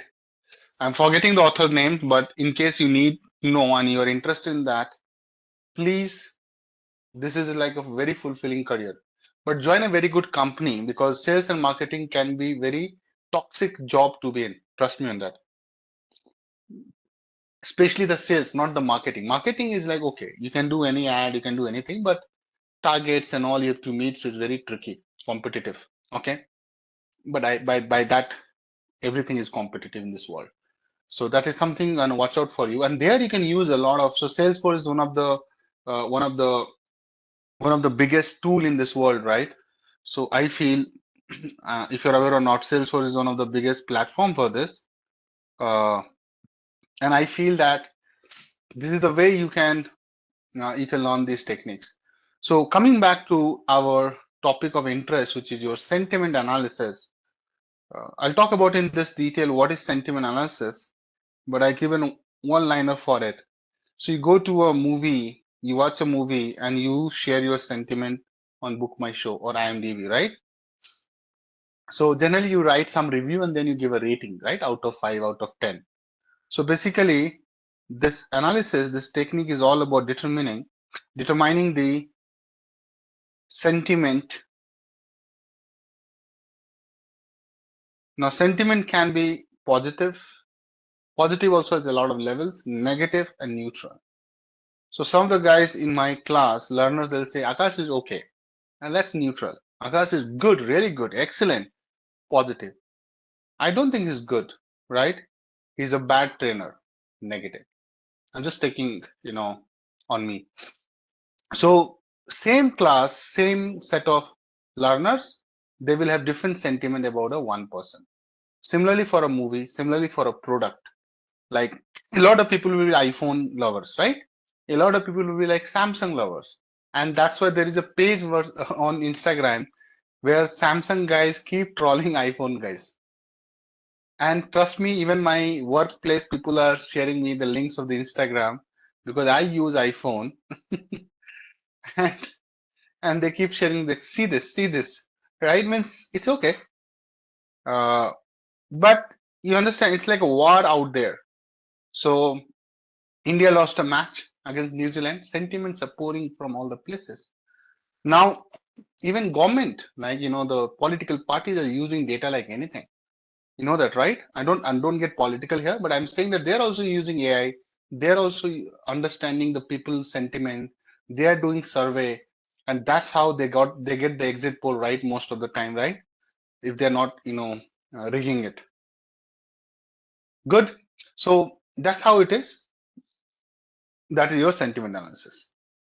Then one is like named entity recognition or entity recognition.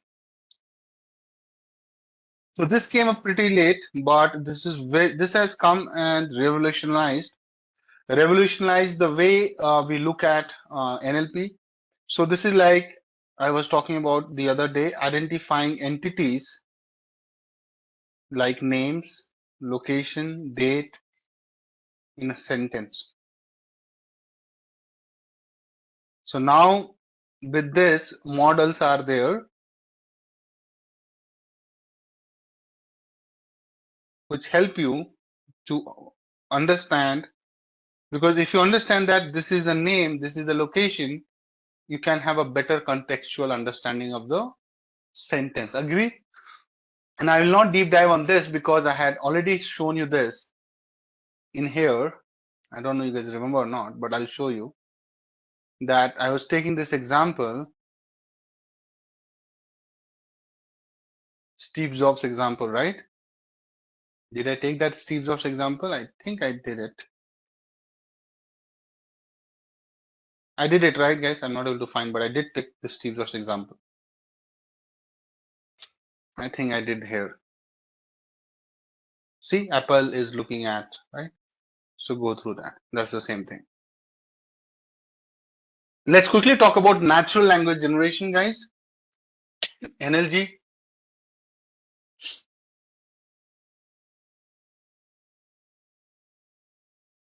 What if you want to pursue your career in this field? But without knowing NLP, NLU, so you need to know NLU, then only you can be better in NLG, right? So there's no shortcut. But right, it is the process of generating, let me write quickly.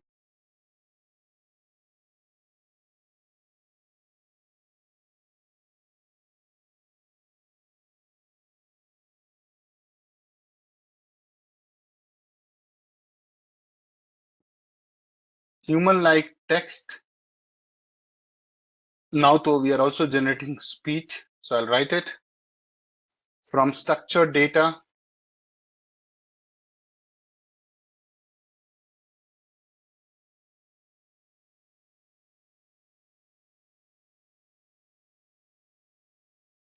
It focuses on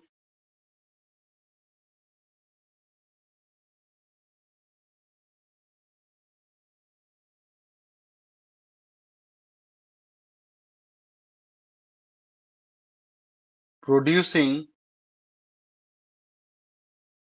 understandable and coherent text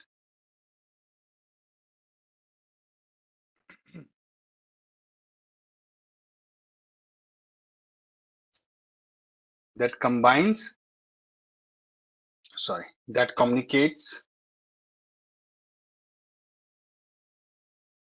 the desired information.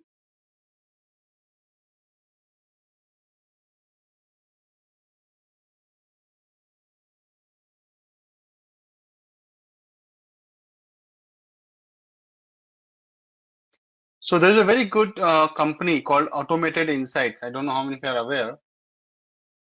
So I applied this plugin in Tableau in one of the projects. So what it does, guys, it reads the data behind the chart and give you summary.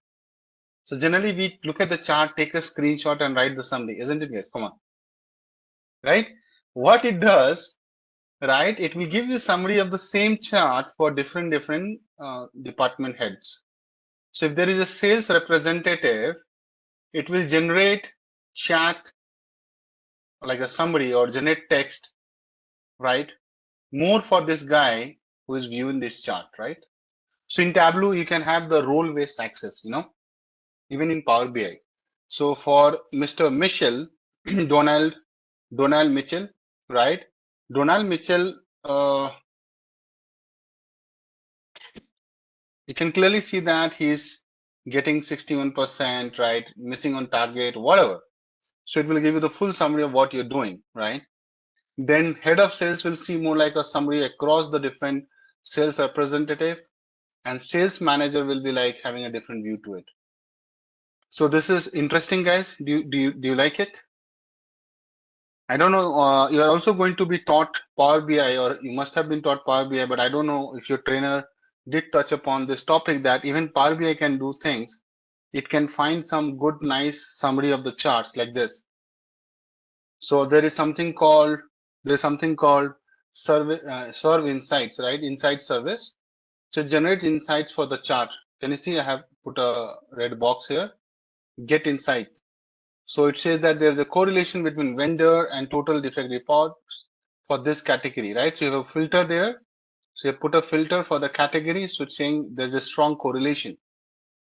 I would rather say it's not that smart than this, but just just keep an eye on these things. A lot of things will come in some time. Okay. You agree with me? There are a lot of things coming down the line. So SEO is like, search engine optimization.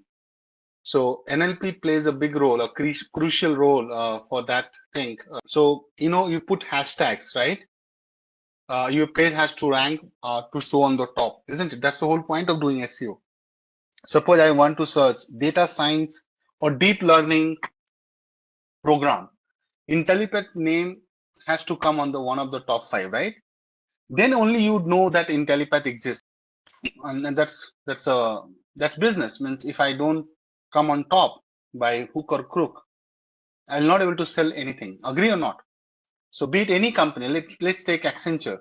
If someone is searching about something in supply chain, Accenture doesn't come, then I think they'll not know who is Accenture.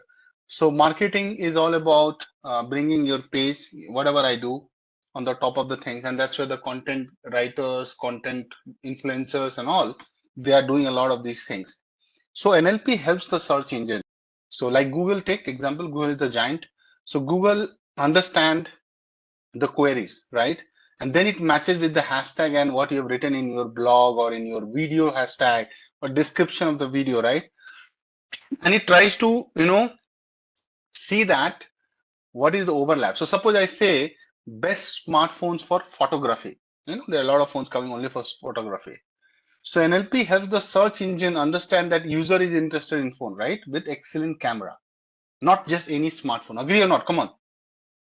So if I write best smartphones for photography, so Google is going to do the intent of the search. That's number one. Number two is that that's where the semantic search, the contextual thing comes into the picture, right? So search engine use NLP to connect relative topics, right? So in this case, it will be like wide angle camera, some hashtag will be there, right? Or what kind of photo you want to do, like wildlife photography or like a movie photography or cinematic photography, right? Or video making. So those keywords which you put in the hashtag, right, when you're promoting your product, Google will understand, right? And they will rank you. Now that ranking logic is very tricky. Even I think Google only knows. We can't know that. But obviously they know that these are the levers for you to get ranked. And that's why I think Sandeep has written. So Google has to rank. But before Google can rank, Google has to understand the search ka intent, what is the reason behind that search, and then it does the semantic search, which is your contextual understanding. Like I want to buy a phone for photography, not any phone, then Google has to also find which pages are offering that kind of phone, isn't it, Priyank? So like let's say a company like Sony, let's say a company like, sorry, why I'm saying Sony, Samsung, Apple, take it, MI, XYZ, right? So which phones are going to be like the best one for this guy who is searching on my web, right? Google.com. So obviously they will be having some articles written, some hashtag, right? So they know that, okay, because these guys also publish a lot of, blogs, they do a lot of, paid reviews for their product. All these guys who are doing reviews every month, every week, they'll come with 10 different phones. What do you think? Right? It's not all they do genuine things. Obviously, it's a business, right? They have to give some preference, but they will also protect their credibility. They can't say that lava is the best pen in the world, right? Nobody will, they'll stop watching those kind of, channels. If I say lava is the best phone in the world, you will say, go to hell. Who is this channel? Right? I'll block it, unsubscribe. You know what I mean? So yeah, it's a collaborative approach. And I was looking on a laptop, Asus ZenBook laptop, right? ZenBook laptop. So on their page, they have already linked a lot of bloggers, tech bloggers, reviewing their product. So I like that. They are very honest. That, okay, guys, he are our guys, they are our guys, he is our guy. Go and watch what he is talking about my laptop. Okay, so moving on. So now, guys, I'll talk about NLP Pipeline, which is going to be our steps in the hands-on. This is going to be the critical steps in doing an NLP task. Okay. So maybe I'll add a page and make a sub page, right? That would be smart.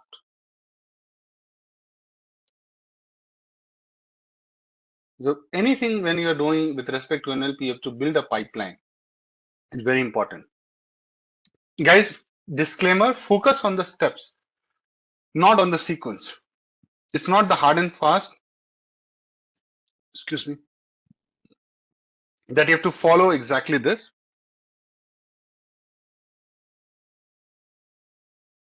But steps are.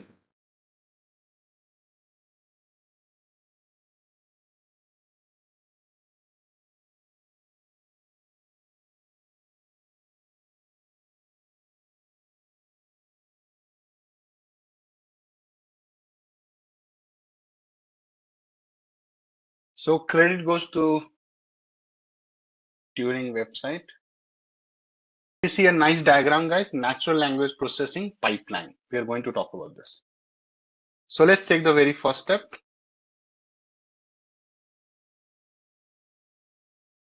Sentence segmentation.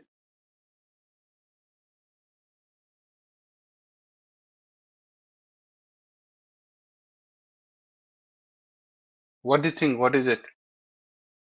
Okay, so it is the very first step.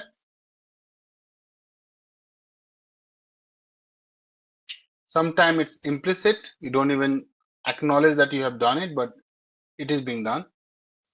It is the very first step in the NLP pipeline. So what we do here, it divides the entire paragraph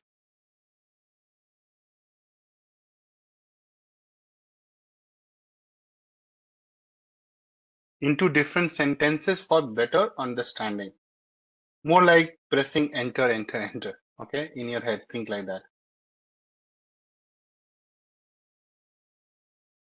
Not wording. Word we have not reached. So first you will separate the sentence. So generally we put the enter after the full stop, isn't it? So let me show you this nice example. Suppose this is a sentence for me. Come on. I'll take a screenshot. Yeah. Can you see this guy? So I have a sentence which says, so source is Wikipedia. It says London is the capital and most populous city of England and the United Kingdom. Standing on the river Thames in the southeast, blah, blah, blah. But if you observe, by every full stop in the below, we have segmented it, right? So after this, then I think after this, right? See, and that's how it's done.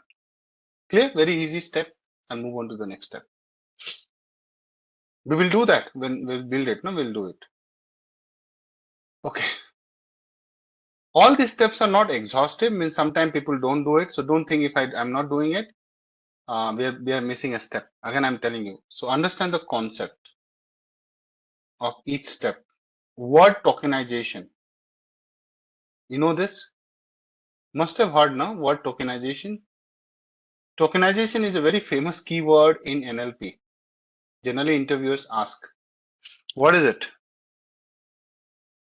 Breaking sentence in the words in the token. So it is a very crucial step. So let me write. You're right. I think people have got some idea here. So my dear, it is the process of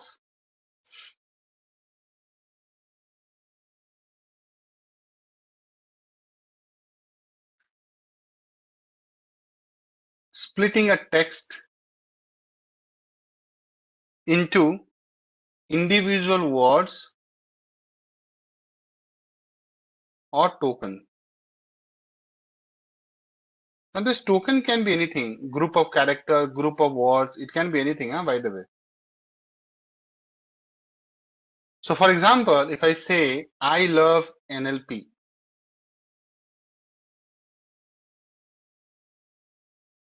simple one sentence. So word tokens can be coming from this sentence is what? You know which are the words here? It will be I love, and I think acronym we will take it as a one word. Makes sense? Clear?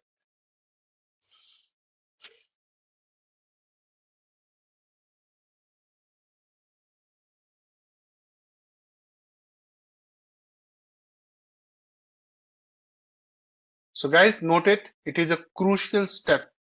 And this is just one way of showing the code tokens. It can be subword tokens. I'll come there. But it is a crucial step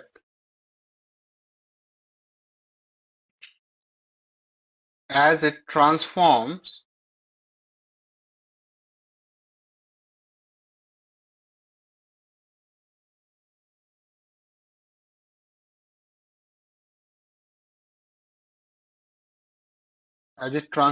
text data, raw text data, into a format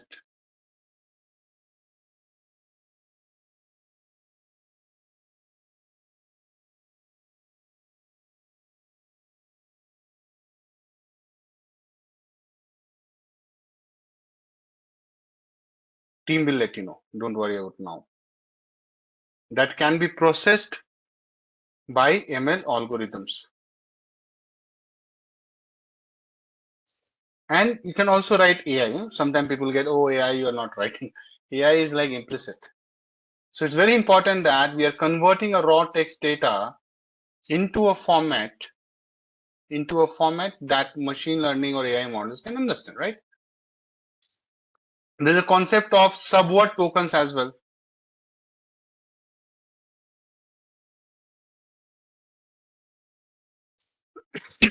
Subword tokens.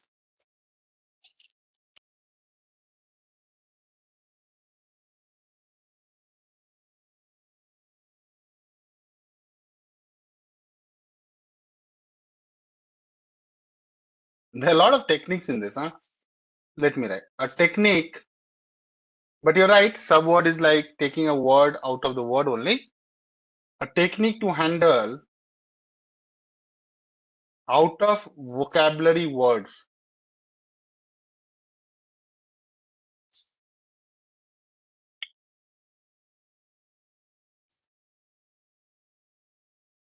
By breaking them into smaller but meaningful units. Now you have to understand, when we were doing machine learning, right? Sorry, when we're doing sentiment analysis, right? For sentiment analysis, no. And I remember, so when I did the first time sentiment analysis, it was year 2015. Can you believe it? 9 years before. So 2015, I did sentiment analysis. My first, you can say my first, and I still consider as like my first baby project.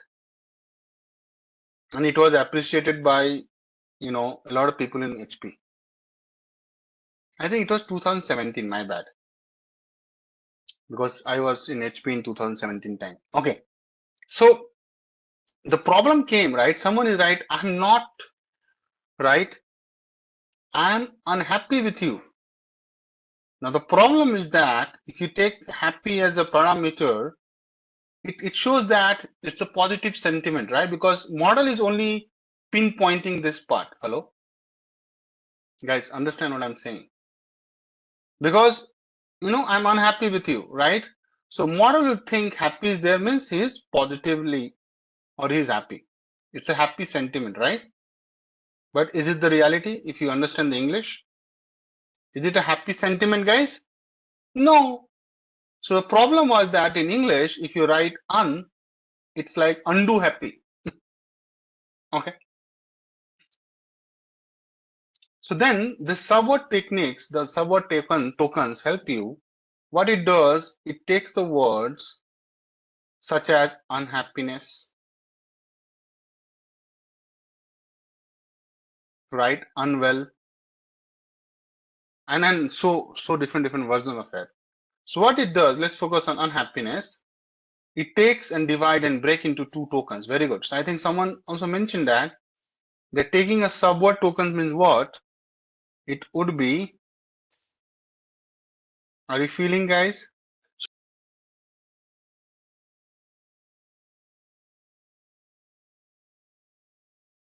That this is un and happiness,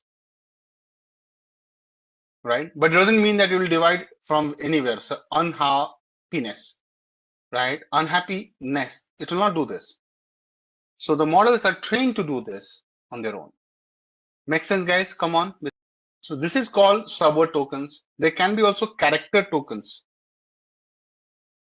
Now this is like getting too much detail.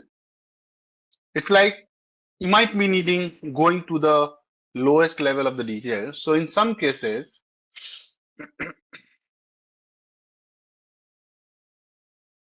tokenization is done at the characters level,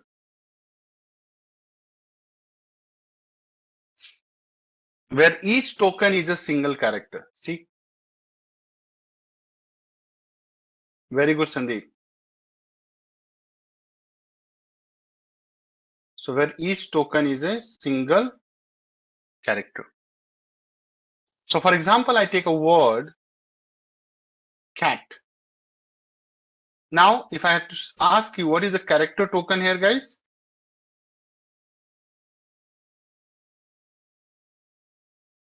C-A-T.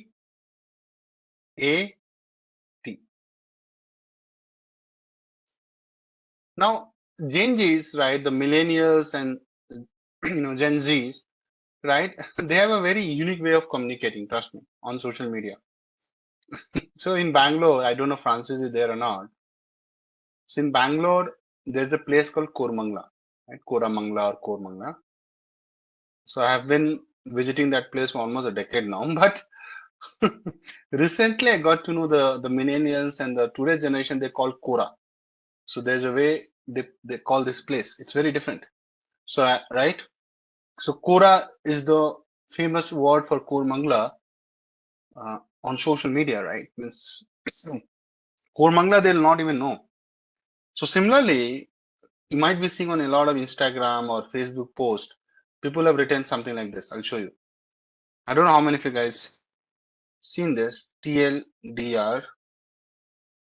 So even on LinkedIn, people write it. Do you know why do we write it?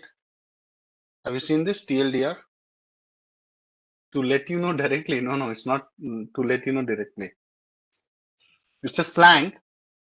too long, did not read. Okay. So basically, so let's talk about it. It's one of the famous thing in SEO. Too long, did not read. So some people, they write a lot. So it's a shorthand way of, it's a shorthand. I'll write about it. Guys, trust me, I got to know a couple of years back only. So don't think you're missing something big in this world.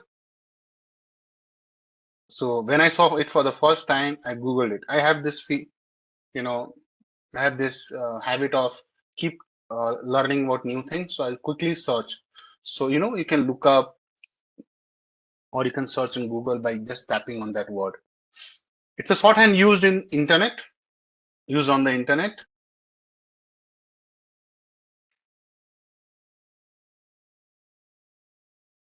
To summarize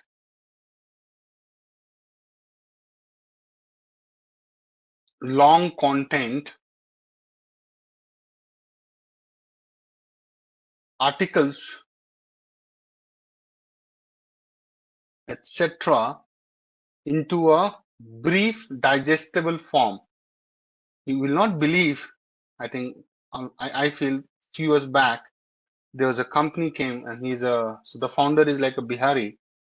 So he did found the company called InShots. I think I'm damn sure I have this app on my phone.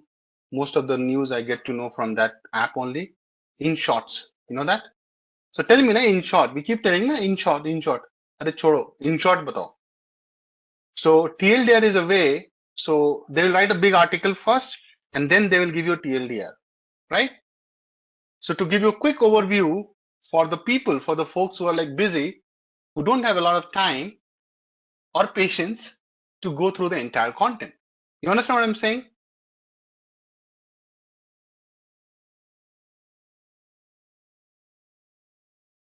So now if NLP does not understand that TLDR is written and then the article starts, it will miss that it is already summarized, Model needs to learn, right? The TLDR after something coming, TLDR is like already compressed, summarized. So you have to tell the model, dude, this is TLDR content.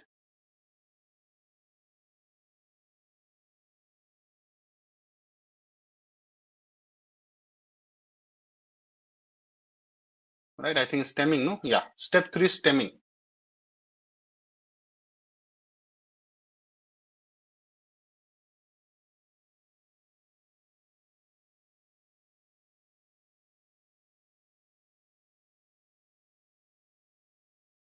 Okay. So guys, everybody knows stemming, right? Have you done stemming on a plant? Or have you seen somebody doing stemming on a plant? So to grow a plant from a plant, people do grafting and create a, so they take a base of a plant and they create a root from the stem, right? And then they get a new plant and that's how the plants are multiplied, correct? So that's called stemming. This is the word, source of the word, stemming.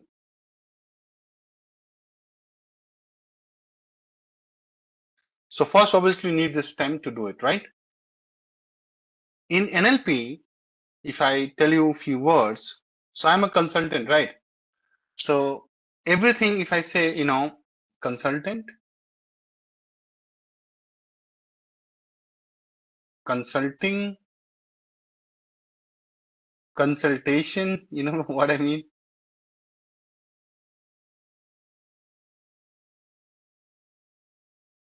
Consultative. At least these are the words I know from my English. But if you think something I've written wrong, right? Do you agree that all these words have a base called consultant, right?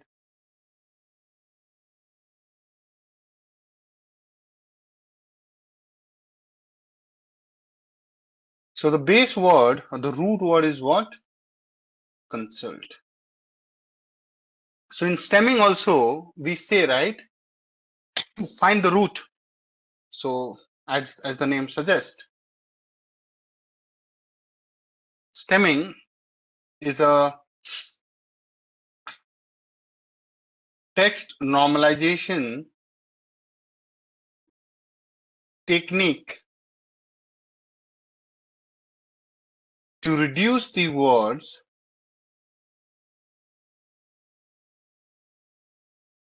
to their base or root form.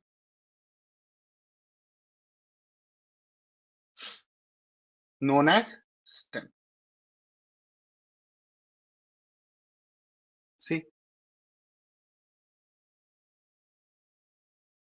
And trust me, stemming has a lot of applications, right? So next in the pipeline is, I think, lemmatization, right? Yeah, step number 4. Lemmatization. It's a very important segment. Interviewers ask connection, connecting, connected, right? All finally lands to what? The root or the base form is connect, isn't it? I think, right? Lemmatization, what is it? So I think words context such as where it appears in a sentence or within a larger document. Okay. Grow, growing, growth, grown. Growth, growing, grown.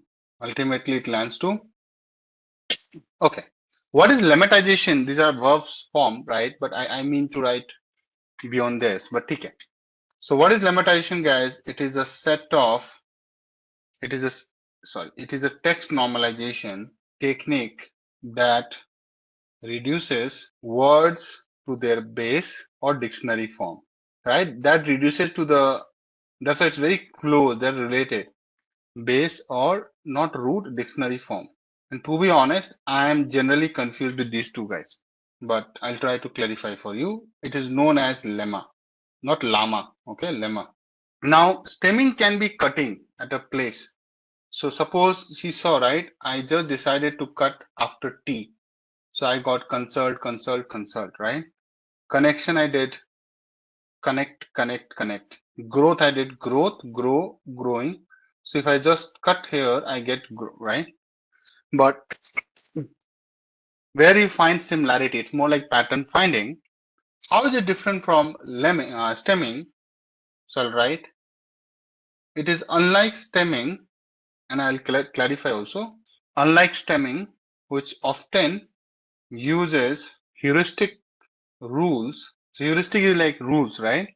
To cut off affixes, while lemmatization involves a more sophisticated process of deriving the base form of word based on its meaning and context.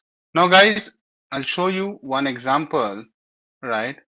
So obviously what you have done is also right, but stemming and lemmatization can be tricky. Can you see this? So obviously I've taken this from a source. Credit goes to the guys. But can you see, you might decide later that I want to just, cut it like stemming, like cutting, right? So you might want to decide that I'll cut it just after N. So the moment you say I'll cut after N, right, isn't it? It will give you Chang. After G. You understand? So that's a valid stemming, also technically right, but obviously meaning wise, it is nothing, right? So go to hell. Let me use my agree, guys. Come on. But lemmatization, if you see, which I have written on the other side, so I need to be very careful, or as a group, we need to be very careful. Stemming like cutting, so that's why I focus on this part. So when you're cutting something, you can cut, but here intentionally, obviously nobody will cut like this, but it's more like cutting it. So whenever you are doing this, you have to ensure that it is following that equal length character wise. Okay, I'll give you an example, right? If you take run or someone ran, what is the base form for ran? It's run, right? What is the base form for wrote? It's write. So now we will try to cut it, right? So if someone wrote, written, writing, You know what I mean? Write up is a different thing, but you will try to cut, you can only cut WR, right? Because that's the only thing you see common. That's called stemming. But if you are bringing everything to right, this is called lemmatization. Agree? So that's the difference. Now you'll never forget this. Now, look at this example, guys. This is also nice. What about this? If someone gives a number or spelling like worse, now if you take a word worse like this and you want to do stemming, you will write what? WOR, because let's say you are just selecting or cutting 3 characters, right? Okay. So you can do that. Technically it is right, but conceptually it doesn't make sense for you, right? But if you want to do lemmatization, worse becomes bad. See? Good, better becomes good, not like better become bet, right? So if you see here, ideally, I would rather put a, star and saying that if only we follow the contextual approach. If you don't do it, you just do it blindly, then you might get something else. Make sense? Clear, guys? So it's very important to say, you can get to the base or root form using this, but ideally, which is the preference? Lemmatization gets preferred, is the right approach, because it gives you the room of error. Clear, guys?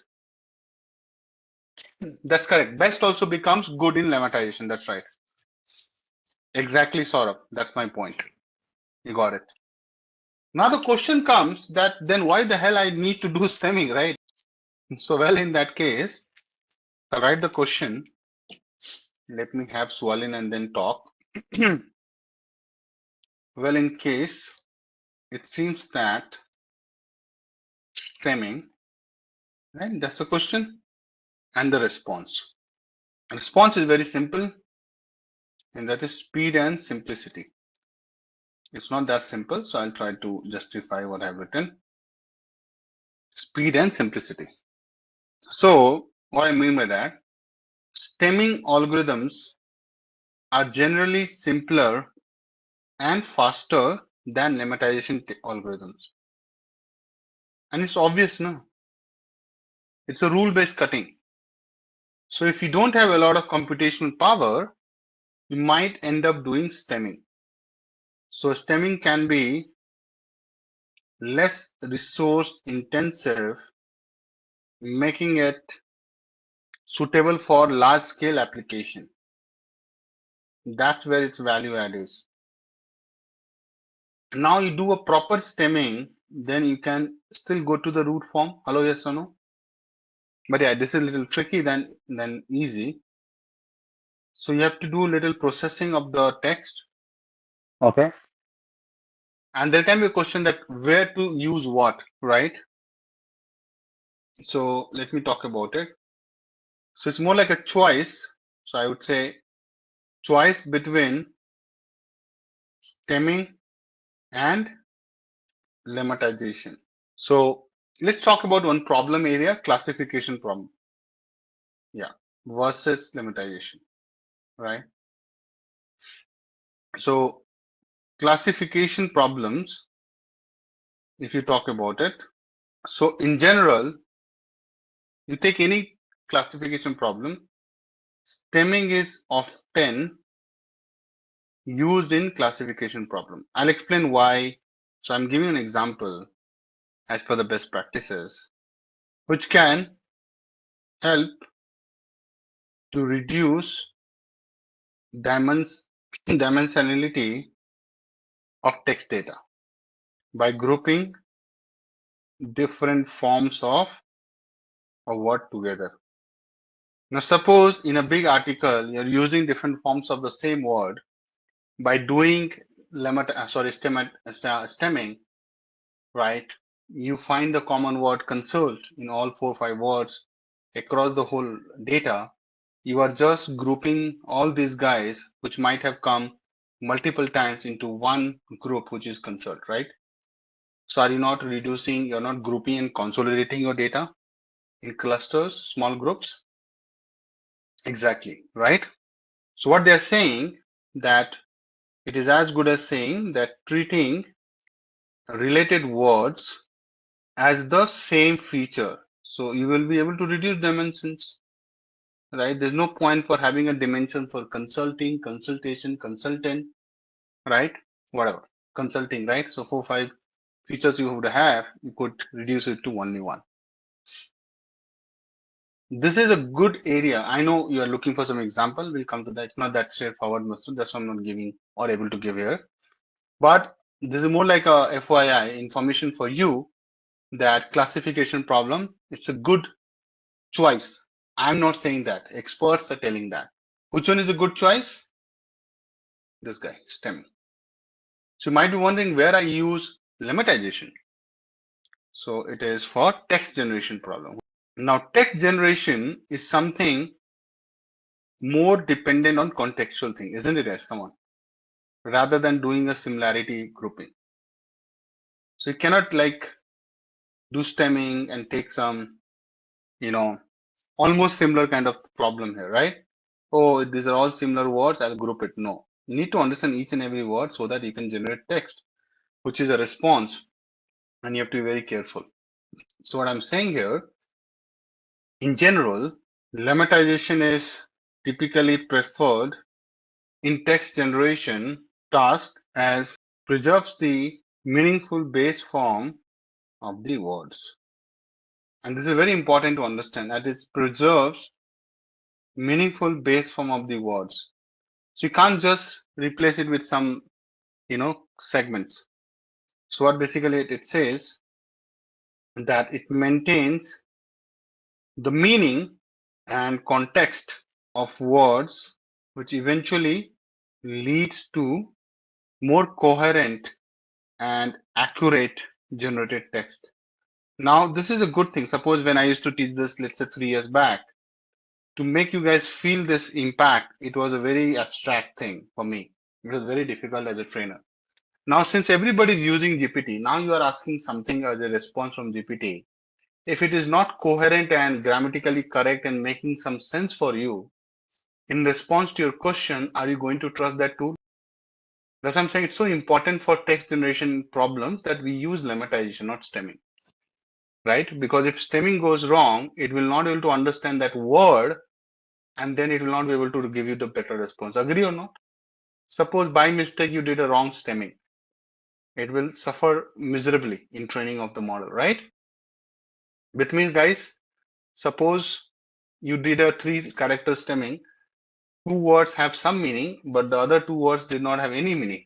So the model will say what's happening here, right? Because it is not able to understand. So it happens, right? You're in a meeting, sitting, discussing with your project client, offshore client, or onshore client, and then suddenly you don't understand something that person said because the network was not good, or you could not understand the English he spoke. Like he might have brought in a really difficult word to understand, right? Or you could not understand the word or set of words that guy told you or just mentioned because of the accent or any issue as such. Isn't it you have to resort to say, can you please repeat? I missed it, right? Or I could not grasp what you said, right? So it's the same thing. You know what I mean? Because the context is lost for a minute or so, then you have to repeat. That's how text generation outputs are now getting better because now model training is done solid. So, but if you're asking something tricky from ChatGPT, you realize that, oh, it is still dumb, right? It keeps telling you the same. So for, I think last year when I was trying to do it, when I say last year, I think almost a year happened, right? After ChatGPT has come.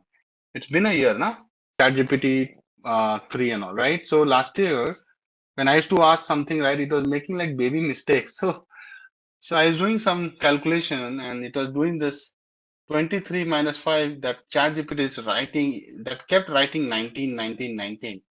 And I was like, please fix it, it's wrong. And so is wrong your next all 10 steps, right?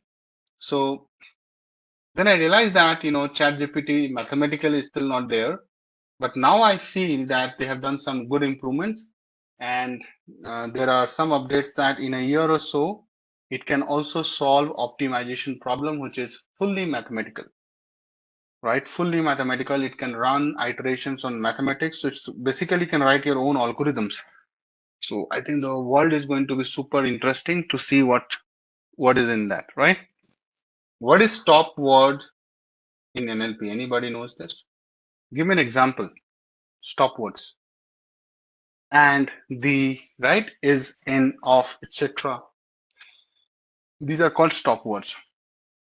So basically, words that are commonly used in a language but are often deemed irrelevant for specific NLP tasks, right? Which are not very important. That's right. So examples in English language I can give you. That's our common language here. So it can be and, a, and, the, and, or, is, in, of, to, etc. All the pronouns. So yes, continuing on this, I'm writing. The list is big. You don't need to remember this because model has already those things. So what is the primary goal of removing stop words? Is to focus on more meaningful words that carry substantial information for text analysis, such as sentiment analysis or topic modeling. By the way, you know, right? Topic modeling is a big use case in industry, insurance industry, BFSI, banking, finance, service, insurance, right? Correct, no? So BFSI is your where you have a lot of documents in place, so you'll be using it, my dear. I think financial services, right? This is a very big college, huh, by the way. Financial services, no, I said no financial services. So here, what are the points? What's the point? The point was that topic modeling is a big thing here. So what is topic modeling? So topic modeling is, guys, it is an NLP technique used to discover, I'll just give one liner, the underlying themes or topics within a collection of text documents. How many of you have taken a loan, mortgage loan, in India, outside India? Have you seen the pages they have? And the terms and the contracts, deeds, right? Those documents which they actually process for you as a mortgage for the loan, right? You know, banks. So I don't know if you have taken a home loan by now, you know it. That bank goes through a lot of documentation process. The moment you have a collection of text documents, topic modeling is your thing. Now, what do you mean by underlying themes or topics? Even media industry, they're using this a lot, right? Now, suppose I'm trying to put some detail on the website, you know, you'll get a call from bank for their marketing they use, you know, kind of loan requirement you might have. And this is very, this is very tricky. And you don't like at a lot of time. So you're gonna do this, that you might disconnect the call. Hey dude, I'm not looking for a loan, but how how would they get to you that you need a loan? You understand what's my point here? NBFCs are not good for working as a work culture, also for taking something loan. But what happens now? Not everybody is having a very good profile, and not every bank will consider you. So you end up going to NBFCs, right? They give you an easy loan service, but terms are very strict. Experience is not that great. Okay. And see, I'm not like some finance expert here, but I'm just telling from my experiences and others' experiences. Okay. But don't take me or take my words as like a Bible here. So Priyank, you can have a word, and Srini can have a word together. Okay. I think he works, so he will be able to tell you more. Right. But Priyank, how is the work culture there? Is my understanding correct? Work culture is not that great. It's too much of. It's great. Okay. Okay. So maybe. So I have never worked. So I don't know, but I think with my exposure and experience, right, I have felt banking and financial services. So BFSI is tricky. It's aggressive, but a lot of job opportunities are there for NLP guys. I'll just keep it to this. I'll stick to this point. See, work culture is a myth. Okay, if you are able to manage, it's good. Not, I think, can't say anything. I'll take an application to show you what we mean by topic modeling. Suppose, and you can also go to companies like Netflix, as a matter of fact. So it's not necessary that BFSI only doing topic modeling, but they are the major. See, wherever you have a lot of documents, you can do topic modeling. So content recommendation. Now this is out of the box kind of application, and it's not like something like a very common area to work in. It's a niche area, but this is something like a job. So those who are studying recommender system, right? So, content recommendation is a big thing. Okay. So it's more like, suggesting articles. And trust me, guys, in my all phones, laptops, right? Except this laptop, everything I browse in private mode, you know that? Not like I'm doing something shady. It's just that I hate it when I'm trying to browse something and the cookies. Mostly I use Mac, so I use Safari. They are more private, right? So I start getting irritated because the moment I suppose I'm trying to buy a pair of shoes, right? I'll start seeing shoes everywhere, which I don't want to see, right? On every page on Google Chrome, which I don't like. It's like it's like that. The shoe is like pursuing me that Akash, you have to buy me. There's nothing which can escape. Nobody can make you escape from here, which I feel not good. So suggesting articles or content based on the identified topics. Now those who are, so how do you combine BFSI and this example? Have you seen a lot of products? They keep talking, keep doing ad. So ICICI Bank, I'll tell you, and their customers I know. So ICICI Bank, there is a concept of OD against salary. Something they say. So I don't know how many of you guys are aware of these things, but I'm just taking an example. My bad. OD against salary. So those who are working, they might be interested in this, and that's how I got trapped. So it's not a service they give you, it's like a recommendation. And so let's say someone is searching OD, for example, anywhere in the world. World when I say India, and you will. So those who are working here, they will agree to me. It's a real case use case example I'm taking. It's a as real it can be, right? As real as it gets. So OD is overdraft, very good. So let's understand quickly what is overdraft. So overdraft is like a credit line to you, and you only get paid the moment you use that money. You have to pay interest on only on the amount you're using. 100 rupees, 100 days, 100 rupees one day, doesn't matter. It's not like a loan. It's not like some EMI you have to give and pay back as soon as you can. If you don't pay, you will be keep getting charged as an interest. I never recommend anything such to any student here. Anybody who's in college or just started the job, this is for people like us who has a lot of expenses and less money, so you don't get trapped. Clear? This is the disclaimer. I'm not selling OD. Okay, I'm just explaining a use case. So I'll tell you my own experience, and when I look back, so I thought, okay, experience was not good. Why don't we use just that as a learning thing in my session? Okay, so that's what I'm doing exactly. So overdraft is like, it's like a credit line, right, for you. So it's like, suppose you get a 5 lakhs credit line, depends on a lot of factors, forget about it. So it is in your, it's like your money, but it's not your money. You know what I mean?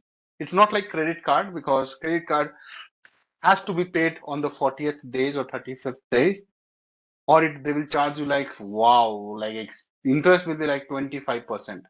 So you can't afford, right? OD is like interest will be like 11%, 12%, whatever, but it is manageable. That's why you don't get OD easily. So I was looking for an OD, just just like money for the rainy time, right? Obviously, I'm not like some big shot, like a sheikh from Dubai. You know what I mean? So at times I might have need some money. So rather than taking a loan or borrowing from somebody, I like to use the institution. So the moment I was searching for OD, you do a Google search and someone wrote that sort of very good. I started getting incessant call from Bajaj Finance, right? I'm not, so again, this is like uh, disclaimer that I'm not demeaning anybody here so that Intellipaat doesn't get in trouble. And guys, be careful. Don't. That's why so disclaimer is that discussing these things for learning. Okay, good. This is very important. So Bajaj Finance started calling. So they are very good in their marketing. Their marketing team is good. You guys agree? So Bajaj Finance guys started calling me. Okay. So they do business on this. This is their business operating model. So guys, how many of you have experienced that? You're searching for overdraft, personal loan. Did you get any call? Suppose you're searching for loan, but Bajaj Finance guys reaches to you. They reach to you. Agree? Those are working. Those are your good civil score. Right? Mine is good. Okay. Don't ask me how much. Okay. Then obviously I had a ICICI bank. So when I was searching for OD, I also saw there is a recommendation sponsored, you see, right? So one is recommendation, one is push. So if you know about that, so it's like SEO. So search engine optimization, obviously we'll search somewhere here and use the internet for it, and definitely we'll use cookies. Okay. So if you see SEO, right, SEO does a great job here, right? So I also got the call, Bajaj Finance always comes on the top. So came ICICI and some top banks, right? Now this content is being generated, right, on somebody's interest. It's not being generated in the real time. That's the AI will do. That's the future. So what I'm trying to say that this is for marketing, right? Suppose you search for something, you get recommendation like articles or content based on your inquiries. So you can say that it is search, but you know what? A lot of people are writing in real time doing a topic modeling for the BFSI. Suppose I'm looking for a term insurance, so you will see that there is a blog which is being written in real time, right, with your requirements. It's like if you are writing somewhere, suppose you have written in Coda, you have written on Reddit, and there are companies, I don't have a real example, but I have a very nice and niche group where I discuss these things of, of ideas of the today's world or the tomorrow's world. What is being done, you know what? And these are being tested. Suppose you go and write something on Reddit. You know, Reddit is an app where you can put a big detailed uh, context asking your, still more like reaching out to a community. They scrap those data, right? Web scraping, and see that if that's a common kind of query people are asking on these social media handles, be it Twitter, be it Reddit, be it Quora, right? Likes of those. And there are hundreds of them. What they do topic modeling to generate what? Generate what? Articles and blog, which will be so convincing that you will think that dude, this is it. That's how I got tracked.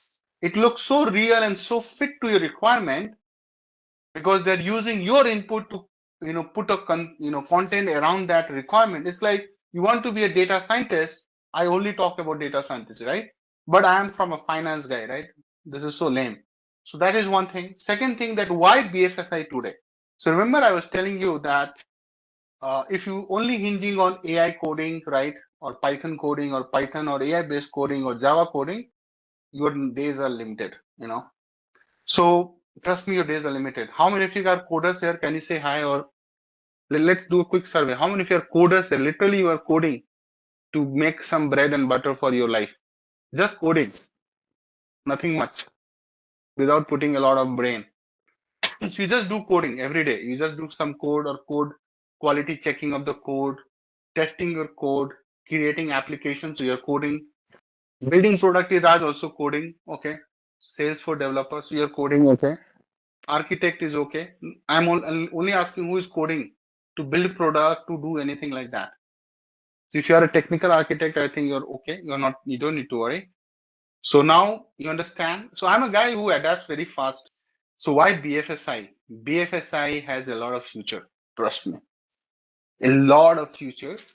And this is the first time plugging BFSI in NLP because I see a lot of promising career with AI because document is there, NLP is there. Those who like NLP after I complete, they can think about building a career on top of this, and domain is already there.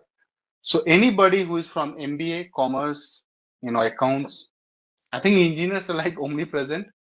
You can think about getting into this. It's not a bad job. It's a very good job. Okay. My folks they work for Credit Suisse. They work for, Morgan Stanley, Barclays, a lot of banks. So if you can get this domain understanding and you like this field, that was the intention for bringing BFSI here suddenly. Okay, because supply chain I keep talking about.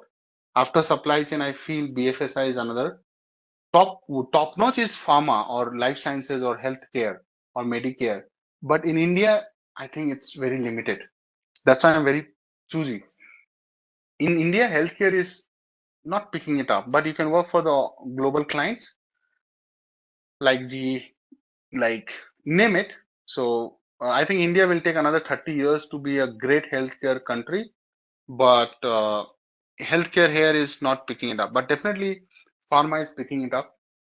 So right, there's a difference between healthcare and pharma or life sciences. So those who are doing automation job now, and anybody who's just doing automation like RP and all, please start thinking about something alternative. Anybody who's just doing automation, like a VV automation or doing RPA, right? Please ensure that you start upskilling yourself in something totally out of the box, right? Or those who are doing those, anything which can be automated with AI very easily. So I'm also working on creating something that there is a very good page which keeps updating saying that which area, which sector, what kind of jobs you are going to lose because of this AI revolution. So I think that will give you a lot of insight and you'll be on the top of the thing. But what I'm trying to say, although we are teaching you AI only, so you guys don't need to worry. So those who are all present in my session, you are already learning something which people are going to use against you, right? So you don't need to worry, right? Yes. So I feel RP automation is something AI can do it automatically. It's like there will be a set of, so there will be like a more like an assistant, and you just tell it, make some workflows in that, and it will do it on its own. It's very highly easily going to be, scalable, and because now understand, and I had done this RPA training when I was in Genpact, my very first company. What I'm trying to say that RPA is what? You look at some boxes and, location in the document, right? Images, right, on the screen. Then you make a box there and saying that if you find this similar, right, you do some action on top of it, right? Agreed, correct now? So if you think OK is there, so you have to click OK, right? Now, you know what? I don't know. I want to show you a demo. So shall I do it? Can I take 5 minutes? Because I know almost we are done, but I'll just take 5 minutes. Are you guys ready for it? Can you see ChatGPT? So I'm using a paid version, my dear. Okay. So this is something I try to use it the most of the time. Can you see ChatGPT? Okay. See, I'm just sharing a screenshot. Where is that screenshot? So stopword analysis. Let's say step 5. Obviously, this is a handwriting. All right. Suppose I just copy paste it. Hey, come on. I paid for it, right? What's wrong? This is not done. Why the attachment is not coming? My paid account is gone or something? Seems so. Yeah. Anyways, can you interpret and give me more detailed info on this screenshot? Now just understand this. I understand. Sorry. So I have to select the right one. But just understand this. See the power it has brought in. Can you see? You understand what's happening, my dear? It is able to understand what I've written, which is not that bad. At least ChatGPT understands. You can't see, can't understand. So it understands my handwriting. It understands that it is a step 5, stopwatch analysis, right? And it gave me the detail, right? What other steps I can do in NLP? Let's see. The moment I say, obviously I'm paying for it, so it will be better than what you see in terms of output. Yeah, it is only available in paid version. So see, it's going in like, and now it will start blah, blah, blah, blabbering. So what I'm trying to say, look at the world we are living in, my dear. You know what I mean? Now going further, there will be no need of trainers. It seems if the trainers are just doing coding and showing you coding, right? So that's how I keep, differentiating myself, saying that you have to be on top of the game, right? That's why I have to keep upskilling myself, that when I come and teach you the for loop, I am doing a better job than anybody who is a coder. And he might be a very good coder. He might be able to write all the efficient and production level coding, but with the real application, the industry exposure I have, I'll beat these guys. So now can you see when it can read handwriting like anything, then I think it can do. Yeah, I mean, you have to just tell it and train it.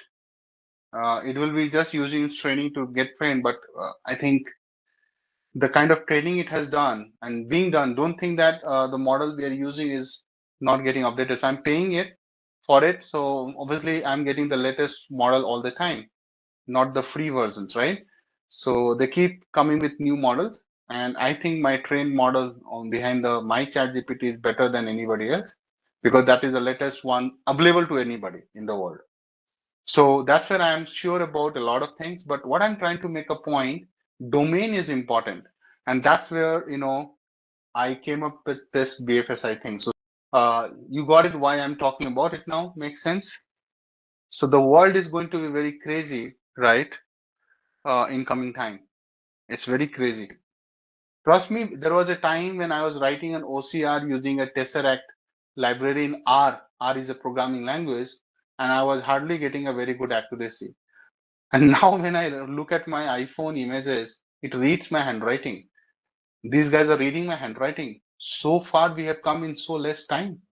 2016, 17, I'm talking. And 8 years down the line, it is reading handwriting, that too written by a pen. Are you guys believing what's happening here? I don't know if you're able to fathom what I'm trying to raise as a point. It is moving super duper fast. Be careful with your career. Trust me, this is going incredible journey for AI, but it is going totally out of hands. I don't know, government might bring a lot of regulation, start banning these things, because I feel a lot of people will lose jobs, right? I'm not trying to create any frenzy here, any panic mode here, but I'm just trying to support you guys, saying that you have taken a big decision that you are trying to learn AI. This is the best time to be in the field, which is going to change everything. Okay, so be careful. And obviously, when you are talking to your juniors, siblings, right, younger brother, sister, pass on my message. Obviously, I am not like some big shot that if I go on a podcast and tell everybody will follow me, I'm nobody, right? Nobody knows me. Only you guys know that who am I. So please, whatever the mode is, but try to pass on to the next few guys so that they're aware of these things. It should not be like after 5 years they are waking up and saying, dude, I need to do something about my career. It will not work for them. Okay. Step number 6, dependency parsing. So you know what? Dependency parsing is very important for grammar. Okay. So let's talk about grammar a bit. I'm going to show you a nice diagram, guys, and you will see this. So if I say London is the capital, right? London is the capital and most populous city. Can you see? This is the sentence. Now, even you have done this in the grammar, right? In the grammar courses, that if you look at the sentence, you know that what is what. So you know that how quickly to understand the whole tree, that London is a proper noun, is coming from B and B is a verb. D is the determiner, right? A and D. D is the determiner. A and D the article. Capital is like a noun and is conjunction here, right? Most is adverb. It's trying to saying that most populous is like adverb. Populous is adjective. Or anything which bumps up the or pushes the adjective, that is your adverb, and city is a noun. So if you are aware, this is your parts of speech. Very good. There's a period, right? So under this topic, there is something called syntactic analysis, also called parsing, syntactic. Okay. So guys, syntactic analysis is crucial for understanding the grammatical structure, which I just explained quickly. See, for a human being, it's easy because you have learned the rules of grammar. You know that. Understanding the grammatical structure of sentences and how words relate to each other, right? Now, if you understand, right, look at the relationship here. So London, right? So if you see is has a predecessor, which is saying London, and also has a successor, which says capital. So London is the capital, right? So I'll come to that, how to understand this chart, right?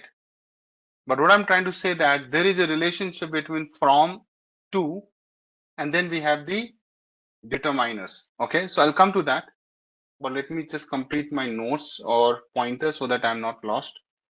So syntactic analysis, someone can ask, so we have already explained the objective, but what is it? It is the process of analyzing a sentence to determine its grammatical structure. So that's the technique or the concept. And then I mentioned dependency parsing. So once you understand, so once we have identified the grammatical relationships between words, dependency parsing constructs a dependency tree or graph, which you just saw, that shows how words in a sentence depend on each other.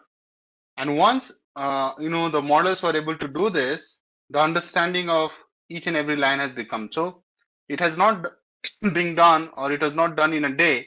It took its own time, right? So NLP is here for the last 10 years almost, I would say. I can be wrong also, but this is how it is. So you need to understand that the kind of relationship you are seeing here. So London is the capital and most populous city, right? You can quickly find out the grammatical relationship, right? But just imagine that there is no human behind it. There's no human behind it. Model is telling that relationship. So this tree, I'll get into more details now since I've completed it. So this tree is known as dependency parse tree. Okay. Just imagine that for each and every line you've written in that article, models fully understand the relationship. So London is the capital. So what is the line? I'll write it somewhere here. So London is the capital. So I'm saying London in the Hindi, but I can't say pronounce in the in British accent. British accent is the capital and most populous city. Right? This is a sentence, guys. Come on. So we are saying that London is the, so you see, right? Let's start here. So obviously root is this is your root. Okay, so don't miss that. Root is this, but you also know that London, which is the proper noun, what is the relationship, guys? You know that, right? If you have done a little bit of grammar. My God, those were the days in school. I remember, and my teacher used to beat with a rod. I'm talking about school days. I'm not bashing the teacher. Don't worry, I'll not tell the name. But he used to beat with a rod, a circular rod, and very difficult grammar question. I used to get nightmares. Okay, because without understanding, if you're right to cram it, just cram it, remember everything. It's very tough. So London is the subject of the sentence. Okay, and it's connected to the root verb is, right. So I'll also write it, and it's connected to the. So my teacher would have been proud. Now he is teaching grammar in grammar in AI, right? He must be proud about it. I'm not doing anything. The models are doing anything. Sometimes I feel why we did so much of, so much of excellence, pursuing an excellence. Now model will take over. Okay, anyways, just kidding. Subject, predicate, remember all those things? Complement is the predicate. So I'm going to be grammatical here. So see guys, my starting was in Hindi medium, so I'm not too good at it. So forgive me if I am saying something wrong, but at least my notes can't be wrong, so don't worry about it. What is capital, my dear? Capital is the complement, or also called predicate. Remember predicate noun, right? So can you see very smartly, I have told you that the root is attached to this guy, subject, follow this yellow color, and also attached to this guy, which is your capital. Hello, everybody. So subject, London is the capital. Okay, fine. D is determiner. Okay, very good. Thank you. But I can still stop it, right? London is the capital. This is your determiner. Very good. See the linkage, right? The relationship, subject and predicate. D is your determiner. Now, most populous city, you can put it into like a phrase. That, dude, this is a phrase. Most populous city, I can take it as a phrase. And that is being connected using this conjunction called and. Interesting. So what we're trying to do, the model, I'm telling to the model that, dude, understand, London is not only the capital, but also most populous city. So model is saying, okay, boss, I got it. What are you trying to say? Are you feeling it? That's how human knows, right? That's how human knows. If I tell you, Masrat, that London is the capital and most populous city, you know, right? He means that it's not only the capital, it's also the most populous city, right? Very, very good. But model goes one step more. It also tries to understand that maybe that's the reason because it's the capital. Because model totally understands capital is like some major cities, right? Because if you're doing like a chat GPT kind of thing, it has got a lot of contextual learning. They know that top cities by population, London will be there. Why London is so important? Everybody's flying to London. Something is good. So they might have the flight data. That might be the reason that a lot of people are coming. The chat GPT can also go and find you reason that why it is most popular city, right? You want to try this with me, guys? Come on. So I'm just putting a command or prompt saying that London is the capital and most popular city and asking why, right? See, I was right. How good it can be, guys. My God. Look at this. Can you see that, guys? Obviously, I'm not trying to teach you with ChatGPT. I'm just saying that here ChatGPT should be used if you have a license, my fellow trainers. So see, London is the capital most populous city. I ask why. It's a factual statement. So it's thinking like a human. Dude, you're right. It's a factual statement. It's correct. It looks correct. Why? Because it is a capital first, meaning it has all the political, cultural center of the country. See, it understand that why a city becomes capital. You understand? So when it has the center for the administrative, political, and cultural center, generally that becomes the center. Look at the training it has been gone through. Then it is explaining what you mean by capital, right? Then most populous city because, right, London's role as economic, cultural, and educational hub, attracting people from all over the country and the world. Isn't it just now I just mentioned that? Maybe 2 minutes back before ChatGPT spit it out in a very one-liner. So do you think that the ideologies or the kind of, that look at the beauty of these things, that it is trying to reason out that these two rows is the reason that sentence highlights both characteristics, and that is the reason that make London most important, which is capital and populous city. So what it has done in its honest way, Mr. ChatGPT 4a 4o responds to why. You think if I don't tell you that it is being written by ChatGPT, you might think that someone has written who has good knowledge, right? A very good, well-read person has written this. You understand why I'm saying this? Because this is going to be much better down the line. And it's getting better and better, I can see.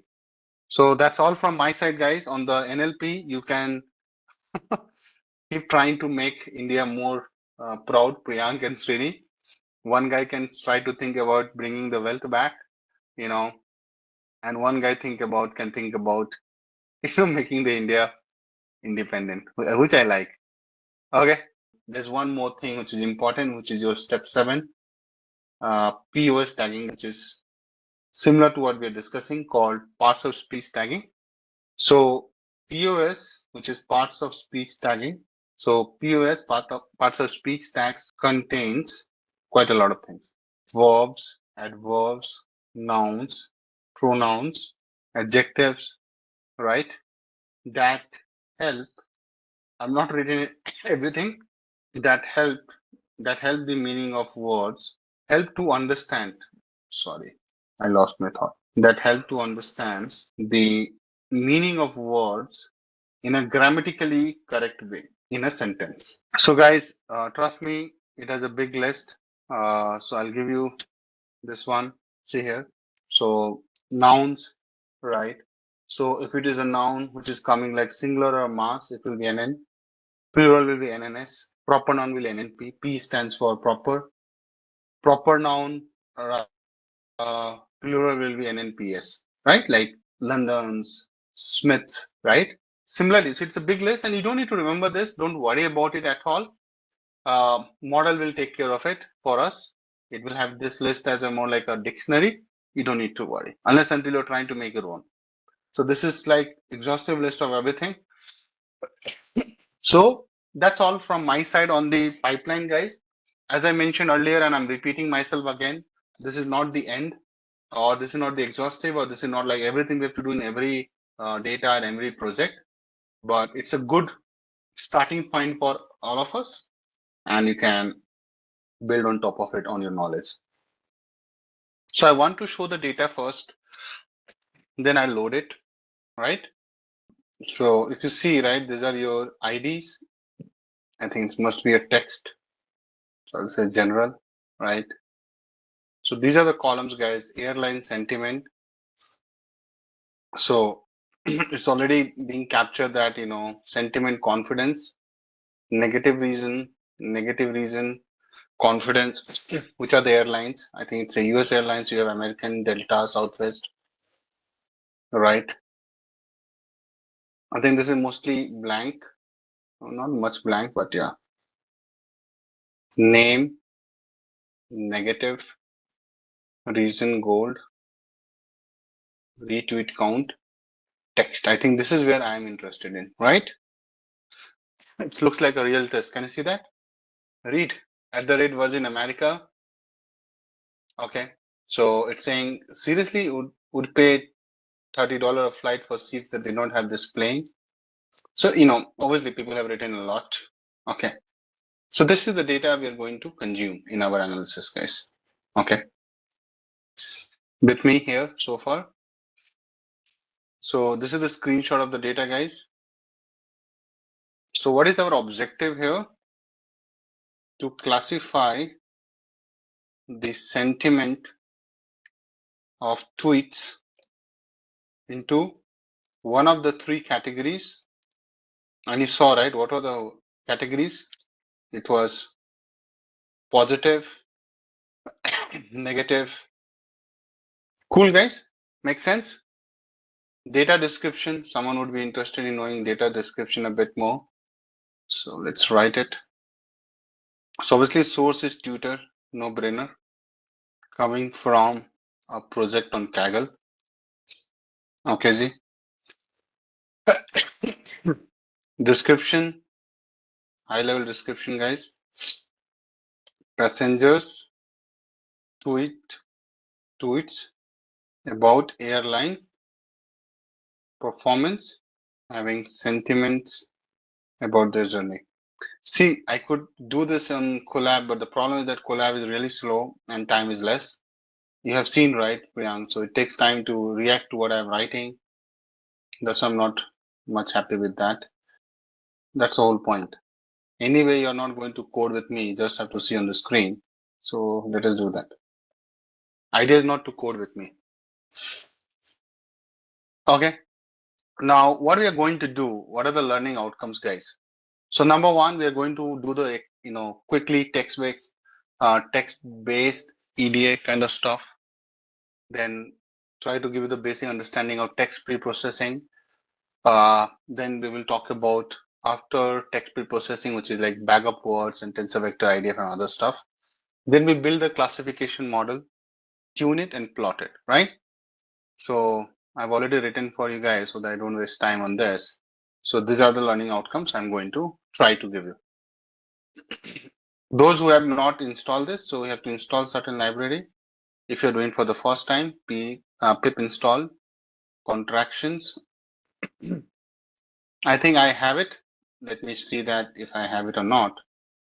If it says requirement already satisfied, I'm good. Which it did, right? So guys, we are going to take a lot of libraries here. The idea is to use and then understand rather than detailing only on the libraries doesn't make sense, right? This is a good set of starting point, but don't worry, I'll explain each of these when I'm going to use it. So don't worry. Okay, I'll come back and say, oh, I'm using this, I'm using this, I'm using that. Make sense? That's a promise. So it's not like a copy pasting the codes. It's just that I don't want to get into in detailing out the libraries. There's no point. Okay. But since we have to do some detailing out later, we will do it. And I'll make a point where I'll come back and do it. So number one, I think you need to load the data into PD's data frame. No brainer. It's a CSV file. You saw that, right? I think, I don't know, did I import OS or not? So I need to see what is my current working directory and I'll keep the file there. Okay, so this is your batch, right?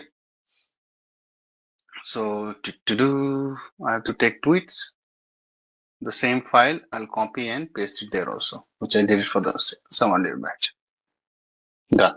So let's load the data. So it will be pd.read CSV. The beauty of this is good. Okay, let's do some sampling. So this is the reason that I'm doing here. How fast I'm able to code here. So see the data loads nicely, right? You have the tweet ID.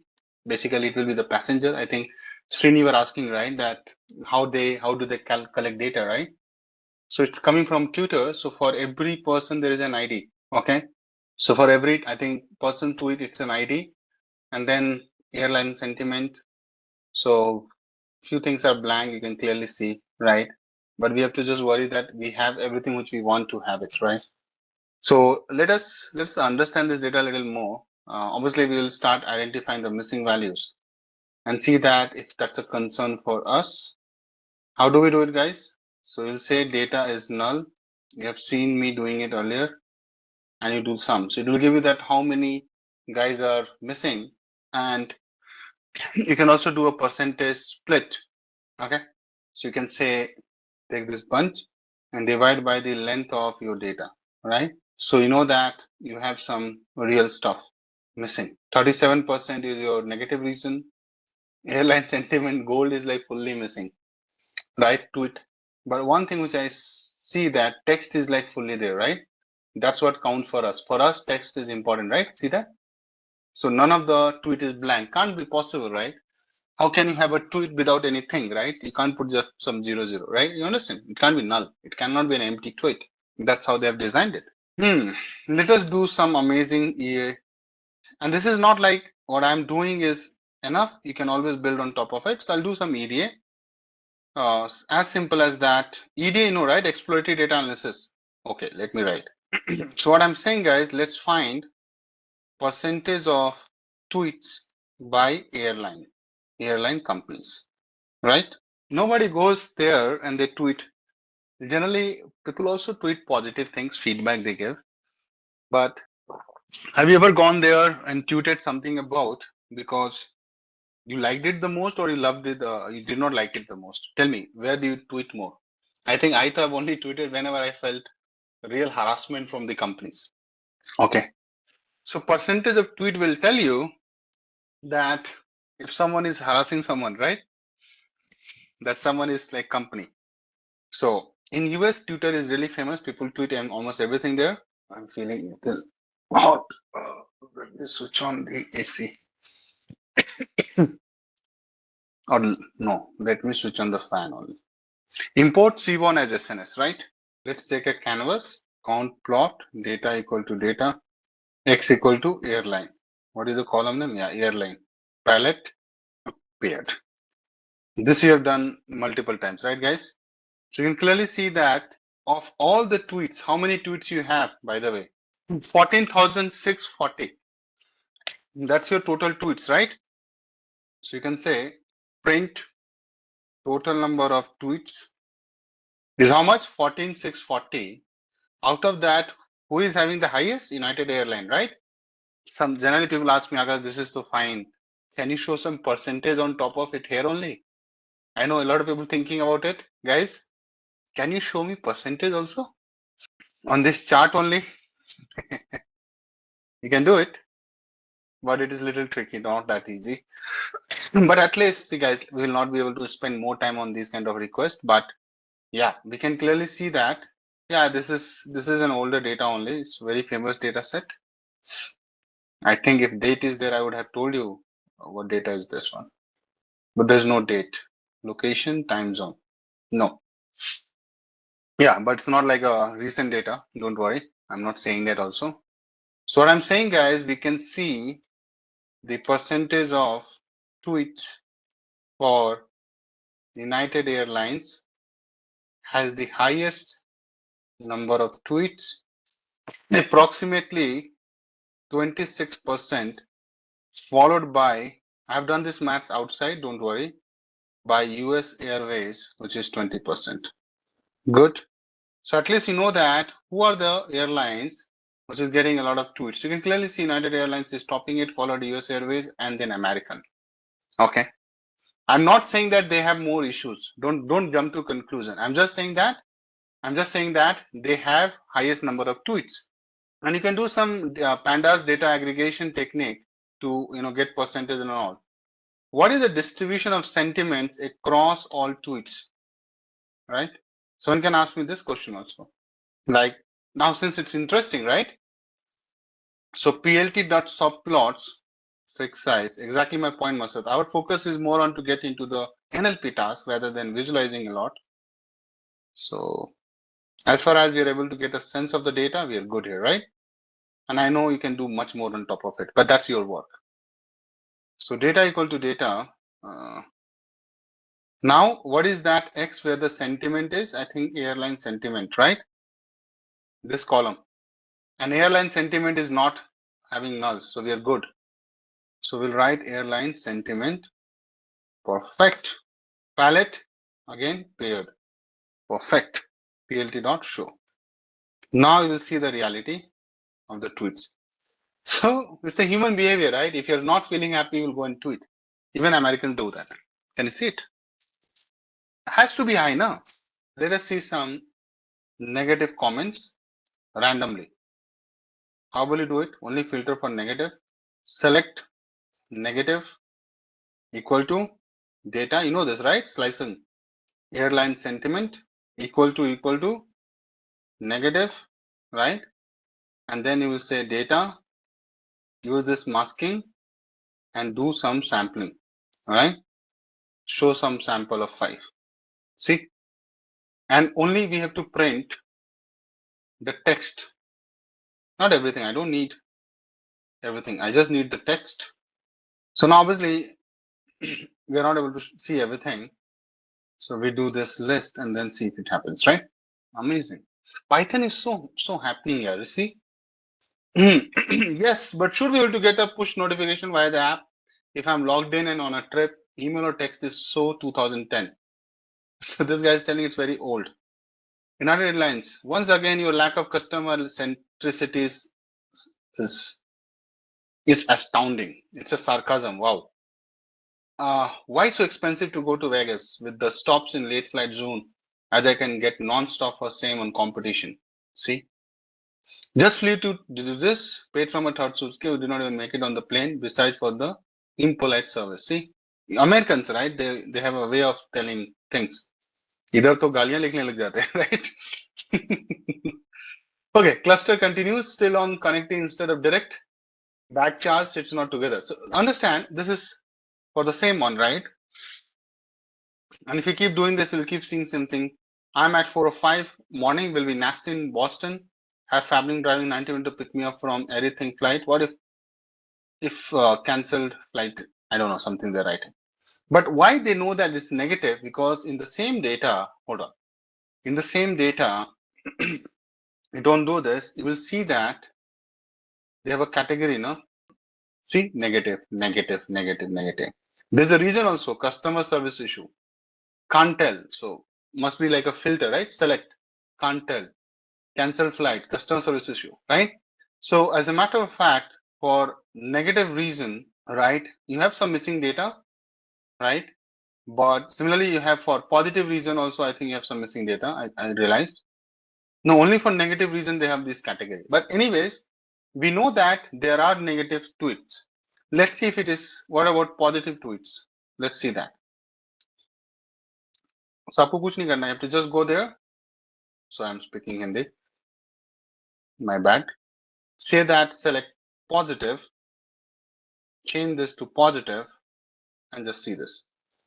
Now, everyone has been so nice and helpful. Looks like positive, right? I'm already a card member as well. Enjoy flying with you guys. Wow. Thank you. Simple, positive. Thank you means positive. Thank you, positive, right? Let's see neutral. I would love to see neutral. So let's do any it. See, this is so fastly we are trying to get into it, right? You like my way of slicing and dicing the data, guys? I have a way of getting into the data. Now, if you're not good at basics, you will struggle. I recently moved and got a new license, and when I booked my flight a month ago, I used my own license. Do I need to change that? Obviously, it's more like a query. So it's not like DM these nuts. I sent you a DM, can you please help? Obviously neutral. Look into better service, more like a suggestion, right? So obviously somebody is tweeting and they are categorizing. I don't know what is they're doing to categorize. I am not sure, but this is the data we have. Makes sense so far with me? I had written this code for you because I don't want to waste time, but I want to show you that there is a way of someone asking me, right, can you also show percentage? One of the learners did it. I realized that I have it in my other notebook. So I just source the code and it's on the same data frame, so it works. Data, right? See, 62% of the total tweets are negative. 21% is like positive, neutral, and then the rest of the 16% is positive. So as you can see, guys, you need to do some annotation, right? So Srini, you were right about it. So I think you have to spend some time on understanding this code. It's very easy. So what are our some key observation, my dear? Number one. So majority of tweets are negative as expected. We expected it, no, before we started on it, which stands at 63%. Followed by, that's how you have to give summary to your client also. Followed by neutral tweets. But this is very basic insights. I don't write these insights. I write insights which will take at least 10 minutes to understand. That's how you get valued, you know. If you write these statistical insights, they'll say, what is in it? Even I can do it, right? So you have to write something like you have to make a statement. And then they'll say, what? Then you prove that statement with your data analysis, which you have already done. That's how you win your clients, okay? Can you show me distribution of, this is a very interesting chart. Distribution of sentiments of tweets for each airline. Now this is interesting, right? So you're telling total, no? So total is negative, but for which it is negative? I think we have to do some data preparation for this. So understand, I want to know distribution of sentiments for each airline. I have to group by airline and airline sentiment, right? Guys, pandas aggregation, you know this, right? We can call it a multitasking ability. I also have some abilities. Count, and then I think I need to unstack so that I can show you this. Now, yeah, it worked. See, this is interesting, guys, right? So now it gives you that by different sentiments for each of these. Interesting, no? Now, the good thing that Panda says, I can only plot. Why you want to go to? And that's why I love some of Panda's plot. Although people bash it, it's very it's very basic. Baba, but if you want to get something nice and fast, right? Pandas is good here. See, you don't need to do anything. See, interesting. So at least know that United Airlines is not having the highest. It is also having the highest bar in the negative. So is for US Airways, right? So it looks like it's already much in the line with what you would expect. So we identified top 3 guys, these ones, right? US United Airlines, followed by US Airways and American, right? Remember that? Same guys are coming here also.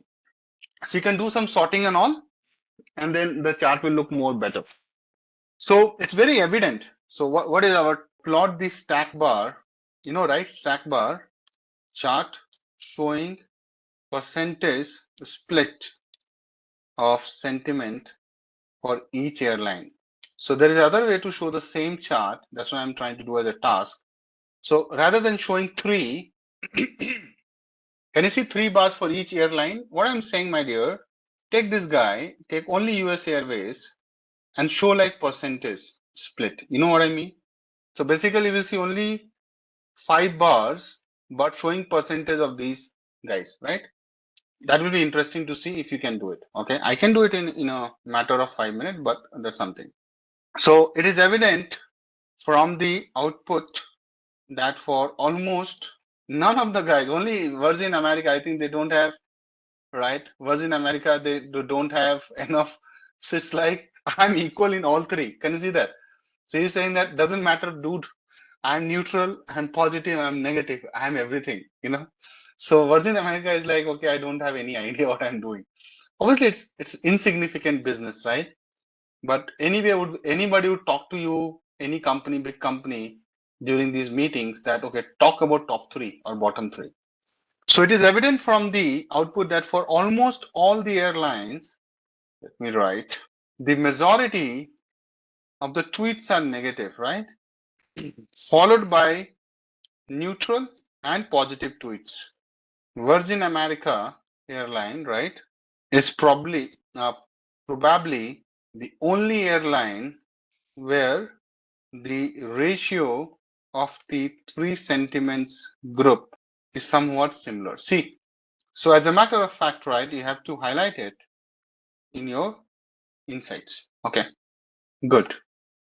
Someone can also say, okay, I also want to see, okay, now I'm not worried about positive, I'm not worried about negative. Someone can say, dude, let us deep dive only on the negative reasons. So let us plot it.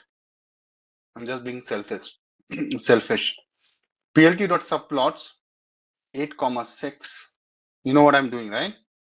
Count plot data equal to data, x equal to negative reason. I'm plotting the negative reason distribution, palette equal to paired.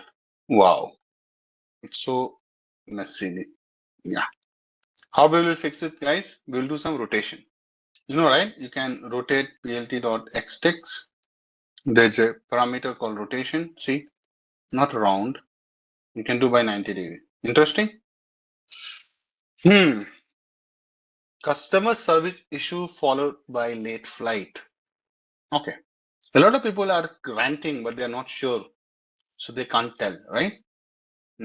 Lost luggage is also there, huh? Cancel flight. But the biggest thing is your customer service, right? Can you see that? So let's write it, guys. It's an insight, right? Customer service is the top reason for negative sentiments. Okay, this is good. Now, guys, let us do some NLP work. So let us start with word cloud. You know word cloud? It's an EDA thing only for negative tweets. It's a visual way of seeing that what is impacting us the most, right? So we'll call from word cloud. So this library helps you for plotting the word cloud, and you have to also take stopwatch. So guys, I'll create a data frame which is only filtered on negative tweets, right guys? Which is airline sentiment equal to negative. I have just created a new one. I could have used the older one. So this is like filtered for negative sentiments. Now guys, I'll do a join with a space, negative df and text. So what it does, guys, so you know, right, it filters for the negative sentence, and then what we're doing here, combines all the tweets, which are basically what? Stored in the column text now, guys. Stored in the column text, not text, text, into a single string where each tweet is gonna be separated by a space. So powerful techniques, huh? By space. As a matter of fact, you can put anything there. You can put APC also, huh? Let's see it works. Now see the words. So all the tweets have been combined into a big thing like an article. Okay. No need to do for loop and all. Sometimes people start thinking about for loop. Why for loop for everything, right? With me so far? Now we have to do some cleaning of the combined string. So obviously I need a clean text. So I'll say join. Now guys understand. And I'll explain also, don't worry about it. I'll take word for word in words dot split.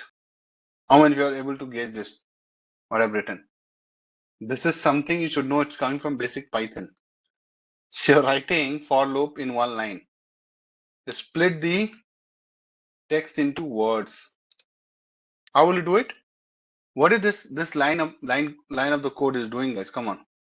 Oh, let me also complete first because I think I'm asking question in the middle. Hold on.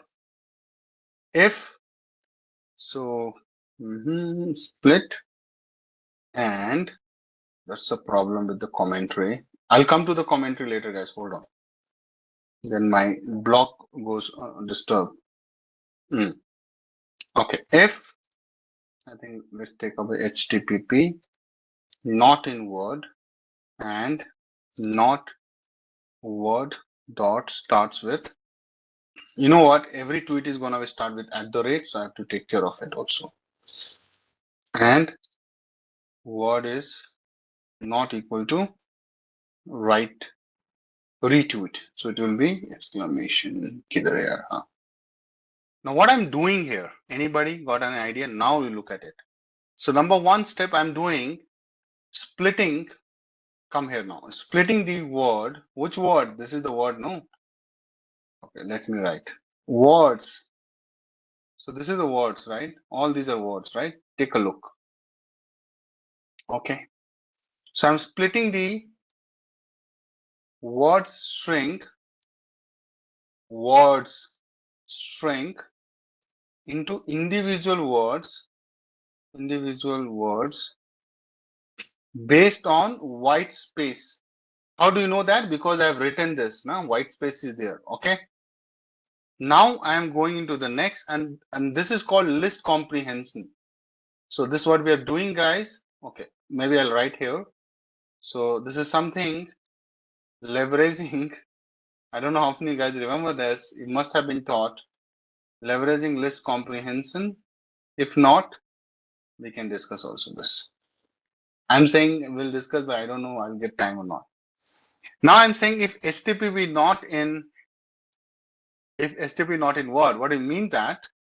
Exclude any word that contains HTTP, right? So generally social media will have HTTP, HTTPS, and you can improvise on this, right? So that's not like a hard and fast rule. Then what you're doing, you are excluding now anything. Exclude words which start with, not like any word just @, any words start with @. Then what? Retweet you don't want to use. So this removes the term retweet, right? What I did. There's some shortcut which works on this machine, which is in overlap with Jupyter. I have to rewrite word not equal to retweet. So I'll say exclude RT term. Okay. And then I have to do this so that it runs. Okay, it ran, guys. Let's see what it did. See. Now if you observe, right, do you see any @? Let's see this. So very first line was @, right, guys? Come on. the very first word was at the rate. So at the rate version is gone. See, it's starting from, it's really aggressive to blast obnoxious entertainment in your guest. Okay, very good. Then what we excluded? We excluded anything HTTP. I don't see, so I'm not able to. Any retweet you're seeing somewhere, it should be also gone. But yeah, we will not definitely go and check. Okay, agree? So this has done all these steps which I mentioned, but obviously we are not able to validate. It's a big thing, so I can't go and pinpoint. But yeah. Now the other thing, if you see, right, we need to remove stop words, right? So for the word cloud, I'm gonna use word cloud without stop words. So stop words is a list which is gonna be there, and it is stop words. So guys, this is already there. Background, you can say, you have to give some color. You can say black is much preferred. Width can be, you can say 3000, and height can be maybe 2500. Just start with something. And okay, then I'm saying that generate clean text. So guys, it will exclude common stop words. But if you have some laundry list, did I miss something? Background, color, okay. No, the moment you give stopwords equal to stopword, it will exclude. Default is to exclude, not the other way around. It is taking some time because loading a lot of data must run. So when you write stopword equal to stopword, it will do the job. So even my machine is like saying root, fan is like, so it's done. We have to just print it. So obviously the word, it's run, it's run. So let me plot it. plt.subplots, fixed size, I'm ready, 18 by 18. I'm show word cloud, plt.access off, plt.show. Interesting. See guys, I can make it more tiny so that everything can be, width can be 12, this can be 9. See. Oh, sorry, I did ulta. Height can be 6 and now see. But you can clearly see, I think we have to generally go to the square thing, but you can open the image in a new tab and see, right? So obviously people are talking about flight. So someone can say, right, why don't you remove flight first? Okay, and then do this. But you can clearly see that a lot of things has to do with bag. So you know that people are losing bag or something with respect to bag. Hour, time, right? Help. So they're looking for help. Customer service is also coming, see? So as bigger is the size, that means that that's what being come. It's like frequency, right? So if your font size is bigger, that word is existing or repeating more and more and more. That's the reason that we already removed the common word, because everybody will write English with the help of those common stop words, right?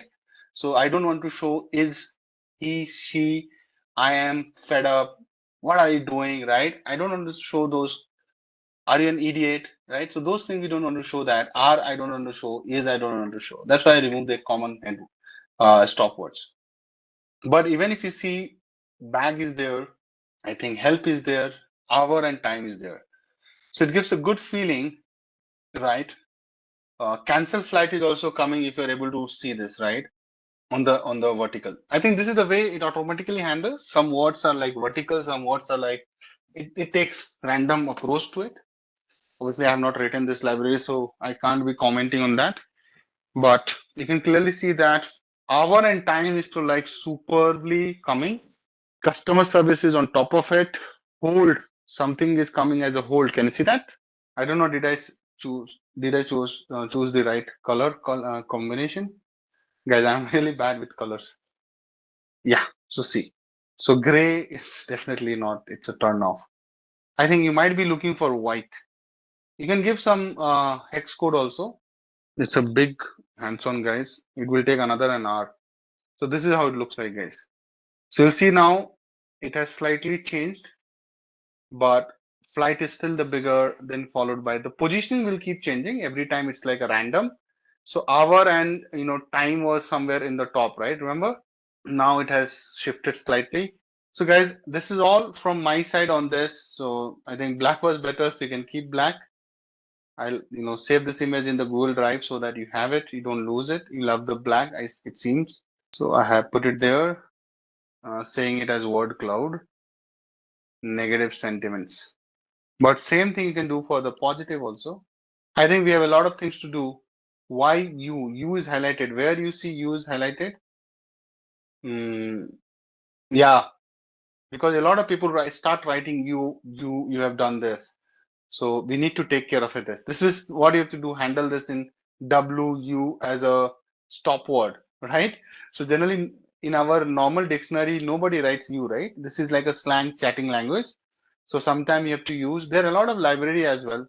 So you means your you, right? So we write no. You are like you means you, right? YOU.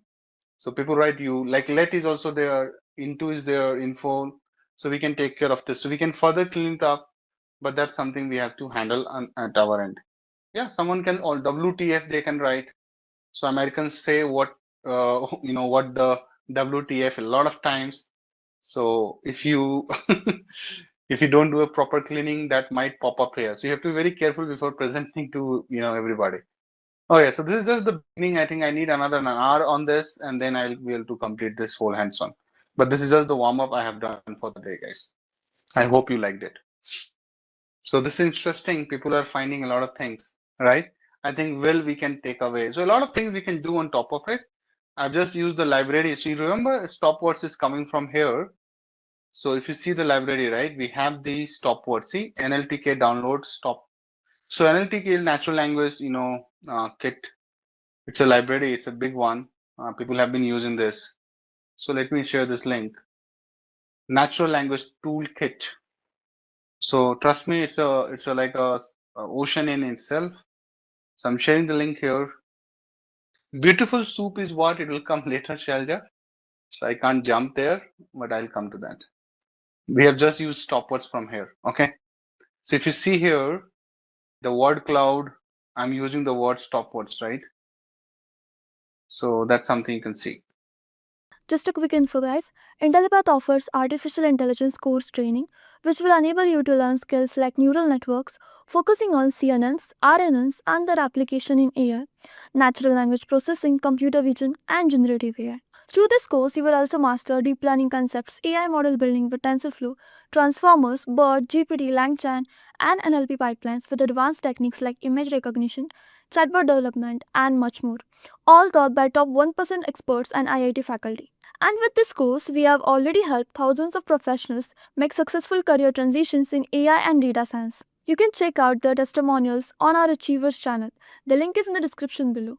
And without a doubt, this course can set your career to new heights. So visit the course page link given below in the description and take your first step towards the dream career growth in the field of artificial intelligence. Keeping up with the AI advancements can be exhausting. One day it's a new chatbot that can write poetry, and the next it's a model predicting stock trends. According to a report from the World Economic Forum, 85 million jobs are going to be replaced by AI by 2025, but at the same time, 97 million new roles will be created in areas like AI development, data science, and human AI collaboration. So, how do you stay ahead in this rapidly changing data driven world? By building real hands on AI projects. Working on projects not only helps you understand AI concepts better but also prepares you for real world challenges. It's the best way to learn, grow, and make your skills future proof. In this video, I'm sharing 10 AI project ideas, 5 for beginners and 5 for advanced, designed to give you the practical experience you need. Whether you're just starting or ready to tackle the big stuff, these projects will help you build something meaningful while also making your resume stand out in this competitive field. So the very first project idea that we'll be discussing is the product recommendation system. This is a system used by companies like Amazon, Netflix, and Spotify to suggest products, movies, or songs based on what users like. A product recommendation system is an algorithm that analyzes user behavior to suggest products that they might like. For example, the system or the algorithm might recommend phone cases or screen protectors if someone buys a phone. This makes shopping more personalized and engaging. An interesting fact before you dive into this project: Amazon's 35% of sales come through product recommendation engine itself. This tells you how valuable this project would be if you were to make a career in any e-commerce company. The first step in this project is to gather and pre-process data such as user ratings, browser history, or product descriptions. You can find a sample data at Kaggle or UCI repository. You'll then use machine learning techniques to develop the recommendation model. Popular methods would include collaborative filtering, where you recommend items based on what similar users have liked, or content-based filtering, where you recommend items similar to what a user has shown interest in before. Now, the tech stack for this project would include Python as the main programming language, with libraries like Pandas for data handling, Scikit-learn for building machine learning models, KNN for collaborative filtering, or decision trees for content-based filtering. You can also use Flask for building a simple web app to display the recommendations to users. Completing this project will give you hands-on experience in machine learning, data manipulation, and web development. From a resume perspective, this project is a great addition because product recommendation systems are widely used in many industries like e-commerce entertainment like Netflix or Spotify and online services. Now, the second AI project idea is cancer disease detection. This project uses artificial intelligence to help detect cancer at an early stage, which can be crucial for saving lives. Now, in order to get started, you will need a dataset that contains labeled medical images of cancerous and non-cancerous cells. There are several datasets available online, like the Cancer Image Archive (TCIA), that can help you with this. Once you have your data, the next step is to pre-process it. For medical images, this might involve converting them into numerical arrays or normalizing them to ensure consistency. For the tech stack, you will be using a combination of Python and deep learning libraries. The most popular deep learning framework is TensorFlow or PyTorch. Now, these libraries are great for building and training machine learning models. You will also work with CNNs, which are specifically designed for image recognition tasks like this one. CNNs analyze patterns in the medical images and then classify them as either cancerous or not. Now, to handle the data, you can use Pandas and NumPy. You can also use Flask or Streamlit to create simple web app for your algorithm. This way, doctors can upload images and your AI system will analyze them and give predictions on whether the image shows signs of cancer or not. Now, what's the benefit of working on this project? By working with the real-world medical data and applying deep learning techniques, you'll develop technical skills in AI, machine learning, and data processing. Now, this can prove to be highly valuable for your resume. Completing this project will demonstrate that you can work with large data sets, develop models, and even deploy AI systems, which are skills in high demand. Now, moving ahead to the third project idea. Businesses and consumers rely heavily on online reviews to make decisions. However, reading through thousands of reviews to understand customer opinions can be time consuming. This is where sentiment analysis comes in. It's a technique in artificial intelligence that can automatically determine whether a review is positive, negative, or neutral. Through this, businesses are able to quickly gain valuable insights into customer feedback. The project will begin with collecting product review data, which is publicly available from sources like Amazon or Yelp, and then pre-process it. For the model, we will use machine learning techniques, specifically natural language processing, to understand and analyze the text. Initially, a simple model using techniques like bag of words or TF-IDF combined with a classifier like logistic regression can be implemented.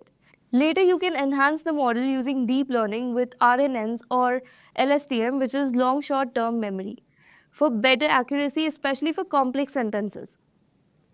On completing this project, you will not only boost your understanding of NLP and machine learning techniques, but also make your resume stand out.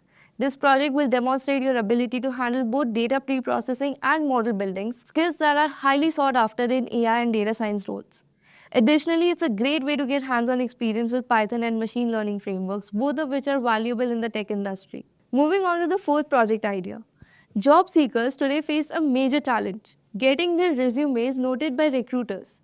Many companies use an applicant tracking system or ATS to filter resumes before they even reach a human recruiter.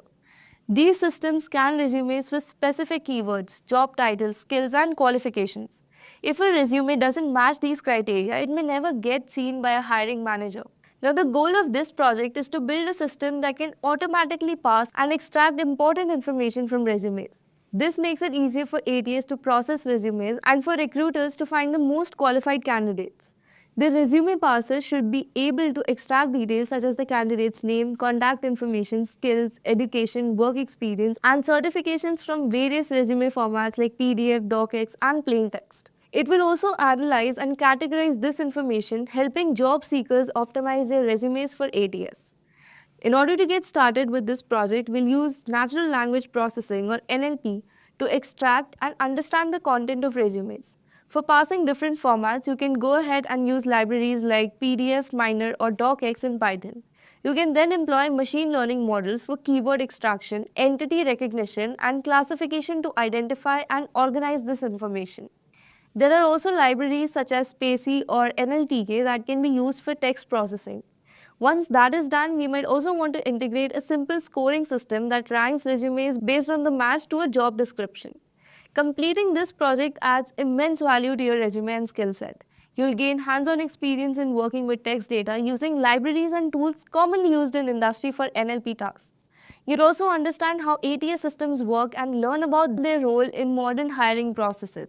This project will strengthen your proficiency in Python, machine learning, and NLP, making you a more attractive candidate for roles in data science, AI, and software development. Plus, it will give you a practical project to showcase, demonstrating your ability to solve real world problems and adding a highly relevant skill to your resume. Moving on to the fifth project idea. This project focuses on a world where machines can see and interpret the environment just like humans. Real-time object detection is all about teaching computers to identify and track objects in live video feeds, such as recognizing a car, a pedestrian, or even a stray animal crossing the road. The problem this project addresses is simple yet impactful. In many industries, from autonomous driving to security systems, there's a need for technology that can detect and respond to objects in real time. Without it, processes remain slow and manual, and in some cases, this delay could even lead to accidents or inefficiencies. This project allows you to bridge that gap by creating a system capable of detecting objects instantly, enhancing safety and efficiency. You'll begin by collecting a dataset of images with labeled objects such as COCO or Pascal VOC.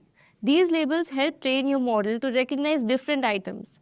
Then you can go ahead and use a pre-trained deep learning model like YOLO, you only look once, or SSD, single shot detector, which are designed for speed and accuracy.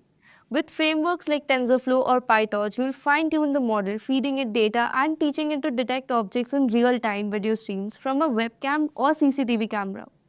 Finally, you'll integrate OpenCV for video processing and visualization. The tech stack includes Python for coding, TensorFlow or PyTorch for building the AI model, and OpenCV for handling video feeds and a GPU to process the data quickly. You'll also use libraries like NumPy and Pandas to manage the data. For your resume, this project will showcase your expertise in computer vision, machine learning, and handling real-time data, which are sought-after skills in the AI job market.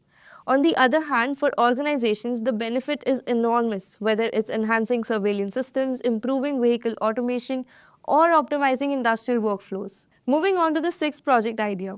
For a business that receives customer queries day and night, hiring people to answer these questions 24/7 can prove to be expensive and sometimes inefficient. This is where chatbots can help. A chatbot is an AI-powered assistant that can understand customer questions and provide instant answers, saving time and money while improving customer satisfaction. To build this project, you'll start by defining the purpose of your chatbot. Will it assist with customer support, book appointments, or maybe help users navigate a website? Once you figure out the main category of support, you'll need to gather or create a dataset of common questions and answers related to your topic. Next, you'll use tools like Python and frameworks like Flask or Fast API to create a conversational interface. For the AI brain, you can use pre-trained models from libraries like Hugging Face, which help the chatbot understand and respond to text. The backend might use an NLP model like BERT or GPT. These models analyze the input text, understand its meaning, and generate appropriate replies. If you're making a more advanced chatbot, you could connect it to a database or APIs to retrieve specific information like product availability or order status. Once the chatbot is built, you can again deploy it on website or messaging platform using tools like Heroku or AWS. This project is a fantastic addition to your resume. It shows your ability to solve real-world problems using AI to automate processes and build systems that improve user experience. By completing this project, you'll demonstrate your skills in Python, NLP, and deploying AI systems, which are in high demand. Plus, it gives you a practical example to discuss during interviews and sets you apart from problem solvers ready to tackle real business challenges. Moving on to the seventh project idea. Now, if you're a developer working on a large project with multiple team members, understanding someone else's code is like solving a puzzle, especially when the code lacks clear documentation. Writing documentation is tedious and time-consuming, which is why most of the coders neglect it. This is a common problem, often leading to miscommunication, bugs, and slower onboarding of new developers. Code Document Generator is an algorithm designed to bridge this gap.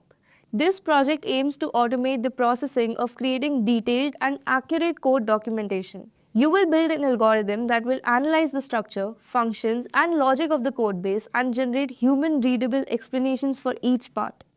To build this project, you can use technologies like Python and Hugging Face transformers. A model like GPT-4 can be fine-tuned to understand code and generate meaningful descriptions. You'll also work with frameworks like LangChain for chaining tasks and Fast API to deploy the tool as a web service.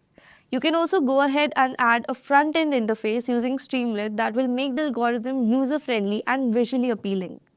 By completing this project, you'll gain hands-on experience with advanced AI concepts like working with large language models and deploying them in real-world applications, while also highlighting your understanding of generative AI.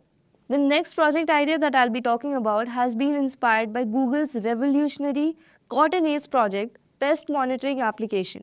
This is basically an AI application that helps farmers protect their crops by guiding them on aspects like the best time to spray pesticides. Pests are a huge challenge for farmers. They damage crops, lower yields, and increase the cost of farming due to the needs of pesticides. Many farmers don't realize there's an infestation until it's too late, leading to significant financial losses. This is where technology, especially AI, that can step up and make a big difference. The application will use image recognition to identify and track pest infestations in real time. Farmers can upload photos of their crops, and the app will analyze the images to detect pests, classify them, and provide actionable recommendations such as whether to use pesticides or take other measures. To get started, you'll need a dataset of pest images and healthy crop photos. Then you will need to train a machine learning model like CNN using frameworks like TensorFlow or PyTorch. Then you can go ahead and add a user-friendly interface, perhaps a mobile app where farmers can upload their images and receive instant feedback. You can even incorporate weather data or other regional trends to make the app more accurate. For this project, you'll use tools like TensorFlow or PyTorch for the AI model, OpenCV for image processing, and a cloud platform like AWS or Google Cloud for deployment. The mobile app can be built using Flutter or React Native to ensure it works on multiple devices. You could also add APIs for weather forecasting to give farmers extra insights. This project is a great addition to your resume. Employers value candidates who can demonstrate technical skills with practical applications, something that brings a change in the everyday lives of the people. Now moving on to the ninth project idea. Consider a situation where a marketing manager needs to come up with engaging content for products in an organization. Every campaign is going to require hours of brainstorming, research, and editing to create creative emails, blog posts, or social media captions. This is where an AI-powered marketing content generator can make life easier. Repetitive content creation takes up time and resources that could be better spent on creative ideas and connecting with customers. By building an AI marketing content creator, you can automate the task, making it faster and more efficient while still maintaining quality and personalization. To develop this project, you would start by training a generative language model like OpenAI's GPT or Hugging Face transformers to create different types of marketing content. You can feed it examples of blogs, email campaigns, or social media posts to fine-tune the model for specific industries. Adding features like customizable tone, keywords, or target audience will make the tool more versatile.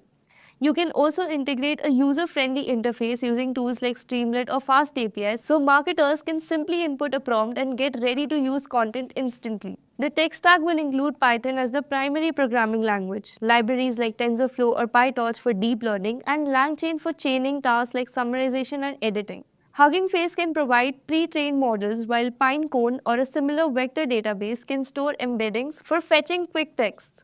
To deploy the app, you can use cloud platforms like AWS or Google Cloud. Completing this project will add immense value to your resume. It showcases your expertise in generative AI, NLP, and creating end-to-end solutions for real-world problems. By building a marketing content generator, you will not just be solving a technical problem, but you will be creating something that directly drives business growth, improves efficiency, and demonstrates the power of AI in everyday tasks. Here comes the last project idea for this particular video. Managing finances today can be complex and overwhelming for many people. Financial advice are often expensive, and individuals with limited resources may not have access to professional guidance. This is where a generative AI-powered chatbot can bridge the gap by offering personalized, real-time financial advice.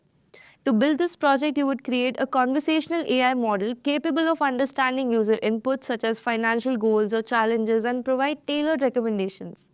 The chatbot would use natural language processing to understand queries, retrieve the relevant data, and then generate meaningful responses. For example, if someone asks, "How can I save for retirement?" the chatbot could analyze the user's income, expense, and investment options to provide advice. The tech stack for this project includes Hugging Face transformers to build and fine tune the conversational model, then LangChain for integrating multiple knowledge sources, and Pinecone or Waviate for storing and retrieving user data efficiently. Tools like Fast API can be used to deploy the chatbot, and a user-friendly interface can be created using Streamlit or React. Security protocols like OAuth can be added to ensure user data privacy. Completing this project will be a big win for both the individual and the organization. For you, it would demonstrate your ability to work on real-world AI problems using advanced tools and showcase your skills in generative AI and multimodal data integration. It's a standout addition to your resume, especially for fintech. Recently, from Reddit threads to Twitter storms, one phrase keeps echoing: MCP servers are changing everything. Or the next big thing in AI is MCP servers. Some call it the future of AI, others say it's the missing piece we have been waiting for. But what exactly are MCP servers and why is the entire AI world suddenly obsessed with it? Are they really worth the hype? Let's see it in detail. Before getting started, let's consider a scenario here. Suppose you are building an AI app and the things are going smoothly until it needs to connect with Gmail, Notion, or some API and database. Now you're stuck reading docs and building yet another custom connector for every tool separately. Sounding familiar, right? And that's what most devs face when working with AI. Until now. Of course, AI has come a long way. Large language models like GPT-4, Claude, Gemini are incredibly smart. They can write emails, generate code, and explain quantum physics, right? But here's the thing, they still can't send the email via Gmail or edit your UI directly in the Figma. Why? Because these models don't directly talk to the external systems or tools. To make that possible, they will need a middle layer, something like a translator or a bridge, that can help them communicate with the external tools like web servers, APIs, code editors, platforms, etc. And that bridge is the MCP servers. MCP stands for Model Context Protocol, a game-changing innovation introduced by Anthropic, the company behind Claude, one of the most efficient and high-performing LLMs. It's already being hailed as the next big thing in AI. And when even Google adopted this new thing so quickly, it became crystal clear that this thing is the future. MCP solves a fundamental problem in AI automation and evolution. That is, how to connect smart models with real-world tools without writing endless custom and fragmented integration codes. It works like a universal adapter, letting any AI model connect to any tool or service in a standardized way. Think of MCP like a USB charger, but for an AI. Just like USB-C replaced all those old, confusing chargers with one simple plug that works with everything smoothly, like phones, laptops, and monitors. MCP does the same for AI models. Instead of building a custom connection every time your AI needs to talk to Gmail, Figma, or a database, MCP provides a universal way to plug into any tool like a plug and play system. One protocol supports endless connections in a simple, clean, and scalable way. But why MCP is needed? You might got an idea until now, but let's see in details. So yes, AI is smart, but in the fast-moving world, being smart isn't just enough. AI needs context tools and real-world awareness to truly become powerful. And that's where MCP becomes the hero, bridging the gap between what AI can say and what it can actually do. Now, before we jump into what MCP servers are, how they work, now let's see how MCP servers rose to fame and why it's making headlines and how it's quietly becoming the backbone of modern AI automation. Considering now we know that even the smartest LLMs can't act on your behalf. They can suggest, explain, even write the code, but they can't execute them, fetch the latest stock price, or move a Figma frame. And right there, Anthropic's MCP, that is Model Context Protocol, emerges as a pivotal solution to these challenges. MCP provides AI models the power to interact with the world beyond their own minds.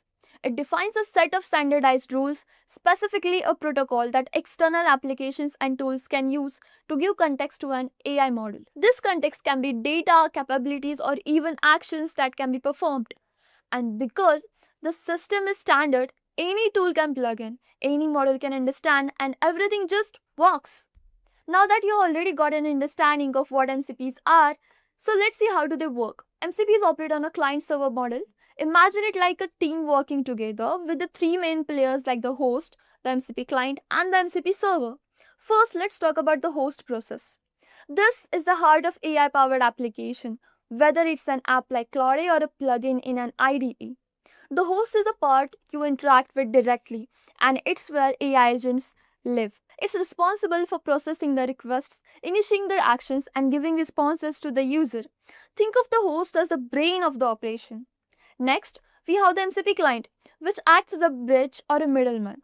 The MCP client takes the request made by the AI, the host, and forwards it to the appropriate MCP server. It's kind of like a messenger, ensuring the request reaches the server directly, securely, and efficiently. Each MCP client is designed to handle one specific server at a time, which also helps maintain security and keep things isolated and simple. Finally, the MCP server, that's where your tasks are performed. The MCP server is usually external to the AI model. It's a plugin or a tool that implements the MCP standard, offering a set of specific capabilities. The server is responsible for processing the request it gets from the MCP client and then providing back the information or performing the actions that are needed. The server might interface with a databases, an API, a cloud service, or any other tool in the real world that you want to communicate with. So let's break it down with a simple real life example to make it more clear. Let's say the AI, the host, wants to know today's weather in Bengaluru. The AI sends out the request, "Hey, what's the weather today in Bengaluru?" The MCP client steps in, takes the request, and forwards it to the MCP server. Then, the MCP server, let's say, connects and communicates to a weather API to get real-time data.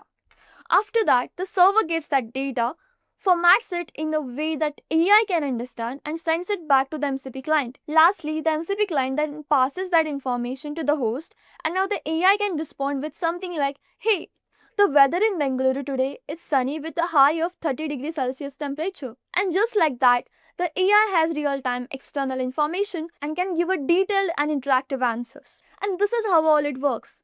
Thanks to the client-server architecture of MCP server, that it provides live external knowledge and capabilities, which makes the AI feel much more intelligent and responsive. So instead of the AI relying solely on the internal knowledge base, the server acts as an additional brain, providing external insights and executing actions on behalf of the AI. It's like adding a whole new layer of intelligence to the system, making it far more interactive and capable.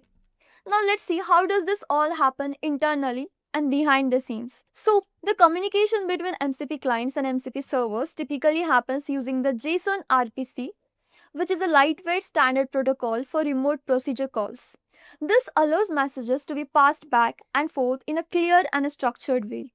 Now MCP supports different ways of sending and receiving the messages. For local processes, it uses STDIO, that is standard input output, which is perfect for processes running on the same machine. For remote communication, it uses HTTP with server sent events, that is SSE, which is a way of sending real-time updates from the server to the cloud over the web. A big part of MCP design focuses on security and controlled access. The host is in charge of managing the clients and approving which servers they can connect to. This means users and organizations have full control over what their AI assistants are allowed to access, ensuring everything is tightly secured, which is really crucial when it comes to open source intelligence. Now let's see what is the real life impact of MCPs worldwide. The true power of MCP, Model Context Protocol, becomes clear when we look at how it's being applied across real world tools and platforms. MCP is already powering some pretty impressive tools across development, enterprise, and data analysis. In the dev world, tools like SourceGraph Cody and Z Editor uses MCP to give AI assistants access to large code bases and dev resources. making code suggestions smarter and more context-driven. While in enterprise settings, Block uses MCP to securely connect AI with internal data. Then comes Apollo, which links AI tools to CRM systems, improving the decision making and client interactions. Even for the data querying, apps like AI to SQL let users generate SQL queries using natural language, all made possible through MCP. Cloud Desktop is another great example. It uses MCP to access local files and apps securely, so it can offer highly relevant real-time help on your machine. Beyond that, platforms like Replit, Codium, and Appifier integrating MCP to let AI agents automate web searches, extract data, and even review the GitHub PRs with full context. From coding to workflows, MCP is becoming the go-to standard for connecting AI with the real-world tools securely and at scale. But the potential doesn't just stop here. Imagine a personal AI assistant with the deep access to our local apps, files, workflows, or even complex workflows orchestrated across multiple systems. Thanks to the MCP standardized, secure, and scalable approach, all of this is possible now. The goal for MCP servers is to become a standardized method for integrating AI tools and services across the web. With this approach, as new AI models and tools are created, they will seamlessly connect through MCP servers, allowing a far more interconnected and efficient AI ecosystem. Just a quick info, guys. Intellipaat offers artificial intelligence course training, which will enable you to learn skills like neural networks, focusing on CNNs, RNNs, and their application in AI, natural language processing, computer vision, and generative AI. Through this course, you will also master deep learning concepts, AI model building with TensorFlow, transformers, BERT, GPT, LangChain, and NLP pipelines with advanced techniques like image recognition, chatbot development, and much more, all taught by top 1% experts and IIT faculty. And with this course, we have already helped thousands of professionals make successful career transitions in AI and data science. You can check out the testimonials on our Achievers channel. The link is in the description below. And without a doubt, this course can set your career to new heights. So visit the course page link given below in the description and take your first step towards the dream career growth in the field of artificial intelligence.